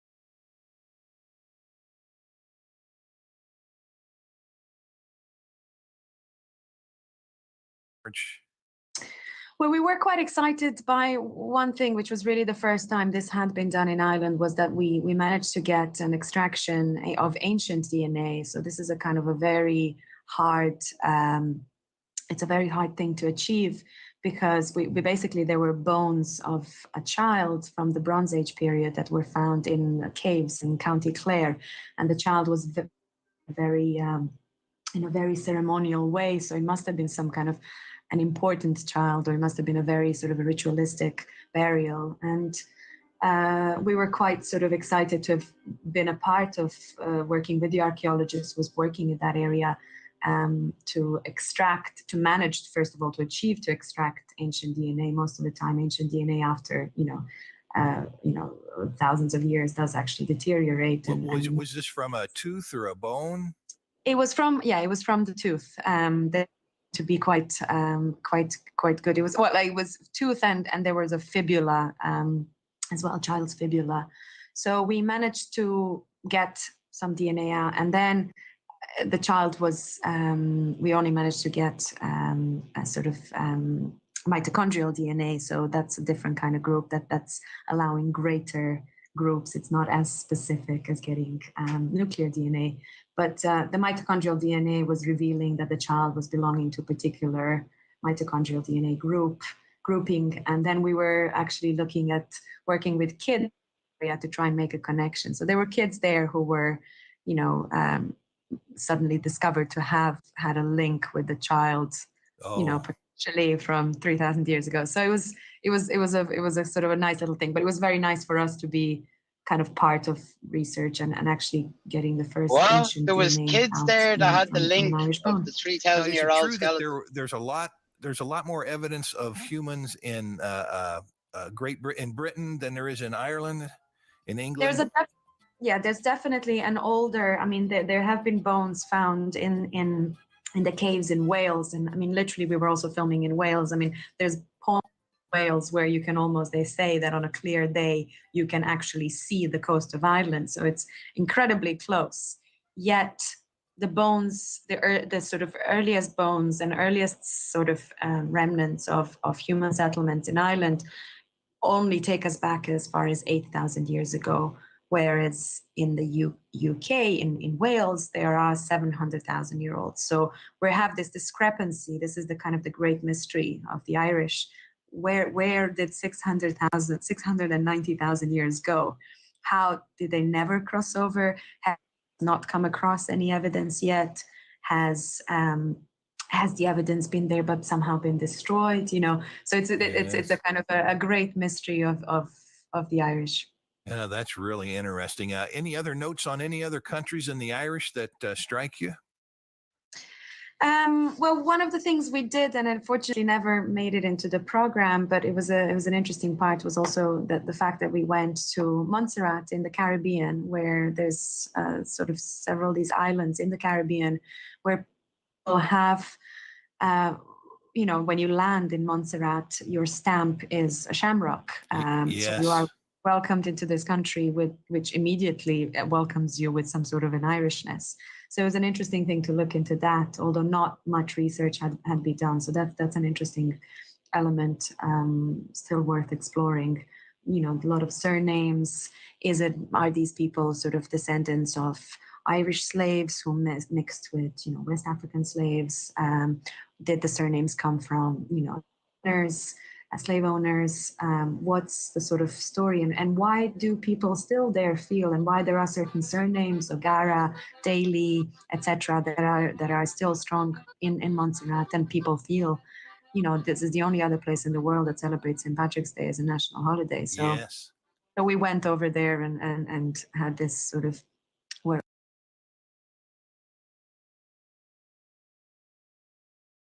What? Celebrating St. Patrick's Day? Mad thing. Montserrat? You get me? Black Irish? What's going on? What is going on? What in the four-leaf clover is going on over here? You knew this. We're very fortunate to kind of be a part of this experience, but it is an interesting one as well. So it's just fascinating how many people around the world are interested in their Irishness. Being a foreigner living in Ireland, I'm delighted to be here because I think everybody always welcomes the Irish. I don't think anyone, it's probably one of the sort of favorite nations in the world. Everybody loves the Irish. I've never met anybody who doesn't. So it's overall the whole experience of looking into this and working on this has been. She's never really, met a really Brit fantastic. before, no? Say back to your personal life there, I wonder, do you feel any generic differences between the different countries that you've lived in as far as the feel of the people, that type of thing? Yeah, this is kind of questions of cultures and, you know, humors and stories and how the way people relate to each other, friendships, family relations. And so I always, for some reason, have felt that there is sort of a, you know, I felt like there is definite sort of parallels in the way in which people live in Ireland and Bosnia, which is strange. I mean, it's a different way of living, you know, people here live. Fucking begging it. Go. Yeah. Whoever Mirror. mentioned fucking Bosnia in any of this? She said snap. You get me? That's what she basically said. She said snap. Oh, well, yeah. Tell me, what similarities is it that you wake up in the morning, that you breathe through your nose, like that you have to eat food every day? Like, what is this? Wait, man, you just deny your Western hunter gatherer self. Like, what are we doing out here? Pure, unadulterated self-hate going on. Why is this Bosnian begging it with the Irish though? Why Well, is she she's begging saying it? that, like, why don't she come over? She sees some cultural things. They probably have soup, black pudding, all of that fuckery as well. Yeah, I said we all eat soup. Yeah, I'm sure you got soup as well, bro. I'm sure you got soup on the continent too. Not the same one though. It's gotta be bland. No salt, no sugar. Yeah. I get it. No Yours is gonna spice. give me no spice. Yeah. Your soup will give me wee bomb. Mine won't. Exactly. Yeah. You're gonna get wee bum from all of that soup there. Like, there's no flavors in it. Disgusting. Yeah, almost as disgusting as the soup. But we're gonna leave that out. We're just gonna leave that alone. Just move on. Live and everybody has a little We've house. all got in lovely garden soups, I'm and, not gonna lie. most of people in Bosnia live in apartments, and or my kind of experience has been a different one. But I think there is a sort of an element warmth and friendliness, which seems to kind of exist in both places, which is really nice. What can our listeners do to support this project that you just talked about? Well, I mean, like I said, it's a sort of an ever-evolving story. We have a DVD. We were very fortunate because at the recent Irish Film and Television Awards, we won an award for series. What about other projects? Are you going to be moving on to any specific projects in the future? Well, the company that I work for, called Crossing the Line Films, we're sort of doing a lot of the entries, with often largely with a kind of some sort of an Irish slant. So whether it's could be historical or, you know, adventure related, but there's kind of always a little bit of an Irish slant to it. So we have, I mean, people can also get the DVD. They won an award for staying everyone's within the welcome to come and visit parameters. our website, which is ctlfilms.com. So www.ctl for crossing the line, ctlfilms.com. Dublin, have you heard about DVD this through the famine website. movie that's coming out? Also, yeah, so kind of stay tuned for other projects there. There's a lot of interesting stuff. We've had See, a famine movie is just like the 300. We know what happened at the end. Like, what? Why would you do such a thing? No. Ain't it? Like, we know the story. Like, why would you make a Yeah, movie? no, apparently it's all to do with like the relationship between the Irish and between Cairns people and how they were one of the only ones to help us out during the famine. Well, they were though. Yeah, I know. Scene. The Choctaw people, Native Americans helped us as well. What? Yeah. Like, this is just too much of a mixed bag for you, Irish man. What are you, man? This is getting crazy now. You know what I mean? Like, you are obviously not these ancient people, the original people of Ireland. Oh my God. You came later. No, that's cool, man. You came later, and then you mixed with some of them, and then some of the other people who came over. No, I'm just saying, some of the other people came over and they mixed with you, mainly being British and all sorts and and it's reflected in the DNA. Like, what are we doing? You're new. You're relatively new people, mate. You know what I mean? Don't be claiming Ireland like you're Irish like that. You're Irishish. Yeah, like Jewish. So you're Irishish. Yeah, that's it. New words. I'm making up new words, man. It's going to be Irishish in the dictionary with a picture of Dublin. No problem. We are Irish. Deal with it. Had another film out recently, which is actually also out in the on DVD about Liam Clancy and the Clancy brothers. So it's kind of it's a documentary about music done by a fantastic director, Alan Gilson. Yeah, that's a real timely. Yeah, it is exactly. They literally just finished it, and we all went together to the. She's definitely Irish because, like, she's already sounding boring. You know what I'm saying? Once you live there a couple of years, you're just gonna be as boring, as bland as everyone else. Oh, Like, that's why they adopted her quickly, because Bosnia, nothing ain't really going on either. Mm-mm. You know what I'm saying? So yeah, man, I can see the similarities, the boredom, the sheer slit your wristness of how she's talking. You know what I'm saying? It'll make you jump out of a window off the top 10th floor or something. Mad.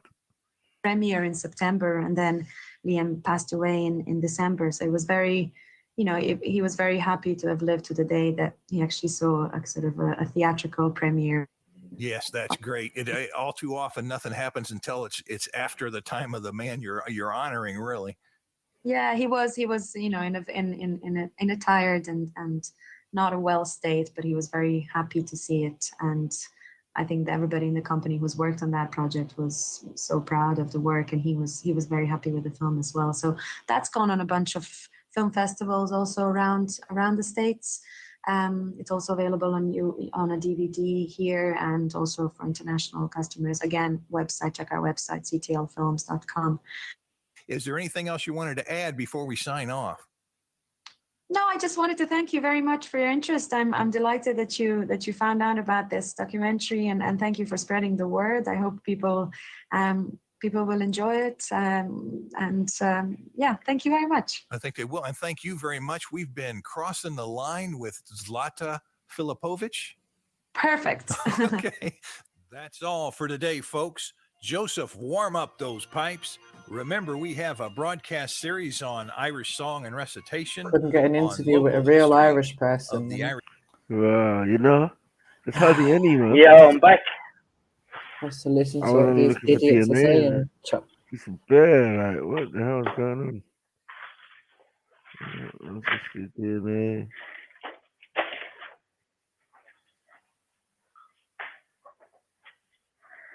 Oh, God. This is...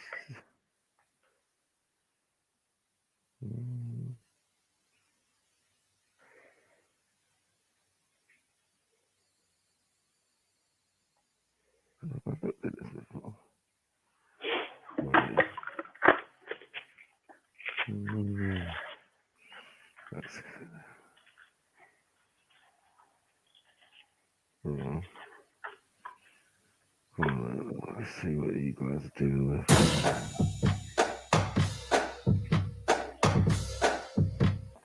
Bloody Irish DNA test. They're just funny, man.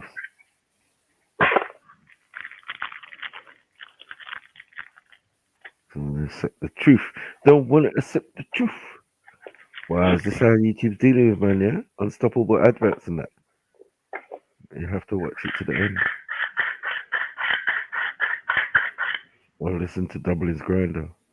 Come out, Levi! What are you trying to say?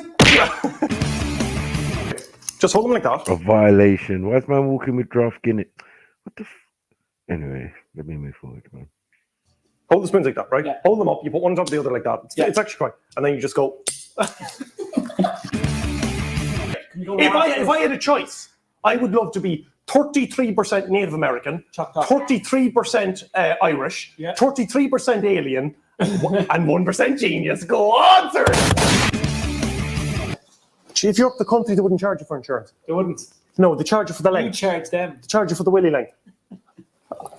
Why am I doing this in my mouth like I bloody ate them, sir? I don't.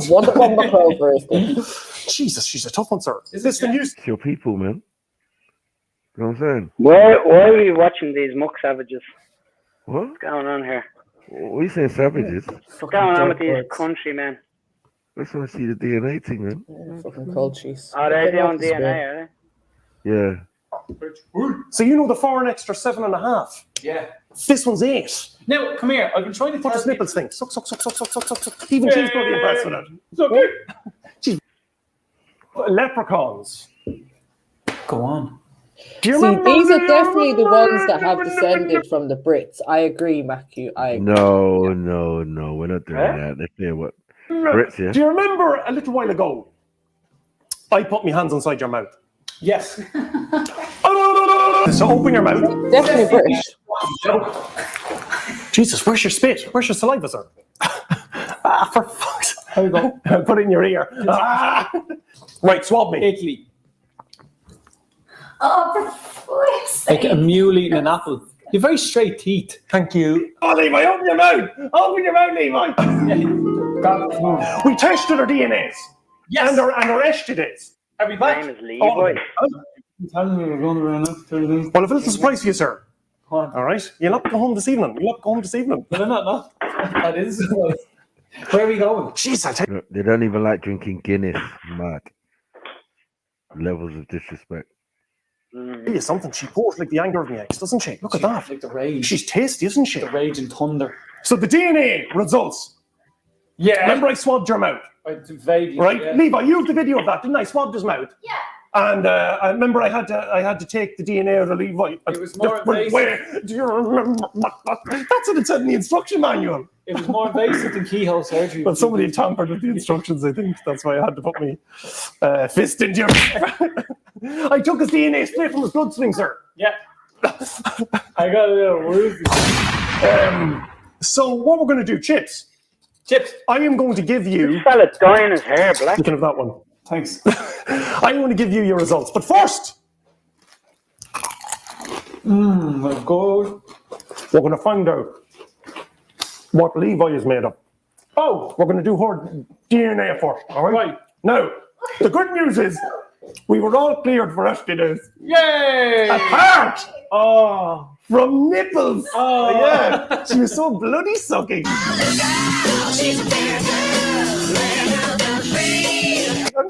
This is Irish humour. I'm not involved. What's going on here? It's the truth. Okay. More around nipples. She loves an L. What's she like now there? How's she standing? How's she standing? She's getting there. Jeez, I tell you, she empties well. She empties like my ex's purse, doesn't she? Doesn't she? I saw some junkie trying to rob some fella outside. You know that just now? Was my mother up? She stopped it. Yeah, that's what I'm saying. Wow.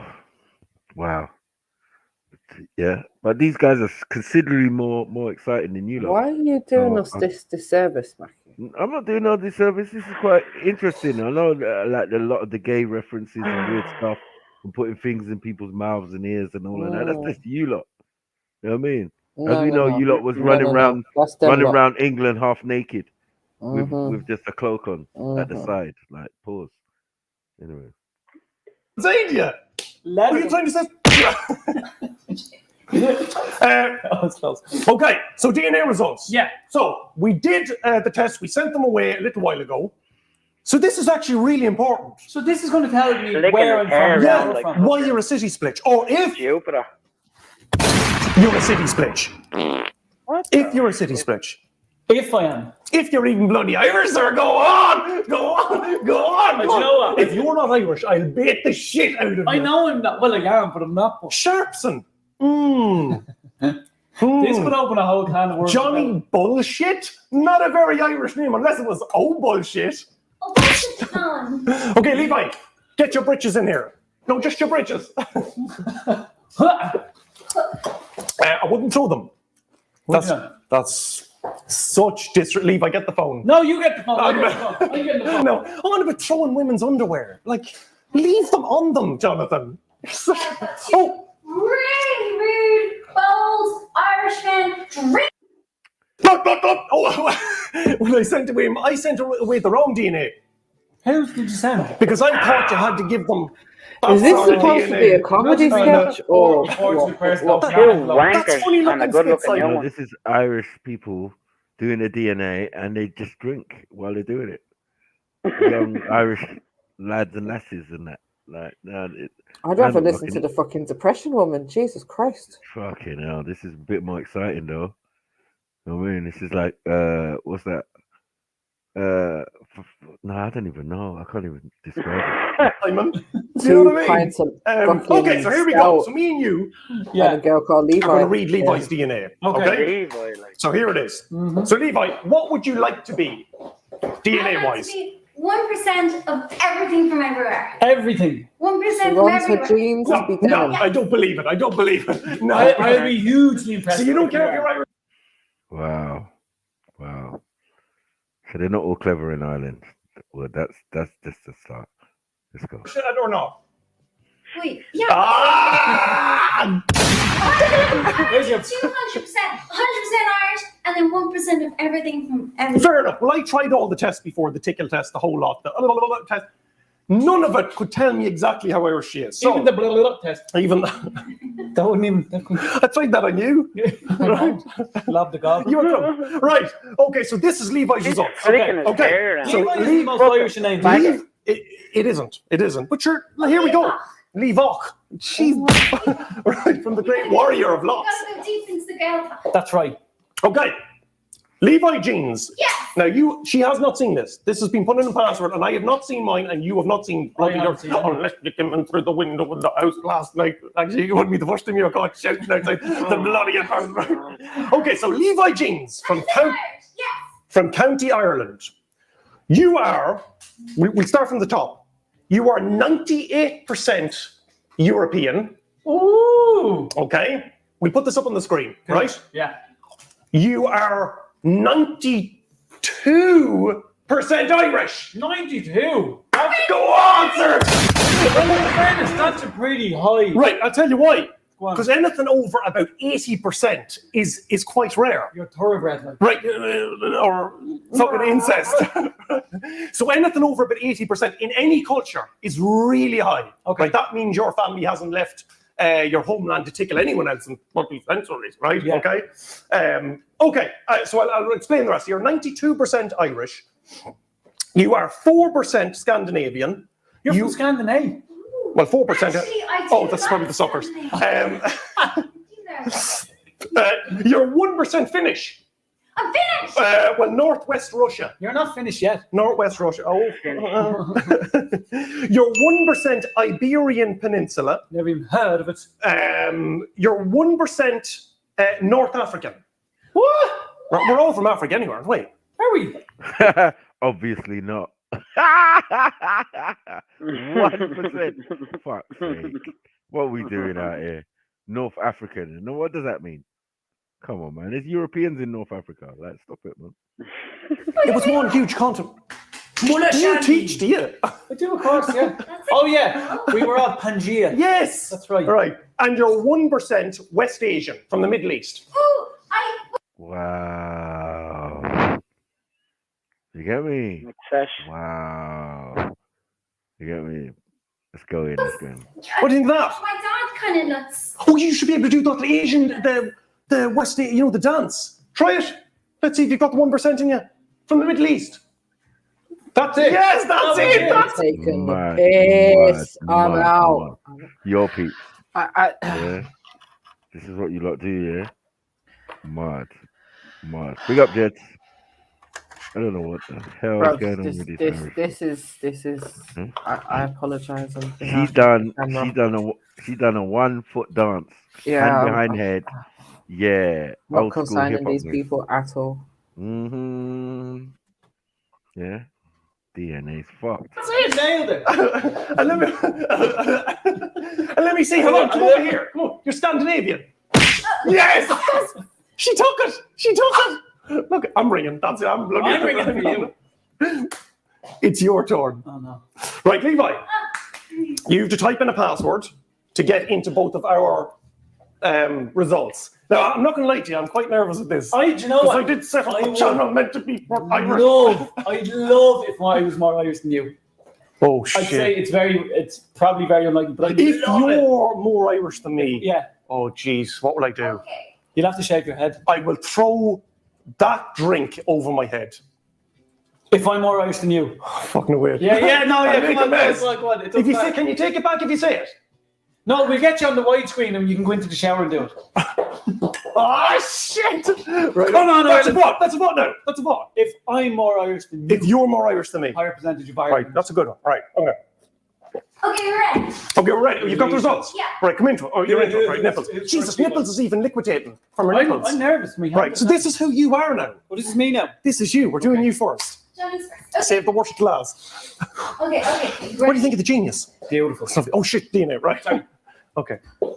So Johnny Bullshit. Imagine if it was like English or something. From County Dublin. Okay. Even Levi needs a drink. North County Dublin. And she's usually teetotal.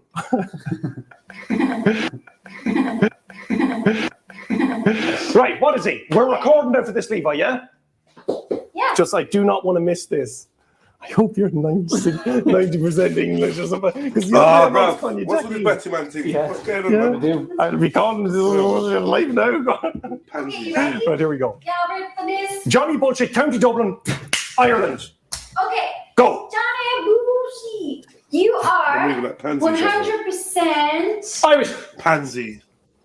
European. That means nothing. No, that just means you're from Europe. Okay, you're just means you're Wow, why are we doing this? Like, how can you be 100% European if you're a This is what I'm descendant of trying to say. Hyksos?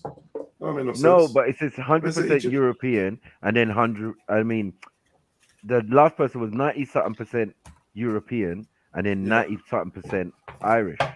Yeah, that makes sense. So they're saying that Irish is the European. So it's simple as that, man. You know what I'm saying? I don't know what Mary Jane and because they want to be Egyptian. No. It's a fucking Rachel Dolezal syndrome, man. Yeah, this one had 1% North African. 1%. Who, Richard? This The girl, chick? she had 1% North African, 1% Middle Eastern, and 1% Asian. Mad. Fall back. Yeah, but she was Finnish, she was Scandinavian, and yeah, mostly European. 98% European. Done. Yeah, 100% European. Right, Levi, right. 100% European. Now, let me break it down. Break it down now. I'm going to drink more of this so I'm going to spill it over here. 100% European. From Ireland, you are. Drum roll. Come on. 93%. Yes. Get in there. So he's 1%. You're 1% more Irish than Levi. Yes. Yes, Levi, you are out of here. No. I can see you're not better than me. Why don't you go back to Asia? Oh shit. I had to laugh there. You know, fucking racist. Yeah, go back to Asia, man. Fuck. Man. I can't wait till Mary Jane does it one. And Dublin. Well, Dublin's showing off because he's already Mexican or something. Whatever it is. Oh my god, you sound like Wab Funk now.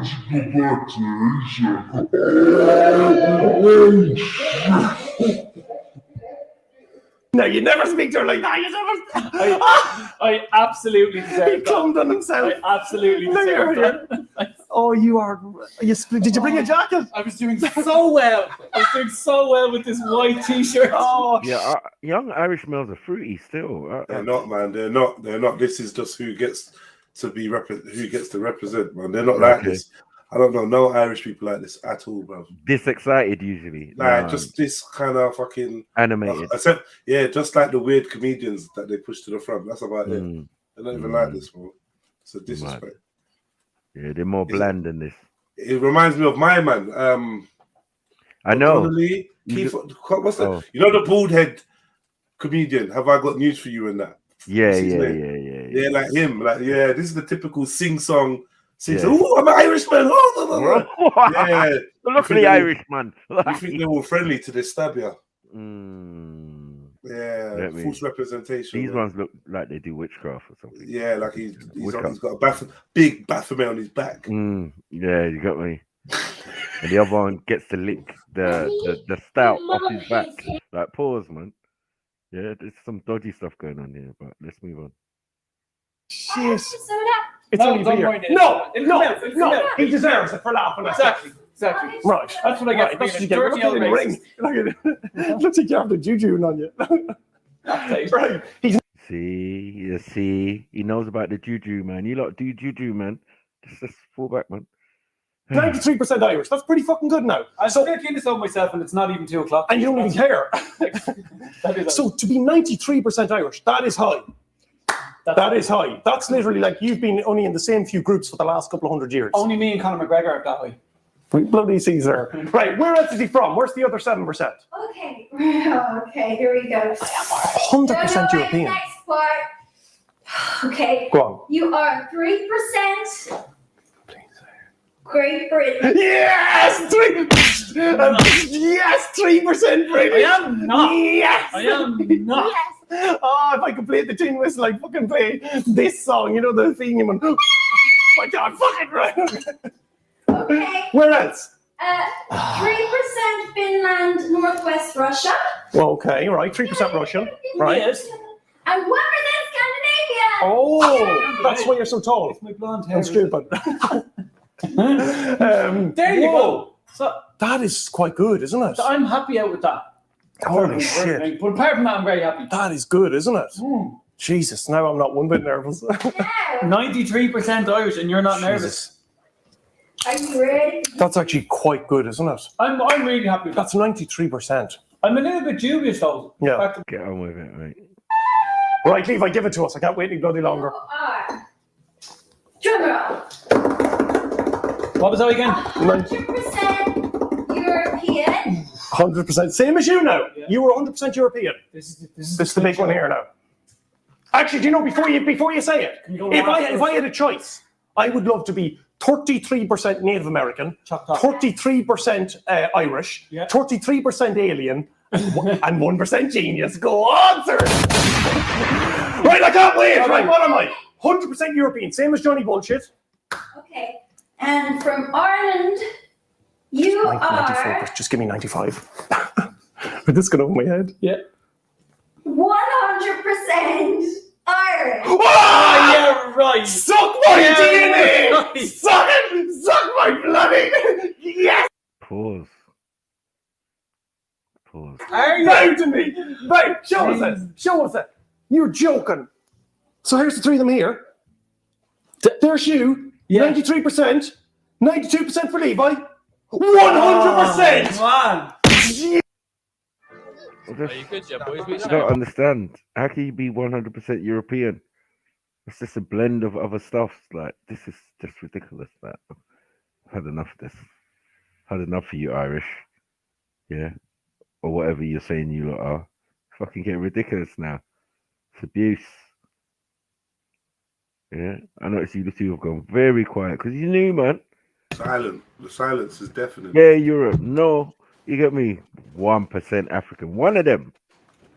Only one of them. The rest of them is. I know, man.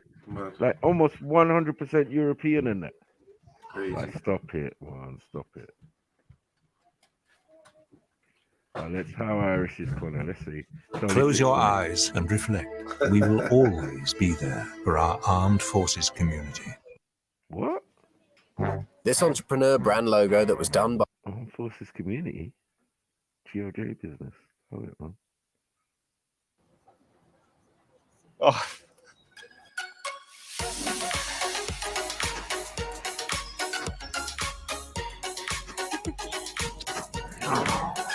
SAR experience. So I am really excited about this prospect of finding out more. Shut up. Let's do the DNA, man. Now, the only thing to do is to go to the post office, and then in 4 to 6 weeks, I'm going to find out my results. So yeah, I've just sent off my DNA sample to my heritage. I'm super excited to see what it comes back with. I've got to wait a little while for the results. Of course, it's got to leave here in Odessa, Ukraine, and go all the way over to the US to be analyzed, and then I get my results back in a short while. I'm super pumped.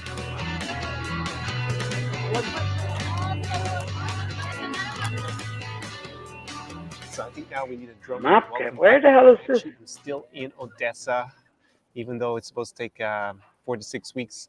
We've had an amazing Indian summer here in the south of Ukraine. So I've actually never left. I got the email last night from my heritage. It was a little bit quicker than I expected. So now I'm really super excited, and this. Yeah, you see, you look back to places like Ukraine, extremely boring, and then the Ukrainian people. He's not Irish, man. He's not Irish. Whatever, man. Connor's not Irish. Sound Man. Irish anyway. He doesn't sound it. This is going to be interesting. Basically, I have in front of me the question: are you ready to explore your ethnicity? I'm about to hit the let's go button. Fingers crossed. So I'm just going to hit it now and then find out what my ethnicity is and where my ancestors are probably from. Connor, you are? Oh. Well, first one is definitely not a surprise. Okay, that's also not a surprise. No. Middle Eastern. I did say that it was possible. I did say it was possible. Yeah. I think my Arabic friends are going to be very, very interested to say the least. So, what can I say? I got to read more into it. I'm 98.8% European. Well, with my skin color and my complexion and the way I look, that's obviously not a big surprise. Only 8.8% English, which is obviously a neighboring country, which is obviously not that dramatic. And part of my family obviously came from other parts of the United Kingdom. So, but the big surprise is, 1.2% Middle Eastern. It means I have an ancestor from somewhere in, Middle East is a big place, either Syria, Lebanon, Israel, Egypt, Saudi Arabia, United Arab Emirates, Oman, Yemen, Iran. Motherfucker, you can't be from all those places. Just choose one. 6 million ways to live. Choose one. Like, what is he doing? You know them Egyptian Middle East. Yeah, just what the fuck is going I on? went Yemen, friggin' this one, that one. You get me, Azerbaijan, like, allow it, man. What the fuck is this? Azerbaijan, Georgia, and Turkey they've given. So that's a huge geographical area. But I have one. I said Turkey as well. Like, allow it, man. Georgia as well. Sister, obviously, probably, since it's 1.2% of my DNA that came from there. Yeah, if you're interested as well. All right, that's it, bro. What are you looking for now? That's it, bro. My heritage, go and check it out. You appreciate that's it. Discount code. Right, No one's coming out. Yeah, that's it, bro. So basically, what they're saying is, you know, just Europeans, man.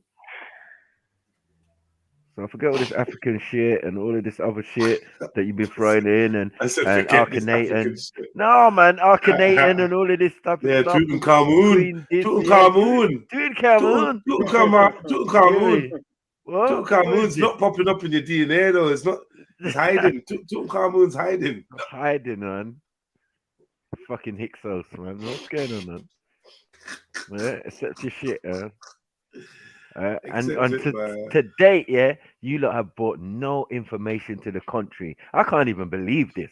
Mary Jen, the top researcher in the end. She's finished. Top researcher in the end, you know. Yeah, I know. But yeah, listening to Chinese whispers, mud thing. Yeah, Dublin's been there. Like, yeah, you went to Saturday, Marco. Yeah, watch. You fucking wait. Yeah, absolutely, Diddley Scott. You look. What, and these videos you're showing is bullshit. Like one or two Oh, people giving their it's all DNA. bollocks. No, no. What it's Yeah. showing is the European expansion. You know, like the Bantus. That's how you lot was moving. Celtic movements, Gauls. Get your name right? Get your name right. You were Gauls in that. You know what I mean? Yeah, man. From Embrace them, Galatia, man. Embrace from them, Gaul. man. It's all good.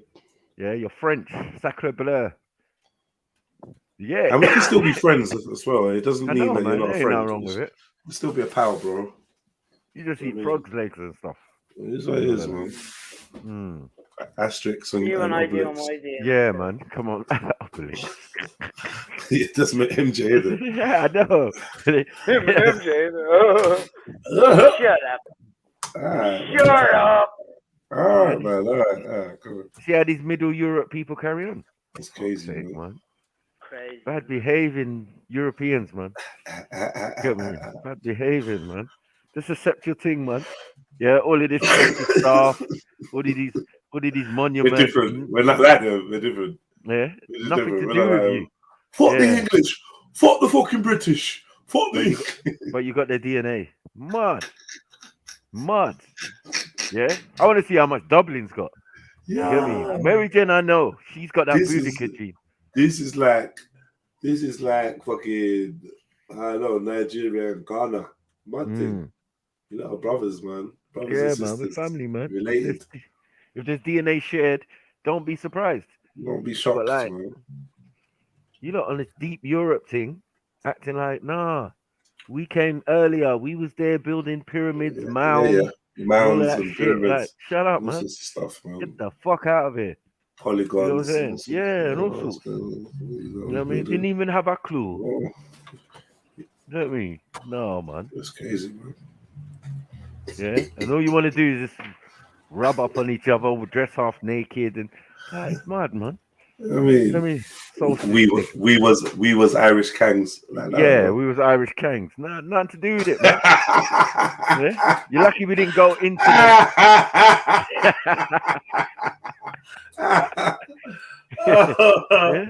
Oh my god.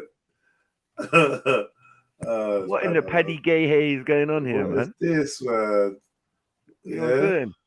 Yeah, Big I heard you lot was arguments. doing hard hair with urine and all sorts of stuff. Don't think that went over my head. You get me? Pause, even. Yeah, just in case it didn't sound right. It was the Irish sex dolls that was cracking me up. The big hole, the big hole in it. Oh yeah, possibly to fit a penis. Yeah. Yeah. For them non-practicing, or them what do they call them? They call them Bill Clinton. Them Bill Clinton ones. Yeah. Hey, Dublin. Was your ancestors? Oh, you're sharing screen, Dublin. Is that what you're going on with? Was your ancestors sucking the king's lip? Wow. Go on, Dublin. We had like kneel and kiss the ring and them things. They bend the knee. Yeah. Dublin had licked the nipple. Mad thing. And remove it as well. Yeah. Just to show a man he's a pum pum. Like levels to this. You violate.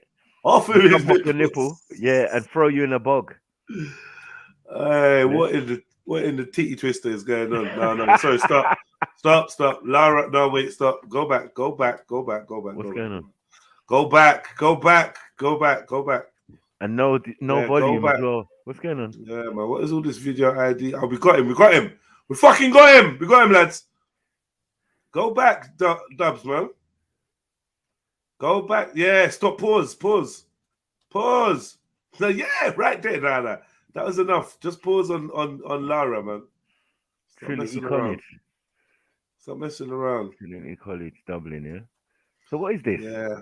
No Wait, sound. stop. Pause on Lara. So, are we going to talk about Lara's gender reassignment? Oh, fucking hell. Come on, man. This bear multiple L's. You showing us tranny videos, man. Tranny evidence. Multiple L's. She thinks she's a girl. She's gonna say you lot are Hyksos. He thinks he's a chick. You know what I mean? Yo, nah, sorry, man. Nah. Sarah was a dude. And we're taking this dude gal's fucking testimony, yeah? Fuckery.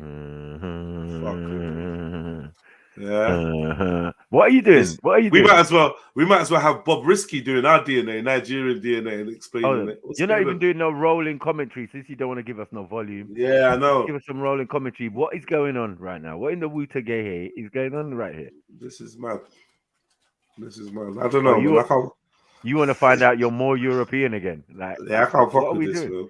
They're gonna lie. They're gonna lie, bro. Yeah. Watch it come up, say Ethiopian. Straight lies. Like, watch it. Yeah. Somewhere in Uganda. Yeah. Yeah, look. School of Genetics, yeah. Lara Cassidy is a don with a fucking. That's why you got to mute. It's on mute, by the way. I don't know if you realize that part of it. You ain't shared the sound. Yeah, you fucked up. Yeah, proper big fuck up. Yeah, fuck up. Yeah, proper fuck up. Yeah, reshare it and you know how to do with the share the audio thing. Proper fuck up. That's it. Genetics, in its essence, is basically the science of inheritance. And following from this, every individual's genome, yours, mine, holds a complete wealth of information about That's our what Tony. Look at the fucking Adam's apple on it, man. Go back a bit. Go back just one more time, please. Go back. Look at the Adam's apple on it when it's talking. Just literally bouncing along. Look. Wow. Bouncing around. Boing, boing. Boing, boing, boing. About our ancestry, to actually get to the real meat and bones of what is happening in prehistory. Nothing can beat a direct look at the past itself. Ireland has frequency for a number of important genetic variants, and they include variants that code for genetic diseases like cystic fibrosis, which is a disease mentioned iron overload. And we've been fortunate with our collaborators in Belfast to be able to extract DNA from several ancient Irish people. In this case, people who lived in Russell Island. Ancient. Who's ancient? I don't even want to start. Genomes. So we understand the genetic code from two of these individuals completely. Now, the oldest one is one of the first farmers in Ireland, and she lived just over 5,000 years ago. When we look at her genome, that's the face they rebuilt with that skull. People are liberties, you know. Mainland Europe, along with the start of farming. The second set of genomes. How do we prove that skull was an early Irish person and not a visitor or African, not a foreigner? Yeah. How do we prove that? Again, get a very strong signal of people coming.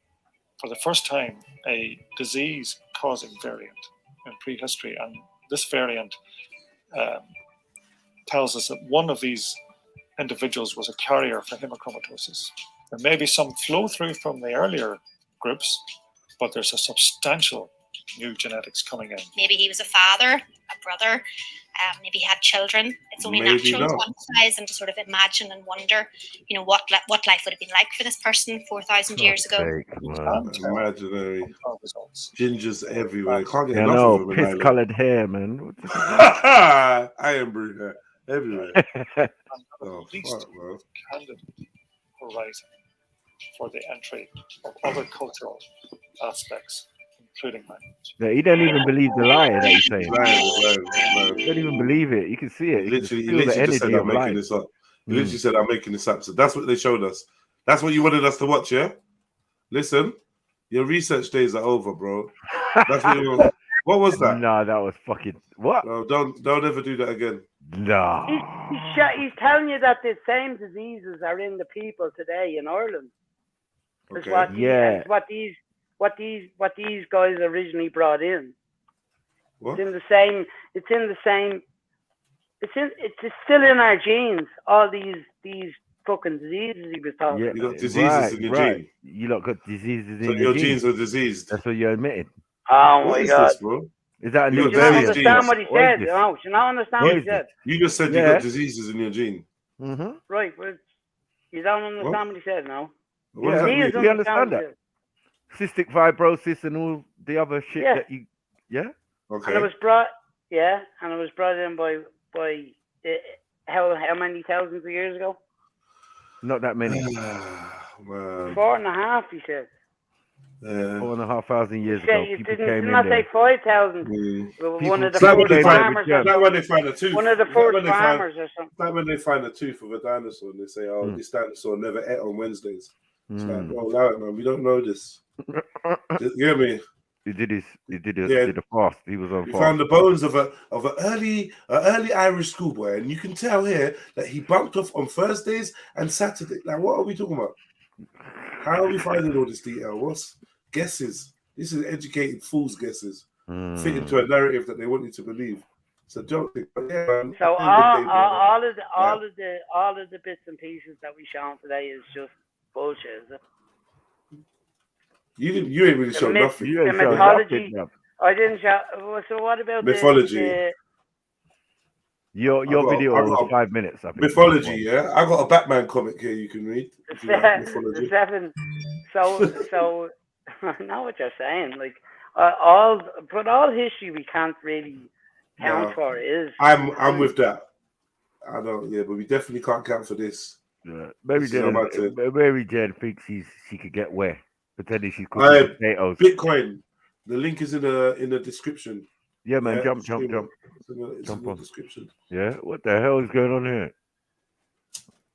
Yeah, I'm really surprised that Mary Jane did that. I'm just really surprised. I'm not surprised at Dublin because Dublin's Dublin, isn't it? Allow it. Dublin. What's he trying to say, bro? He's the folktale guy. Like, he likes the folktale side of Ireland and that.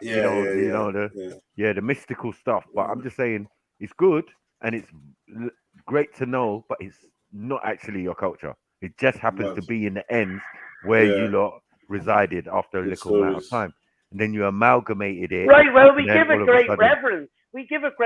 That's good, man. That's fine.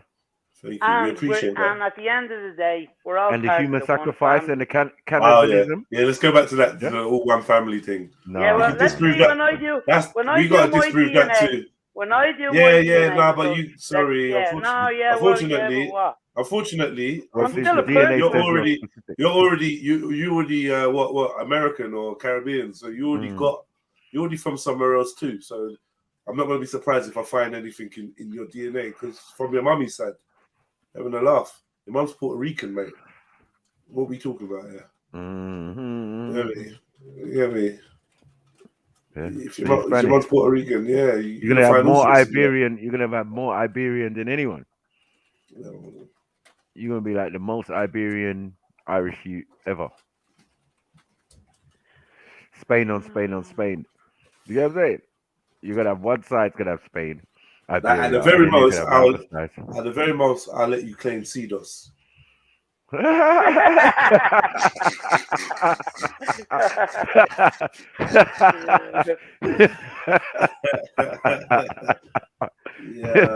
If you want, I don't know how my Caribbean brothers are going to react to that. That's cool. There's an initiation process, and I don't think you make the grade. Doubling, kicking back, listening well, it's to on both reggaeton. sides, then. There's a height restriction. How do you feel about reggaeton? Just out of interest. My sister listens to it all the time. I don't put off it.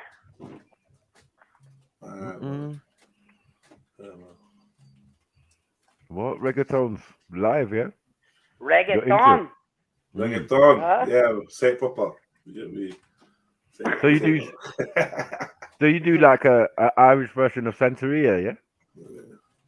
Listening to Pitbull being judged. Hombre la gasolina, dame gasolina. Someone bring the gasolina. Like, what is going on? Yeah, you Irish are dangerous, you know. Bare lies, you know. Bare lies. Get me. But yeah, you're from Middle Europe. We know what it is. You know what I mean? All due respect to that. Big up, bro. Big up, bro. You know what I mean? American with their British, half British self. You know what I mean? I told her that, look, ginger hair, big woman is a Boudica trait.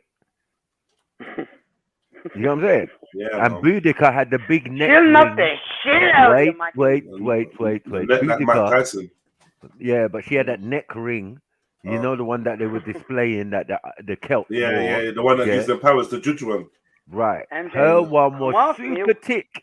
I don't even want to bring up a little video of it, bruv. It's so big, bruv. Solid gold. Wow. They found it in a field somewhere What's in this just young one outside of doing? London. I'm off and that. mute, MJ. No, she's calling her young one. And that. No. She might be more Younger Irish than you. More Irish, proper Irish. She's a She proper might be Irish more Irish person. than you. She might be more Celtic, in fact. Not like this hybrid. Yeah, These Dubliners are hybrid. Saxon, Norman, Finnish, Scandinavian guys. Like, what's going on? Perpetrating the funk. Because you know where you came from originally was cold. Yeah, all this Indian summer stuff. This is all new for you. Rainy days. You wish. Rainy days, you wish. You know what I mean? Like, yeah, rain. The rain in Ireland is good for you, lot. God, bro, where you come from? The rain freezes, man. Freezes, hit you on your head hard. And talk about your origins, man. Because right now you ain't proved anything to the contrary. You know what I mean? Mary Jane's gone silent. She's like, you know, she's more in tune with her Rasta side. Yeah, you could be Dominican or whatever, like 1%, 2%, all of this type of stuff. But I'm telling you, man, probably going to be a large amount of Spanish. 1% African on the Puerto Rican side. You know what I mean? Come on, man. Be more than that, I'd say. Oh, yeah. Oh, yeah. Mm-hmm. I'm telling you, whatever. We'll see when I do it. Yeah. When you doing it? I'm going to put in for it. I'm going to send away for it tonight. Amazing. Amazing.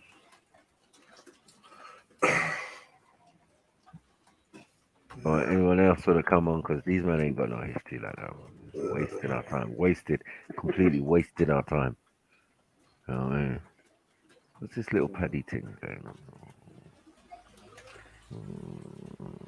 Right, this. Quick 10 minutes. But you're not even entertaining any of the mythology stuff I brought you earlier on. What? That's what it is. It's just entertainment. Myth. It's a mythology. Yeah, you heard it. You said it. Mythology. Bring us some real shit.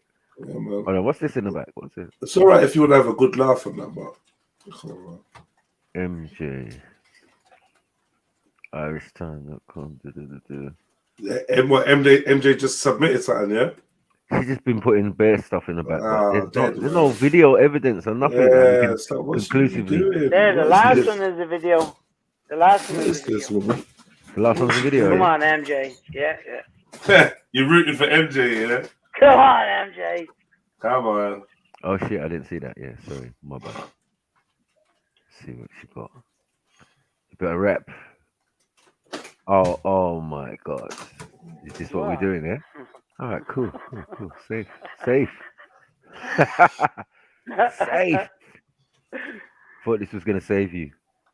Who's that girl?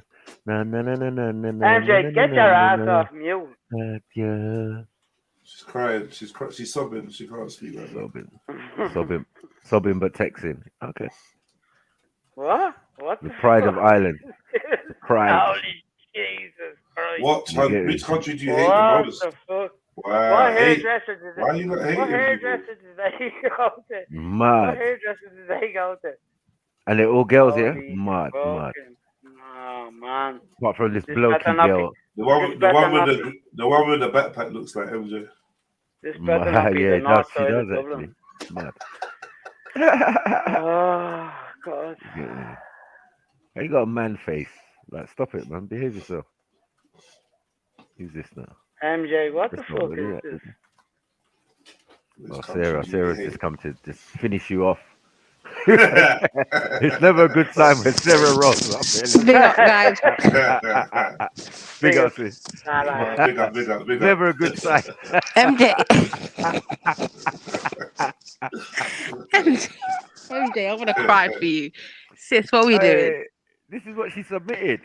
This is What she is submitted. this? I don't know. I Man, really don't know. I really don't know. he's showing the four is the Really don't know. ugliest brute. They look like emo. in Let's. Dublin. Emo. What the fuck? Indigenous They look like they emo. cut their wrists. This Wow. one's kissing our teeth. He said indigenous Holy emo. shit, That's man. fucked. That's fucked. Yeah.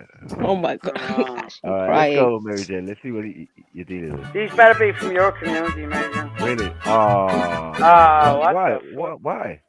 Why? What is this? Why? These are the most ugliest people I've seen. You thought this was Listen, going to make to things better? is this what Islands did, yeah? Wait, Bro. you thought this was going to make things better? Like, what is this? Oh my god, this gets worse. Carry on. Fucking hell. Where did you put this? Do you have a country? Mad. Sneaky. Everyone looks sneaky. Why does everyone look gay? They all look like they cut themselves. They're all gay. Hold on. You know when you just had to rub your screen because you thought there was something on his nose and it turns out to be a nose ring? I'm out. Fuck's sake. Nah, come on, man. Dublin's got one. He's a barber. Look, Oh, he's a fuck. barber though, Matthew. He's not. So He's not. What does that mean? Wow. Don't do that. That's what we do. Don't do He's that. coming out of that barber shop. I'm Don't telling do you, he's that. funny. So he's a He's barber coming now. out of that barber shop. Yeah, he's one of you. Stop that. He's a barber, He's a yeah? barber. Yeah, he's a barber. Yeah, he's a barber, not a berber. No Like, question. fullback. Sweeney Fullback, Todd. fullback. Descendant of Sweeney Todd. Like, allow it, man. Come on. You don't like? What the Oh, fuck? not really. What do you think about England? I don't like England. You don't like?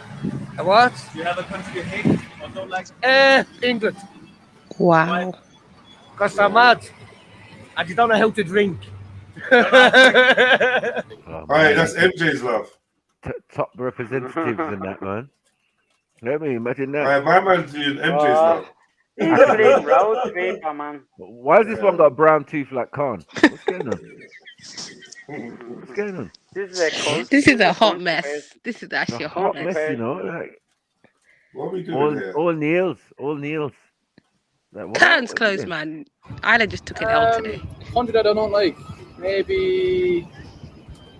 I actually can't think. Iceland or something. I don't know. It's just too open. What about England? England. It's all right.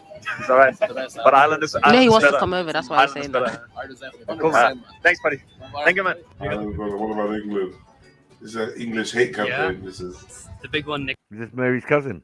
the big one next to us. What was the significance of this guy? So basically, what it is, the Irish have a profound hate for the English, which in turn is actually self-hate, to the point where they actually want to deny their European roots and be from some other continent. Somewhere else. Yeah, they just want to get as far away from England as possible. I don't blame them. But like I said, it's like Nigeria hating on Ghana, man. It's just dumb. Yours is brothers, man. Get me. Mad. All right, let's see what Mary John's got to say. England. I hate England. Yeah, right. I hate fucking England. Sounds like England. Not gonna name any names. He's gay I as don't know fuck as that well. one. Don't like the people. I'm not getting into it. Country you don't like? Cuba. Cuba. Why don't you like it? I felt the least safe in Cuba. Oh, Yes. you're such a liar. Racism. Oh shit! When did you go to Cuba? Why you Racism. like? I was in Cuba and there was Cuba I is Least swear to safe. God, yeah, Cuba is really Let's safe. see. There was Oh, after Propaganda, man. Probably a Them feminist. Anyways, glasses, just carry on. yeah, man. Come on, man. She looks You like a can see it. feminist. She's American You know what I mean? though. She's American. She's not American. Wow. She's not American. That wasn't an Irish accent. Wow. So player, what? player. You She's lot live American, everywhere, that's what man. I'm You saying. lot, hold Listen, on, you wait, tried to claim the whole globe, but I know. Crazy, bro. there's no evidence. Yeah. You lot from Eastern Europe, and it is what it is, man. What? Baltic Eastern steps and all Europe. that. Come on, play Come the on. fucking Mary Jane. Fucking. Make And it is that show. herpes on her lip, or is she just happy to see, man? Anyway, let's move on. Yeah, I know. Other people haven't said that, but I was hissed at in Cuba. Oh, really? More than once. You did very sure. Why? Why would anyone hiss at you? I don't know. Hiss, you know, who hisses? Like, what does that even sound like? What are you, a snake? So basically, someone went and she was like, oh my god, I feel so unsafe. God, violated. Yeah, because why would anyone? You know, she made that up up on the spot. Proper. You know what I mean? Worst lie ever. Basically, to make it seem like she's fancied. Yeah, self-gassing. Come on, like, what are we doing? Fancies me. Like, come on, really? This face? Look at it. Man, let's hear the outlet. Let's hear the outlet. Looking like Harry Potter, like she just looks like a fed Harry Potter. This is dead world. So you want me to hurry up so I can play man? Yeah? Okay. Yeah, let's hear the outlet. You better say something. More than once. They're very serious questions, you know. But really and truly, I was going to say the country has the most beautiful girls, but I can't say that. That's not an intelligent answer, you know.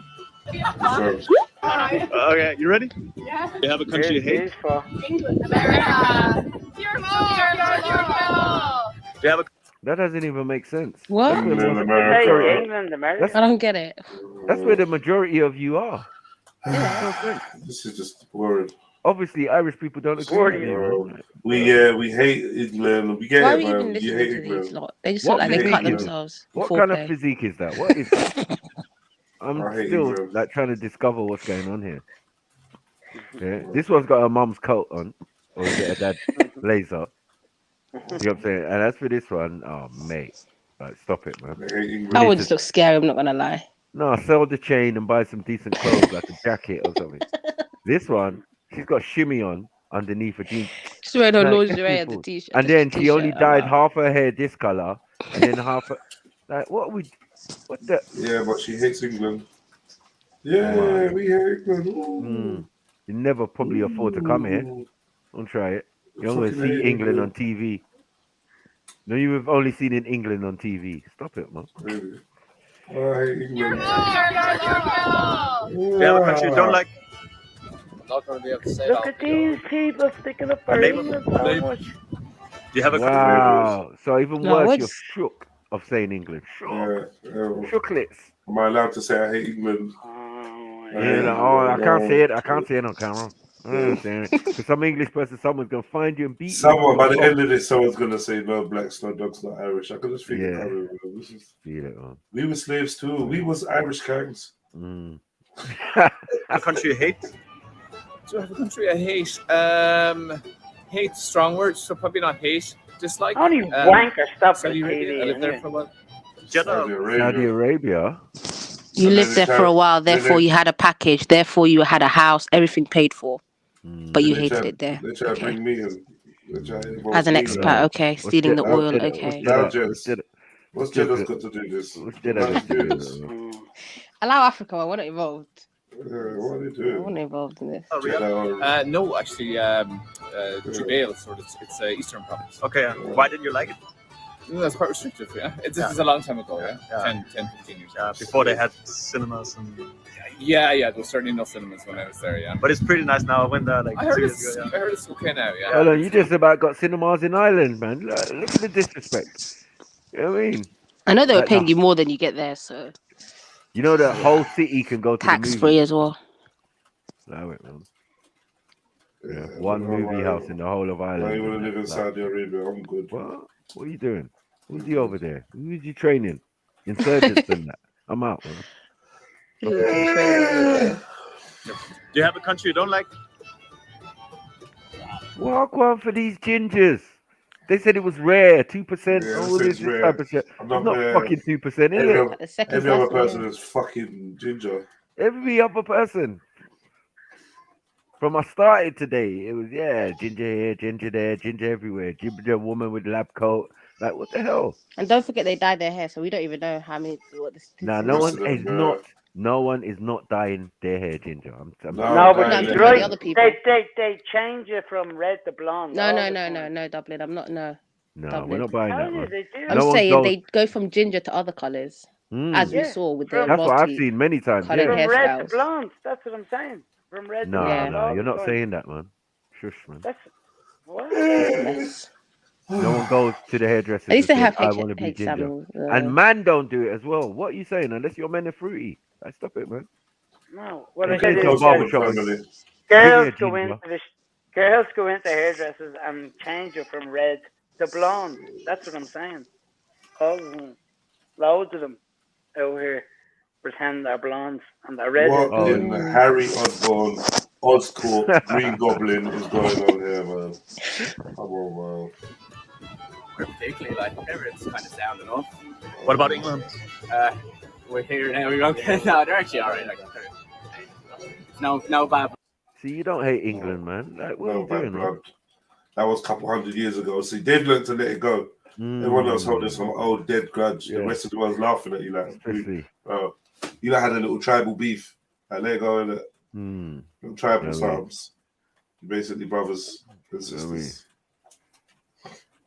9-5 Crip Celts. That's cool, man. That was a couple 100 years ago. Ireland is better, yeah? Of course, Do you have a country you don't like? Romania. Ooh. Racism rears its ugly head. That's my Look the way they laughed as well. There's Crow Park, the stadium that's up the road from you. Oh, it's around the corner from you. Yeah. So this racism is prevalent. Okay, I'll keep it moving. Or Romania, minding No, nothing nothing to do with it. Probably getting Fourth and bullied cart. by Romanian young ones or something. Wow. Oh yeah. Well, they're overpopulating you over there, yeah. Outpopulating, yeah. Bare lies, You man. got them Bare elbow lies. problems. I know, man. It's bare lies. You know what I mean? Okay. You know what I mean? Like, yo.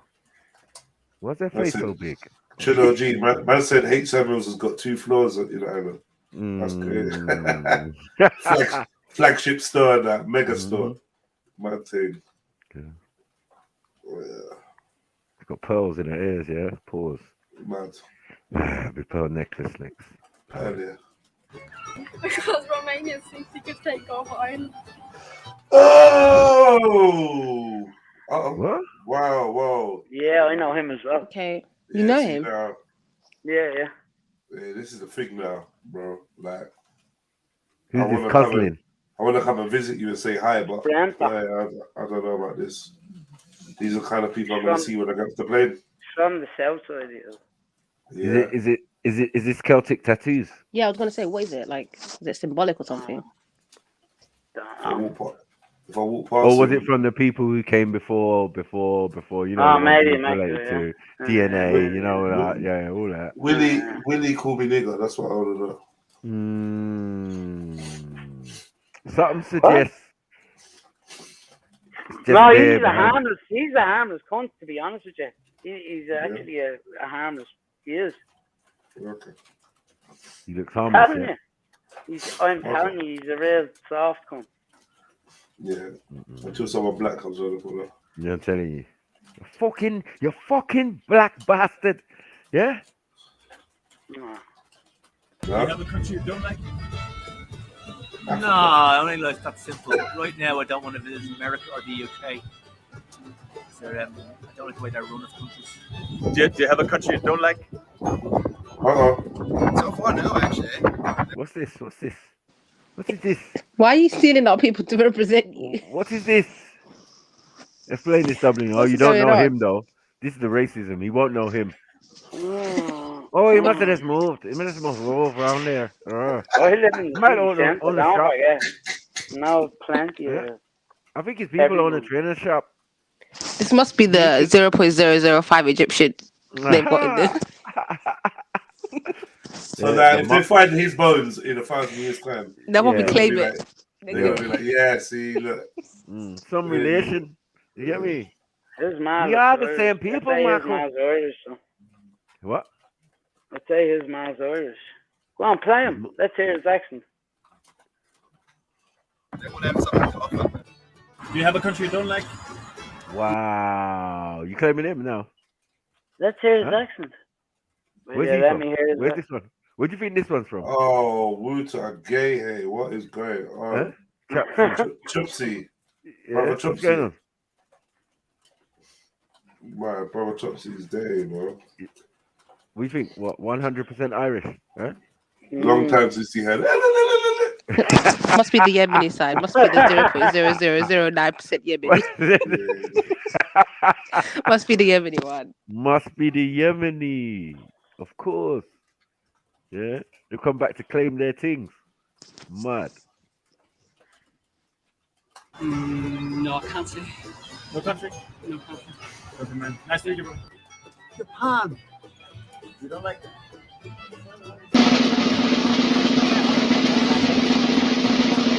Pearl Harbor. Pearl Harbor, yeah. You think about that? Pearl Harbor. Oh, come on, you old motherfucker, man. Pearl Harbor. What? Is this your elders, Dublin? This is what's right in your. Man said he don't like Japan because of Pearl Harbor. He's just looking for something to say. Pearl Harbor. Looking for an enemy in the world. Can't find none, so he borrowed an American enemy. There you go, bro. There you go.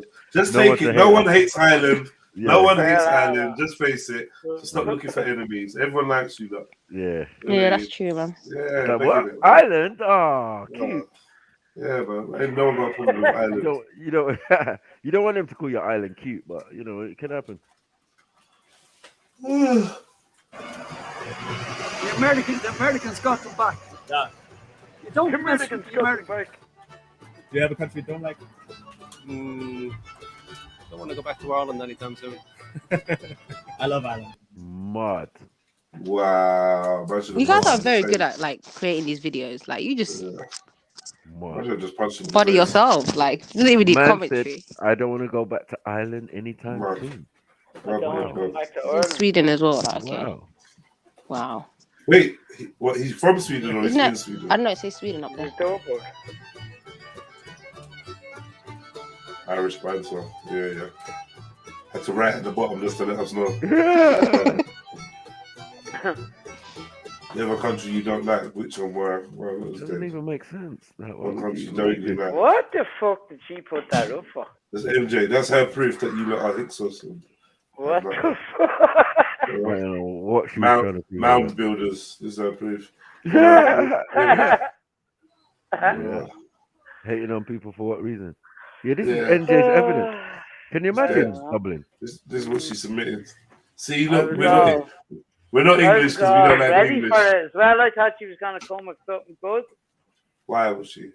Fuck's sake. No. She'd have to make it herself. It's The level of disrespect, man. She didn't even try to make it. She'd have to make the evidence herself for it to be good. This is rubbish. She'd actually run off and left Dublin on his own. This is shambolic. The Rasta man's around, yeah. She got cooked. It's a mess. Oh, yeah, okay. The man's around, so yeah. She knows her priorities very well. You got the knee pillows out. Yeah, I won't forget it. She knows her priorities. She knows. I won't forget MJ's chilling with her knee pads on, however. Making up for lost time with that practice. Yeah. Mad. Well, yeah. MJ, man, that's an anticlimax. Well, still. Do you know what I mean? Still, country's dead food, man. It's like waiting for takeaway. Get a wraps cold. What are you saying? This is cold takeaway. This is. No, they don't. They blatantly don't rate Ireland, man. They don't rate you. Not more. No respect. No respect at all. Yeah. Oh, where did you come from? Oh, this all looks interesting. We'll give you like one more try, and you. Yeah. Oh, wait. Try. Give you like one more try. You know when the videos don't even need commentary, like they body themselves. Yeah, they just body. Self-body. Body. Sarah. Self-body. Confirmation. Man's knowing people in the videos and all of that. One more try. Talking about harmless nitties and all sorts. Like, what the hell's going on? When are we together? Come from somewhere other than Europe. Where did this not come from? One more try. Dublin have one more try. Okay, let's go. While much has been written on the arrival of the Danes, Angles, Saxons, and Normans to the British Isles, few have explored the origins of the people who occupied the land before them. Just where did the Celts come from? End it there. ended there. Where did the Celts come from? We're done. Self-explanatory. You know those self-explanatory questions. You answered your own question, dumbass. Yeah, you answered your own questions. Oh, look at this. Love it, man. Yo, Dublin, fuck off and go have a continental breakfast, mate. Olives and all sorts. Yeah, come olives on, man. and Feta croissants cheese. and shit. Yeah, man, get the fuck out of here, man. Thing out, man. What is this? Yeah, look. Yeah, already. Just on the map, you're fucked. Because I don't know where you are. If you Where ain't do you Celts, think you was gonna come from, bro? This is appalling. Yeah. Proper If you ain't Celts, what's going race. on? You thought it was a separate race. You thought Irish was like a whole different race. Crazy. Special. Denisovian and that. Allow it, bro. Yeah, bro. After the decline of the Roman Empire, around 410 AD, the Angles and Saxons began moving from mainland Europe and settling all across England and lower parts of Scotland. By the 9th century, the Danes started building settlements around the British Isles, and in the early part of the 11th century, in 1066, the Normans invaded. Long before all of this, the Celts were living in the British Isles. They had arrived centuries before even the Romans were established in Europe. If you visit the British Isles today, you may well come across the Celtic revival, as the national curriculum in Wales requires all students to learn the Welsh language. This ancient language is a branch of the wider Celtic languages spoken along the Western Isles of Scotland, Ireland, Cornwall, and Brittany. Historians have traditionally seen the Celts as just another Germanic tribe that migrated west. I'm speaking Welsh. I'm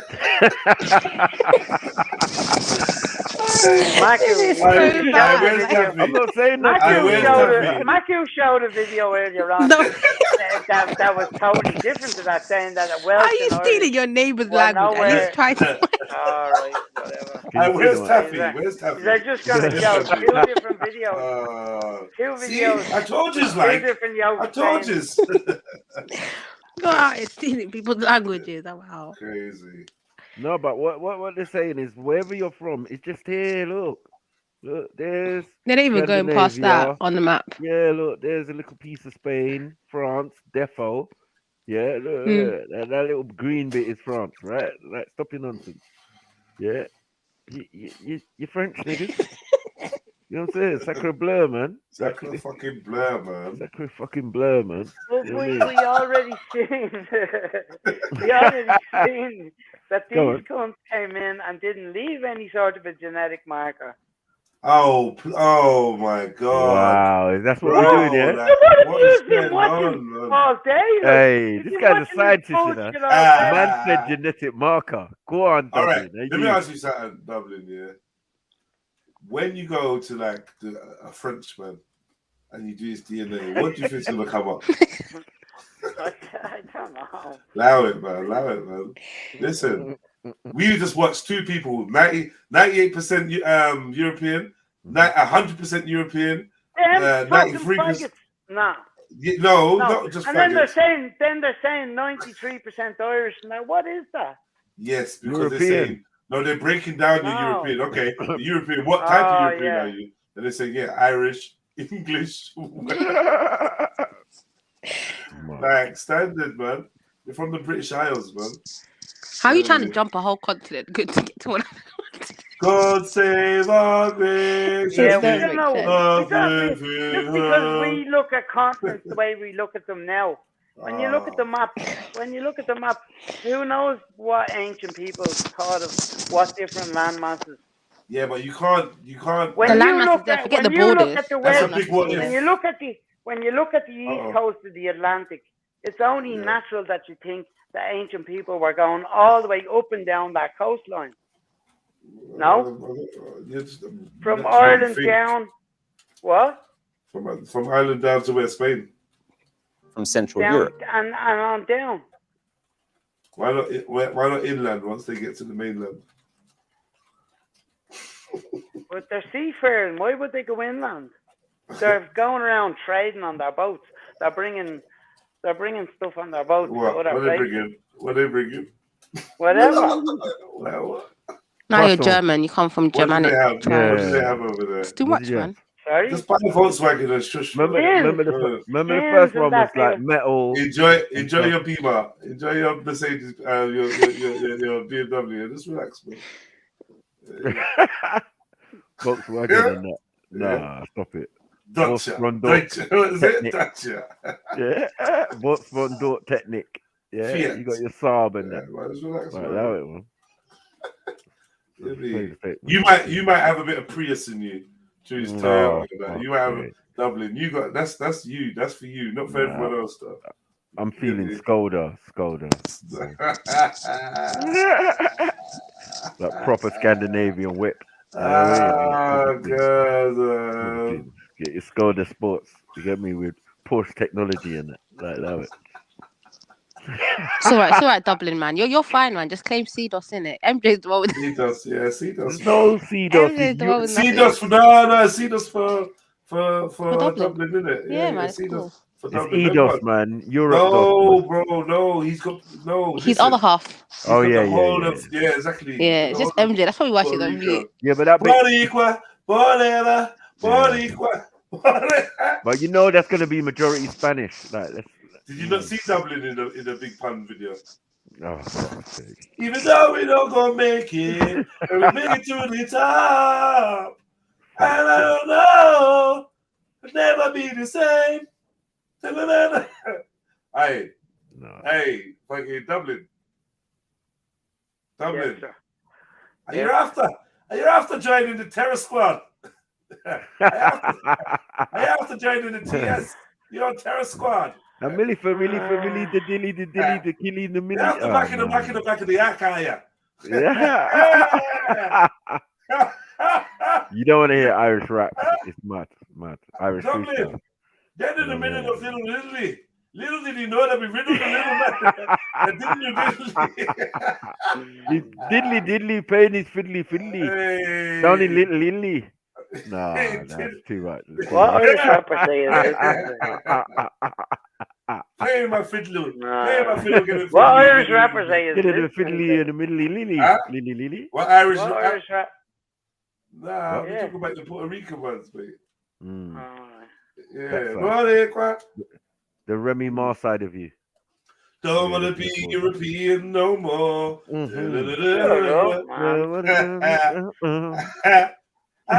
Sauce. Too much sauce. Nah, you're not wrong. That migrated west from Central Europe. But a relatively new scientific study has found genealogical evidence to the contrary. Dr. Mark Jobling from the Department of Genetics at the University of Leicester published a journal on the Y chromosomal lineages of the Celts. In this journal, the lineage of European male Y chromosomes were tested and analyzed, with DNA evidence strongly supporting the theory that Celtic men spread from a single source from the Near East, or Middle East, as it's more commonly called. What is fascinating about the findings in this journal is that the route in which the migration occurred is entirely mappable.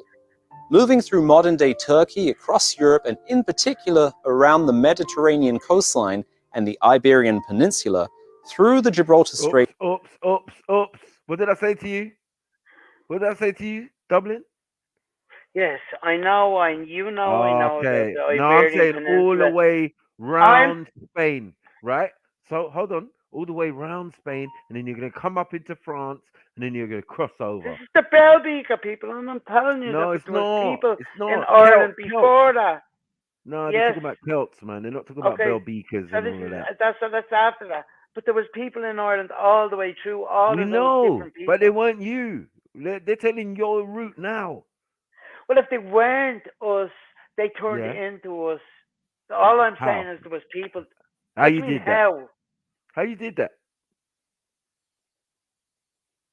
Right, that's what I thought, man. How does the people come in and just expel or kill every single trace of the other people that was there before them? It doesn't happen.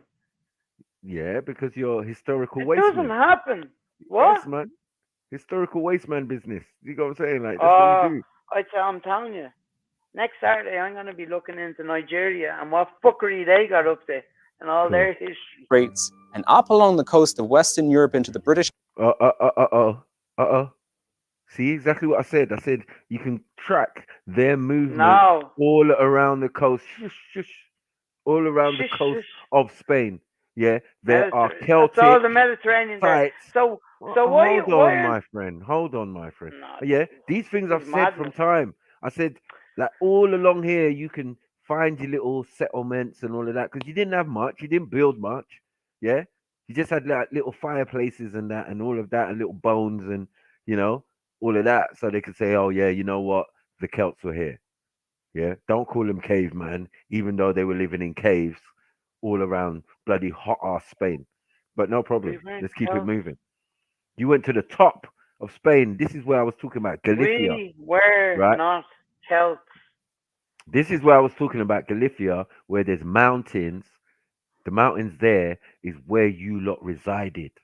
Yeah, in caves. In Spain. See that teddy bear shaped country You're trying to there? run from the sun. See that teddy bear shaped country there? That's an island. Yeah, it's nothing got to do with that part, any part of Europe, or even. But you the see this islands red either. line here? Yeah, see this red line here? This is fucking I'm talking. you. Well, listen. Yeah, right. I'm talking about a different red line, and I'm talking about from the west coast of Ireland, the west coast of Spain, and down to the west coast of the west coast of Africa. Ain't no The down. eastern- It's coming up. It's coming. You're coming. Well, coming up or into that down, land. up or down, whatever. No, the case there's not may be. all down. It's up right now. Okay, it's up because it's north. Okay. Yeah, because you had to So- appear from So somewhere. from there, up around that west coast. That's all I'm saying. You can see where you are, man. Like, what are we doing? Look, it's not even finished. British Isles is a clearly defined Turn path. that map 90 degrees. The increases in frequency and reduction in diversity from east to west of the Y chromosome supports a rapid expansion, as a fading trail of the chromosome shows the path of Thank you. You get it? They're showing your movements, bruv. You settled here. You was settlements here. Sean, Settlements who's there. movement? Settlements there. Settlements there. Settlements here. Settlements here. Settlements here. Settlements here. Bruv, settlements there. Like all fully Europe. You're Europeans. Right, yeah. Yeah. And then So the you last think when we can't get Europe to agree with each other now, you think that was all one people at one stage as well? That No, they I'm all- talking about your people. No, you settled there. Traveling through Europe. Yeah. Yeah. To get As to. I said from the beginning. From where? From where? Oh, come on, man. What, from Ireland? Obviously not. No, you went to Ireland. No, That's what I was see, been saying from the this is what beginning, man. and this is but this is what I said to you as well.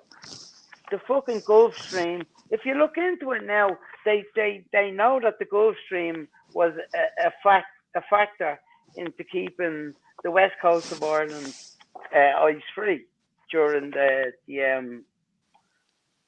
ice age or the. You the weren't end part of the the ice age. Stop it. This movement is way after the Looking ice age, for my bro. shit. What? Way after the ice age. Like you ain't got nothing to do with no ice age. Nothing. Nothing. It's a couple hundred years ago, man. Allow it, man. migration from the No. Middle East No, to the but region you're where not the listening Celtic to what I'm people reside talking about, today. though. Uh-oh. I'm talking about. Zooming in. I'm talking. You zooming into where you lot came from. Hold on, wait. The study estimates that the time frame of expansion Okay, time frame of expansion. Let's go. was approximately over a period of 4,500 years, and that this likely happened from 7,000 BC until as recently as 2,500 BC. But regardless of the accuracy of their dating methods, the migration did occur. And there is a corroborating historical document that I would like to cross-examine with the scientific research, which may suggest a more recent date for the migration. Hey, chat shit said Mary's waiting for Velly to go live. You know what? Yeah. What I'm saying is, all of that didn't matter. We were already trading before the end of that Pleistocene ice age, right? Yeah. The end of it, 11,500 years ago. Yeah, that's when it was supposed to end. Yeah. Hold on. The ice age, the Pleistocene ice age lasted for 2.5 million years, right? Trilla said Ice Age is a wicked movie. Yeah, W was. You're So really the time frame of expansion was forcing it, man. approximately Bless you. over a period of 4,500 years. So what was you saying, Dublin? Sorry, 7 to 8. What? Huh? Ice Age 11,000. What? And we don't stop. We always hit the And that this likely happened from 7,000 BC until as recently as 2,500 BC. But regardless of the accuracy of their dating methods, the migration did occur. And there is a corroborating historical document that I would like to cross-examine with the scientific research, which may suggest a more recent date for the migration. Written in 1320 by Scottish barons and nobles and submitted to Pope John XXII, the Declaration of Arbroath is Scotland's claim for independence. The document describes the sovereignty of its people and supports Jobling's claim by describing how they came to settle in the British Isles.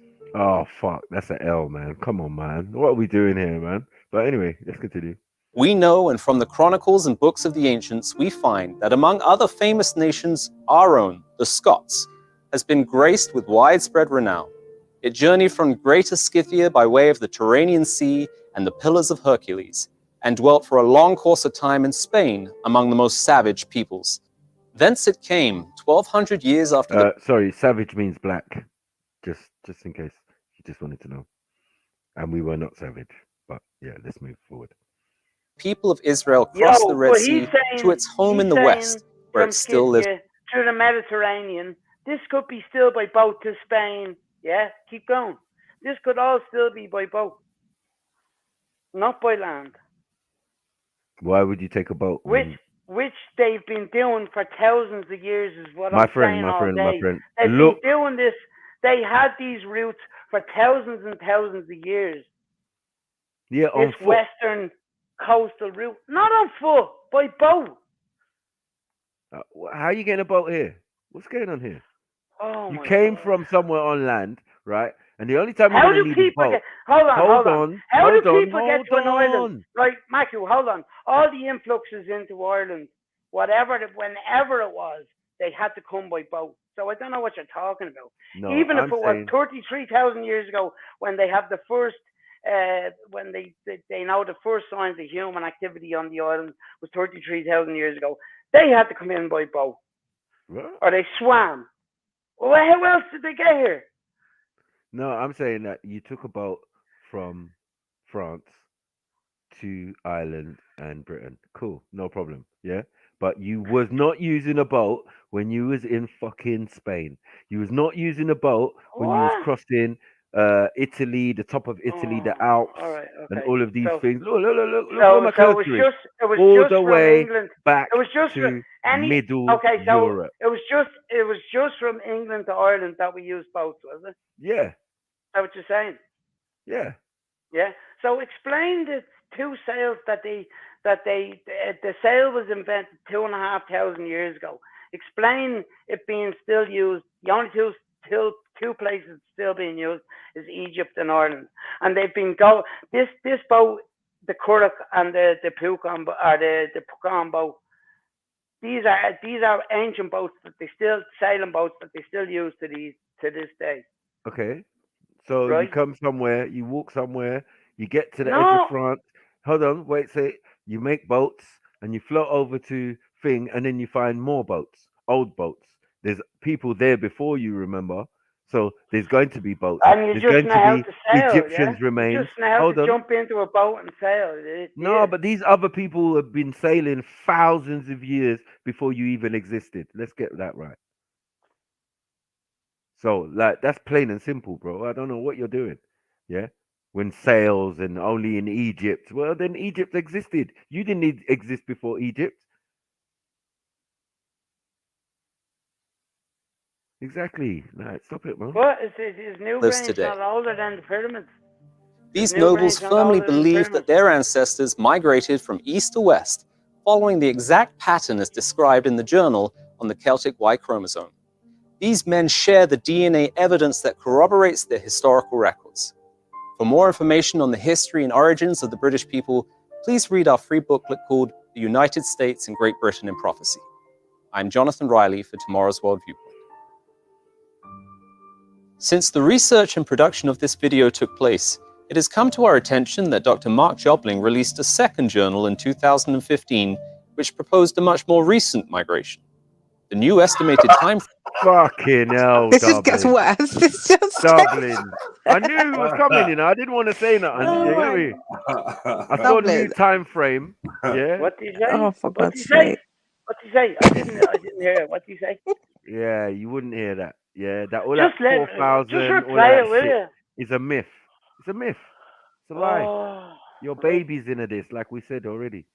Oh, bless him, Go on. man. Let's go on. Yeah. It's gonna sit here and like you can't, you know, like when people can't see what's in front of their eyes. Wow. Just gonna jump into different parts of history. Come on. Come to our 7,000. attention that Dr. Mark Jobling released a shit. second journal in 2015 which proposed Look, 2,000. I said you're less than 2,000 years old. Yeah? Right. And they're showing it here. How? Yeah? Right, let me see. Look where you are. Yeah? The Scots migration. Right. Yeah? Well, how I don't. Let me see it. You're Roman, you're all of these other How men. are we and whatever. Roman, all these other men? Oh, you the When there biblical was niggas. people, why, when there was people on the island, this is what I'm saying. I don't know what you're talking about. There's people on the Exodus. island all the way through it. Movement of the people. Oh yeah. I'm the even much more saying recent migration. The new estimated time frame now sits between 2,000 to 4,000 years ago. This now agrees with the corroborating evidence found in the Declaration of Arbroath. The links to both journals can be found in the description below. To subscribe to our channel, click here. To access articles, telecasts, and booklets from tomorrow's world, visit our website, twcanada.org.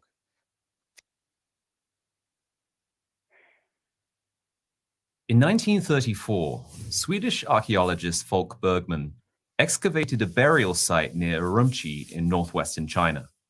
The inhabitants of the tombs were not what you would expect for the region. They were Caucasian in appearance with red hair and tartan clothing. Bergman reportedly noted how similar the remains were to Bronze Age Danish burial sites, with their embroidered clothing and bodies entombed in what appeared to be upside-down boat coffins. If these were the mummified remains of Indo-Europeans, what were they doing buried in ancient China? This is the story of the Celts, who migrated to the Far East.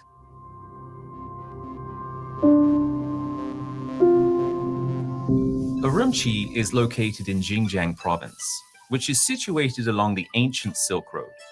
The wider area is known as the Tarim Basin, and many subsequent burial sites have been found in the region. It wasn't until the early 21st century that a more detailed analysis was undertaken on the remains in order to determine the origin of these people. In 2010, a team of primarily Uyghur and other Chinese scientists tested the mummified remains from one burial site known as the Zhihao Cemetery and determined that the Y chromosomal DNA analysis revealed only the West Eurasian haplogroup R1A1A in male individuals. This specific genetic marker is found widely throughout Eastern Europe, South Asia, and Siberia. But Dr. Hui Zhao of Jilin University in China, one of the scientists on the team, elaborated on the discovery by stating that the Zhaohe R1A1A more likely originated from Europe and supported the steppe hypothesis. The steppe hypothesis is the most widely accepted migration theory for Indo-Europeans, who moved from the Russian steppes into surrounding regions. The team of scientists uncovered 5 separate burial layers in their excavations. The deeper the burial layer, the more distinctly European both the maternal and paternal lineages became. This suggests that later generations of the Zhihao people became entwined with other cultures in the region. Carbon dating shows that the earliest inhabitants moved into northwestern China as late as 1500 BC, and a later 2015 study claimed the European components could have reached North Xinjiang later via the Kazakh steppe northwest of the Tarim Basin. One of the mummified remains found in the region is that of a man believed to have been in his 50s, named Charchen Man. He was buried in a red twill tunic and tartan leggings, often worn by riders of the steppes. According to textile expert Elizabeth Barber, The pattern closely resembles that of clothing fragments found in the salt mine in the Hallstatt region of Austria, the earliest known settlement for the European Celts. In our previous viewpoint titled, Where are the 10 Lost Tribes of Israel?, we examined the migratory routes of the ancient Israelites as they were exiled from their homeland and driven into the land of the steppes. The Black Sea region of Scythia and Thrace were later inhabited by these horse-riding warriors from the steppes, who ultimately ended up in Western Europe. However, from the evidence we've just examined, it appears that if the Celts were of Israelite origin, some of the ancient Israelites also migrated east into Asia, both centuries before and after the collapse of Judah and Sumeria. It may be that those who made their way to China were later to be known as the Tocharians, a people who founded agricultural towns in the region.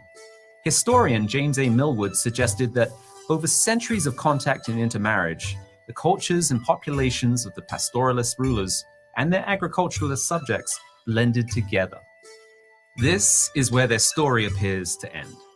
But by following other traceable migratory routes of these ancient people, as they moved into the steppes and then eventually spread across the globe, we can discover not only who these people are today, but we are also able to apply the prophecies found in the Bible to specific people and nations. If you want to know more about what is in store for the descendants of ancient Israel, you can read online or request a free print copy of the United States and Great Britain in Prophecy. If you like this video, please like, comment, and subscribe. And for more content like this, please visit our website at tomorrowsworldviewpoint.org. Every video you shared today has been from the English perspective.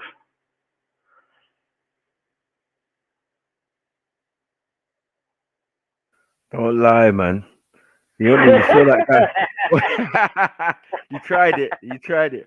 Man said from the English perspective. Which part? There was no English perspective. There was one guy who was like half or quarter, but he was fully in Ireland looking at gravestones and putting roses and that. Yeah, like, you can't beat that, man. Yeah, you can't beat that, man. Putting roses down, roses of all. So that's why some of you look. That's why some of you look a bit Oriental. Makes sense now. You know what I mean? I didn't even listen to it. Yeah, you look got a big Irish I face. was looking at something. You know what I mean? How does your face look like a biscuit? Bear of you. With semi-Chinese eyes and high cheekbones. Yeah, man, this big biscuit round face. Look at that young girl. She's like, oh, I wouldn't go to this country, but your head big, massive. Yeah? You gave your mom troubles when she was having you. You know what I'm saying? When she was coming out, yeah. Yeah, like, bro, you don't mess up her womb. Yeah? Messed up her uterus and everything. Yeah? Liberties. What's that, Bitcoin? Oh, whips. Oh, smart car. No, that's mud. But yeah, let me take this off the screen. Yeah, man, you like this chat, man? You get me? MJ, I'm disappointed. I just can't believe the silence. You get me? Yeah. Very disappointed. I don't know what's going on. Yeah. So now you're saying you're Israelites, and then now we're finding out you got a little bit of. You might even think she was sucking head, but we know different. Yeah. She what? She what? Sorry. I didn't hear that. I saw you said something about head. Real quick, yeah, it's okay. Yeah, you know that ain't got nothing to do with nothing. So exactly, that's what I said. I said, we think you were sucking head, but we know different. Yeah. It would have been a Celtic trait, yeah? Got no goddamn excuse. She's got no excuse, man. It's Celtic. Nah, it's in your lot's culture. Phallus symbol, phallic symbol and that. You know what I mean? Cleopatra's needle and that. Like, you lot are on this thing. Bare Celtic gods with big ting, mad ting. You know what I mean? I don't know why man would have that though. You can understand the women worshipping it, but you, man, it's just another story. You get me? But it's all good, man. Yeah, man. I hope people was reasonably entertained and got some good information and dealio and see how these lot was worming and try to lie. Yeah, you're lucky Beefy ran away, man. He would have been setting for you. Mm. Yeah, he would have been peak for Mary Jane. Mary Jane. Well, she just legged it anyway. Yeah, she was meant to come and heads you up on the pygmies. Exactly. Because you didn't know about the pygmy thing, innit? And she didn't even come with that video. No, she didn't. Mm-mm. No, Not she's hiding. Yeah, no, Mm. she's hiding. Probably pretending she's doing exercise somewhere. Like, nonsense. Yeah, man. yeah. Mm-mm. I mean, what was you cooking that took so long? That can take so long? Huh? Can't be fucking potatoes. And she's pretending she can't hear this now as well. I know. Like, Chuckling. She's probably on uh. at the back chuckling. You get me? With the Rasta man, like, hey, this is funny. You know what I mean? But didn't you hear I'm from Montserrat? Mad. Get me? Yeah. Mary Jane only wants to take the good bits, man. But at least she's honest. Yeah, it's you the liar. Still. Yeah. Mm? You're the one who's confused about your own history, that's all. Mm-mm. I mean, she's quite accepting of it. She's like, yeah, we're mixed up. We're a mixed bag. We came at a certain time. Mackie, I've said it all along. Sure, one of our first books is called The Book of Invasions. I know that they're a mixed bag in the island. Of course, No, it's the you nature of an island. If you're from the island, yeah, but if you're from the island, of an island to be a okay. mixed. It's the nature of an island to have mixed heritage. Cool. And then it's the nature of an island for everybody to know where those people came from, no? Yeah, but look, we can't. Yeah, I know, but I mean, as far as European history goes, we can't go back that far. We can't. What? Well, they seem to go far enough. As I want to go back. Oh, you want to go back further? Well, I want to go back and see what the story was with the West Coast people trading with each other, which I thought I presented that. Did I not present that today? That they were trading with each other? No, I didn't. I don't know. Fine speeds, fucking apes. Oh yeah, the monkey thing. Yeah. I got you. And the Egyptian beads. But that's not trading. Hold on, that's not trading. That's something they found. Yeah, that's an archaeological site, where they found these monkey remains. No. Yeah. Yeah. So what indicates trade from that? Doesn't mean trade. Well, it means people. Where they get them? People who was there, who weren't you, rolled with monkey. Yeah. Maybe, or some people rolled with monkey. No, they didn't roll with monkey, and what? The people who came there had monkeys with them, and this monkey species is very prominent in Africa and all of these places. That's a given. You know what I mean? But you lot keep saying it like no. Right. Yeah, what about the trading things then? What about the? Who trades monkeys, man? Where you see man trading monkey? What about the jewelry? Only Europeans. What about the jewelry? Yeah, jewelry. It's all answered, man. Self-explanatory, man. You're Ashkenazis, man. Break it down. Oh, yeah, you're from Europe, man. The Ashkenazis claim the same thing. They said they learned jewelry making in Babylon, in Sumeria, in that region. Yeah. Well, I'm just saying. The Om writing. We haven't even got into that. What? The Om writing, the Om alphabet. Oh, the Om. Yeah, I don't know about like the people. Because you're not using it, are you? You're not using it, are you? But it is supposed to. The Irish language is supposed to descend from it. The people that built Stonehenge and Newgrange and that all these Neolithic sites, they didn't speak an Indo-European language. Do you think they did? No, they didn't. No, they didn't. So then they weren't Indo-Europeans, innit? But yeah, I didn't say they. But this, I've always maintained that these were Africans, the mound builders or whatever you want to call them, who's doing these monuments all around the planet. Because remember, people are indigenous to the planet. Right? You want to hold us down with one spot and say, look, everyone came from here. Okay, cool, but then we spread out. We're all indigenous to the planet. Exactly. But you can be indigenous a little more when you're the last, when you're the baby of the family. Just stop it, man. And somebody's been sleeping with a monkey. Okay, we're the baby of the family, so look Yeah, after you're the baby us of the better family. then. Look after Yeah. us better then. We're trying to re-educate you with and remove the lies that they placed in front of us to keep us all subjugated. Like, you know what I mean? Who? Lying So to if you. we're the babies, that means people that are on the top is not what we think is on the top. What do you mean? What, in complexion and skin and Yeah. Yeah. They're all races at the top. I don't care about none of this shit we're talking Yeah, about. they are, aren't they? They have know to where they're from though. That's the difference. They could clearly tell you, yeah, oh, my blood from Vlad the Impaler and all of this type of film. And we're trying to from Constantine, and they're trying to keep it pure, the red bloods and blue bloods and all of this bullshit. Do you get it? So they definitely concerned about their bloodline and their heritage, and they know exactly where they're from.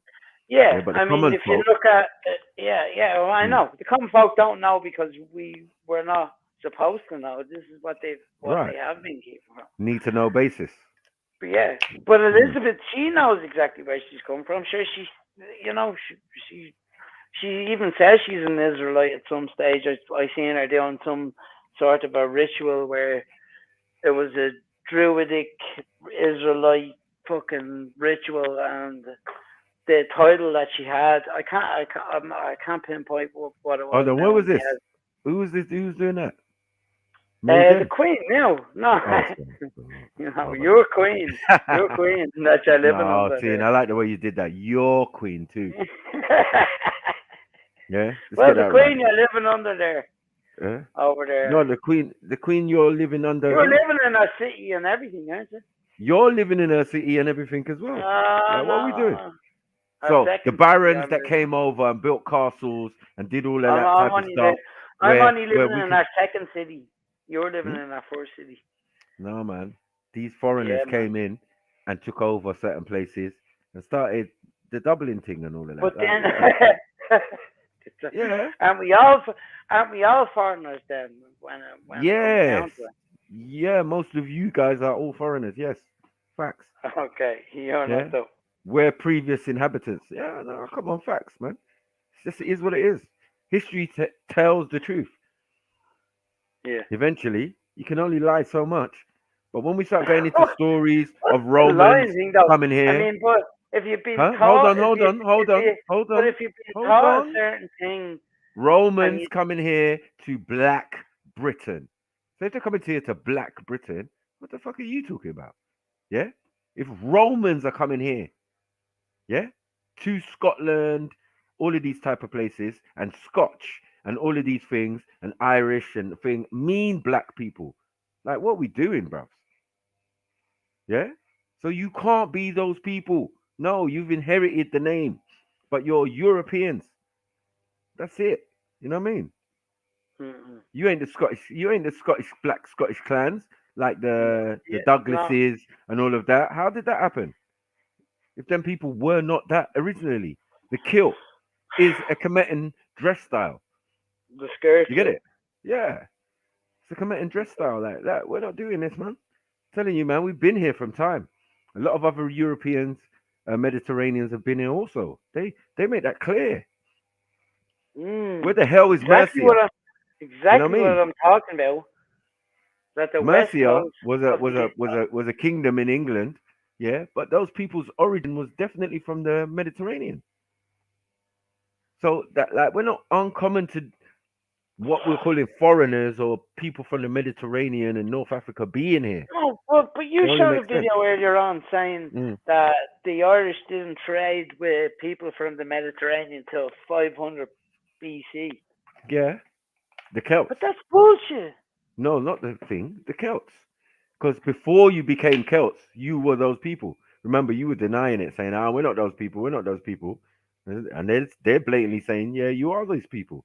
Before you became what you're known as Celts, you were these people living in Central Europe, trading with people from the Mediterranean. Do you get what I'm saying? All the places that you mentioned that you thought you was from. Nah. Those were the people you were trading with when you weren't even in Ireland. Mad. That's crazy. Do you get it? Way before you was in Ireland, you was trading with them same people that you would claim that, oh, we probably got their DNA. You know what I mean? Oh, we're from the Middle East. No, you was trading with man from the Middle East. It's easy because you're in middle of Europe. Do you get what I'm saying? And it's easy to get to anywhere from there. You know what I mean? You can turn left, turn right. You could be in China in a hot minute. You could be in India. You can be anywhere, man. You cross over the mountain range and you're in Turkey. Once you're in Turkey, boom. The world's your oyster, man. You can come all the way down into Egypt and all of that. So, you know, these things seem to have been done. And it matches up with the historical records kept by loads of different tribes and people of that time and that era. You know what I mean? But you're being talked about by Romans. Romans are talking about you. You know what I mean? I mean, there's stories of Ireland being Hyperborea in the Greek mythology. Do you know what I mean? All I'm saying is that Ireland, it's an ancient island that people have always been on this island, and they've been doing really brilliant things. And they've, as much as they done brilliant things anywhere else in the world, they done brilliant things here as well. That's all. That's all. And when it comes down to it, we are all part of the human race. So, I mean, it was us that was here. Do you know what I mean? Mm-hmm. We're not. I agree. We're human. No, but I'm just saying, whether you're humans or not, humans tend to travel, go to different places, and pick up where other people had left off or had vacated. That's all. It happens all over the world. They know, where they know people were able to survive. Of course, they're going to stay there than anywhere else. You know. Well, is monuments, building a monument, is that surviving, or is that once you reach I an mean that's level? huge. That's huge. That's huge population cohesion. I mean that's. I mean it really is. It's people being able to be put into different sections and work, probably for the first time outside of farming. Do you know what I mean? Right. Yep. But it shows a different kind of mentality when they start doing all of those things. Right. When they Big start up, Soil. Is he on the panel? No, Soil's there. Big up, Soil. Is he on the panel? Yeah, no. Yeah. Big up, Soil. Big up, bro. Hey, Michael. Yes, bro. I wanted you to like show a lot of facts until I bring this out. I don't know if you're up to date with Ankh and like the Amara squad and Gozi, but you know they bring us information where they found some mummies with red hair. Right. The ancient Egyptian mummies with red hair. Yeah. Red in their beard and all sorts. Yeah, man. Yeah. So it's not Dublin. It's not far fetched to believe that the red hair, you know what I'm saying, comes from a certain area. So and it does. It kind of is a gray area because they're saying that some of them might have been from Europe, but I'm not too sure. But definitely the red hair lineage and trace. The red hair is something exclusive. I mean, not exclusive to Europeans. It's definitely an African trait. And certain Africans, especially on that side of Africa, have naturally, like red beards and all of that amongst the Somali, Ethiopian type people. Do you get it? It's very normal. Well, but so now the other thing is the mummies had overabundance of melanin, proving that they're not you guys. Another L for you, man. Yeah, fall back.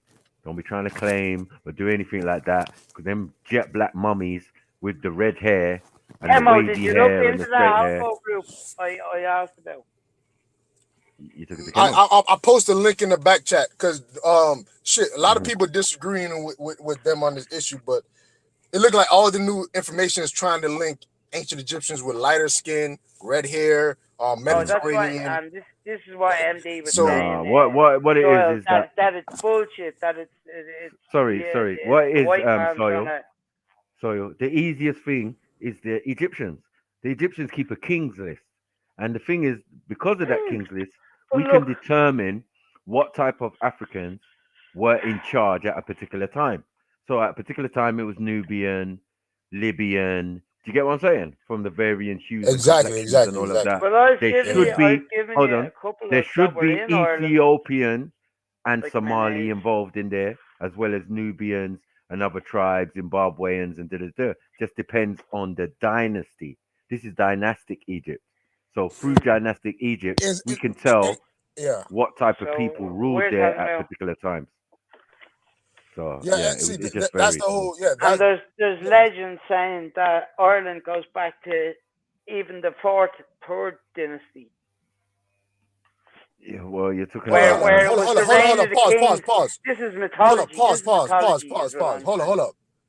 You saying the fourth dynasty, ancient Egypt? Yeah, Yeah, it's but I crazy. mean, it's Lost mythology. his It's mind. mythology. You know that's almost like 5,000 years ago or more. Almost about Yes. 5,000 years ago. Yeah. Talking about. No, even Yeah. longer. Even longer.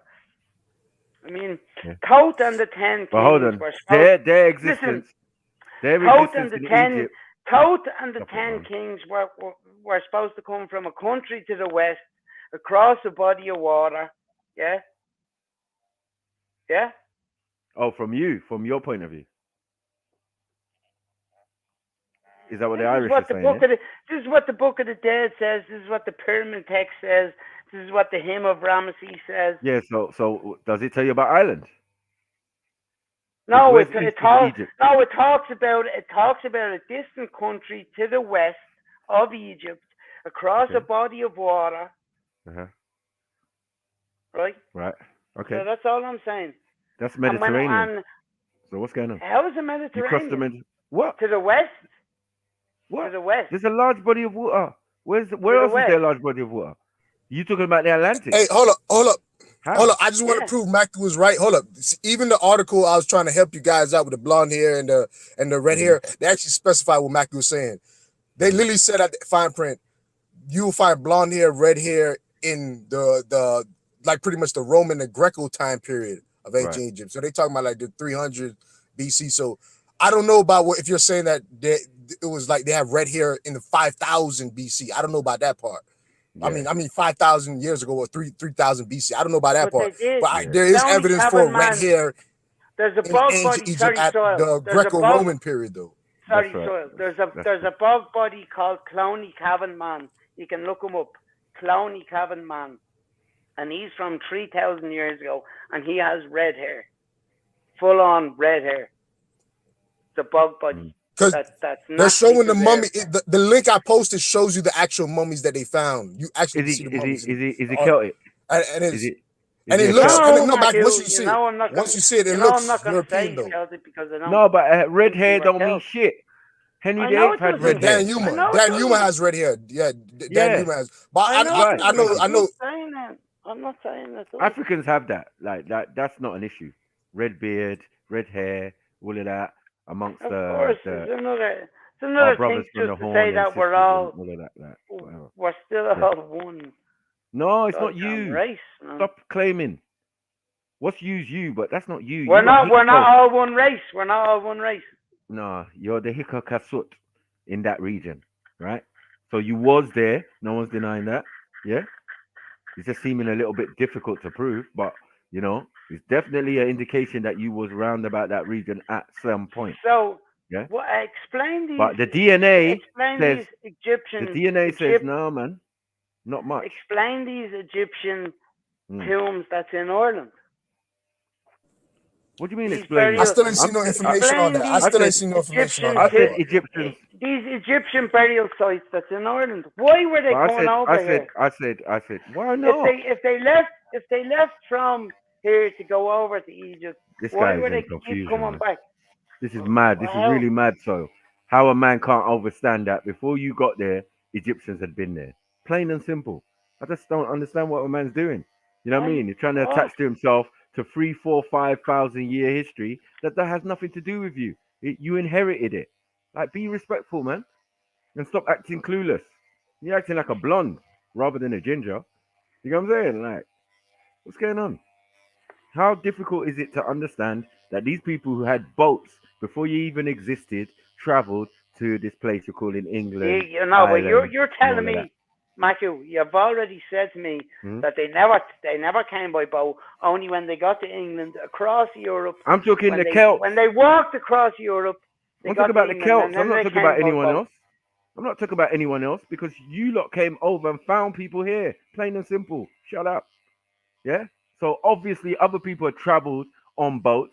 Egyptians already had boats for thousands of years before you even blood clot, pussy clot exists. Yeah? Yours shit is modern times. Yeah? AD. You lot AD niggas. Yeah? Trying it with BC and all of that. Like, and even if that is the case just before, it's still 2,000 years ago.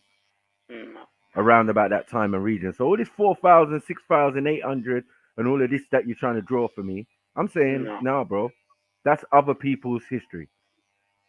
Those are the original people of that land or The traveled to bog that body land. that you showed before you. earlier on. Hmm? The bog Yeah, body that you showed and all of earlier that. on, yeah. Hmm? The Because bog remember, body we still that got you... we still got Cheddar Man,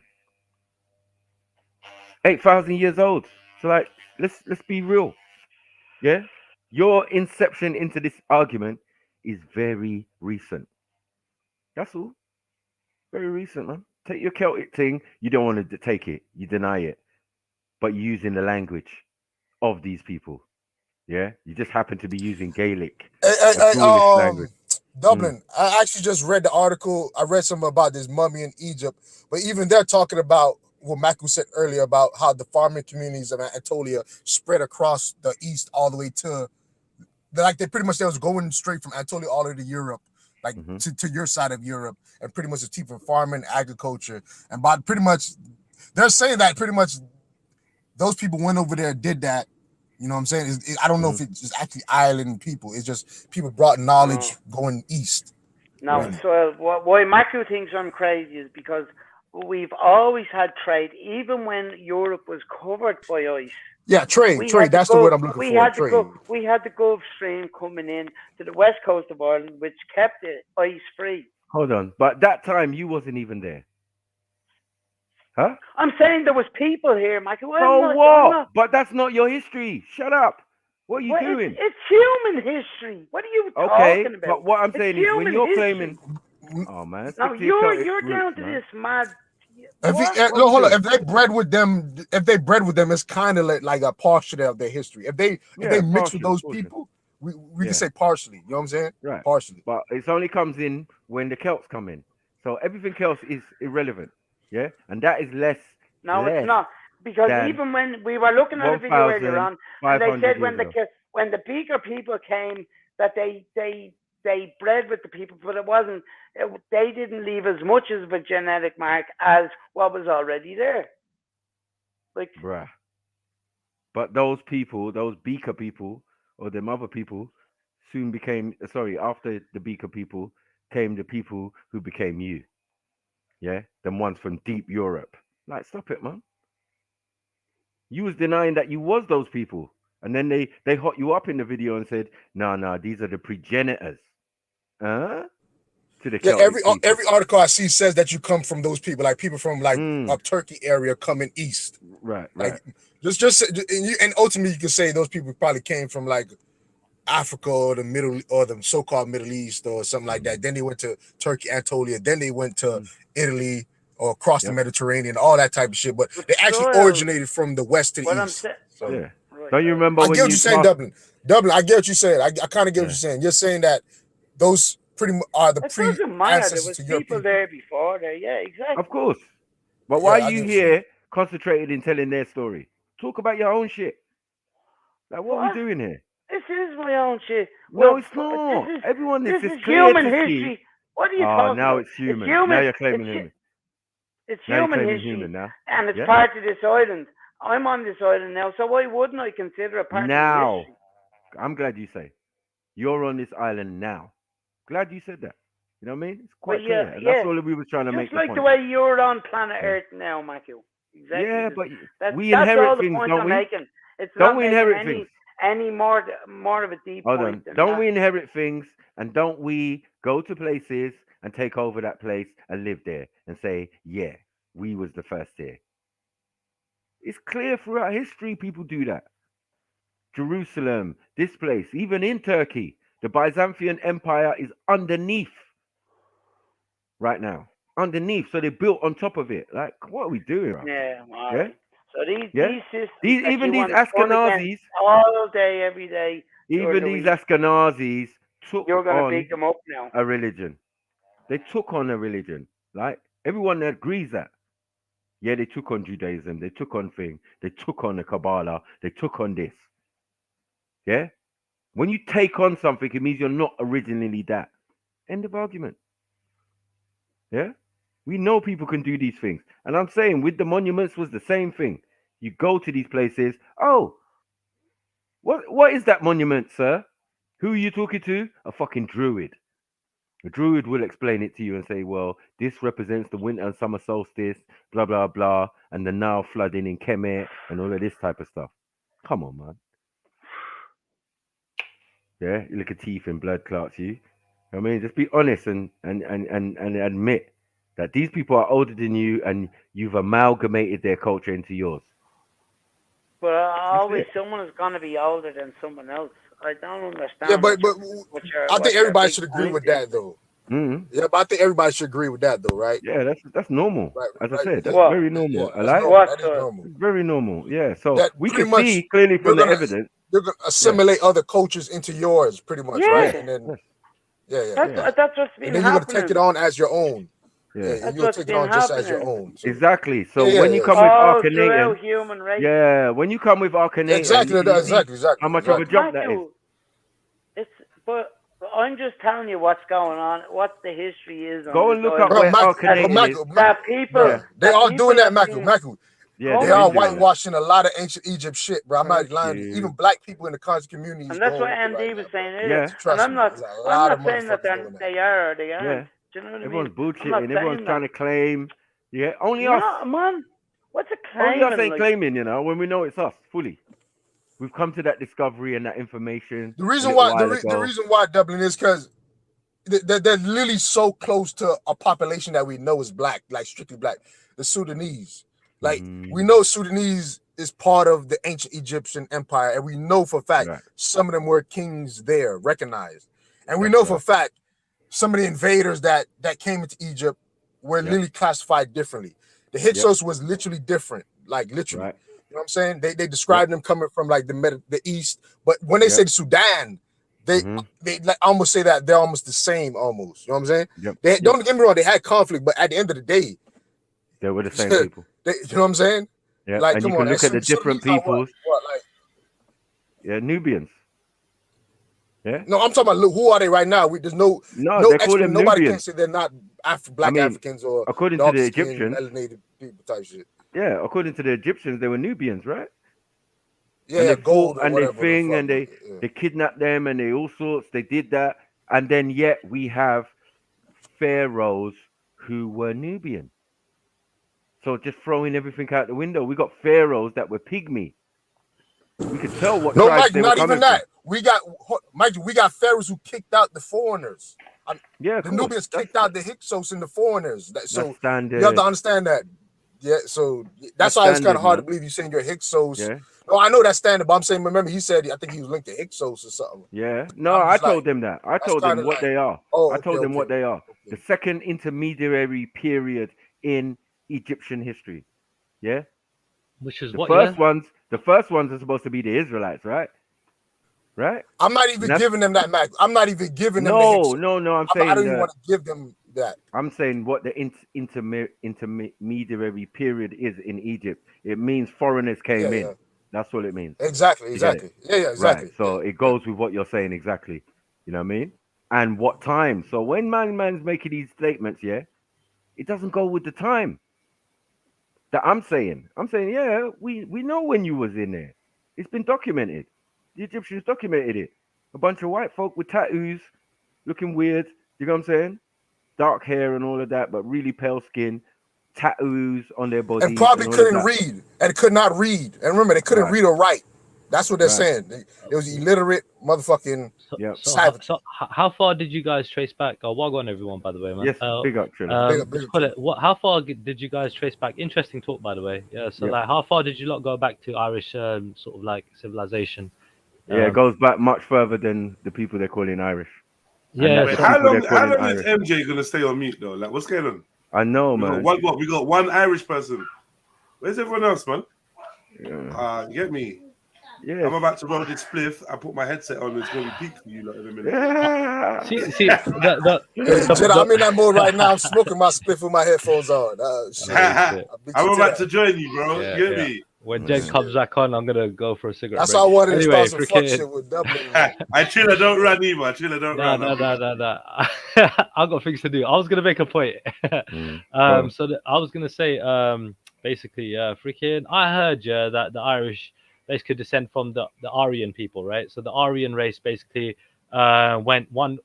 basically they went west and then they went east, didn't it? Yeah. So they went to India and then they basically settled as far as the Ireland, right? That's as far as I know when it comes to the people of the Aryan people, like, you know what I mean, settling in it, yeah. And that was over 3,000 years ago, right? Probably 4,000 years ago, I don't know, but do you know what I mean? And you're obviously talking about Egypt, right? And Egypt's around that kind of similar time frame. So I was wondering if there's a connection. No, hold up. 3,000 years ago is 1,000 BC. Keep that in perspective. Okay. Egypt started 3,000 BC. Oh, you understand? cool, It's 2,000 years before you're even talking about. And they're still pre-dynastic. The dynasty started. Exactly. The dynasty they're still started that time, but pre-dynastic. there's way. Yeah, exactly. Much older. Yeah, so it's sort of like, again, because again, you know what I mean, you know about the Aryan, the Indo-Aryan and all this stuff. Indo-European language. So basically, apparently these are from the steppe people, and that obviously introduced the horse and everything else, and then that's how they were able to travel, right? So it was obviously from that time frame. I can't imagine them walking, you know. Exactly. They're linked to the Hyksos. We're pretty much gonna say like the Hyksos type people. Look, and the Hittites. They're linked to the Hyksos and because I think Zulu brand this out. They're the ones who installed chariots and horses into Egypt. So they are pretty much those people that talk about the steppes. And when I said it says in the depiction from the Egyptian point of view that they caravanned into Egypt. Caravan. Yeah? The gypsies, man. Come on, man. Do you get what I'm saying? And you can rule there for 200 years unabated. Because no one really paying attention of Egypt at that time. Yeah? But and then Ahmose comes up and then kicks their ass out. You know, you were talking about ships though, and which got snipes. Yeah, you were saying so basically from far as I know, the Egyptian ships, right, especially back in the day, they were coastal ships. They weren't deep sea ships like the Vikings. Who told you that? Who told you that? As far as I know, I mean. No, you're wrong. Exactly. I'm talking about the early ships. Bruh, we've been making boats since time immemorial. No, listen. No. We make a boat. Hold on. Yeah. We make a boat from a whole piece of tree trunk. Yeah. All right. The stem of a boat. Not only were they carrying cattle. Not only were they carrying cattle. Shut up, man. This practice, which the Vikings also replicated. Do you get it? The Vikings also. I wouldn't say okay. Replicated. Yeah. All right. So basically, So basically, right. All I'm saying is, as far as I know, right. I know the Vikings. The Vikings were definitely deep sea dwellers, right? They went very far with their ships, right, in the deep sea, right. Yep. So I don't know much about Egyptian, you know what I mean, obviously history, but like I said, if you want to elaborate, I do know that they had coastal ships. But do you know when they started making deep sea ships? Do you know kind of what era? Have they got the Mediterranean right in front of them? Yeah, they got it right in front of them. Yeah. Is the Mediterranean a estuary or is it the Mediterranean Sea? Yeah. So what was the furthest destination that they traveled? Hold on. Is it the Mediterranean Sea or not? Yeah. It's deep sea. Okay. How far did they travel? I'm asking. So if it's a sea, you make boats that are worthy to go on it, no? All right, cool. So I'm asking. Michael, I got the FTK Triller. I got the FTK. I'm not trying to refute. I'm just asking. No. Hold on. History Channel, the day history. Pretty much, a Norwegian engineer pretty much made a papyrus boat, pretty much trying to show how ancient Egyptians probably could have went across the Atlantic or seafaring. Yep. And he just read the article. You know they've been trying this after they found out cocaine in the mummies' tombs, right? From America. Yes. A lot of people saying it's contamination. So some of them actually try to make these canoes that were based off of description ancient Egyptians did, and some of them actually went across the Atlantic. Just read the history the article I just posted about that. I'm just showing you. So even though they're ancient, bro, they could listen. They use wind, right? So logic, just to buoyancy of the water and travel. You know what I'm saying? Just to understand this sort of like Egyptian sort of migration or whatever, right? So like I'm just trying to see like what century were these sort of ships developed in it, or what sort of era? Do you know what I mean? Like because again, you're talking about thousands of years ago, right? Just know we're talking way before whatever the fuck you were just talking about. Yeah, Stone Age. So you're talking about before 3,000 years ago. They had deep sea ships. The Stone Age. No, I didn't say 3,000. Before. Hold on. You said pause. You said before 3,000 years ago, or 3,000 BC. No, I'm asking you. When? Let's just be clear, right? I just want to know when do you think Egyptians started making deep sea ships? What the fuck? It's just that simple, dude. If you don't know, you don't know, innit? We can look into it, right? But no. I'm saying before the time period. No, I'm saying time immemorial. About Indo. From if the you're talking about beginning of time. Indo-Europeans traveling, hold on. If you're talking about Indo-European, hold on. Let me say something. If you're talking about Indo-Europeans traveling and shit, I'm saying ancient Egyptians had that before. What you're probably talking about the Indo-Europeans going from Mediterranean to there because, listen, in the depictions of the boats, for example, they had a depiction of a boat, the Grand Canoe, going in like meeting their god like 24 hours. They had rituals in the 2000 BCs of boats, celestial boats. So I can't even give you a time period because if they thought about a boat in their religious practices, God knows how long they had it practically. And not even that. They had boats that were able to carry the big megalithic it's stone. easy, man. That Just they were taken from one place to another. Just look up the oldest boat in antiquity. You will find out it's Khufu's boat. The pharaoh Khufu, supposedly responsible for the Giza pyramids. The actual frame of the boat, is right next to the Giza pyramid. They built a house for it, a whole museum on the side of the Giza pyramid that represent this boat, the huge boat, the biggest boat in antiquity. You're done. Like when they were going to a place like Ireland, they took hundreds of cattle with them on the ships. Was it a rowing boat or was it a sailboat? Like, look at it. Hey, listen, I literally posted the goddamn article when he went to Barbados. I'm literally multitasking. 57 days. A Norwegian fucking guy, not a white boy did this. A white boy did this. Said, fuck it, I want to test out the ancient Egyptians was that smart. Motherfucker did it. He crawled History Channel. I'm giving you history.com. I'm giving you the actual History Channel. Like it's an actual thing. Just look at the fucking thing I'm showing you, bro. Like you asking all this question, but we literally just told you. If the religion had the fucking boat, the religion, which dates God knows when, they had to have it first in their face first. You know what I'm saying? They actually had to know the capabilities of a boat before they put in their religion. Was crossing waters. You know what I'm trying to get at? Yeah, but they also got hieroglyphs of tanks and fucking spaceships, innit? But we don't. No, they don't. No, they don't. They don't. No. They got That's your pictures or interpretation whatever of a tank. they call it. Pictorials. No.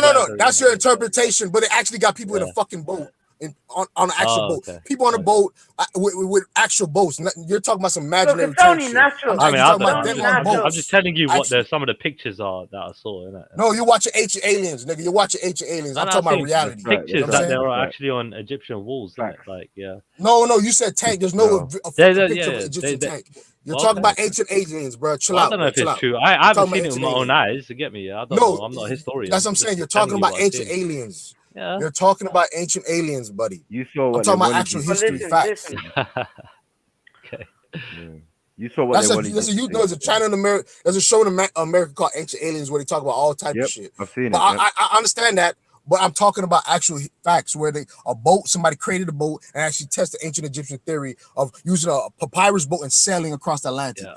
The guy did it. He went to Barbados in 57 days. It's the first paragraph of the history thing. You know what I'm saying? And other people did this, and some of them failed, but some of them were successful. I'm not gonna act like some of the experiments that they didn't fail. Some of them did fail, but some of them did succeed, which they show you. That's all I'm trying to get at.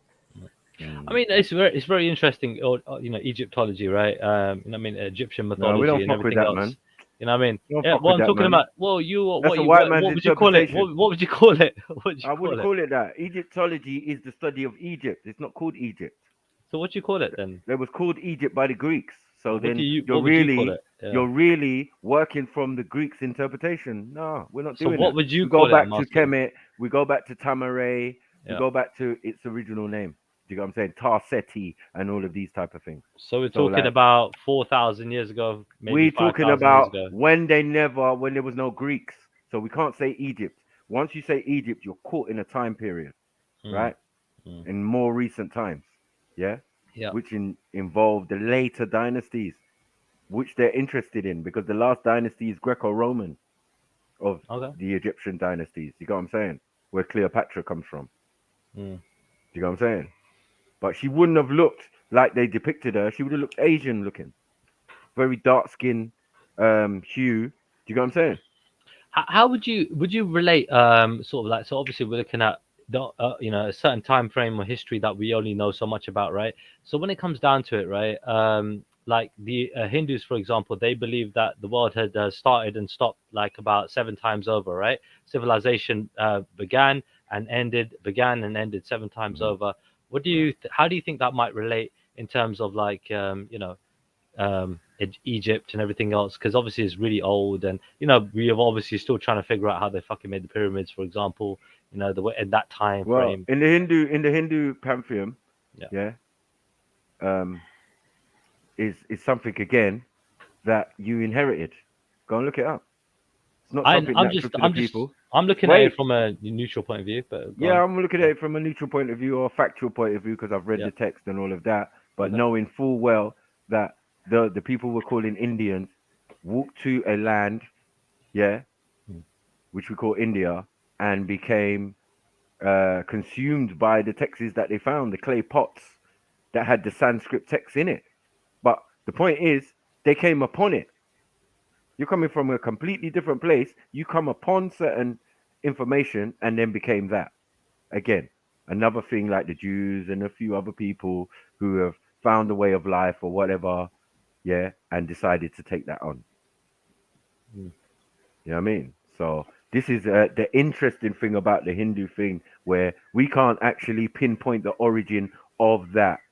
But you know, it's as old ideology, as, if not older than, you know, the Egyptian sort of history that we know about. You know what I mean? Well, not Or really. yeah. No, it's not. Oh, it's the oldest religion on the planet, but as again, no one knows where it came from. We know it's super old though. That's what I'm saying. It's probably about 5,000 years old in that regard. You know what I mean? Well, exactly. Yeah. So that's older than the people that reside there now. Wow. Another Irish situation. You get it? Well, But the people. How can you say that? The people have always been there in that regard. In India. Nah, come oh on, Lord. man. Oh come on. You can't have always been there. But they're For honest. 5,000. Honest. If that was there 5,000 years ago where'd was they come the from? Harappan civilization in the Indus Valley. Okay. I don't know All right? anything about the Harappan. Well, but don't okay. know nothing. You don't I'm know just nothing. asking. I'm and I asking, know dude. everything. Yeah, I'm not. I'll tell you arguing. about your I'm fucking not, I'm just- country. Let me tell you you. can tell me whatever you like, dude. I will I'm tell curious. you, I'm bro. curious to learn. Yeah. Okay. Yeah, So no I'm problem. saying there Yeah. was no Indian or what you're talking about. Yeah. Even the word India comes from the Indus Valley. Do you get it? Yeah, like after a river. Right. Yeah. You get what I'm saying? So, you know what I mean? Or Indra. You know what I'm saying? Which is a deity or whatever in the Hindu pantheon. Right? So we know like all of this type of stuff. Yeah. But this is, the people are more recent than the ideology and the pantheon. This is why when we get to more modern times, it encompasses them. This is what the Mahabharata and Bhagavad Gita is all about. You know get it? what? You know what Start Indra talking about means? ancient Or royal families. yeah. You know what that means? Indra basically means triumphant in our language, but I don't know exactly what the correct definition is of Indra. But in you know, Indra basically is like triumphant. But yeah, don't carry on. And then before it was the first name used was Kush. You understand? Forget all this Hindu stuff. It was Kush. Yeah. So you call yourself Hindu Kush. After Hindu the Kush. mountains. So after Hindu the after the Hindu Kush after the mountains. religion. Yeah. Hindu after the religion, and Kush being your But these were metaphysical or mostly physical. Greek. Yeah, these are Greek or terms, physical origin. weren't they kind of Greek So where terms? they Like, come from? yeah, the Kush Mountains. Were they? I don't know. See who named them and stuff like that. But I would No. assume that they were more. So, like, Kush because is an again, ancient word. the Greeks referred to them as the Kush Mountains, right? And the Indra, the Indus Valley, right? Yeah. I mean, so Indus obviously Valley. they referred to them. I don't know if they called it that themselves or whatever. Do you know what I mean? But the pre 5,000 years ago Indus Valley civilizations were not what is there now. Do you get it? They were the Harappans. They had street lights, pavements, all sorts of stuff going on. So yeah, Guttering system. Yeah. No, You know but what I mean? yeah, I think they were Dravidian. The Indus Valley civilization are Dravidians. Dravidians, that's right. In the original the form. Europeans pretty much came over and took over that region. That's but they went south. It's well known. Well known they're Dravidian. That's the darker Indians. You know that, right? Yeah. That's the darker ones, not the light skinned Indians. See, that was my point, because again, see, It's a well-known fact. because I'm quite tall and fair skinned compared to, like, some of the people in the South India, right, which are quite dark and a bit shorter, right? You get some guys that are massive as well. Don't get me wrong, probably bigger than me. And smarter But, and smarter. Don't get of that. course, Dravidians are smarter. I didn't way mention. smarter. I mean, sure, I'm pretty But sure they are smarter on IQ level. I don't know. Maybe. No, I'm telling you. Well, I don't think you've met every. I don't think you've met every single northern Indian compared to. No, you're talking about. Yeah, go on. No, I'm saying no. This is just based on averages. Like they did it because where you even getting the these averages from? Yeah. No. Go look. Just look. All right, look. I'll take your word for it. But the point that I was trying to make is simply that, again, when it came to the Aryan invasion, that basically the smartest guy in India. One went east, one went west. Yeah, and I'm pretty sure the Western settlers settled as far as Ireland, and that's where Irish civilization started from there. That's my opinion. I don't know if that's a fact or not. No, the DNA. No, what if it was the other way around? Hold on. The DNA kind of half agrees with that. Okay. Yeah, because again, you were talking about the J thing, isn't it? Yeah.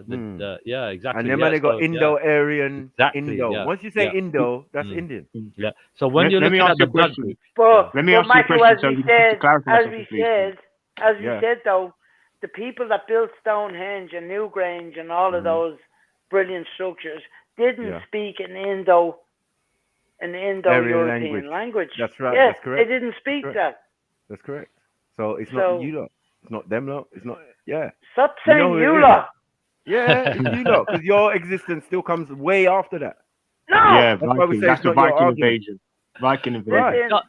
I still have to do my DNA test, right? Can I ask? So can I ask? I'm I mean more that. African than no can go. Yeah, I'll be back in a few minutes. So that means that bring up gold. I didn't hear that. My shit's He said he's more African than you. No, do you know what? If the Iberian Peninsula and people that come from near Morocco, you're white Moroccan, Dublin. It's cool, man. Don't worry. The Moroccans are still part of that. Hey, guys, sorry. Anybody just type in Dravidian IQ. Just literally type into that. You'll find out they compare Dravidians IQs compared to regular Indians. And then even in quote with that Q1, if you literally ask that, they say. I'm just sorry. I just want to put that out. They are the Indus Valley civilization law, the Dravidians, which are the dark Indians in the south. And they are smarter based on IQ. So all that other bullshit, but it's IQ shit. Prime example, right there. And everyone else is mixed with the various people who came in. So Russians, hence the big mustache thing at a certain point. Do you get what I'm saying? And wrapping their mustaches up, and then obviously Europeans being there for 200 years. You know what I mean? And creating a whole dynasty. You get me? They left the whole thing, the Rajas and all of that. Yeah, the certain royal groups that came about after the Europeans got there. So they bred their way in, because everyone's dark skinned, no matter what. Originally, now look. Mixed, yeah. Say Aboriginal. Yeah, now look, we got green eyes Indians and stuff and but that's the European influence. And they always leave their descendants in charge. So it answers a lot. Those people are the real Europeans, but those people are the actual real Europeans. Then don't forget Europe. Don't forget the whole of Europe. The whole of Europe and Vikings. Guys. Let him finish. Let me speak. Yeah. No. Let Soil finish. He was saying something. Go on, Soil. No, I was pretty much saying that when we was talking about the Aryan race, the Aryan race is really them Indians, like them type. Those are the real Europeans, really. If you want the Indo-European languages is from them. That's correct. We got to keep that in the mind. That it's like it's an Asian type language, a white Asian type shit. They spread out, did all this extra shit. So we got to understand that this is where the start of the two people, the Indian subcontinent, where you really. So what they calling them? What they call them? What they call them, man? They call them Asian, right? So and then they call white people Indo-Aryan. And then they call white people Caucasian, right? Well, it was that. They're done. They're finished. They're finished. Was that influx and that? You're albino Indian, man. Allow it. Was that a bad thing up on? That's why Hitler went to India. Yep. Hitler wanted the world. No, he understood but that he they found had Indo-Aryan language. He went for Indo-Aryan language, Indo-European language. He found out like Germans were traced back to them people over there. That's what he found out. It's a remarkable coincidence how the Hindu symbol, obviously, he just rotated it a little bit and made his own thing, right? That's quite a remarkable coincidence, obviously. But yeah, many civilizations have used that symbol as well, not just him. Many. The Indians are old ass people. Don't get me wrong. Them white Indians are old people. All I'm saying is many that symbol has been in many other civilizations as well, not just you know what I mean? Of course. Nazi Germany, for example. That was on Tuan's face, wasn't it? Or what was his name? Tuan or Guan? What was his name? The one who's in Speaker's Corner. He had one of them on his cheek. Oh, really? Oh, Tan. Tan. Oh, yeah. Tan. That's it. No, his one was proper. I met him once. He's a fucking crazy guy. His one was proper. He just screaming top of his voice. He was fucking. His one was the right way round. His one was the old one. His one was the original, like the right way round. It's a Buddhist symbol. Yeah, Buddhist. Yeah, on the foot of Buddha, you will find these symbols. On the top of the foot or the bottom of the foot? On the bottom of the foot. He wasn't even Buddhist, though. He was a fucking idiot. And sometimes in the palm of the hand. So.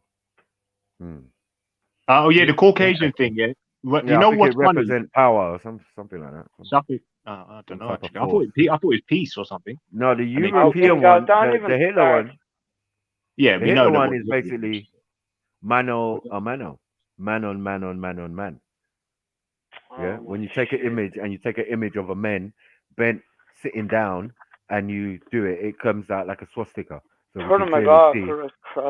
remember that's a reverse of what it actually is. So yeah. What is it? Are they having sex? Is that man? What do you mean? That sounded a bit. I don't even know what it means. It's just mano or mano or mano. When I saw the image, it was like 4 men crouched and going round, and that's what makes it a swastika. It's probably just patriotic sort of patriotic. No, I think people try to explain it. You know what I mean? Remember they're just using the symbol, but Hitler's main thing was the technology, because the stories that go with the Aryans and all of this stuff, we're talking about lasers and all of this in the Hindu pantheon, weapons that, if anyone got their hands on, it might win a war.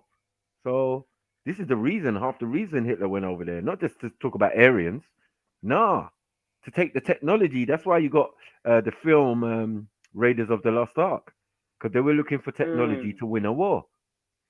Right? Who? The Germans, yeah? Well, and that's why they went to India. Yes. Yeah. And what is it? Is it India or Eastern Europe? The real Eastern Europe. True. Right. Yeah. Thank you. So they didn't have to go far because it's part of their thing. And these Hindu guys are saying, look, because they've been invaded by Vikings and all of these type of things, or invaders, and then they talk about Vedic script, Vikings. It's Vikings that came in and messed up Asia. You know what I mean? Changed the caste system or created the idea of the caste system. So no matter what, the caste system wasn't the way it was until Europeans came. Don't forget the similar where we can compare and contrast is the push into Mediterranean, isn't it? And from the Germanic people into Mediterranean, Rome, and obviously the Macedonia. Yeah. But they're going to tell you that these men are barbarian. They're going to tell you that basically Spartacus was a Celt, was a barbarian, was a Germanic of these Germanic tribe of barbarians who are just Celts. They're just the same people with funny clothes on. You know what I mean? Yeah, they got that tartan and shit. warring over the shoulder. Go back and watch the movies, man, and then see where these men are come from. Same region. Wait, what's this spanner in the works though? With white people are not Caucasians, but isn't Caucasian mean just sort of broken it down? You know what I mean? I'm very. Who said white people? Alio in the chat was like, white people are not Caucasians. No way. Oh, that's dumb. That's a paradox, isn't it? Yeah. There's only 3 or 4 phenotypes. There's Negroids, Mongoloids, and Caucasoids. But what comes under Caucasoids is what we call Europeans and modern day Asians. They're in one blanket. So when someone says, with the Caucasian with color, that's what you're talking about. Yeah, not the dead deteriorating, carcass, carcass Asian, Caucasus, no, not the Caucasus Mountains, carcass as in dead deteriorating Asian.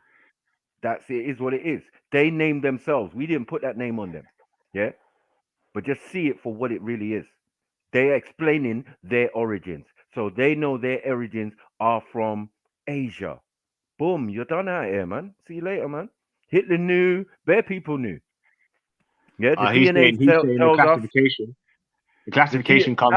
When you say Asian, when you say Asian, you mean India. But look at his rebuttal. Look at his rebuttal. Mr. Alio. I'm not listening. I'm saying the DNA, plus what they teach us. Remember, this is what they teach us, you know. They teach us about Caucasian, Mongoloids, and Caucasoids and all of this. Mako. Yes, bro. So when you say Asian, you mean Indian, not as in like when we say Asian in Ireland, we mean like Far East, Asian, Chinese, Japanese, all of them. But they already covered. Hold on. They're already covered under Mongoloids. Look it up. Well, hold up. Japanese, right? Of course. Japanese were of untouched. Course, definitely. So who's Asian then? Of course, because who's Asian then? Because the Mongols. Japanese were untouched for years. If the Asians ain't Asian, who's Asian? What are you talking about? But no, I'm just asking. Wake up and think. Think. No, but you guys consider India and Pakistan part of Asia, right? Of course. I'm saying the landmass of India is a piece of Africa. There's no argument there, right? Yeah. No argument. No one's going to argue that, no. Right?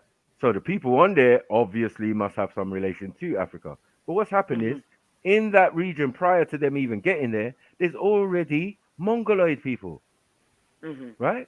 Yeah. And you lot have Mongoloid DNA mostly in your system because of Genghis Khan. Let's get that right.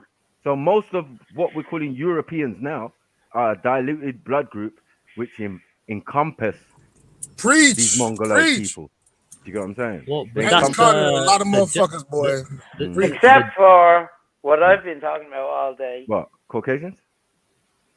Japan, right, was like freaking thousands of years old, dude. You get me? Yeah, in terms of like the people that were there, they come from what they say, Neolithic, right, civilization, or you know what I mean. So that we don't know how old that goes, right? But they were untouched for a long time. These man, look up Peking, man. This is where they say these man say they came from. So let's look at that. Yeah, look up Peking, man, and then come back to me. Yeah. Because this is what the Chinese or the Oriental or the things say they are. This is the oldest bone in that region and all of that and da-da-da. Well, the Ainu were the Ainu or something were the first in Japan, right? Ainu, yeah. They're darker and smaller. Oh, were they? Okay. Interesting. And they're pretty much nature-based. They're very nature-based people. They like hunting the wild, they're isolationists. They're like the Dravidians. India. Exactly. So why are they going to name? Hold on. Why are these people the Anu people? One second. Why are these the Anu people? Yeah, going to name themselves after the supreme god of the Sumerians? You are dumb. Wake up and smell the fucking coffee. You know what I'm saying? Yeah. You want to talk about Anunnaki? Yeah. Is that plagiarization?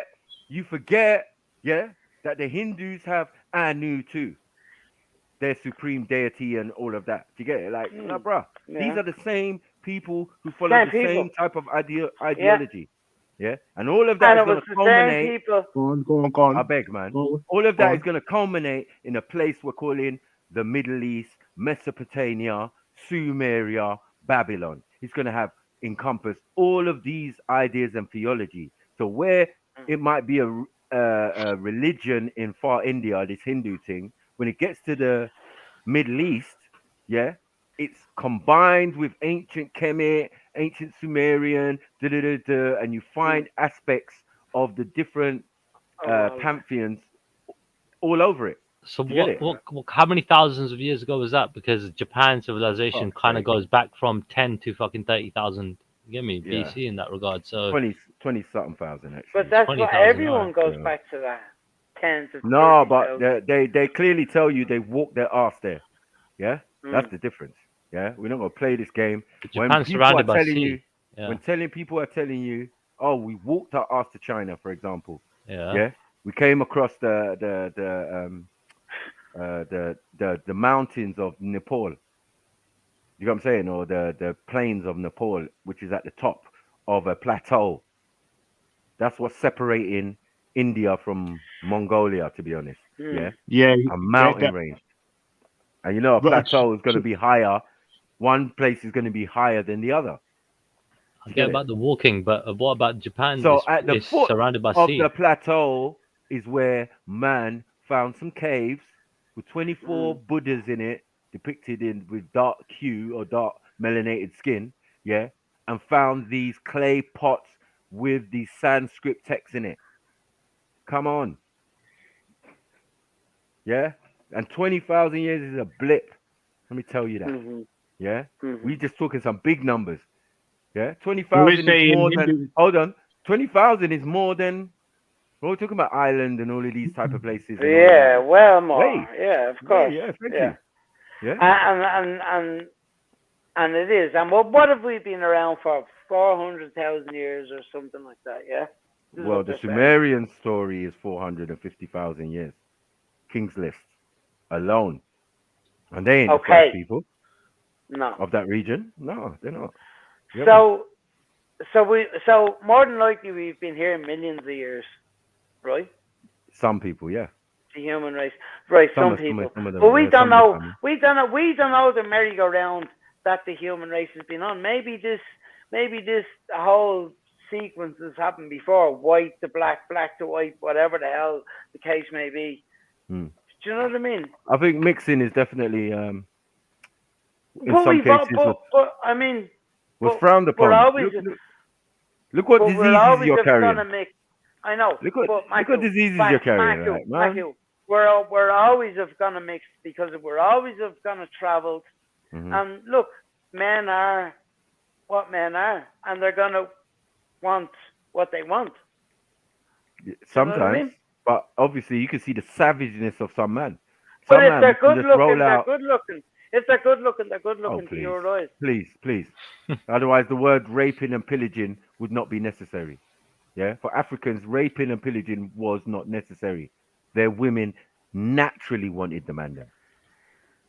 Yeah, they naturally wanted the man there. We didn't have to rape and pillage like these other I think Vikings you only, and all of I these think other men. you only rape and pillage, And- you know, in a and- wartime, though, Matthew. You only and- rape and pillage. I think rape and pillage is. And the bottom line is, you Go on. never had an abundance of females. Okay, so They in told you. in the They're modern saying- day, so in modern day Africa, right, you've Yeah. got a lot Well, we of that didn't- happening, right? So, but in the end of the day, right, now you're saying back in the day that didn't exist, right? But at the end of the day, you do know that African tribes were warring against each other for many centuries. You get me, right? Many a time. So, you No know, one ever said nothing about war. so as you long can't as- you Hold on, can't hold on. dismiss that, dude. Come on. We Michael, never as made a long as claim we- of war. as long We as- never claimed as of. long- We never committed no war. I don't know where you got that from. As long as Never we've said been that. on No the one planet, ever said that. as long as we've been on the planet, Yeah. we've had the same kind of mind frame. We're You always just going got to to be deal with. beefing. You just got to deal with that. Dublin is basically came out of your people. That's all you got to realize. Yeah, I agree with that. Yeah. Right. So Yeah. that's all we're saying, and this is Yeah. why we say everybody cannot be African. What are we doing? Shit.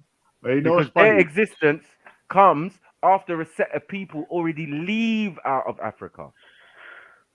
So is Get it? there? I mean, I don't agree when you're with that part. look, Yeah. listen, but listen. When And they're you're mixing talking with about, things. They're mixing isn't with that things. part of the same landmass though? India and Africa. Bro, I shut mean, up, you man. can walk from India. Shut up, man. What? Don't try it, man. Why are you claiming now? Well, can you Yeah? not? I'm not. I'm Yeah? just saying. You was in Africa. No, you was in Africa earlier. Now you in Asia now. No, I'm not. Yeah? You're after putting. You're after putting me in Asia. No, I'm I'm putting not in you. Asia. I'm putting you in your right and proper place. Facts. No. Yeah. I've told you. According to the terms. I told According you. to the DNA. We were a Oh my God, seafaring. bro. We were a seafaring. Shut up, London. man. Seafaring. Celts. Please, man. Stop your nonsense. No, not bro. Celts.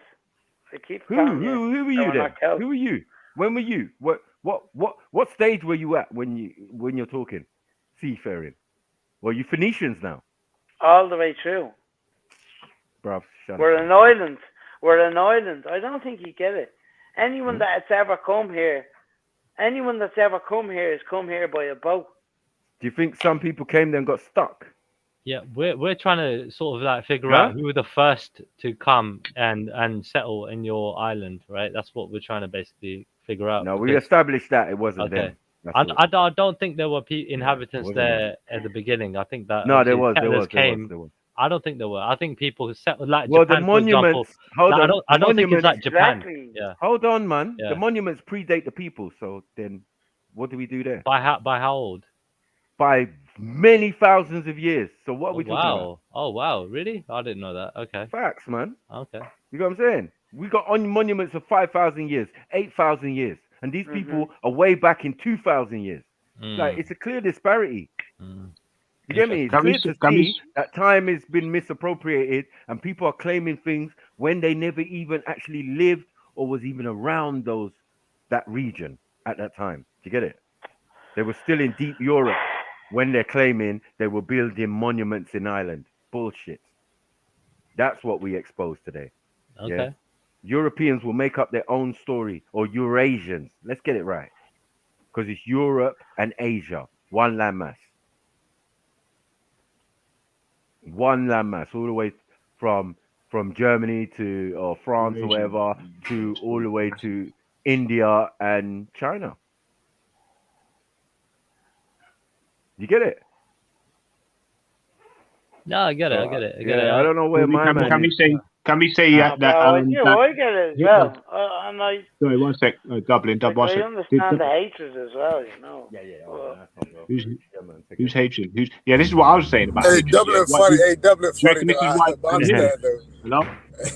What? Yeah, I was gonna say, is this why Hitler went so hard at the Jews because they were claiming to be black, whereas no, it's eugenics, isn't it? You're not going to find that out by them saying it. No, he did tests. He ran tests on all the bombs, all the people, in the place. You know what I'm saying? In the country, basically.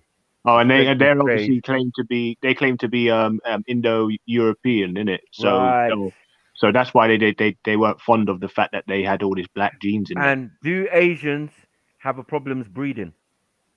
Do Orientals have problems breeding? Hell to the motherfucking no. Right? Because these Jews or these people exuded the same type of trait. Yeah? They were breeding like Mexicans. Yeah? So man knew, like, right, you're outpopulating us in our own country. This is madness. What does that? Do you get me? It's like you got a connection to the source where your DNA is still semi-pure in a certain sense. You got that black twins, that melanated twins in you. You know what I mean? So right. So Hitler knew. So yeah, eugenics, the idea of eugenics and all of that. Look it up. You'll see what Hitler was doing. He grabbed all the scientists, bullied them to do experiments on these various peoples. The end result was Aryan rubbish. Yeah, but coming from our culture, right? The mind is the most powerful weapon. So when it comes down to it, you know what I mean? It's like, when we look at India, for example, there was a man called Banda Singh Bahadur, right? Who became a Sikh. He was a Hindu first, right? Or, whatever, right? and he could like break the laws of nature in terms of like levitate and things like that, right? It's just from what I gather in it, from what I've read about him, yeah. And so the thing is, dude, the mind is very powerful. You could say it's called silent magic. Right? You can perform, things like that, right? And we obviously believe. I'm coming from a Sikh background. We believe the gurus had, almost unlimited power in that regard, right? Similar to, do you know what I mean, right? What God had in that regard. You get me? Yeah, because they were, like connected to God, right? But obviously, they came here for divine mission. So to me, when it comes to this warfare thing, right? Even though the gurus didn't choose to use, like their abilities to win those wars, they chose to fight on a new, on a fair basis, on a neutral platform kind of thing, innit? Yeah, because honor and everything else was still existent at that time, of that period. I of don't history. even know what you're talking about. Are you I'm just talking saying, about... you're talking about weapons and Hitler, right? And Hitler went to India looking for weapons, yeah? That's what I'm trying to relate to. And I'm saying the mind is the most powerful weapon, right? That's my point, yeah. Oh, is it knowledge is power? No, I'm talking about, the mind, Again, you can when you tap into it and harness it, there's no limit, What are you harnessing? What are you harnessing? What are you tapping into? This is Hindu practices. So they would have to know, they would have to understand, like what you're saying. Hitler would have to understand there's power in what these Hindus or these people in the Far East of the world were practicing. The story about Buddha, for example, where so I'm saying their counts. He fought involve big weapons, lasers, people getting struck down with weapons of mass destruction in ancient times, and all these Vamanas, these interdimensional craft. You think Hitler didn't want that? So again, like he read it, with and Buddha, decided he wanted to do that. Yeah, so with Buddha, for example, right, he was able to turn, you get me, the armies of hell, you get me, all their arrows and all their soldiers into freaking petals, you get me, flower petals and so on and so forth. And he was able to fight them just with his mind, you know what I mean, right? That's how powerful his mind was, you know what I mean? You believe in that regard. Yeah, well, again, see, it goes to show the power of the mind in that regard. This is what I'm trying to say. I'm trying to relate a weapon and the mind being obviously the strongest weapon out there, so I do believe being a Buddhist, and Lord Buddha and all of this type of stuff, bro, that's like some simping thing, because this guy was meant to be a warrior prince, right? He was a prince, he was destined to be a warrior like his father. His father wanted him to be a warrior. It was the guru or the mystic who came and told him, this one is going to be the next guru, a special one. Do you get it? Yeah. So the dad was annoyed. You get me? He was vexed. Like, hold on, I told you my son is going to be a warrior like his father. Do you get it? But there's this prediction that, look, this youth's going to come and he's going to be Buddha. You know what I mean? I watched the story. It was an interesting story, intense. You know what I mean? But that's still in recent times that we can measure. Yeah, it's of not course, like 50,000 years ago. Obviously, I don't know how much of it is true, but the thing is, like I said, I'm willing to believe that corresponding with Sikh history, right, and what the gurus were able to do as well, Guru Nanak was able to do. So again, this is all kind of, you could say, speculative to a certain degree. However, I'm willing to explore, those avenues, and I do believe the mind is the most powerful weapon in the world. That's just my opinion. Wait 1 second. Hold on. Sorry, not hold on. Thank you. Sorry, you've made a point, brother. But I'm saying this is a little bit of a different subject, yeah. But what's this thing about? Because when I hear the Arabic language, it sounds to me something maybe around that Indo-European or Europe sort of the Asian sort of landmass, right? It sounds is it the dialect or the way they pronounce it? Arabic. The way it doesn't sound. See now. I think Russell just said it's African, or you heard some. It's an African language, man. What are you doing, man? Yoruba people, but that everybody, bro. The languages are Semitic. Hear the word Semitic. All of these languages, Asians aren't Semitic people. Their language is not Semitic. Yeah, it sounds. Well, I hadn't heard a Semitic language. It's Sanskrit based, just like most European language that come via Latin. You get it? All right, yeah, because they kind of they speak quite quick when they speak. noticed that where Africa's a bit more tonal when they're. Well, that is the difference between the two supposed original European languages. Unfortunately, the one that is Greek comes via black folk. Yeah, the one that is Latin, which the Romans use, has a root from Sanskrit, showing you fully Indo-Aryan, Indo-Germanic, Indo this, nigga. You So Asian, India's man. taken from that as well. So India's definitely taken from that. Or it's not Arabic's come from the Indians, is that the Indians have copied the language and so have the Arabic people, and that's why it sounds kind of similar. No. There's a similarity between it, bro. Is that just me? There might be a similarity, but I'm saying there's no linguistic connection between Sanskrit, Latin, and Arabic. But there is a connection between Arabic, Ashuric, Syriac, Aramaic. Do you get what I'm saying? All of these languages are from the same language group, and they're all just different dialects of the same thing. So that's why we can clearly hear thing like Spanish has Arabic in it. So there's some European language that have. Do you get it? Because English is supposedly a European language, but it's not from Sanskrit. It's not Indo-Aryan. Yeah, it's part of the Semitic language group. So do you reckon that they've inherited? Is it quite possible that various Asian places have inherited that type of because it's come from because Arabic and I'm never gonna ever see the difference between this. Yeah, I've always been confused. Arabic language, you can clearly see a connection between them and any type of Asian language. There's a clear show the connection. There's no connection, bro. Not even the same writing style, nothing. Right, all these Indonesian languages and Vietnamese. They use similar speaking, bro. Trust me. Listen. I don't know how that can be African. I've not heard one African group of people that speak, speak. Bro, if you come from Bali and all of that. Now, Arabic is the first language for many Africans who are not Muslims. They just speak fucking Arabic. Arabic was created by Africans, so that they could communicate with each other. Plain and simple, bro. I was assuming that. One second. It's a language of trade. I was assuming the Hittites and the influence from the Abyssinians and all the European or Eurasian people that have come into Africa was the people who brought that type of language with them. No one brings language. People bring their own language, but no one brings language to hand out to anyone else. Never happens. People don't borrow languages either. Because why are these North Africans speaking Arabic so different to every other language around it? What? Who told you? The most authentic type of Arabic, you need to go to Sudan. Yeah, they speak the most authentic Arabic compared to a Turk who has Yiddish in his Arabic.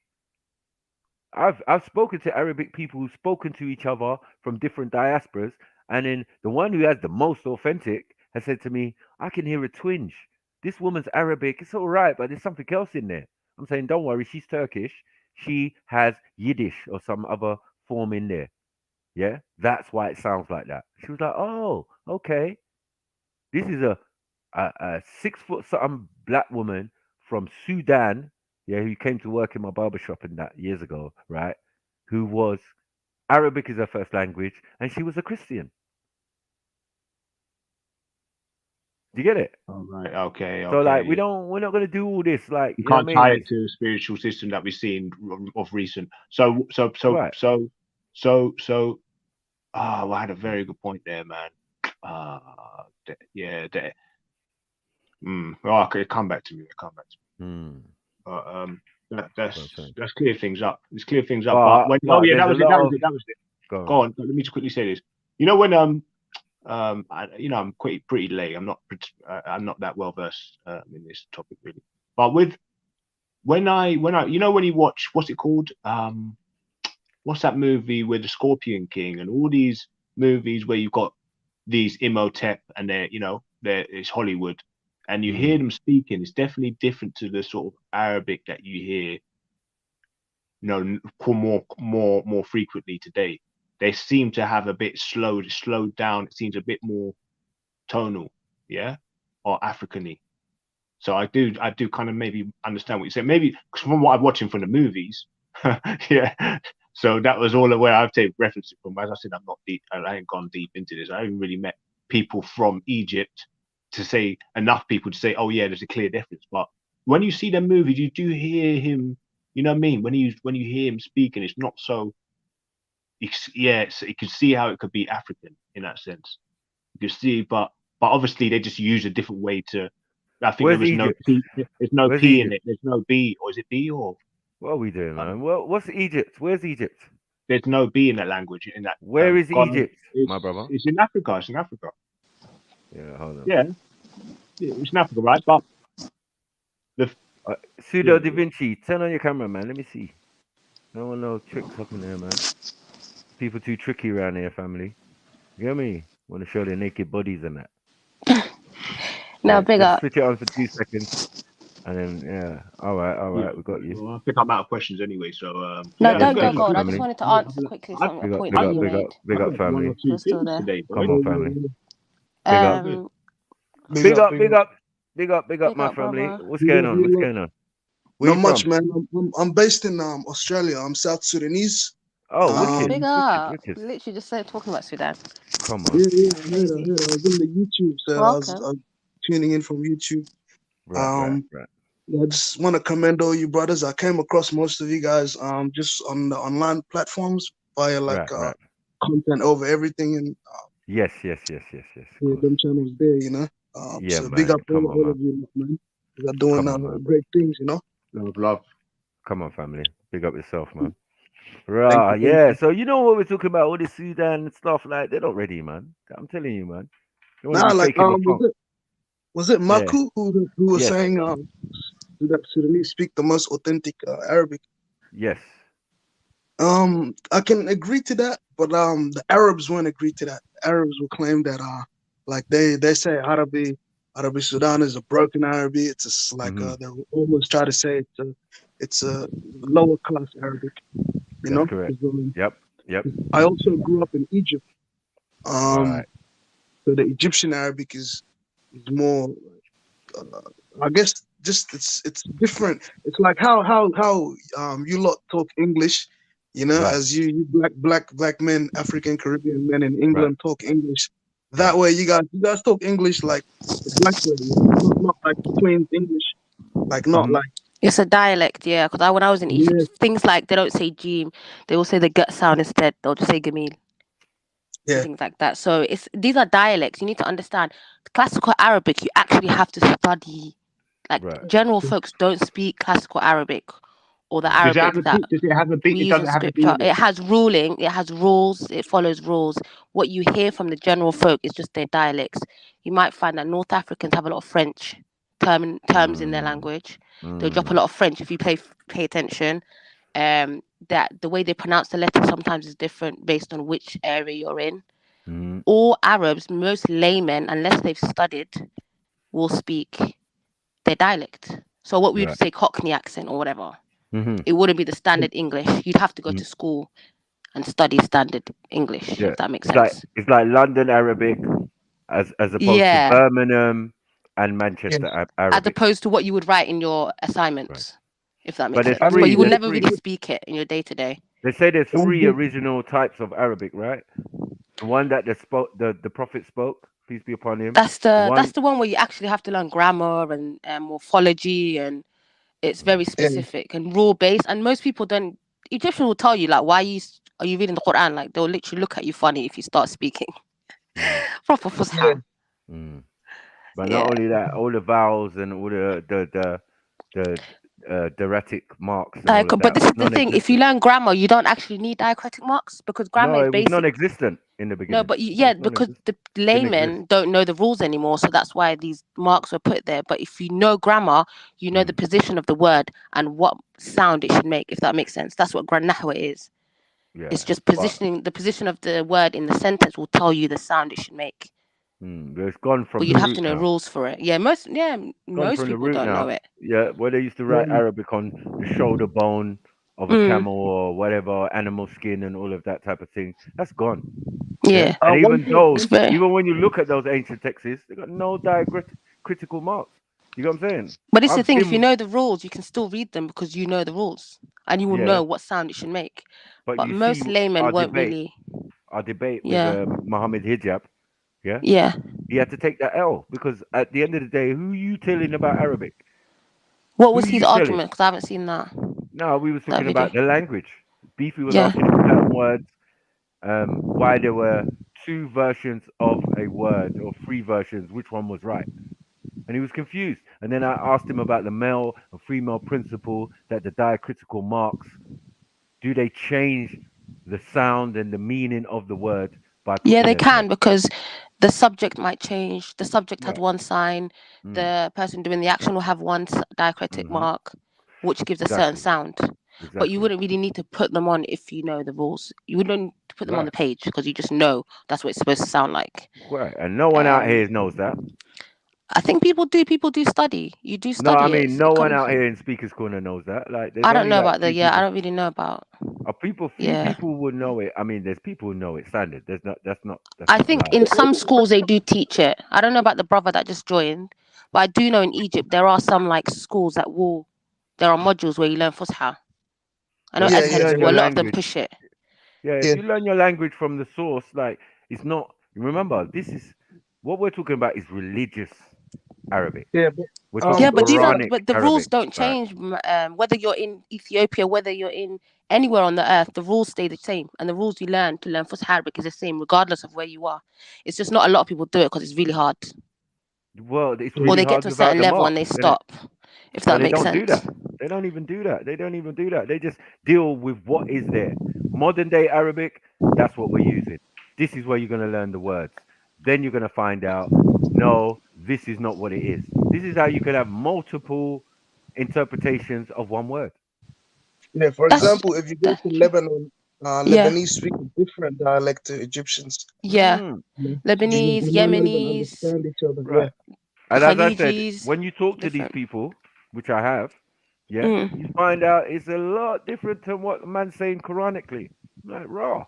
How did that happen? So this word means this, right? Just colloquially using. He says yes. I'm saying raw. So the whole connotations of Muslim and peace, you know what I mean? And Islam. No, but you know and the word salama. What's the ayah? Something Islam to. I think Abraham mentioned it. One of the prophets mentioned it, and he says the word Islam to I submit. So Islam comes from that. It's mentioned in the Quran where he says Islam to lillahi rabbil alamin or something like that. Can't remember the ayah properly off the top of my head. But that term is used. Yeah, it's And the it term comes from the used. same root word, salama. No, it's coming. Yes, exactly. Right. It But doesn't it's mean peace in coming- that one though. It won't make sense in the sentence.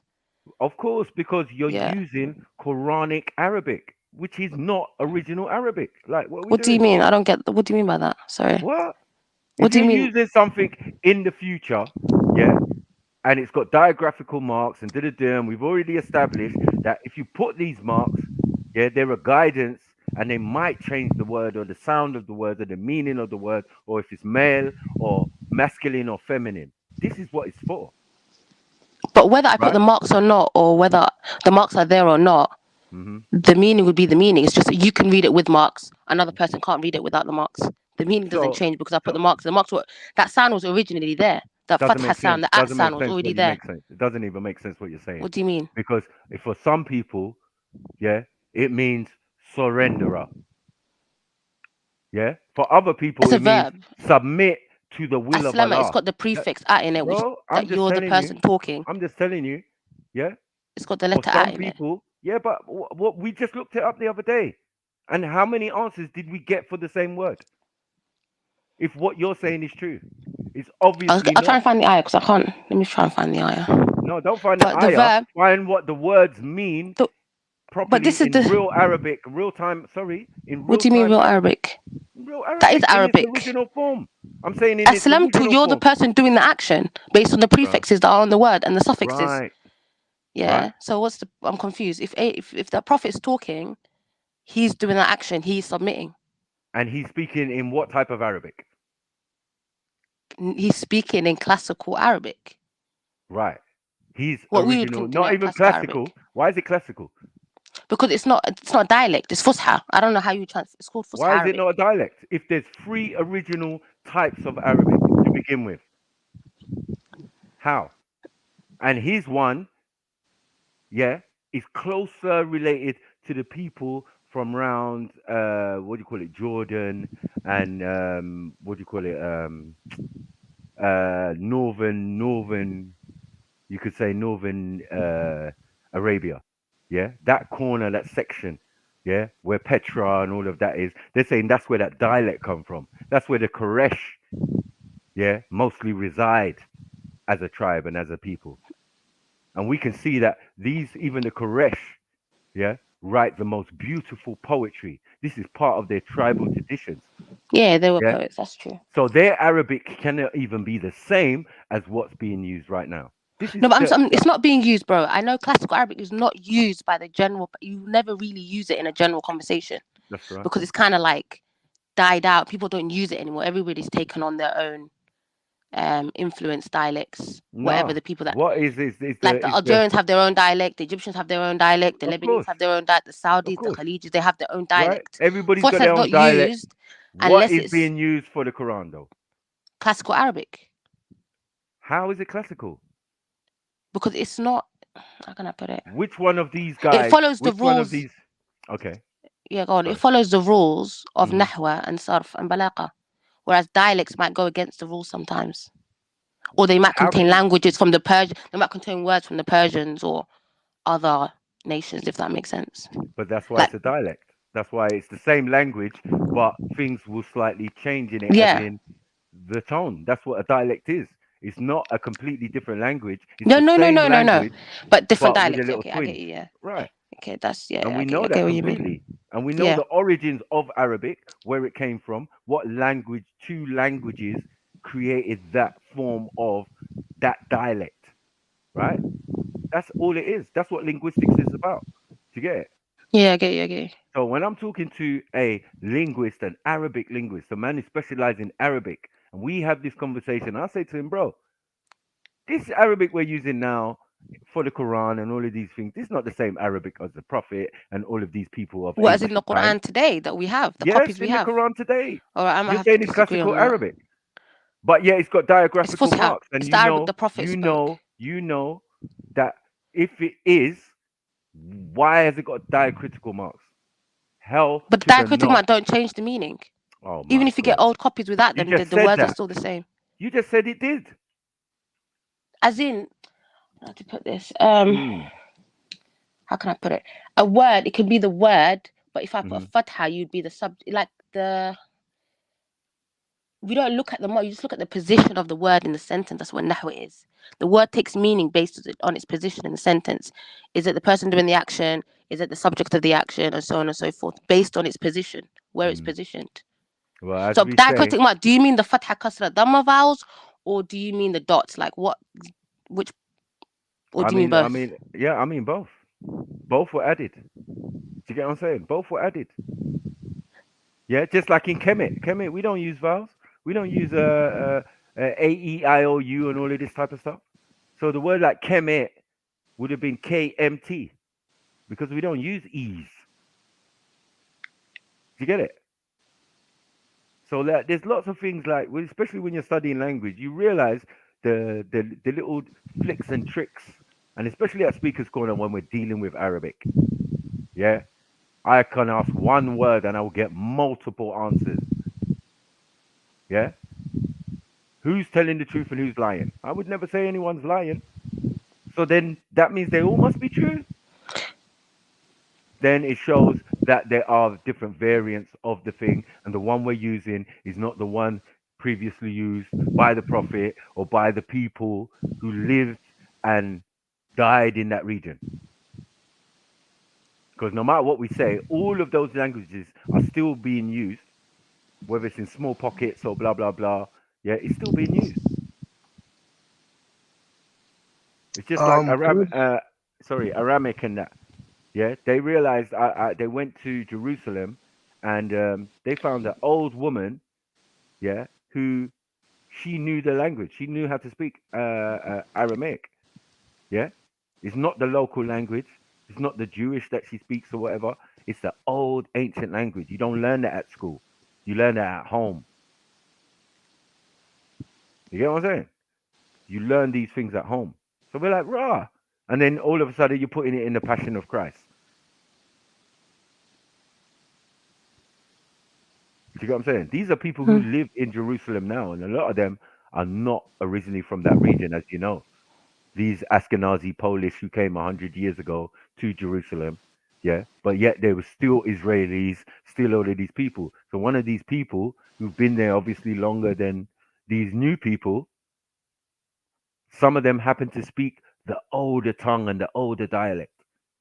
It's still around. Just like if you go to China, there's some people still speaking Cantonese and all of these ancient Chinese language. But modern day Chinese is not the same. A lot of Chinese people, sorry to interject you, but a lot of Chinese, Japanese, and Koreans have very similar names. In fact, like the same names as Nilotic people from South Sudan, like from the Dinka and the Nuer tribes. Yeah. So you find names like Chol, Yang, Bull, Ying. All these names are like names we use. You know what I mean? That are like like Nuer names or Dinka names. So what do you think that connection is? That like The so many Mandinka is definitely prominent within the old languages of Japan, because they said the Mandinka went over to China, yeah, and this is where you get, I think it's Cantonese. There's two ancient language, and one of them relates to the Mandinka. Yeah. To get it, but Because even when now I they drive, use, sorry.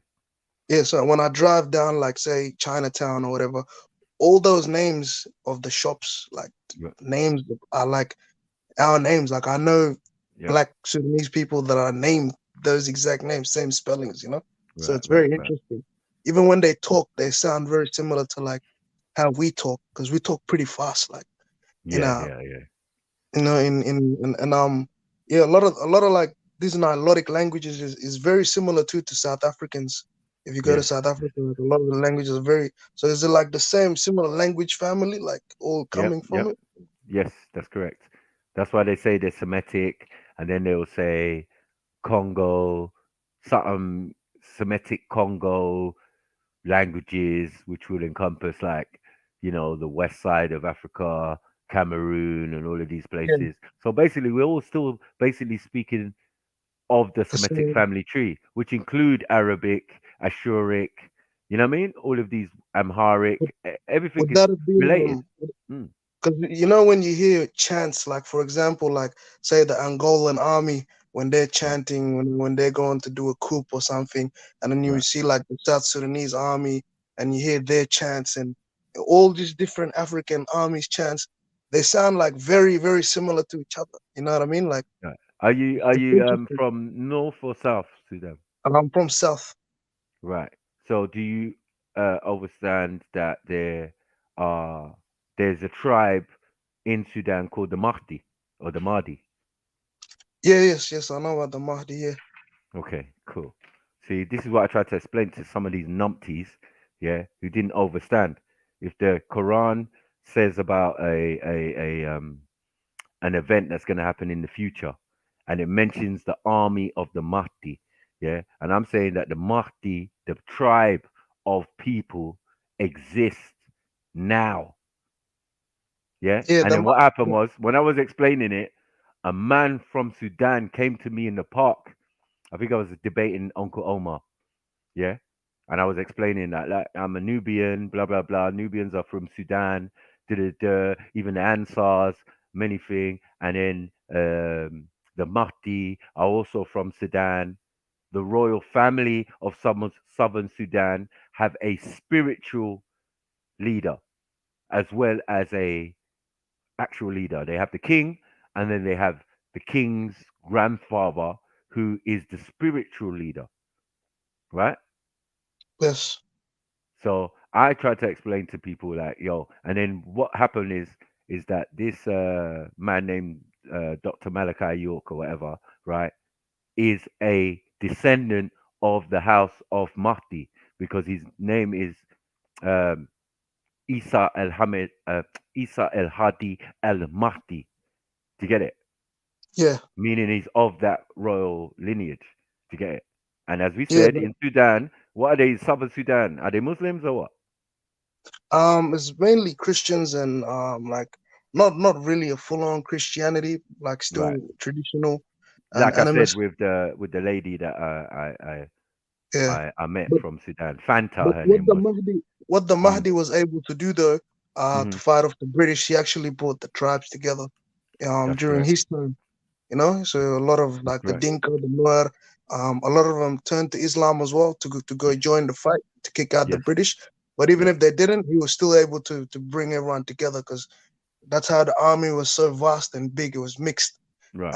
during that Tribe. time. Was that the 18th century or 19th century? That was the late 1800s, and this is what I'm trying to say because in Islam they have what do you call them? Revelations about things that are gonna or predictions that are things that are gonna happen in end times. Yeah, which include verses about Imam Mahdi.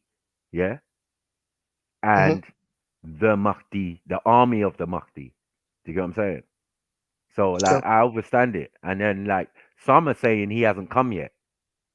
Do you get what I'm saying? Depending on what sect you're in, yeah, you could be a Shia and you say no, no, no, no, the Mahdi's still yet to come. Yeah, the signs of the end times are still yet to happen. But I'm like, no, we're in the middle because the Mahdi's here, has come and gone. Yeah, and the army, as in the tribe of Mahdi, exists.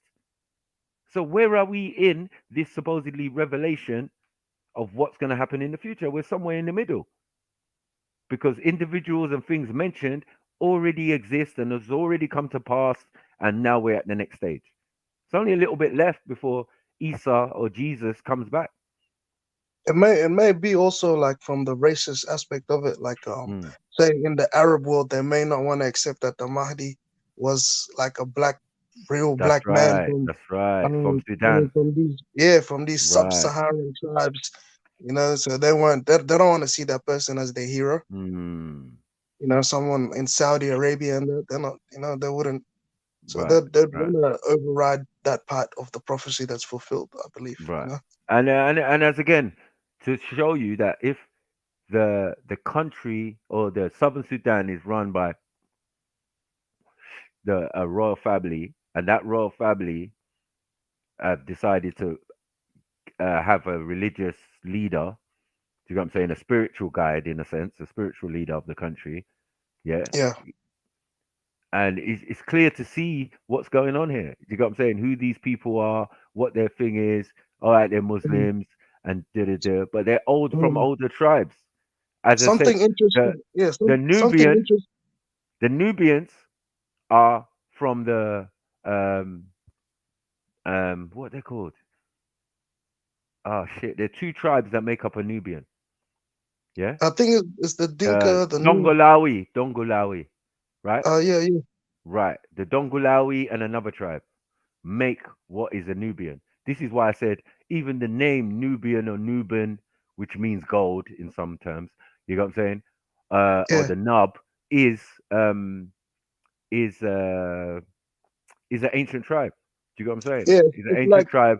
You could call us Arabs. You could call us Nubians. There's so many names for us. Maku, the history. leopard skin. The leopard skin was the key. The leopard skin, The leopard skin. was Come the key on, to figure out. Yeah, that yeah, was the and tribe. that's what my tribe also see. A lot of tribes, even down to South Africa, they wear the leopard skin. That's correct. Yep, that's true. Yep, they wear the. So the Nubia was a nation, and now we've broken into tribes. So it was a nation that when it was together, I think it held all the tribes together. It might have been a nation of 1,000 tribes, and we what had was that the one capital? language. What was the capital of Nubia? Do you know? Was it Meroe? Because I think the languages we Meroe, speak. Moray, Moreau, however you pronounce it. The Because all these languages we MOREO, speak come something from like there. that. Yeah. We speak Meroitic languages, Meroitic languages. Yes. So Meroe was the capital. And Moreau was a set of people as well, also in antiquity. Yeah, it was a set of people. But you see, after like whatever fall that had happened, I think everyone split, and it's so easy to become tribes. Hold up, excuse me. One other distinguishing trait was the bow. They were expert bowmen, expert archers. Yeah. Also, What's the significance of the leopard skin? I'm sure the warriors wore that. I mean, is that similar to what initiation. It was like the land of the bow. It's like initiations. It's So like a it's a ritual warrior thing. Yeah. So it's warrior like ritual. similar to the Aztecs when they had jaguar warriors. Yeah, that wore jaguar. The warriors, but today only the high priests wear it. So each tribe's high priest, or like the priest family, they would wear the leopard skins, the ones who conduct the rituals and do the sacrifices. It makes sense. There's a prophet you guys should search. His name was Ngundeng, Ngundeng. So he was a Nur prophet, and Haile Selassie made contact with him. So Haile Selassie used to actually go to this man in South Sudan and receive like advice from him and consultation, and so Ngundeng was considered. If you go to South Sudan, we consider him the final prophet, like the last prophet that came, because he came in the 19th century, and the British knew about him, and they're the ones who killed him. They killed him. Don't worry, cause I'm gonna show these guys. I think Farrakhan gave a speech about him before. I think Farrakhan gave a speech about him because he always talked about that guy in South Africa, the Mahdi in South Africa. I mean South Sudan. I mean South Sudan, yeah. Yeah. But you're missing a trick right here. If Dr. York is of that family, yeah, how the hell are these niggas out here talking about he's from Ghana? And we've got photos of him in Sudan. We've got photos him with his granddad, who's the spiritual leader. Back in the day when he had to go there and get his birth certificate. Because when he was born, they weren't doing birth certificates in Sudan. So man had to go back, yeah, when he was older, yeah. And obviously on behest of the king, his grandfather took him, who was like prime minister or something at the time, yeah, took him to go and have it written up, a birth certificate written up for him. You get it? Like these are all in a video called "Set the Record Straight," where he explains his origin and all of that type of stuff. So now we got this new age shit talking about, yeah, this nigga's from Ghana. His name's Kabina York. Like, what the fuck are you doing? If you go on YouTube, I've got it right now. 1 second. Go on YouTube and type Pope kisses feet, and the first video that comes, watch that one. And that was, I believe, last year. So that was Pope Francis, and he kissed the feet of the president and the vice president of South Sudan, and the women also, I think, who were like assistances. And I believe that's a fulfillment of Revelations 3:9. Prophecy, yeah, that's right. So because the Pope is not meant to do that, like the Pope is not allowed to kiss anyone's feet or get on his knees or do anything. But yeah, so him doing that is because I believe the elites of South Sudan, they're hiding from the public of what, like the true history from the Sudanese people themselves, but the elites of Sudan and South Sudan know what's going on. All right, let me play this and see what they're saying. It's a quick little 5-minute video. See what's going on here. One thing I hate is.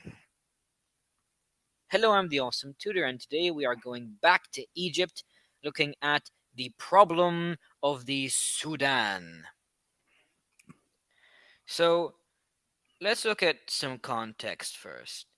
You have Governor Gordon, and the slave trade was still persisting in the Sudan. Now, Egypt had de facto administrative control over Sudan. This was established long before all the problems of Sudan started to arise, okay? And so the Khedive Ismail Pasha, appointed Gordon as governor to go into the area, into Sudan, and suppress the slave trade. But what that did is it was very destabilizing to the economy and the societal control in the area. Okay, it left a power vacuum for the Mahdists to fill, which I will go on to explaining later on. And so, in an increasingly fractured society in Sudan, Gordon resigned 1880, and subsequent governors were not as effective as Gordon in maintaining control. So you had destabilization of control, power vacuum, fracturing society in the Sudan, and that facilitated the rise of other problems. So I told you about the power vacuum. This power vacuum was filled by the Mahdi, specifically this guy, Muhammad Ahmed, who was proclaimed the Mahdi of Sudan in 1881.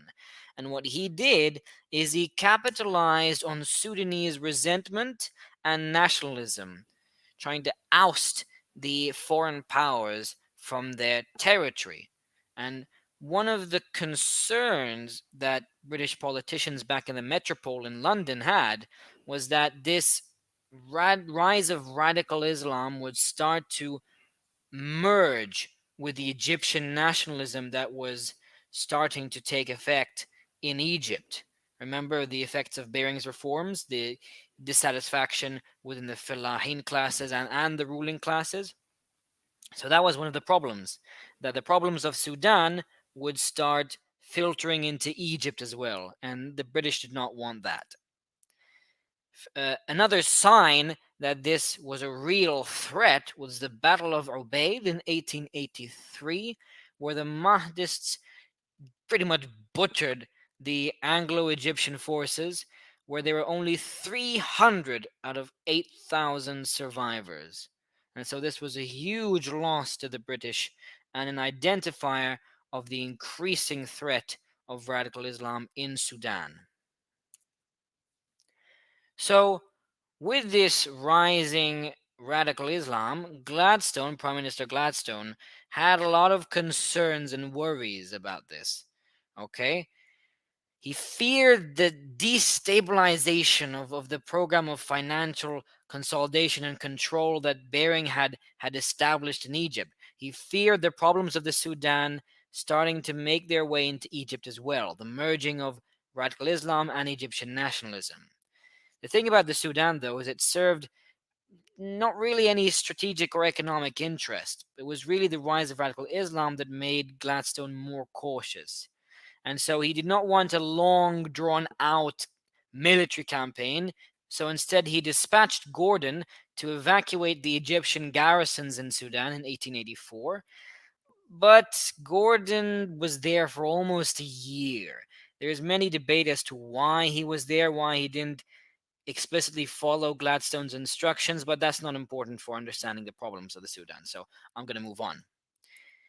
The siege of Khartoum, where the Mahdist forces broke through the fortifications in Khartoum, where Gordon and the Egyptian garrisons were.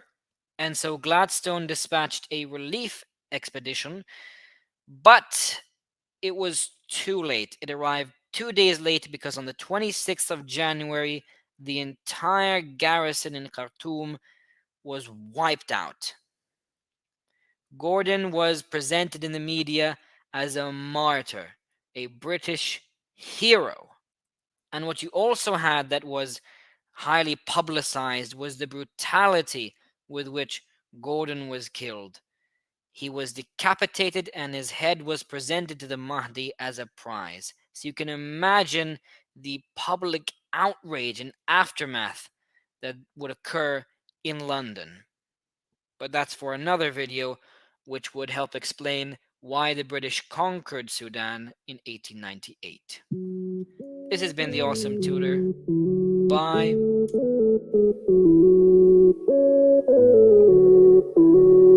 Yeah, those are for the dumbasses who say, "Oh, he's not come yet. He's not here. No, no, no. We are waiting for him to come. Alhamdulillah." Bruh. There you go. Yeah. So when people saying, "Oh yeah, the Mahdi's come and gone," what are we talking about? That's what your Lawrence of Arabia story is all about, huh? the Zanj Rebellion and all of these type of stuff. That's what it's all about. These black Arabs fighting against the oppressor, the pale Arab, and the Ottomans. You get it? Especially at that time, it was the Ottomans that really controlled that region. All the monuments, Mecca, everything, Northeast Africa, everything, Egypt. It was all controlled by the Ottomans, all Yeah, the the way up. Turks. Right. So to kick them out, the Africans sided, the Sudanese sided with the British. Do you get it? Just like the Ethiopians, he sided with the British. Help me. Italians want to move to us. But in return, what you get them taking your country and talking about it's a protectorate. Yeah? It's a protectorate under England. Yeah, there's a big monument on the embankment in London. Yeah, with a big sign saying these are the protectorates of England. Yeah, Somaliland, Somalia, and Ethiopia. Bam, game over. Yeah, never been taken over. But who controls your country? England. Now. Do you get what I'm saying? People, man, need to wake up and smoke coffees, man. Shit And it was happened, man. from that Mahdi war. That was the reason too that the British and all of that slowed down the development of like Sudan as a nation, and they helped cause the civil war for Sudan to break. You know, Right, and from South let's get Sudan. it right. Let's even go now. Let's go deeper. Yeah. Why so significant the Mahdi? Well, it said, yeah, that the Mahdi, that family, yeah, are descendant from Fatima and Ali, right? The descendants of the Prophet, the Ahlul Bayt, the shit you should be following as a Muslim, whether you're Sunni, whether you're Shia, and you were left the Quran and Ahlul Bayt, not no Quran and Sunnah. Stop all that nonsense. Yeah, the Quran and Ahlul Bayt. Who are the Ahlul Bayt? Oh, you think it's the wives? No, it's the children. That's a man's Ahlul Bayt. That's a man's family. Because those are the ones who are going to bring him a future. Yeah? So they said, follow the Quran. You've been left the Quran, yeah, and Ahlul Bayt, yeah, which is the family of the Prophet. You're getting into this. Yeah, man. I just, bro, it's so old, and these are the type of things I used to have on my tablet when I used to go speaker's corner just to prove certain points. Oh, they want to talk about, Dr. York, Dr. York, Dr. York. I don't even know what you're talking about. Yeah, remember that's a name change. His name is Isa Al Hadi Al Mahdi. Plain and simple. If you're a relation or a child of his, and your name's not Mahdi, you're an adopted, or you just wanted to have the surname. Yeah, a man's mother's maiden name. So he weren't doing nothing illegal. He weren't just making it up. Decided he wanted to have a white man's name for some reason. No, it wasn't even that. Yeah, an ancestor of his left Africa and went to work for the Yorks, because the Yorks and the Lancasters were the first people to go to the Americas on this slavery thing as a business, right? And hire people to do servitude. So the story goes that their descendant, Ali something something, yeah, who became Old Ben York, right? And then when you look up Old Ben York, yeah, you will hear stories of Old Ben York. So this is where it all comes from. Just that's like one side of man's family who came from the Idrisid Empire, yeah, in West Africa. You got Mali, Mauritania, all of them type of things. They were already Muslims already, as proved by Mansa Musa and his brother Abu Bukhari. How the hell you call a man Abu Bukhari if he's not even a fucking Muslim? That's so dumb. Yeah. So what we're telling you is that look, us Africans, under whatever religion, have been moving across this planet for the millennia, and especially to the Americas. So if you go over to the Americas and you don't hear niggas speaking Arabic or speaking some type of African tongue, yeah, that should amaze you. Because time before the even Europeans started coming over there, yeah, and these Africans controlled this place from Northeast Africa, from what we call it in Morocco. where they It was the have same their own people. version, where they have their own version of the Quran. The one Yeah. in Morocco is not the same as the one we're using right now. Anyone can look it up and check it. It's even got its own name, yeah, to Yeah. make you know that it's not the same as what's being used colloquially. Why? Because Bilal and Abu Muttalib, after the death of the Prophet, went to Morocco, where the Prophet's cousin or nephew was the king there, was royalty there. So it was easy for them man to go there. They've got their own Qurans in tow. They took that as the template and set from that. And there must be some different stuff in there because it's not the same as the one we've getting now, the half saw, whatever one you're calling it. Showing the conspiracy and the different ideologies. This is why I said Abu Bakr Bukhari is responsible for what we're talking about, mainstream Islam. Yeah? Yeah, you hear a lot of people referencing Abu Bukhari. They always say Abu Bukhari to No, reference man. man. him. Yeah, no, but you said a lot. You said quite. It's been all kind of new information to me. And Like, 'cause Abu Muttalib is the predecessor to Kankan Mansa Musa. You understand? So they Abu left out Bukhari is of the there. predecessor. What? Say Is that the again. predecessor. Abu is the predecessor. Is the grandfather or the great grandfather of Yeah, that comes Mansa before, Musa. innit? Yeah. And his son Abu Bukhari. Like, what are we doing? Abu Bukhari is the elder brother to Mansa Musa, who was a Muslim and then he turned So Christian. basically, Islam's been hijacked from black people then. Right. Because when we look into the Idrisid Empire, yeah, that's a black Or taken Muslim. on. Yeah, and the Umayyads, they're part of the Umayyads, and the Umayyads are black Muslims because the Abbasids are going to come in after the Prophet's death and take over the region. These are pale Arabs from Damascus. Do you get it? Are they the All the ones way who up in the north. Sorry, go on.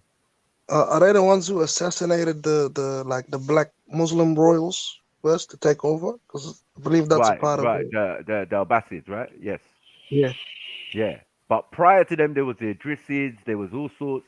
There was even the Yorubas and all of that. Because who do they think was in these regions with these idols? Someone had to be worshipping and someone had to be doing certain things. And then we have to go into the pantheon of the Yorubas. Oh, you're saying Yoruba and Arabic is similar? Of course. But which To one be came fair, first? Yeah. When we're talking Matt, about Abatala, Abatala, Allah, Abatala, Allah. So Allah's already there within our talk, yeah. But our one is Abatala, or it can be then translated to Abu Tala. And in my language, how we say like peace is Mala or Mala. Right. Even Mali, even just the nation of Mali. And You guess know what how I we mean? say peace? How? Salam. Salam. Yeah. See? That was it. From the beginning. I'm talking the first Yoruba, the you know, you've got what do you call it? You know, the person that represents your tribe, basically. You know, like the main guy or the main hero or the whatever, or your patron saint or whatever. Yeah? Yeah. So the patron saint of the Yorubas or whatever is Oduduwa. Oduduwa came to a village in Nigeria called Ife, where all the Orishas or the so-called gods resided, right? His first words out of his mouth coming from the other side of Africa. Yeah? He came from the other side of Africa to this part of Nigeria, right? His father was named Nimrod or Nama. Nama being the person who unified Upper and Lower Egypt. He was a Sudanese, basically. So this is my point. Where are we? We saying we came from the Nile Valley, The Nile Valley is not in Egypt; it's in Sudan. Yeah. So when I'm saying here, I'm saying I'm a Nubian, I'm Nuwabian or whatever. Nuwabia is a place in Egypt. Wait, 1 second, because we just like Jeddah and all of these places. What Or was he Jeddah. phenotypically? You know what we see today as Sudanese people. We're saying that the people who there were more diverse, or it was a more expansive territory. It was bigger than the region was bigger than it was. No, The Sudan. region, look, region. If you look it up, this place, Sauda, Sudan, which means outer field, was stretched all the way to West Africa. So people left Sudan. This is why I always make the point that people Can we find a map that shows that? Yeah. I think it's called the Sahel region. I think it's called the Sahel region. It's literally called the Sahel region. It stretches from east to Off west. the Nile River itself, there's many streams that come off the Nile River and flow That's into right. West Africa. That's right. So it was a Like form the of travel Niger. already. I remember when we was looking for those three Modern term streams. for it's called the Sahel. Yeah, the three rivers. The three rivers. The rivers The that Tigers. go around, through, and all of that. Yeah, man. Gion and Peon. Pause. You know what I mean? So yeah, we got that Mahdi thing out of the way. Like, we could go more into it because there's more videos that, explain it. Mahdi war in 3 minutes. No problem. The reason there's such a high population of Africans in Nigeria is because they all migrated from the Sudan area. Exactly. Like this was probably from when there was more like Arab this is and story I've heard, Syrian invasions. Because because most of the slavery was happening first on that side, on the Arabs and all these people were mostly doing the slavery on the east side first, true, in the northern central part of Africa. So I believe a lot of Africans would have moved towards the Nigeria, like just to get away from that as well. That's why there's such a high population. That's the only way. And Nigerians look very, very similar to Sudanese people, like right now. Like And another thing, if you keep going east, you're gonna get to Mauritania, where it actually was the apex of the slave trade. Like the Arabs that mixed in, made it with the blacks, actually created a whole caste system in Mauritania. To the west. West. My bad. West. If you keep going to the west to Mauritania, you'll see the apex of all this shit were accumulated. Remember, they stopped slavery in Mauritania in the 1980s. 1990s, 1980s, modern era, they stopped slavery over there because that's where the apex of all this shit came. And the Somalians were helping to enslave.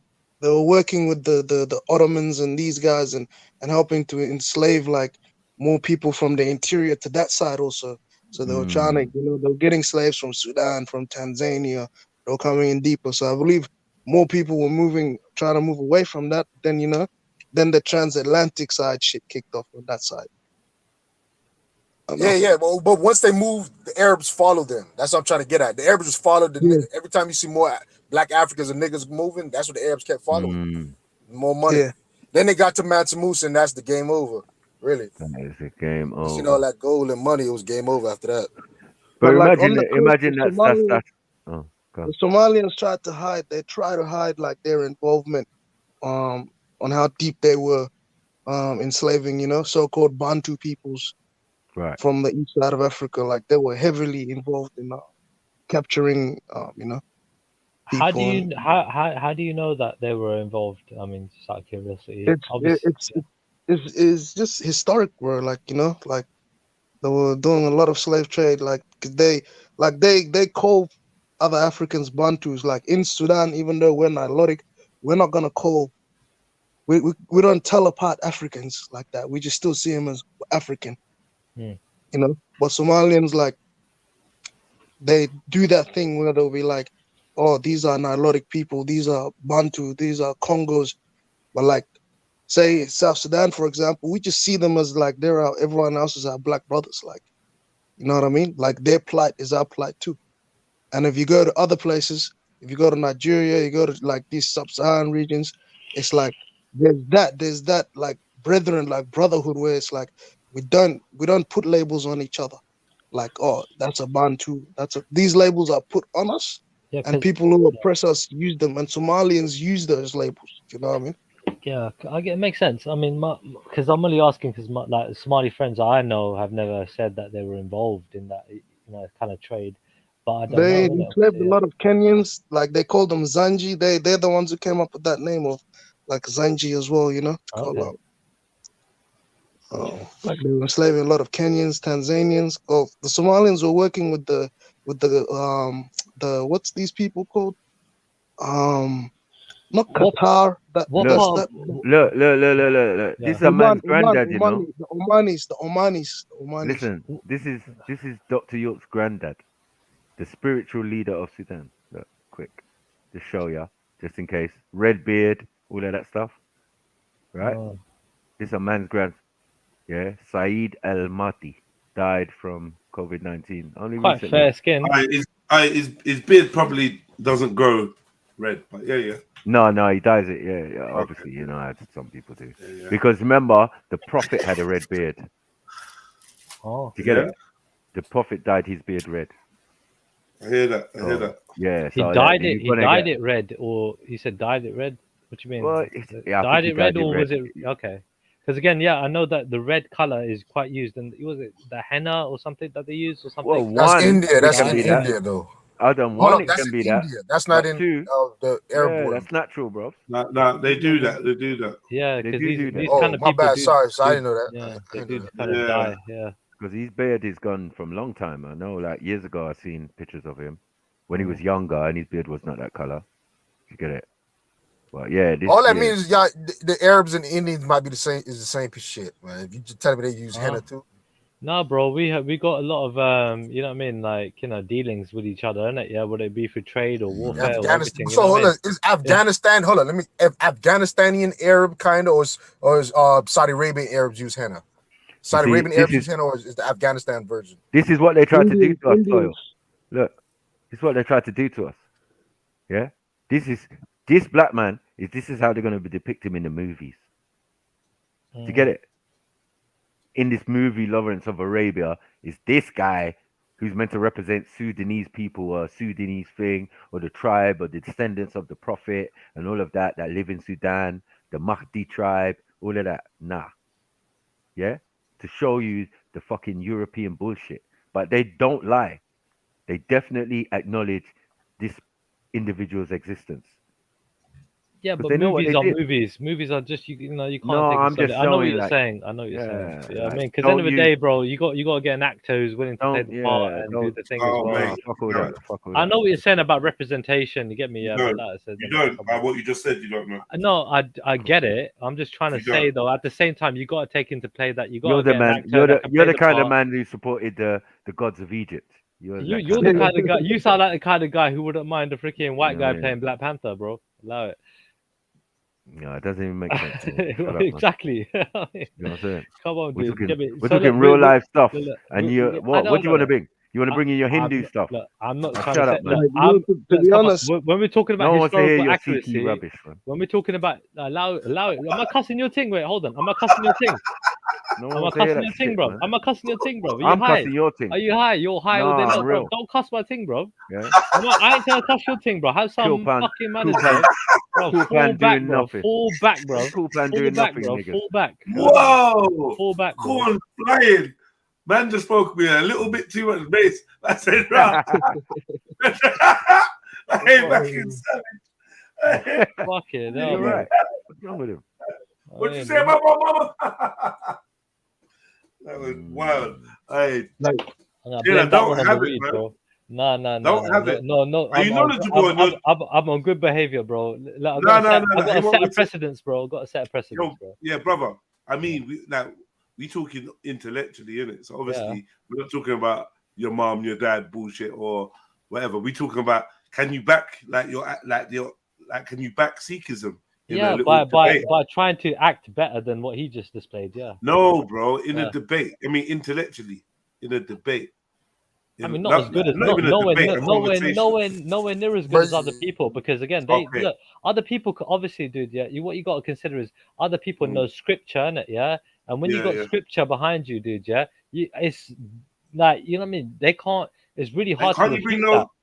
Can't you bring in these Sikhi like debaters over here? I Do you know what I mean? To be like some- yeah, I definitely could, but at the same time, it's definitely, dude, they got their own platforms, isn't it? They're like, you know, they're already doing their own thing. You know what I mean? They're not on these small, no offense, smaller streams, isn't it? Yeah, they're on their own bigger streams, isn't it? They got their own thing going on YouTube and stuff as well. What streams? No, now I'm you not got to trying tell to me. cuss Now bro, you got to tell me what stream. Yeah, cool, bro. yeah, you like, bro, hello, bro. Yeah. You said you said you're gonna set the precedent of how you want to be treated and how you're gonna treat. Yeah, people. absolutely, yeah. Don't do the 100 miles an hour just bare chatting. My bad, You're bro. having a My bad. convo. I was Let just me trying to in. make Let a me point. in. All right, no problem. Yeah. So, like bro, I said, what, so I'm what are the familiar. YouTube channels?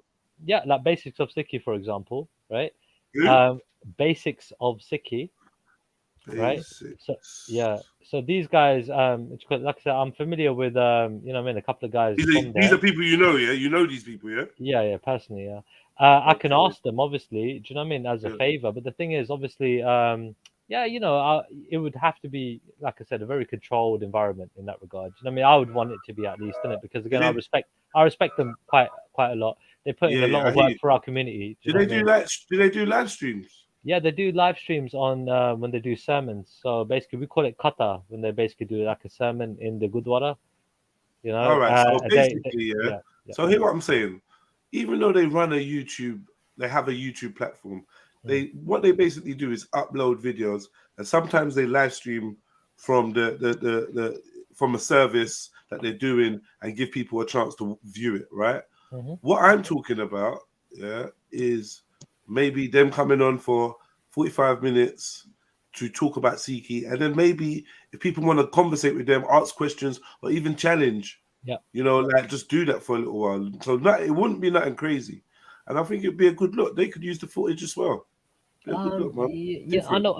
I'll definitely like bro. yeah. You and man. You look can never just be I'll definitely consider it, and I'll definitely get back to you on that. All right. All right. What happened to that motherfucker, dog? That motherfucker's funny, dude. Ahmed, whatever his name is. Mr. Mars. I think talking about that Mr. Mars shit. The crazy motherfucker. Oh, Mr. Mars. Mr. Mars. Yeah, the crazy Sikh. Yeah, like he's crazy. He's crazy. He's got no sense in his head, man. Too excited. But I'm gonna be real with you. Sikh is kind of hard to defend. To be honest with you, man. It's like a hard to defend, really. Yeah, Peace, man. Keep going. Talk. My bad. Sorry. No, I'm saying no, it's cool, man. I was about to jump up anyway. No, I'm saying to the founder of Islam. Is there a lot of Arabs or Muslims today, especially the pale ones, that refute the claim, and because I hear a lot of them refuting a lot of stuff in Speaker's Corner, like quite like, you know, enthusiastically. So what is it? It's almost like some of them would say, yeah, it's like sacrilegious for you to say that this is the original teachings of Islam. You know how they're quite dramatic about certain things. So I can imagine there's a narrative that, because it's so foggy, about it being of black origin, right? It's almost like it's another hijacking almost. Yeah, I mean, here's a fact. Here's a fact on that base. On your point, yeah, Muslims have been fighting each other, you know what I mean, for a very long time, dude, for hundreds of years, you know what I mean, on scripture, on basically, you know what I mean, for all sorts of reasons, warfare. You know what I mean, so Muslims have always been. This is why the NOI claim that it's a black man's thing. You know what I mean? And no, am I right in saying that? Because I heard, you know, one of these brothers in the corner say, "Oh, this is a black man's religion," or something. I think he said. I can remember him saying that. Fall back, man. And something like that. I don't know. I know there's other things they say. It's not about. It's not that. It's all religion is based on us. It's either about us or the worship of us.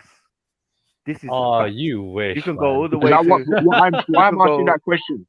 Why am I asking? Listen. You could go all the way to India, and these niggas are talking about the Nagas or Nagus, the Naga. Yes. Yeah, it's just us again, bro. Like, what are we doing? We wandered our ass to India. Yeah, do you get what I'm saying? And when niggas see you in robes and chariot and big afros, they think you're gods and shit. Do you know what I'm saying? Because you wearing silk and shit. Yeah. This is not our fault. but we overstand we respect the respects given to us in antiquity. Somehow it's all been reversed, and now we the slaves, we the niggers, we the Moranos, we the Moors, we everything but what we were supposed to be, or how they originally came upon us. It was a thing of worship. You lot have worshiping in your culture. Dude, you got 53 countries in the world. You get me? Yeah, you seem to be doing pretty well in that regard. Obviously, it's a divided front, but you can get better. Obviously, dude. You get I'm me? just saying, we've got a lot of resources. You just got to unite we and got basically do a thing. monuments. We got monuments all around the world, and that's not a lie.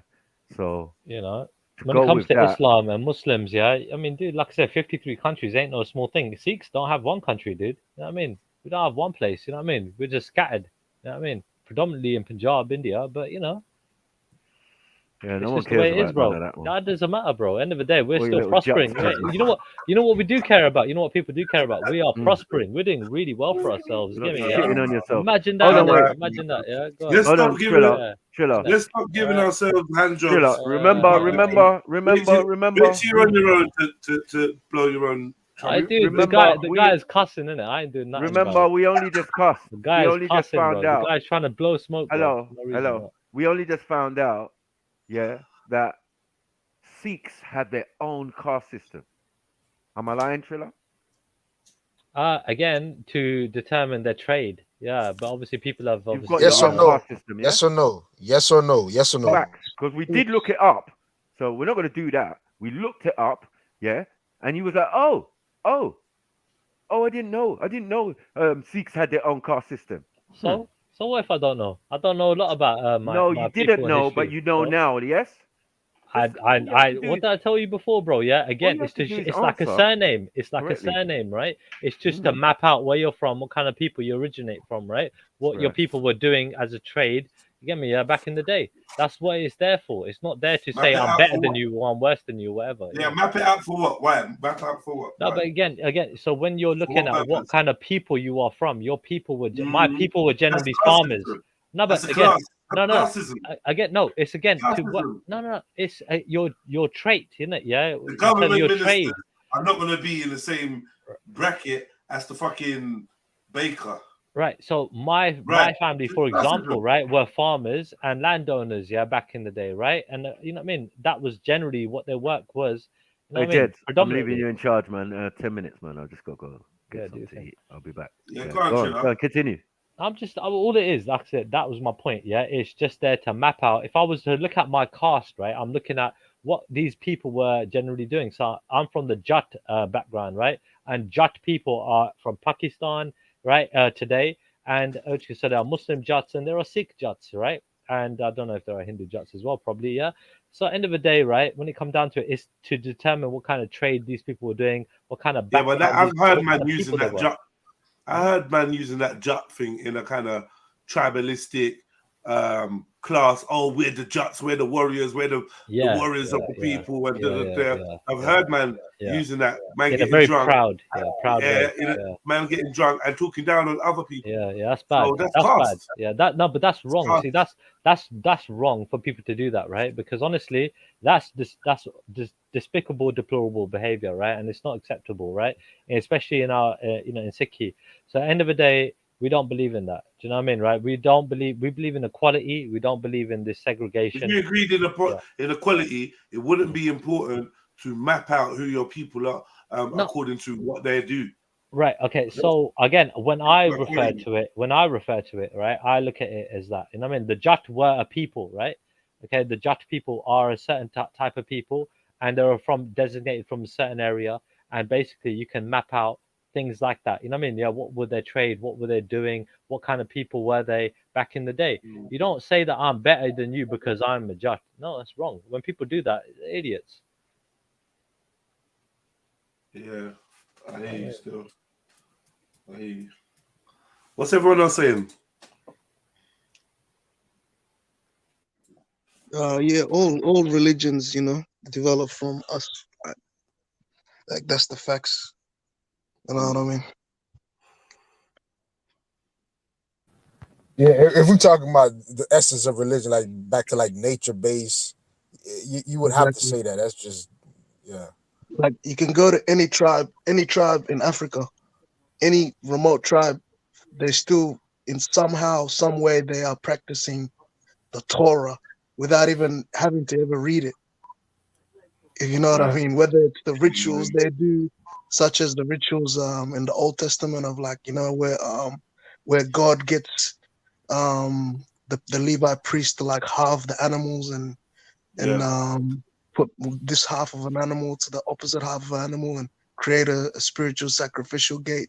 Like these are just like ritualistic customs that are practiced all through Africa in tribes that haven't even made contact with Islam or read a Torah or know anything about, you know.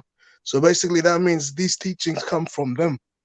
Someone was observing these ways of life, writing them down, bringing them to like empires like Egypt to use them on, you know, and then Egypt basically Egypt is pretty much the people who sold us out, you know. They gave all our shit to the world. No, I don't see it necessarily like that. But yeah, because I think there's been infiltration. Remember, Africa's a big land. There's been infiltration from many different ways. And we shouldn't romanticize our people either. Like overly romanticize and give them this kind of amoral perspective when we look back on them, like, yo, they're just all good people and only this set of people were bad and these were the ones that fucked us up. I think there's probably been fuck ups along the way for many thousands of years, if not millennia, and they will be in the future. But can you agree? Can you agree that ancient Egypt, being it was the empire that basically was the pinnacle of Africa? So how you could see that was like they had contact with every tribe in the continent. You know what I mean? So they were probably getting the best and the brightest, and the priests from every tribe was coming there, and all that knowledge was brought into Egypt to make it what it was. So when Egypt was conquered, it's like basically taking over the Akashic records of all the people, of everything. All you have to do is conquer Egypt. I don't believe that. I don't believe that. I don't think that's how Africa was. Africa wasn't like that. But what I would say is, if you saw it like that, but that's like the story with Rome. Hold on. If you saw it like that, then you could easily say, well, all those people that were feeding into Egypt should have risen up and fought with Egypt to keep the invaders out. What was everyone else doing when Egypt was getting invaded? Where was your tribe? Where was my tribe? If we are not Egypt ourselves, and they weren't our people, then who was it? And what was the rest of the people doing? What was everyone else doing? If it, this is what I'm saying. Like Egyptian army. Egypt was if there was an African army, do you think it could be even ever be approached or spoken to or challenged if there was an African army? Imagine that. So I feel like maybe that level of unification was never achieved or even sought out. Egypt was definitely getting tributaries, whether it was soldiers and whatever from all over the continent, you know, slaves. Egyptian kings go to the fucking bush and bow down to the kings, the native kings. Talk about, bro. Really? I hear you. Mm-hmm. The Romans did the same thing too. No, you know what? It seems to me, yeah. One thing I agree with you. Seems to me that the very design of these civilized hubs, these fucking what do you want to call them, empires, is that they're designed to fall, to fail, to end.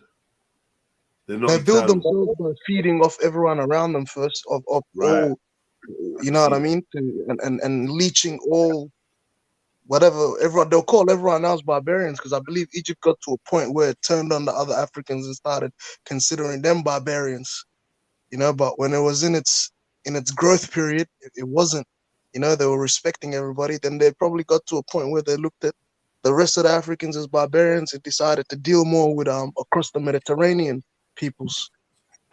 No, I mean, I which don't know, became man. the downfall. I feel like you wouldn't be, if you're saying that, you wouldn't be talking about the same set of people. So obviously, Egypt, air quotes, being a big empire, that spanned a long time. So there's lots of different dynasties, and then different sets of people had rulership and populated the land. Do you know what I mean? So there was like, when there were certain invasions and whatever, and influxes of foreigners, there was mixing. There was a lot of stuff going on. So not necessarily towards the end. The last dynasties, was it the same people that was around in the beginning, the foundations? Do you know what I mean? Who had the longest reign? The reason that like the Nubians went back to restore order in the last dynasties is because they themselves said that the Egyptians at that point had become like on some gay boy shit. You know what I mean? That adopted like way too much other European shit, different. You know what I mean? So they were trying to come restore that with these 25th dynasty and the last Nubian dynasties and all of that, was to try to bring the restoration, because by that point it was like Egypt was on some fuckery, doing child sacrifices and all type of shit. You know what I mean? I think it's just Egypt doing child. This is what I'm saying. You don't think they were doing that in Sudan, in Nah, they don't do that. They don't do that shit. That's what you think. We don't do that shit, bro. They don't do that shit, bro. African people value life, bro. They value life, man. But like that value for We life kill- make there's way too many animals to sacrifice than human. than yeah, have to but no. All right, well, cool, man. Might not be the most common practice, whatever, but trust me, man. That shit goes down everywhere. You know what I mean? That shit goes down everywhere.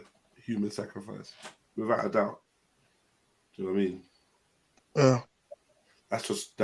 And maybe even I don't agree with it. You don't agree with it. But if you try to put your feet in the shoes of somebody that doesn't have our values, our Western values or whatever, influenced by Christianity and Islam, do you know what I mean? If you're coming from a more older mindset, I don't know, might be a duty. You might see it differently. There's enough things that we see differently now. I was talking about it the other day, arranged marriage, things like that. People talking about they want to pick who they fall in love with. That wasn't a concept we was dealing with back then.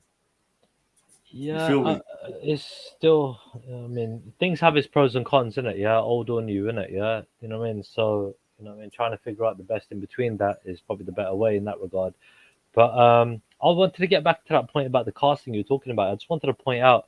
So during the the first Sikh king, right, Maharaja Ranjit Singh, right, during his reign, okay, he basically people were living more or less harmoniously, right, when it comes to different castes and different peoples, and you know what I mean, even Muslims, Sikhs, Hindus, right, they're just getting on.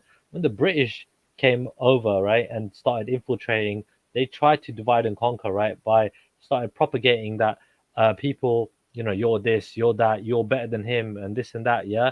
And they try to stir up the pot in it, yeah, stir hatred in it, yeah, amongst the populace in it, yeah, to try and cause division and things like that. This is one of their tactics that they used, isn't it? Which is something that is still, like I said, in some people's head when they think that they're better than others because of their caste and shit. You know what I mean? But it should never be the case. Yeah, Asians got a long history of this caste thing now. It's proper ingrained now, isn't it? I don't know if is it. I don't know. I think most people look at it nowadays like, no, it's no big deal, right? They just look at the people in it and they think, okay, is he a good person? Do you know what I mean? This and that. But unfortunately, still, people will, when it comes to something like settling your daughter down with somebody else, if you're from a particular caste, they might look at your background in terms of your caste and go by that.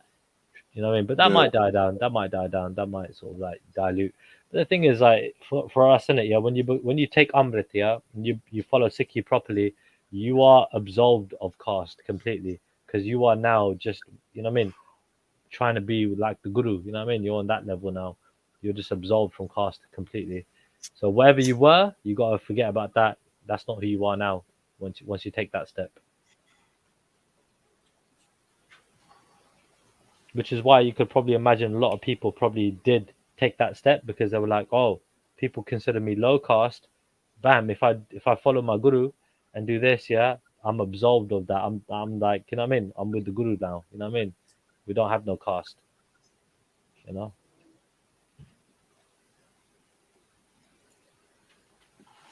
Yeah, man. That would be good, man. Stop the Asians being so racist to black people, man. Say, likewise, bro. Vice versa. Ah, man, I don't see it, man. I do. I don't see it, man. You see the other thing, innit? I see the other thing. Yeah, what do you see? How do you see black people being racist to Asians? Tell me about it. I just see it, man. Tell me about it, man. Talk to me, man. How? Yeah, I'm just not in the mood. Maybe another day. Maybe another day. I'm going for a smoke anyway. That made him depressed right there. Shit. Just thinking about it made him depressed. Something I just don't want to talk about right now. Yeah, I already know it's traumatic, right? A lot of trauma. What's traumatic? What's traumatic about it? I don't know. I'm just, you tell me. That's what we're asking. You insinuating? You assuming? Yeah, is that what you're doing? Yeah, of course. I'm speculating. You're just poking in the dark. Yeah, right now. Okay. Wow. Pause. About pause. Hella pause. Shit. But all right, man. All right. I think that answered everything for me, though. Yeah, because he doesn't know. He doesn't know. He's not experienced racism from black people before. He's not. He doesn't. He just knows he's gonna think of that idea of what racism. Yeah, one day, yeah, this guy called me the P word. Yeah, man.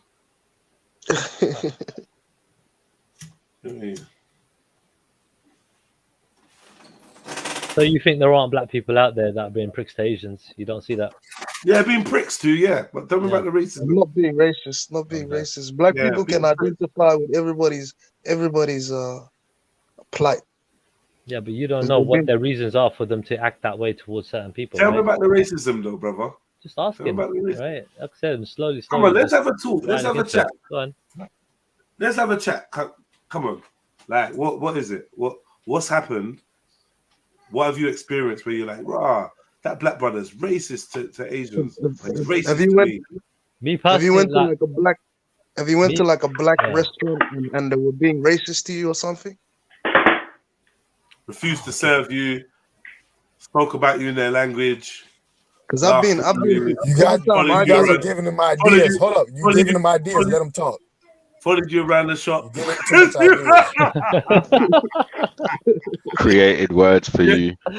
The equivalent of the N word. Yo, big up, You man. was about to say something. In my opinion, Yeah, go on, my experience. In my experience, what? Yeah. Go on, carry on, guys. Go on. Carry on. You said in my experience. You were talking. In my experience, go. Yeah, Chilla, come on. I think you were racist to them, though. That's what I think. Oh, you think so? You think so? Yeah, you think a lot, innit? I see a lot of people thinking a lot, innit? I gotta think I'm human. They don't know shit, but they think a lot, innit? Yeah. All right. They like to insinuate and assume. Why are you getting so offended? I'm not getting offended at all. Why are you poking in the dark? You don't know shit. So tell me how I'm. Why are you standing in the dark, bro? Huh? Pause. No, please tell me how I'm wrong. Please tell me I'm wrong. What's the most racist? I don't need to tell you anything, dude. Experience with a black look at this guy. That's what I'm saying. Give him a little space, though. Give him a little space. Yeah, to you're not elaborate. giving him no space. Yeah. Anyway, I'll go for my 5-minute break. You carry on. Oh, what a surprise, Chilla. Give us some detail, though, bro. We want to hear about this racism, so we can be on the lookout for it. I'm sure you do. Yeah, man. We'll get. Yeah, don't worry. When I'm in the mood, innit, we'll get into it. Don't worry. Tell us, man. Tell us. We might get into it. But if you guys pause again. Tell us one story of when a black person was racist to you. To me, why does it have to be to me? Why can't it be something that I've seen? It can be. But I just want to know. Have you ever experienced it personally? I've got to reflect, man. Anyway, I'll be back in 5 minutes. Man. All right. That's a no. That's a no. If you got to reflect, that's a no. That's a big 180.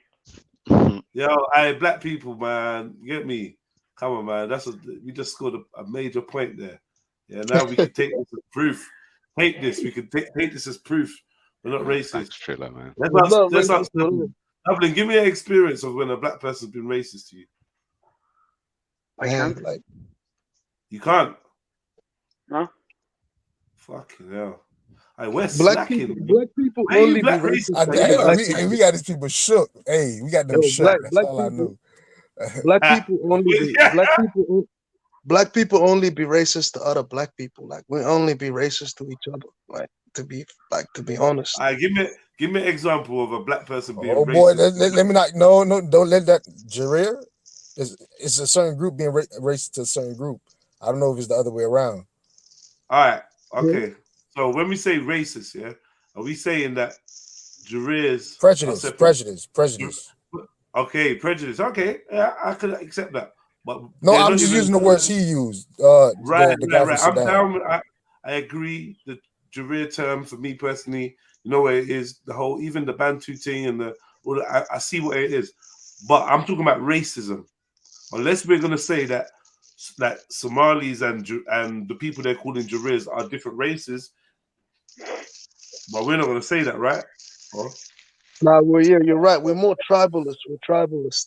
Okay, cool. I'm cool with that. Tribalist. So, boy, 3 But points, we're not bro. really racist. It is growing and changing fast, but some traditional views are still in place. Institutions like the caste system have been outlawed, yet caste discrimination and segregation still occurs. The most recent economic data indicated in urban areas a wealth gap of 60% exists between people traditionally from the highest and lowest caste. So what is the Indian caste system and how is it affecting modern India? Well, the caste system is a hereditary social hierarchy, also called the Jati system, that's existed in India for nearly 2,000 years. Historians think that these social distinctions... Oh, you see the Jati, did the Jat start the caste system? Man, they said that shit is hereditary. That shit is hereditary, like sheesh. Wow, the Jati system. I never heard that one before. I wanted to say as well, I definitely observed Triller and his friends trying to talk down to Sneets because they're Jats and she wasn't. I definitely observed that. Observe that. Chat with the big pat, one of them. Chat with the big pat. My thing. Okay. So that shit is like some South Africa apartheid type shit, because you know the colored like, you know, I got colored South African friends and they be like talking down on like Africans in general, you know. So it's sort of like that caste shit, you know, that's ingrained in South Africa over there. Except there's no really benefit to it. Historians think that these social distinctions may be based in ancient Hinduism, which delineates 4 major social classes, or varnas. On top are the Brahmin, usually described as priests and scholars. Then come the Kshatriya, described as nobles and warriors. The Vaisya, below them operate commercial businesses. And then the Sudra, below them are referred to as laborers or servants. Then there is a 5th group completely ostracized from traditional Indian society, the untouchables, now called the Dalits. This is the lowest caste and is relegated to undesirable jobs like cleaning. Then after that, there's the cities, the Africans, the African fuckings up in south of India, yeah. The African Asian dons down there. They're the lowest of the low. They're untouchable. Huh? They're the underworld. You get me? You cutting out, Soil. What did you say? No, I'm saying they're so low they don't even get mentioned. Right. So it works. In sewers. Because they are considered impure, the Dalits have been regularly segregated from schools and religious temples, and there are reports that some have even been punished for letting their shadow fall on someone of a higher caste. Experts think that this hierarchy wasn't strictly adhered to in the region until the British claimed India as a colony and wrote the caste system into their laws. From there, the system became more rigid, and when India gained independence from Britain in 1947, it was ingrained into the culture. Obviously, the Dalits got the short end of the stick in this historical arrangement. But in 1955, discrimination based on caste was outlawed. And to help reintegrate lower castes into modern society, the government later implemented affirmative action like quotas for certain jobs and university admissions. However, vestiges of the caste hierarchy undoubtedly remain. ADOS. politician's caste ADOS. continues to be an important deciding factor for many voters, and marrying or acting outside of one's caste continues to be taboo in many rural areas. For India to become completely caste-free, more The man said education, government acting policies, outside of and one's social caste. programs Shit is a may be movie. needed. Say again? He said acting outside of one's caste. I'm like, this shit is a movie. Acting caste. Bro, you didn't even hear the No, you hear in the beginning. He said if a higher caste shadow cast on the lower caste, it's like a sin. You didn't hear that? No, the part? other way around. The lower caste. Yeah, or what? It's some weird shit. I'm like, damn, nigga, you can't even shadow can't even get near that motherfucker. That was deep. That made me chuckle still. That was deep, bro. Turn the corner and your shadow just. Although this social system is still rooted deep in India, it does have cracks. To hear the inspiring story of one young boy who beat the system, check out this video from This Happened Here. One evening, Ratnajit had decided to stop into the store for some chai. And whilst drinking the first cup, he became intrigued by a conversation that the owner was having with one of his regular customers. While listening to this conversation, I intentionally had 3 cups of tea just to kind of stretch it out and hear his story. Don't forget to subscribe, and thank you for watching TestTube. Eavesdropping, you know. about a private convo. Fuck it. Then pretending he was someone else, did you? To get out of his caste. The caste system. Did the Irish have a caste system?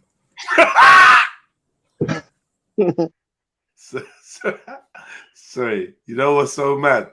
Now Dublin was talking too quick, so I had to ask. Yeah, you know what's Dublin mad? got into cover way too fast. I'm like, what? You know what's so mad? Yeah? I literally had a vision of Dublin sticking his head through the fucking, you get me, to see through the window to see if everything was cool. And man just took a shot. Like, So in the global like caste system, right? The one we live in. At Nurofen. In the global caste system, basically we're at the bottom. I hear you, fam. Yeah, we already know that shit, man. Come on, now. Yeah. Car system, yeah. Oh wow, we're going to India now, yeah. Oh, you was listening, huh? No, this whole fucking time you was listening. You're a shitri. No, you're human, bro. Sneaky. Let me ask you a question, yeah. Yeah, so he's a shitri. You're Jat, yeah. So Hmm. like I'm hearing like another name for the So caste today, system why don't you is tell a the little bit Jati, it's the Jati system. Is that anything to do with the Jats?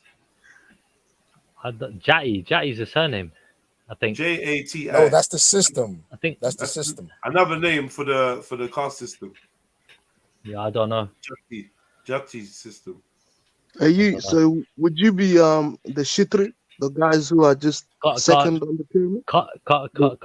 Kshatris were warrior. It's a warrior class. Yeah, the warriors. The warriors. That's the Hindu. No, yeah, that's true. What the Kshatris used But to the do, whole they entire used to- system was called Jati at So- first. That's what they're so saying. With the Kshatris, right? From what I gather, when the Sikhs were about, right, they used to basically name every one of their sons. So normally, I think it'd be the eldest son. They used to give him the surname or give him a middle name Singh, as well. So yeah, that's what the Kshatris used to do because obviously they recognized the warrior traits of the Sikhs as well. And was that the Jats? Yeah, was Jats in that? The Jats Like I said, there were many different people from many different backgrounds that fought with us. You know what I mean, from different backgrounds. Yeah, but where in the caste system are the Jats? When it comes to landowners would probably be recognized as being, one of the higher Landowners class are nobles. classes, yeah. Because when it comes to landowners, you employ other people and things like that, right? So you basically are. Why you just can't say it? Please. I just don't say know it. much about it, my brother. I don't know much about it. All right, in the video, hold on, listen. I'm trying to Hold say on, it no. respectfully, you know what I mean? All right, in the video that you did not watch but came after 30 seconds after it finished, in that Yeah. video, the Kshatris are the nobles, landowners, and warriors. You're a Jat and a landowner, so you're a Kshatri. You fit both categories. Well, in that- Kshatri is Hindu, that right? section. That's a Hindu thing, yeah. It's not a Sikh thing. Kshatris are But Hindu the whole thing. entire system we're saying was called Jati. That's what we're trying to link you to. Okay, The whole okay, entire well, system was called Jati. if he knows better, then fine. So Get me, that take his word for it. I don't know. You know what I mean? You're asking me, I don't know.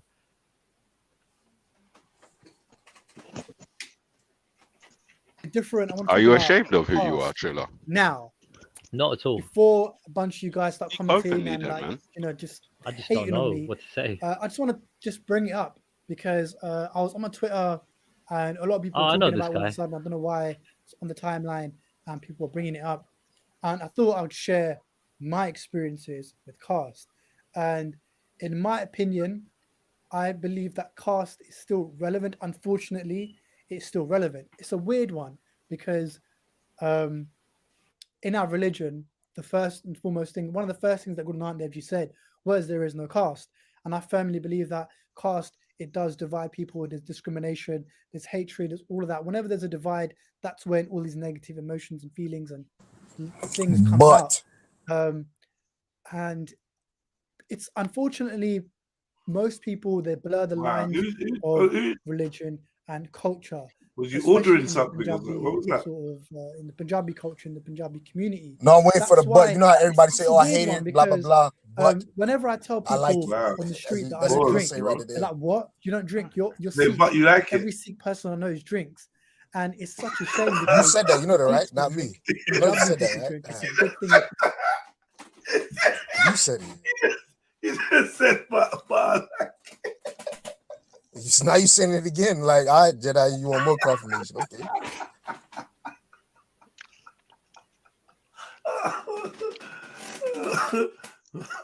Man said, but. That's what he looked like he's gonna say right now. Look at it. Look at his face. Look at his lip. It does look like he's about to say "but" as well right now. Yeah, exactly. Right. Yeah, but he said "and" earlier. But go on, let's see what he says. In the Punjabi culture, but if you're practicing Sikh, then obviously you're not, you don't drink, and it's terrible that like it's so the Punjabi culture is so infused with the Sikh tradition that people blur the lines and know the difference, and it's such a shame that that's the case because with so many different things, with weddings, with like traditions like Lori and all these other weird like things that they may have had like a time and place back in the day, but they don't really have any room now, especially with the Sikh tradition. And another thing is that saying that a lot of Punjabi culture, or a lot of Punjabi things, it is intertwined with Sikhi. For example, the Punjabi language is very much intertwined with Sikhi because to understand Gurbani, you need to know how to like read Punjabi. So it's a shame, really. With caste, I've had a huge experiences with caste. My early experience with caste was like when I must have been about like maybe 8 years old, maybe a bit younger than that, maybe a little bit older, 9 years old. I wouldn't be more than 10 years old. And I remember I was in the playground and I was friends with this skinny, dorky kid called Manpreet. And I remember him asking me, him and this other guy called Karamji, I think that was his name. And they were talking about how they judge this, judge that. And they were asking me what caste I was. And I was like, what? I'm Sikh, And even then, I was just about old enough to grasp what being a Sikh was, because in my school it was majority. It was mixed, very very mixed in terms of the color of your skin. So it was a mix between white, black, and brown people. But saying that, the brown kids, the majority of them Muslim. So I was surrounded by a lot of Muslims, and surprisingly, I knew more about Islam and Christianity than I did about Sikhism at that point. And I remember like they were asking me like what religion I was, and I just about knew that I was Sikh. They were asking what caste I was, and I was like, I just about knew that I was Sikh. And they were like, no, what caste are you? Like, we're Jat. And I'm like, yeah, I'm Jat, I suppose. And I remember coming home and asking my mum, like, am I Jat? And she was like, no, like, you're not. And then years down the line, I started to learn about more about the caste system, about the culture of my background and stuff. And it's a weird one because a lot of Jat say that they're Jat. You know, when you go home and find out you're not Jat. Like a lot of the guys in Canada, in America, even it's like you claiming it from next Nigeria. Fuck this caste shit. You know what I mean? I'm gonna dedicate my life to fighting against the caste system. If he was Jat, he would have been. No, but I just read that the Jats are the farmers. Is that right, Trilla? And you're right in the middle. That's correct. Or the Jats are the farmers. Yeah. Again, it's a trade. The caste are to signify trade. But you're in the middle. There's a hierarchy, and you're in the middle. And below well, you are the Dalits, right? well, practically speaking, the Why are you using farmers, so much semantics though? What's going on? the farmers are normally landowners, and landowners are Yeah. probably at the top because again they employ other people. So that's how they generally look at it. So is this young flat and untouchable? When you look at it in a hierarchical way, yeah. The untouchables are below them, Dublin. They're now called the Dalits, which is, I think, a bit more politically correct. Sounds better. These words are normally the words are like in Doctor Who. Is that a Hindu thing, the Dalit? Is that a Hindu? Because we normally, I think we might say like something like a Chura Chamar. It might be. I don't know. You would know better, but I've just heard that it's below the Jats. Oh, just okay. I don't know. So I don't know if you use a different term. No one can't tell me. I really truly don't know, man. Yeah, I'm telling you, go score, punch up. Yeah, man said it with chest poke. Let's see what he does after, because that's quite interesting. Yeah. This what you lot was arguing about when we was running the playground, mad thing. In his playground, yeah. No, not any playground, bro. I don't know about Eddie, bro. Any and every playground. How do you You're out there. You don't know that. You're not that. I'm a Jack. You don't know about that, bro. Yeah. We do, I didn't. I never heard that ever. I never heard this when I grew up, bro. Where did you grow up, bro? This what you man was I literally grew up in Southall. What caste are you? What caste are you? Didn't hear this stuff, yeah. Quiet. The rude boys are coming. Mad thing. Yeah, man. But big up the Jackson, everyone beneath and above. It don't mean nothing, man. But them man are proud though. They don't mean nothing. Yeah, the Jocks are proud. Not for being above, just for being just for their people playing their part in history, innit? Playing their part. Yeah. But I'm surprised that Southall's got a lot of Sikhs, right? I swear there's like a big massive couple of Gurdwaras and stuff. Yeah. But again, this stuff was never. I never ever heard this shit in my school, and I swear. I know there's couple Jat only fucking WhatsApp groups and that. I know, man. With their what? little No banter. Dalits, no whatever. Yeah, no whatever. Dalits, their little banter and that. You know the way there? They step on road and act like it don't matter no more. No, man, that's old school, man. All my friends are Jats, though. But And then the thing is, remember that Trilla's still got to deal with the fact that the Sikhs have their own caste Yeah, system. there's a different. Yeah. So a caste system within a caste system. No, I they think just the got Indians their have their one. own, the Sikhs have their own. I think even the Muslims have their own. So it's like the royal art of Again, caste system. it's certain the royal people. art of casting. It's just certain people. Casting couch. Even me, when I'm trying to say, you get me, that things like a Jat is like considered at the top. Even Nah, me, man, you that's try saying to take man that's for wrong. E-Jat. That's Get it? wrong for me to say. You know what I mean? You know? So like, end of the day, dude, it's not. I'm just saying. Normally, it's considered as this and that. You know what I mean? Because people do look at a hierarchy. So unfortunately, it shouldn't be the case. I dare you to call a bad man a Dalit. Turn up. You do as well, boy. Shout out everyone, shout out the fakes and snakes. Stop Zilla. Oh God, stop Zilla's in the house. Big up stuff. Yeah. This is way beyond bananas, boy. Telling you. Yeah, chill out, man. Yeah. Bare racism going on. You know what I mean? And Well, this guy's well, trying to. But this video's dead, though. He's dead. Video's dead. Yeah? He's dead, man. He's like a better Triller, innit? So. Yeah, well, he's keeping his hair. He keeps his hair. No, it's a real Sikh, isn't it? He don't drink. No, he is actually. Yeah, he practices. I've seen him recently. You might as well shout this guy out. He does a YouTube stream called The Brown Couple, right? So he recently got married about a year ago. And Brown Couple. Yeah, it's his YouTube stream. See what? Yeah, why did you lot? Why did you lot? Hold on. What? Let me answer your question. Yeah. Why did you lot start calling yourselves brown? I did. That's interesting. I mean, I think Superwoman. That was the first time I heard it. Like she called everyone brownies, like called themselves brownies, yeah. And I was like, okay. I mean, I guess to the white people, that's a lie, bro. Is she the Canadian? Is she the Canadian one? Yeah, the Canadian woman. Yeah. Yeah. She's Yeah, see the old, suit. right? She's He been got doing his. it for like He got the decades. brown. She's The brown very terminology famous. from She's Superwoman. obviously From good. She's Superwoman. smashed Hold it up, on YouTube. You know Superwoman, what I bro. mean? What the fuck is Listen, Superwoman, bro? nobody in America She's could call basically this Superwoman. Nobody. Hey, YouTuber, man, the them What small you Canadian talking meeting, one. small So, meeting, so she's small just a meeting. little like out of all the female, Small meeting. basically YouTubers, she's just Nearly a a Yeah, little bit. decade follow. I now don't she's even She's been know a what on. little this bit is below talking about. Sniper Wolf. You know Sniper Wolf, What are you right? talking Me about? neither, No, I bro. don't know that one. I Man, do know Oh Superwoman. wow, you don't know? Trilla's, So Trilla's basically, green No, one. we're talking. Yeah, I know she Because I've is. seen her on a lot of man, She we're having is a fit. meeting I ain't within a gonna lie. meeting. What's going on? But yeah, end of the day, Superwoman kills it, man. She's got What? She's lots of. Hollywood now, isn't Right. she? Yeah, she No, is. Okay, done, She is. so done. let me go Oh, back to that this. Sikh girl. Let me go Yeah, back to yeah, this she's original famous. thing, yeah. She got And her some own of you TV can show. help me, yeah. Like I've definitely heard it for a long time. Black and brown people, but like when did people actually start acknowledging themselves as brown? Like what is that about? Do you fall under the brown? Yeah, for me, it was probably about 5 years ago when I heard Superwoman started using the term brownie. You know what I mean? Around that time. But then don't you think About- white people are already calling you like Hold on, wait. brownies? I don't know, Superwoman, the yeah. movie. Nah, No, nah. it's some Asian Oh, Lord, YouTuber. Some nah, Asian nah. YouTuber, innit? She blew up on YouTube. She Oh, got From her Canada. own TV show. Yeah. I think she's one of So the most famous. So she called Asians brownies, isn't it? Yeah, a lot. And I was like, that's a pretty cool term. You know what I mean? But okay. Brownie. Yeah. So Like, it do just you sounded feel right. like- Hold on. You feel like you're brown? But he doesn't look.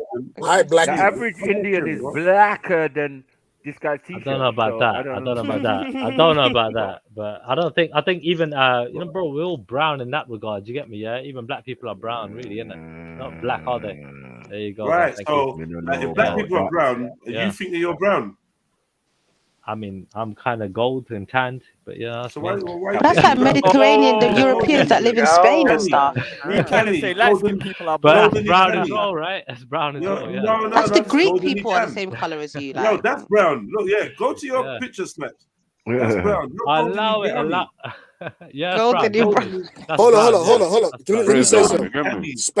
Hispanic people were the first people to call themselves brown, not Asians. Please stop that. Okay. Indian. Okay. Yes. Spanish people. But I kind of encompass them. Black and around brown the power. same time. I'm talking about somebody in the chat room. Some Indian in the chat room think he's. So, smart. gents, is this guy brown then? Is this guy brown? Well, he's not white.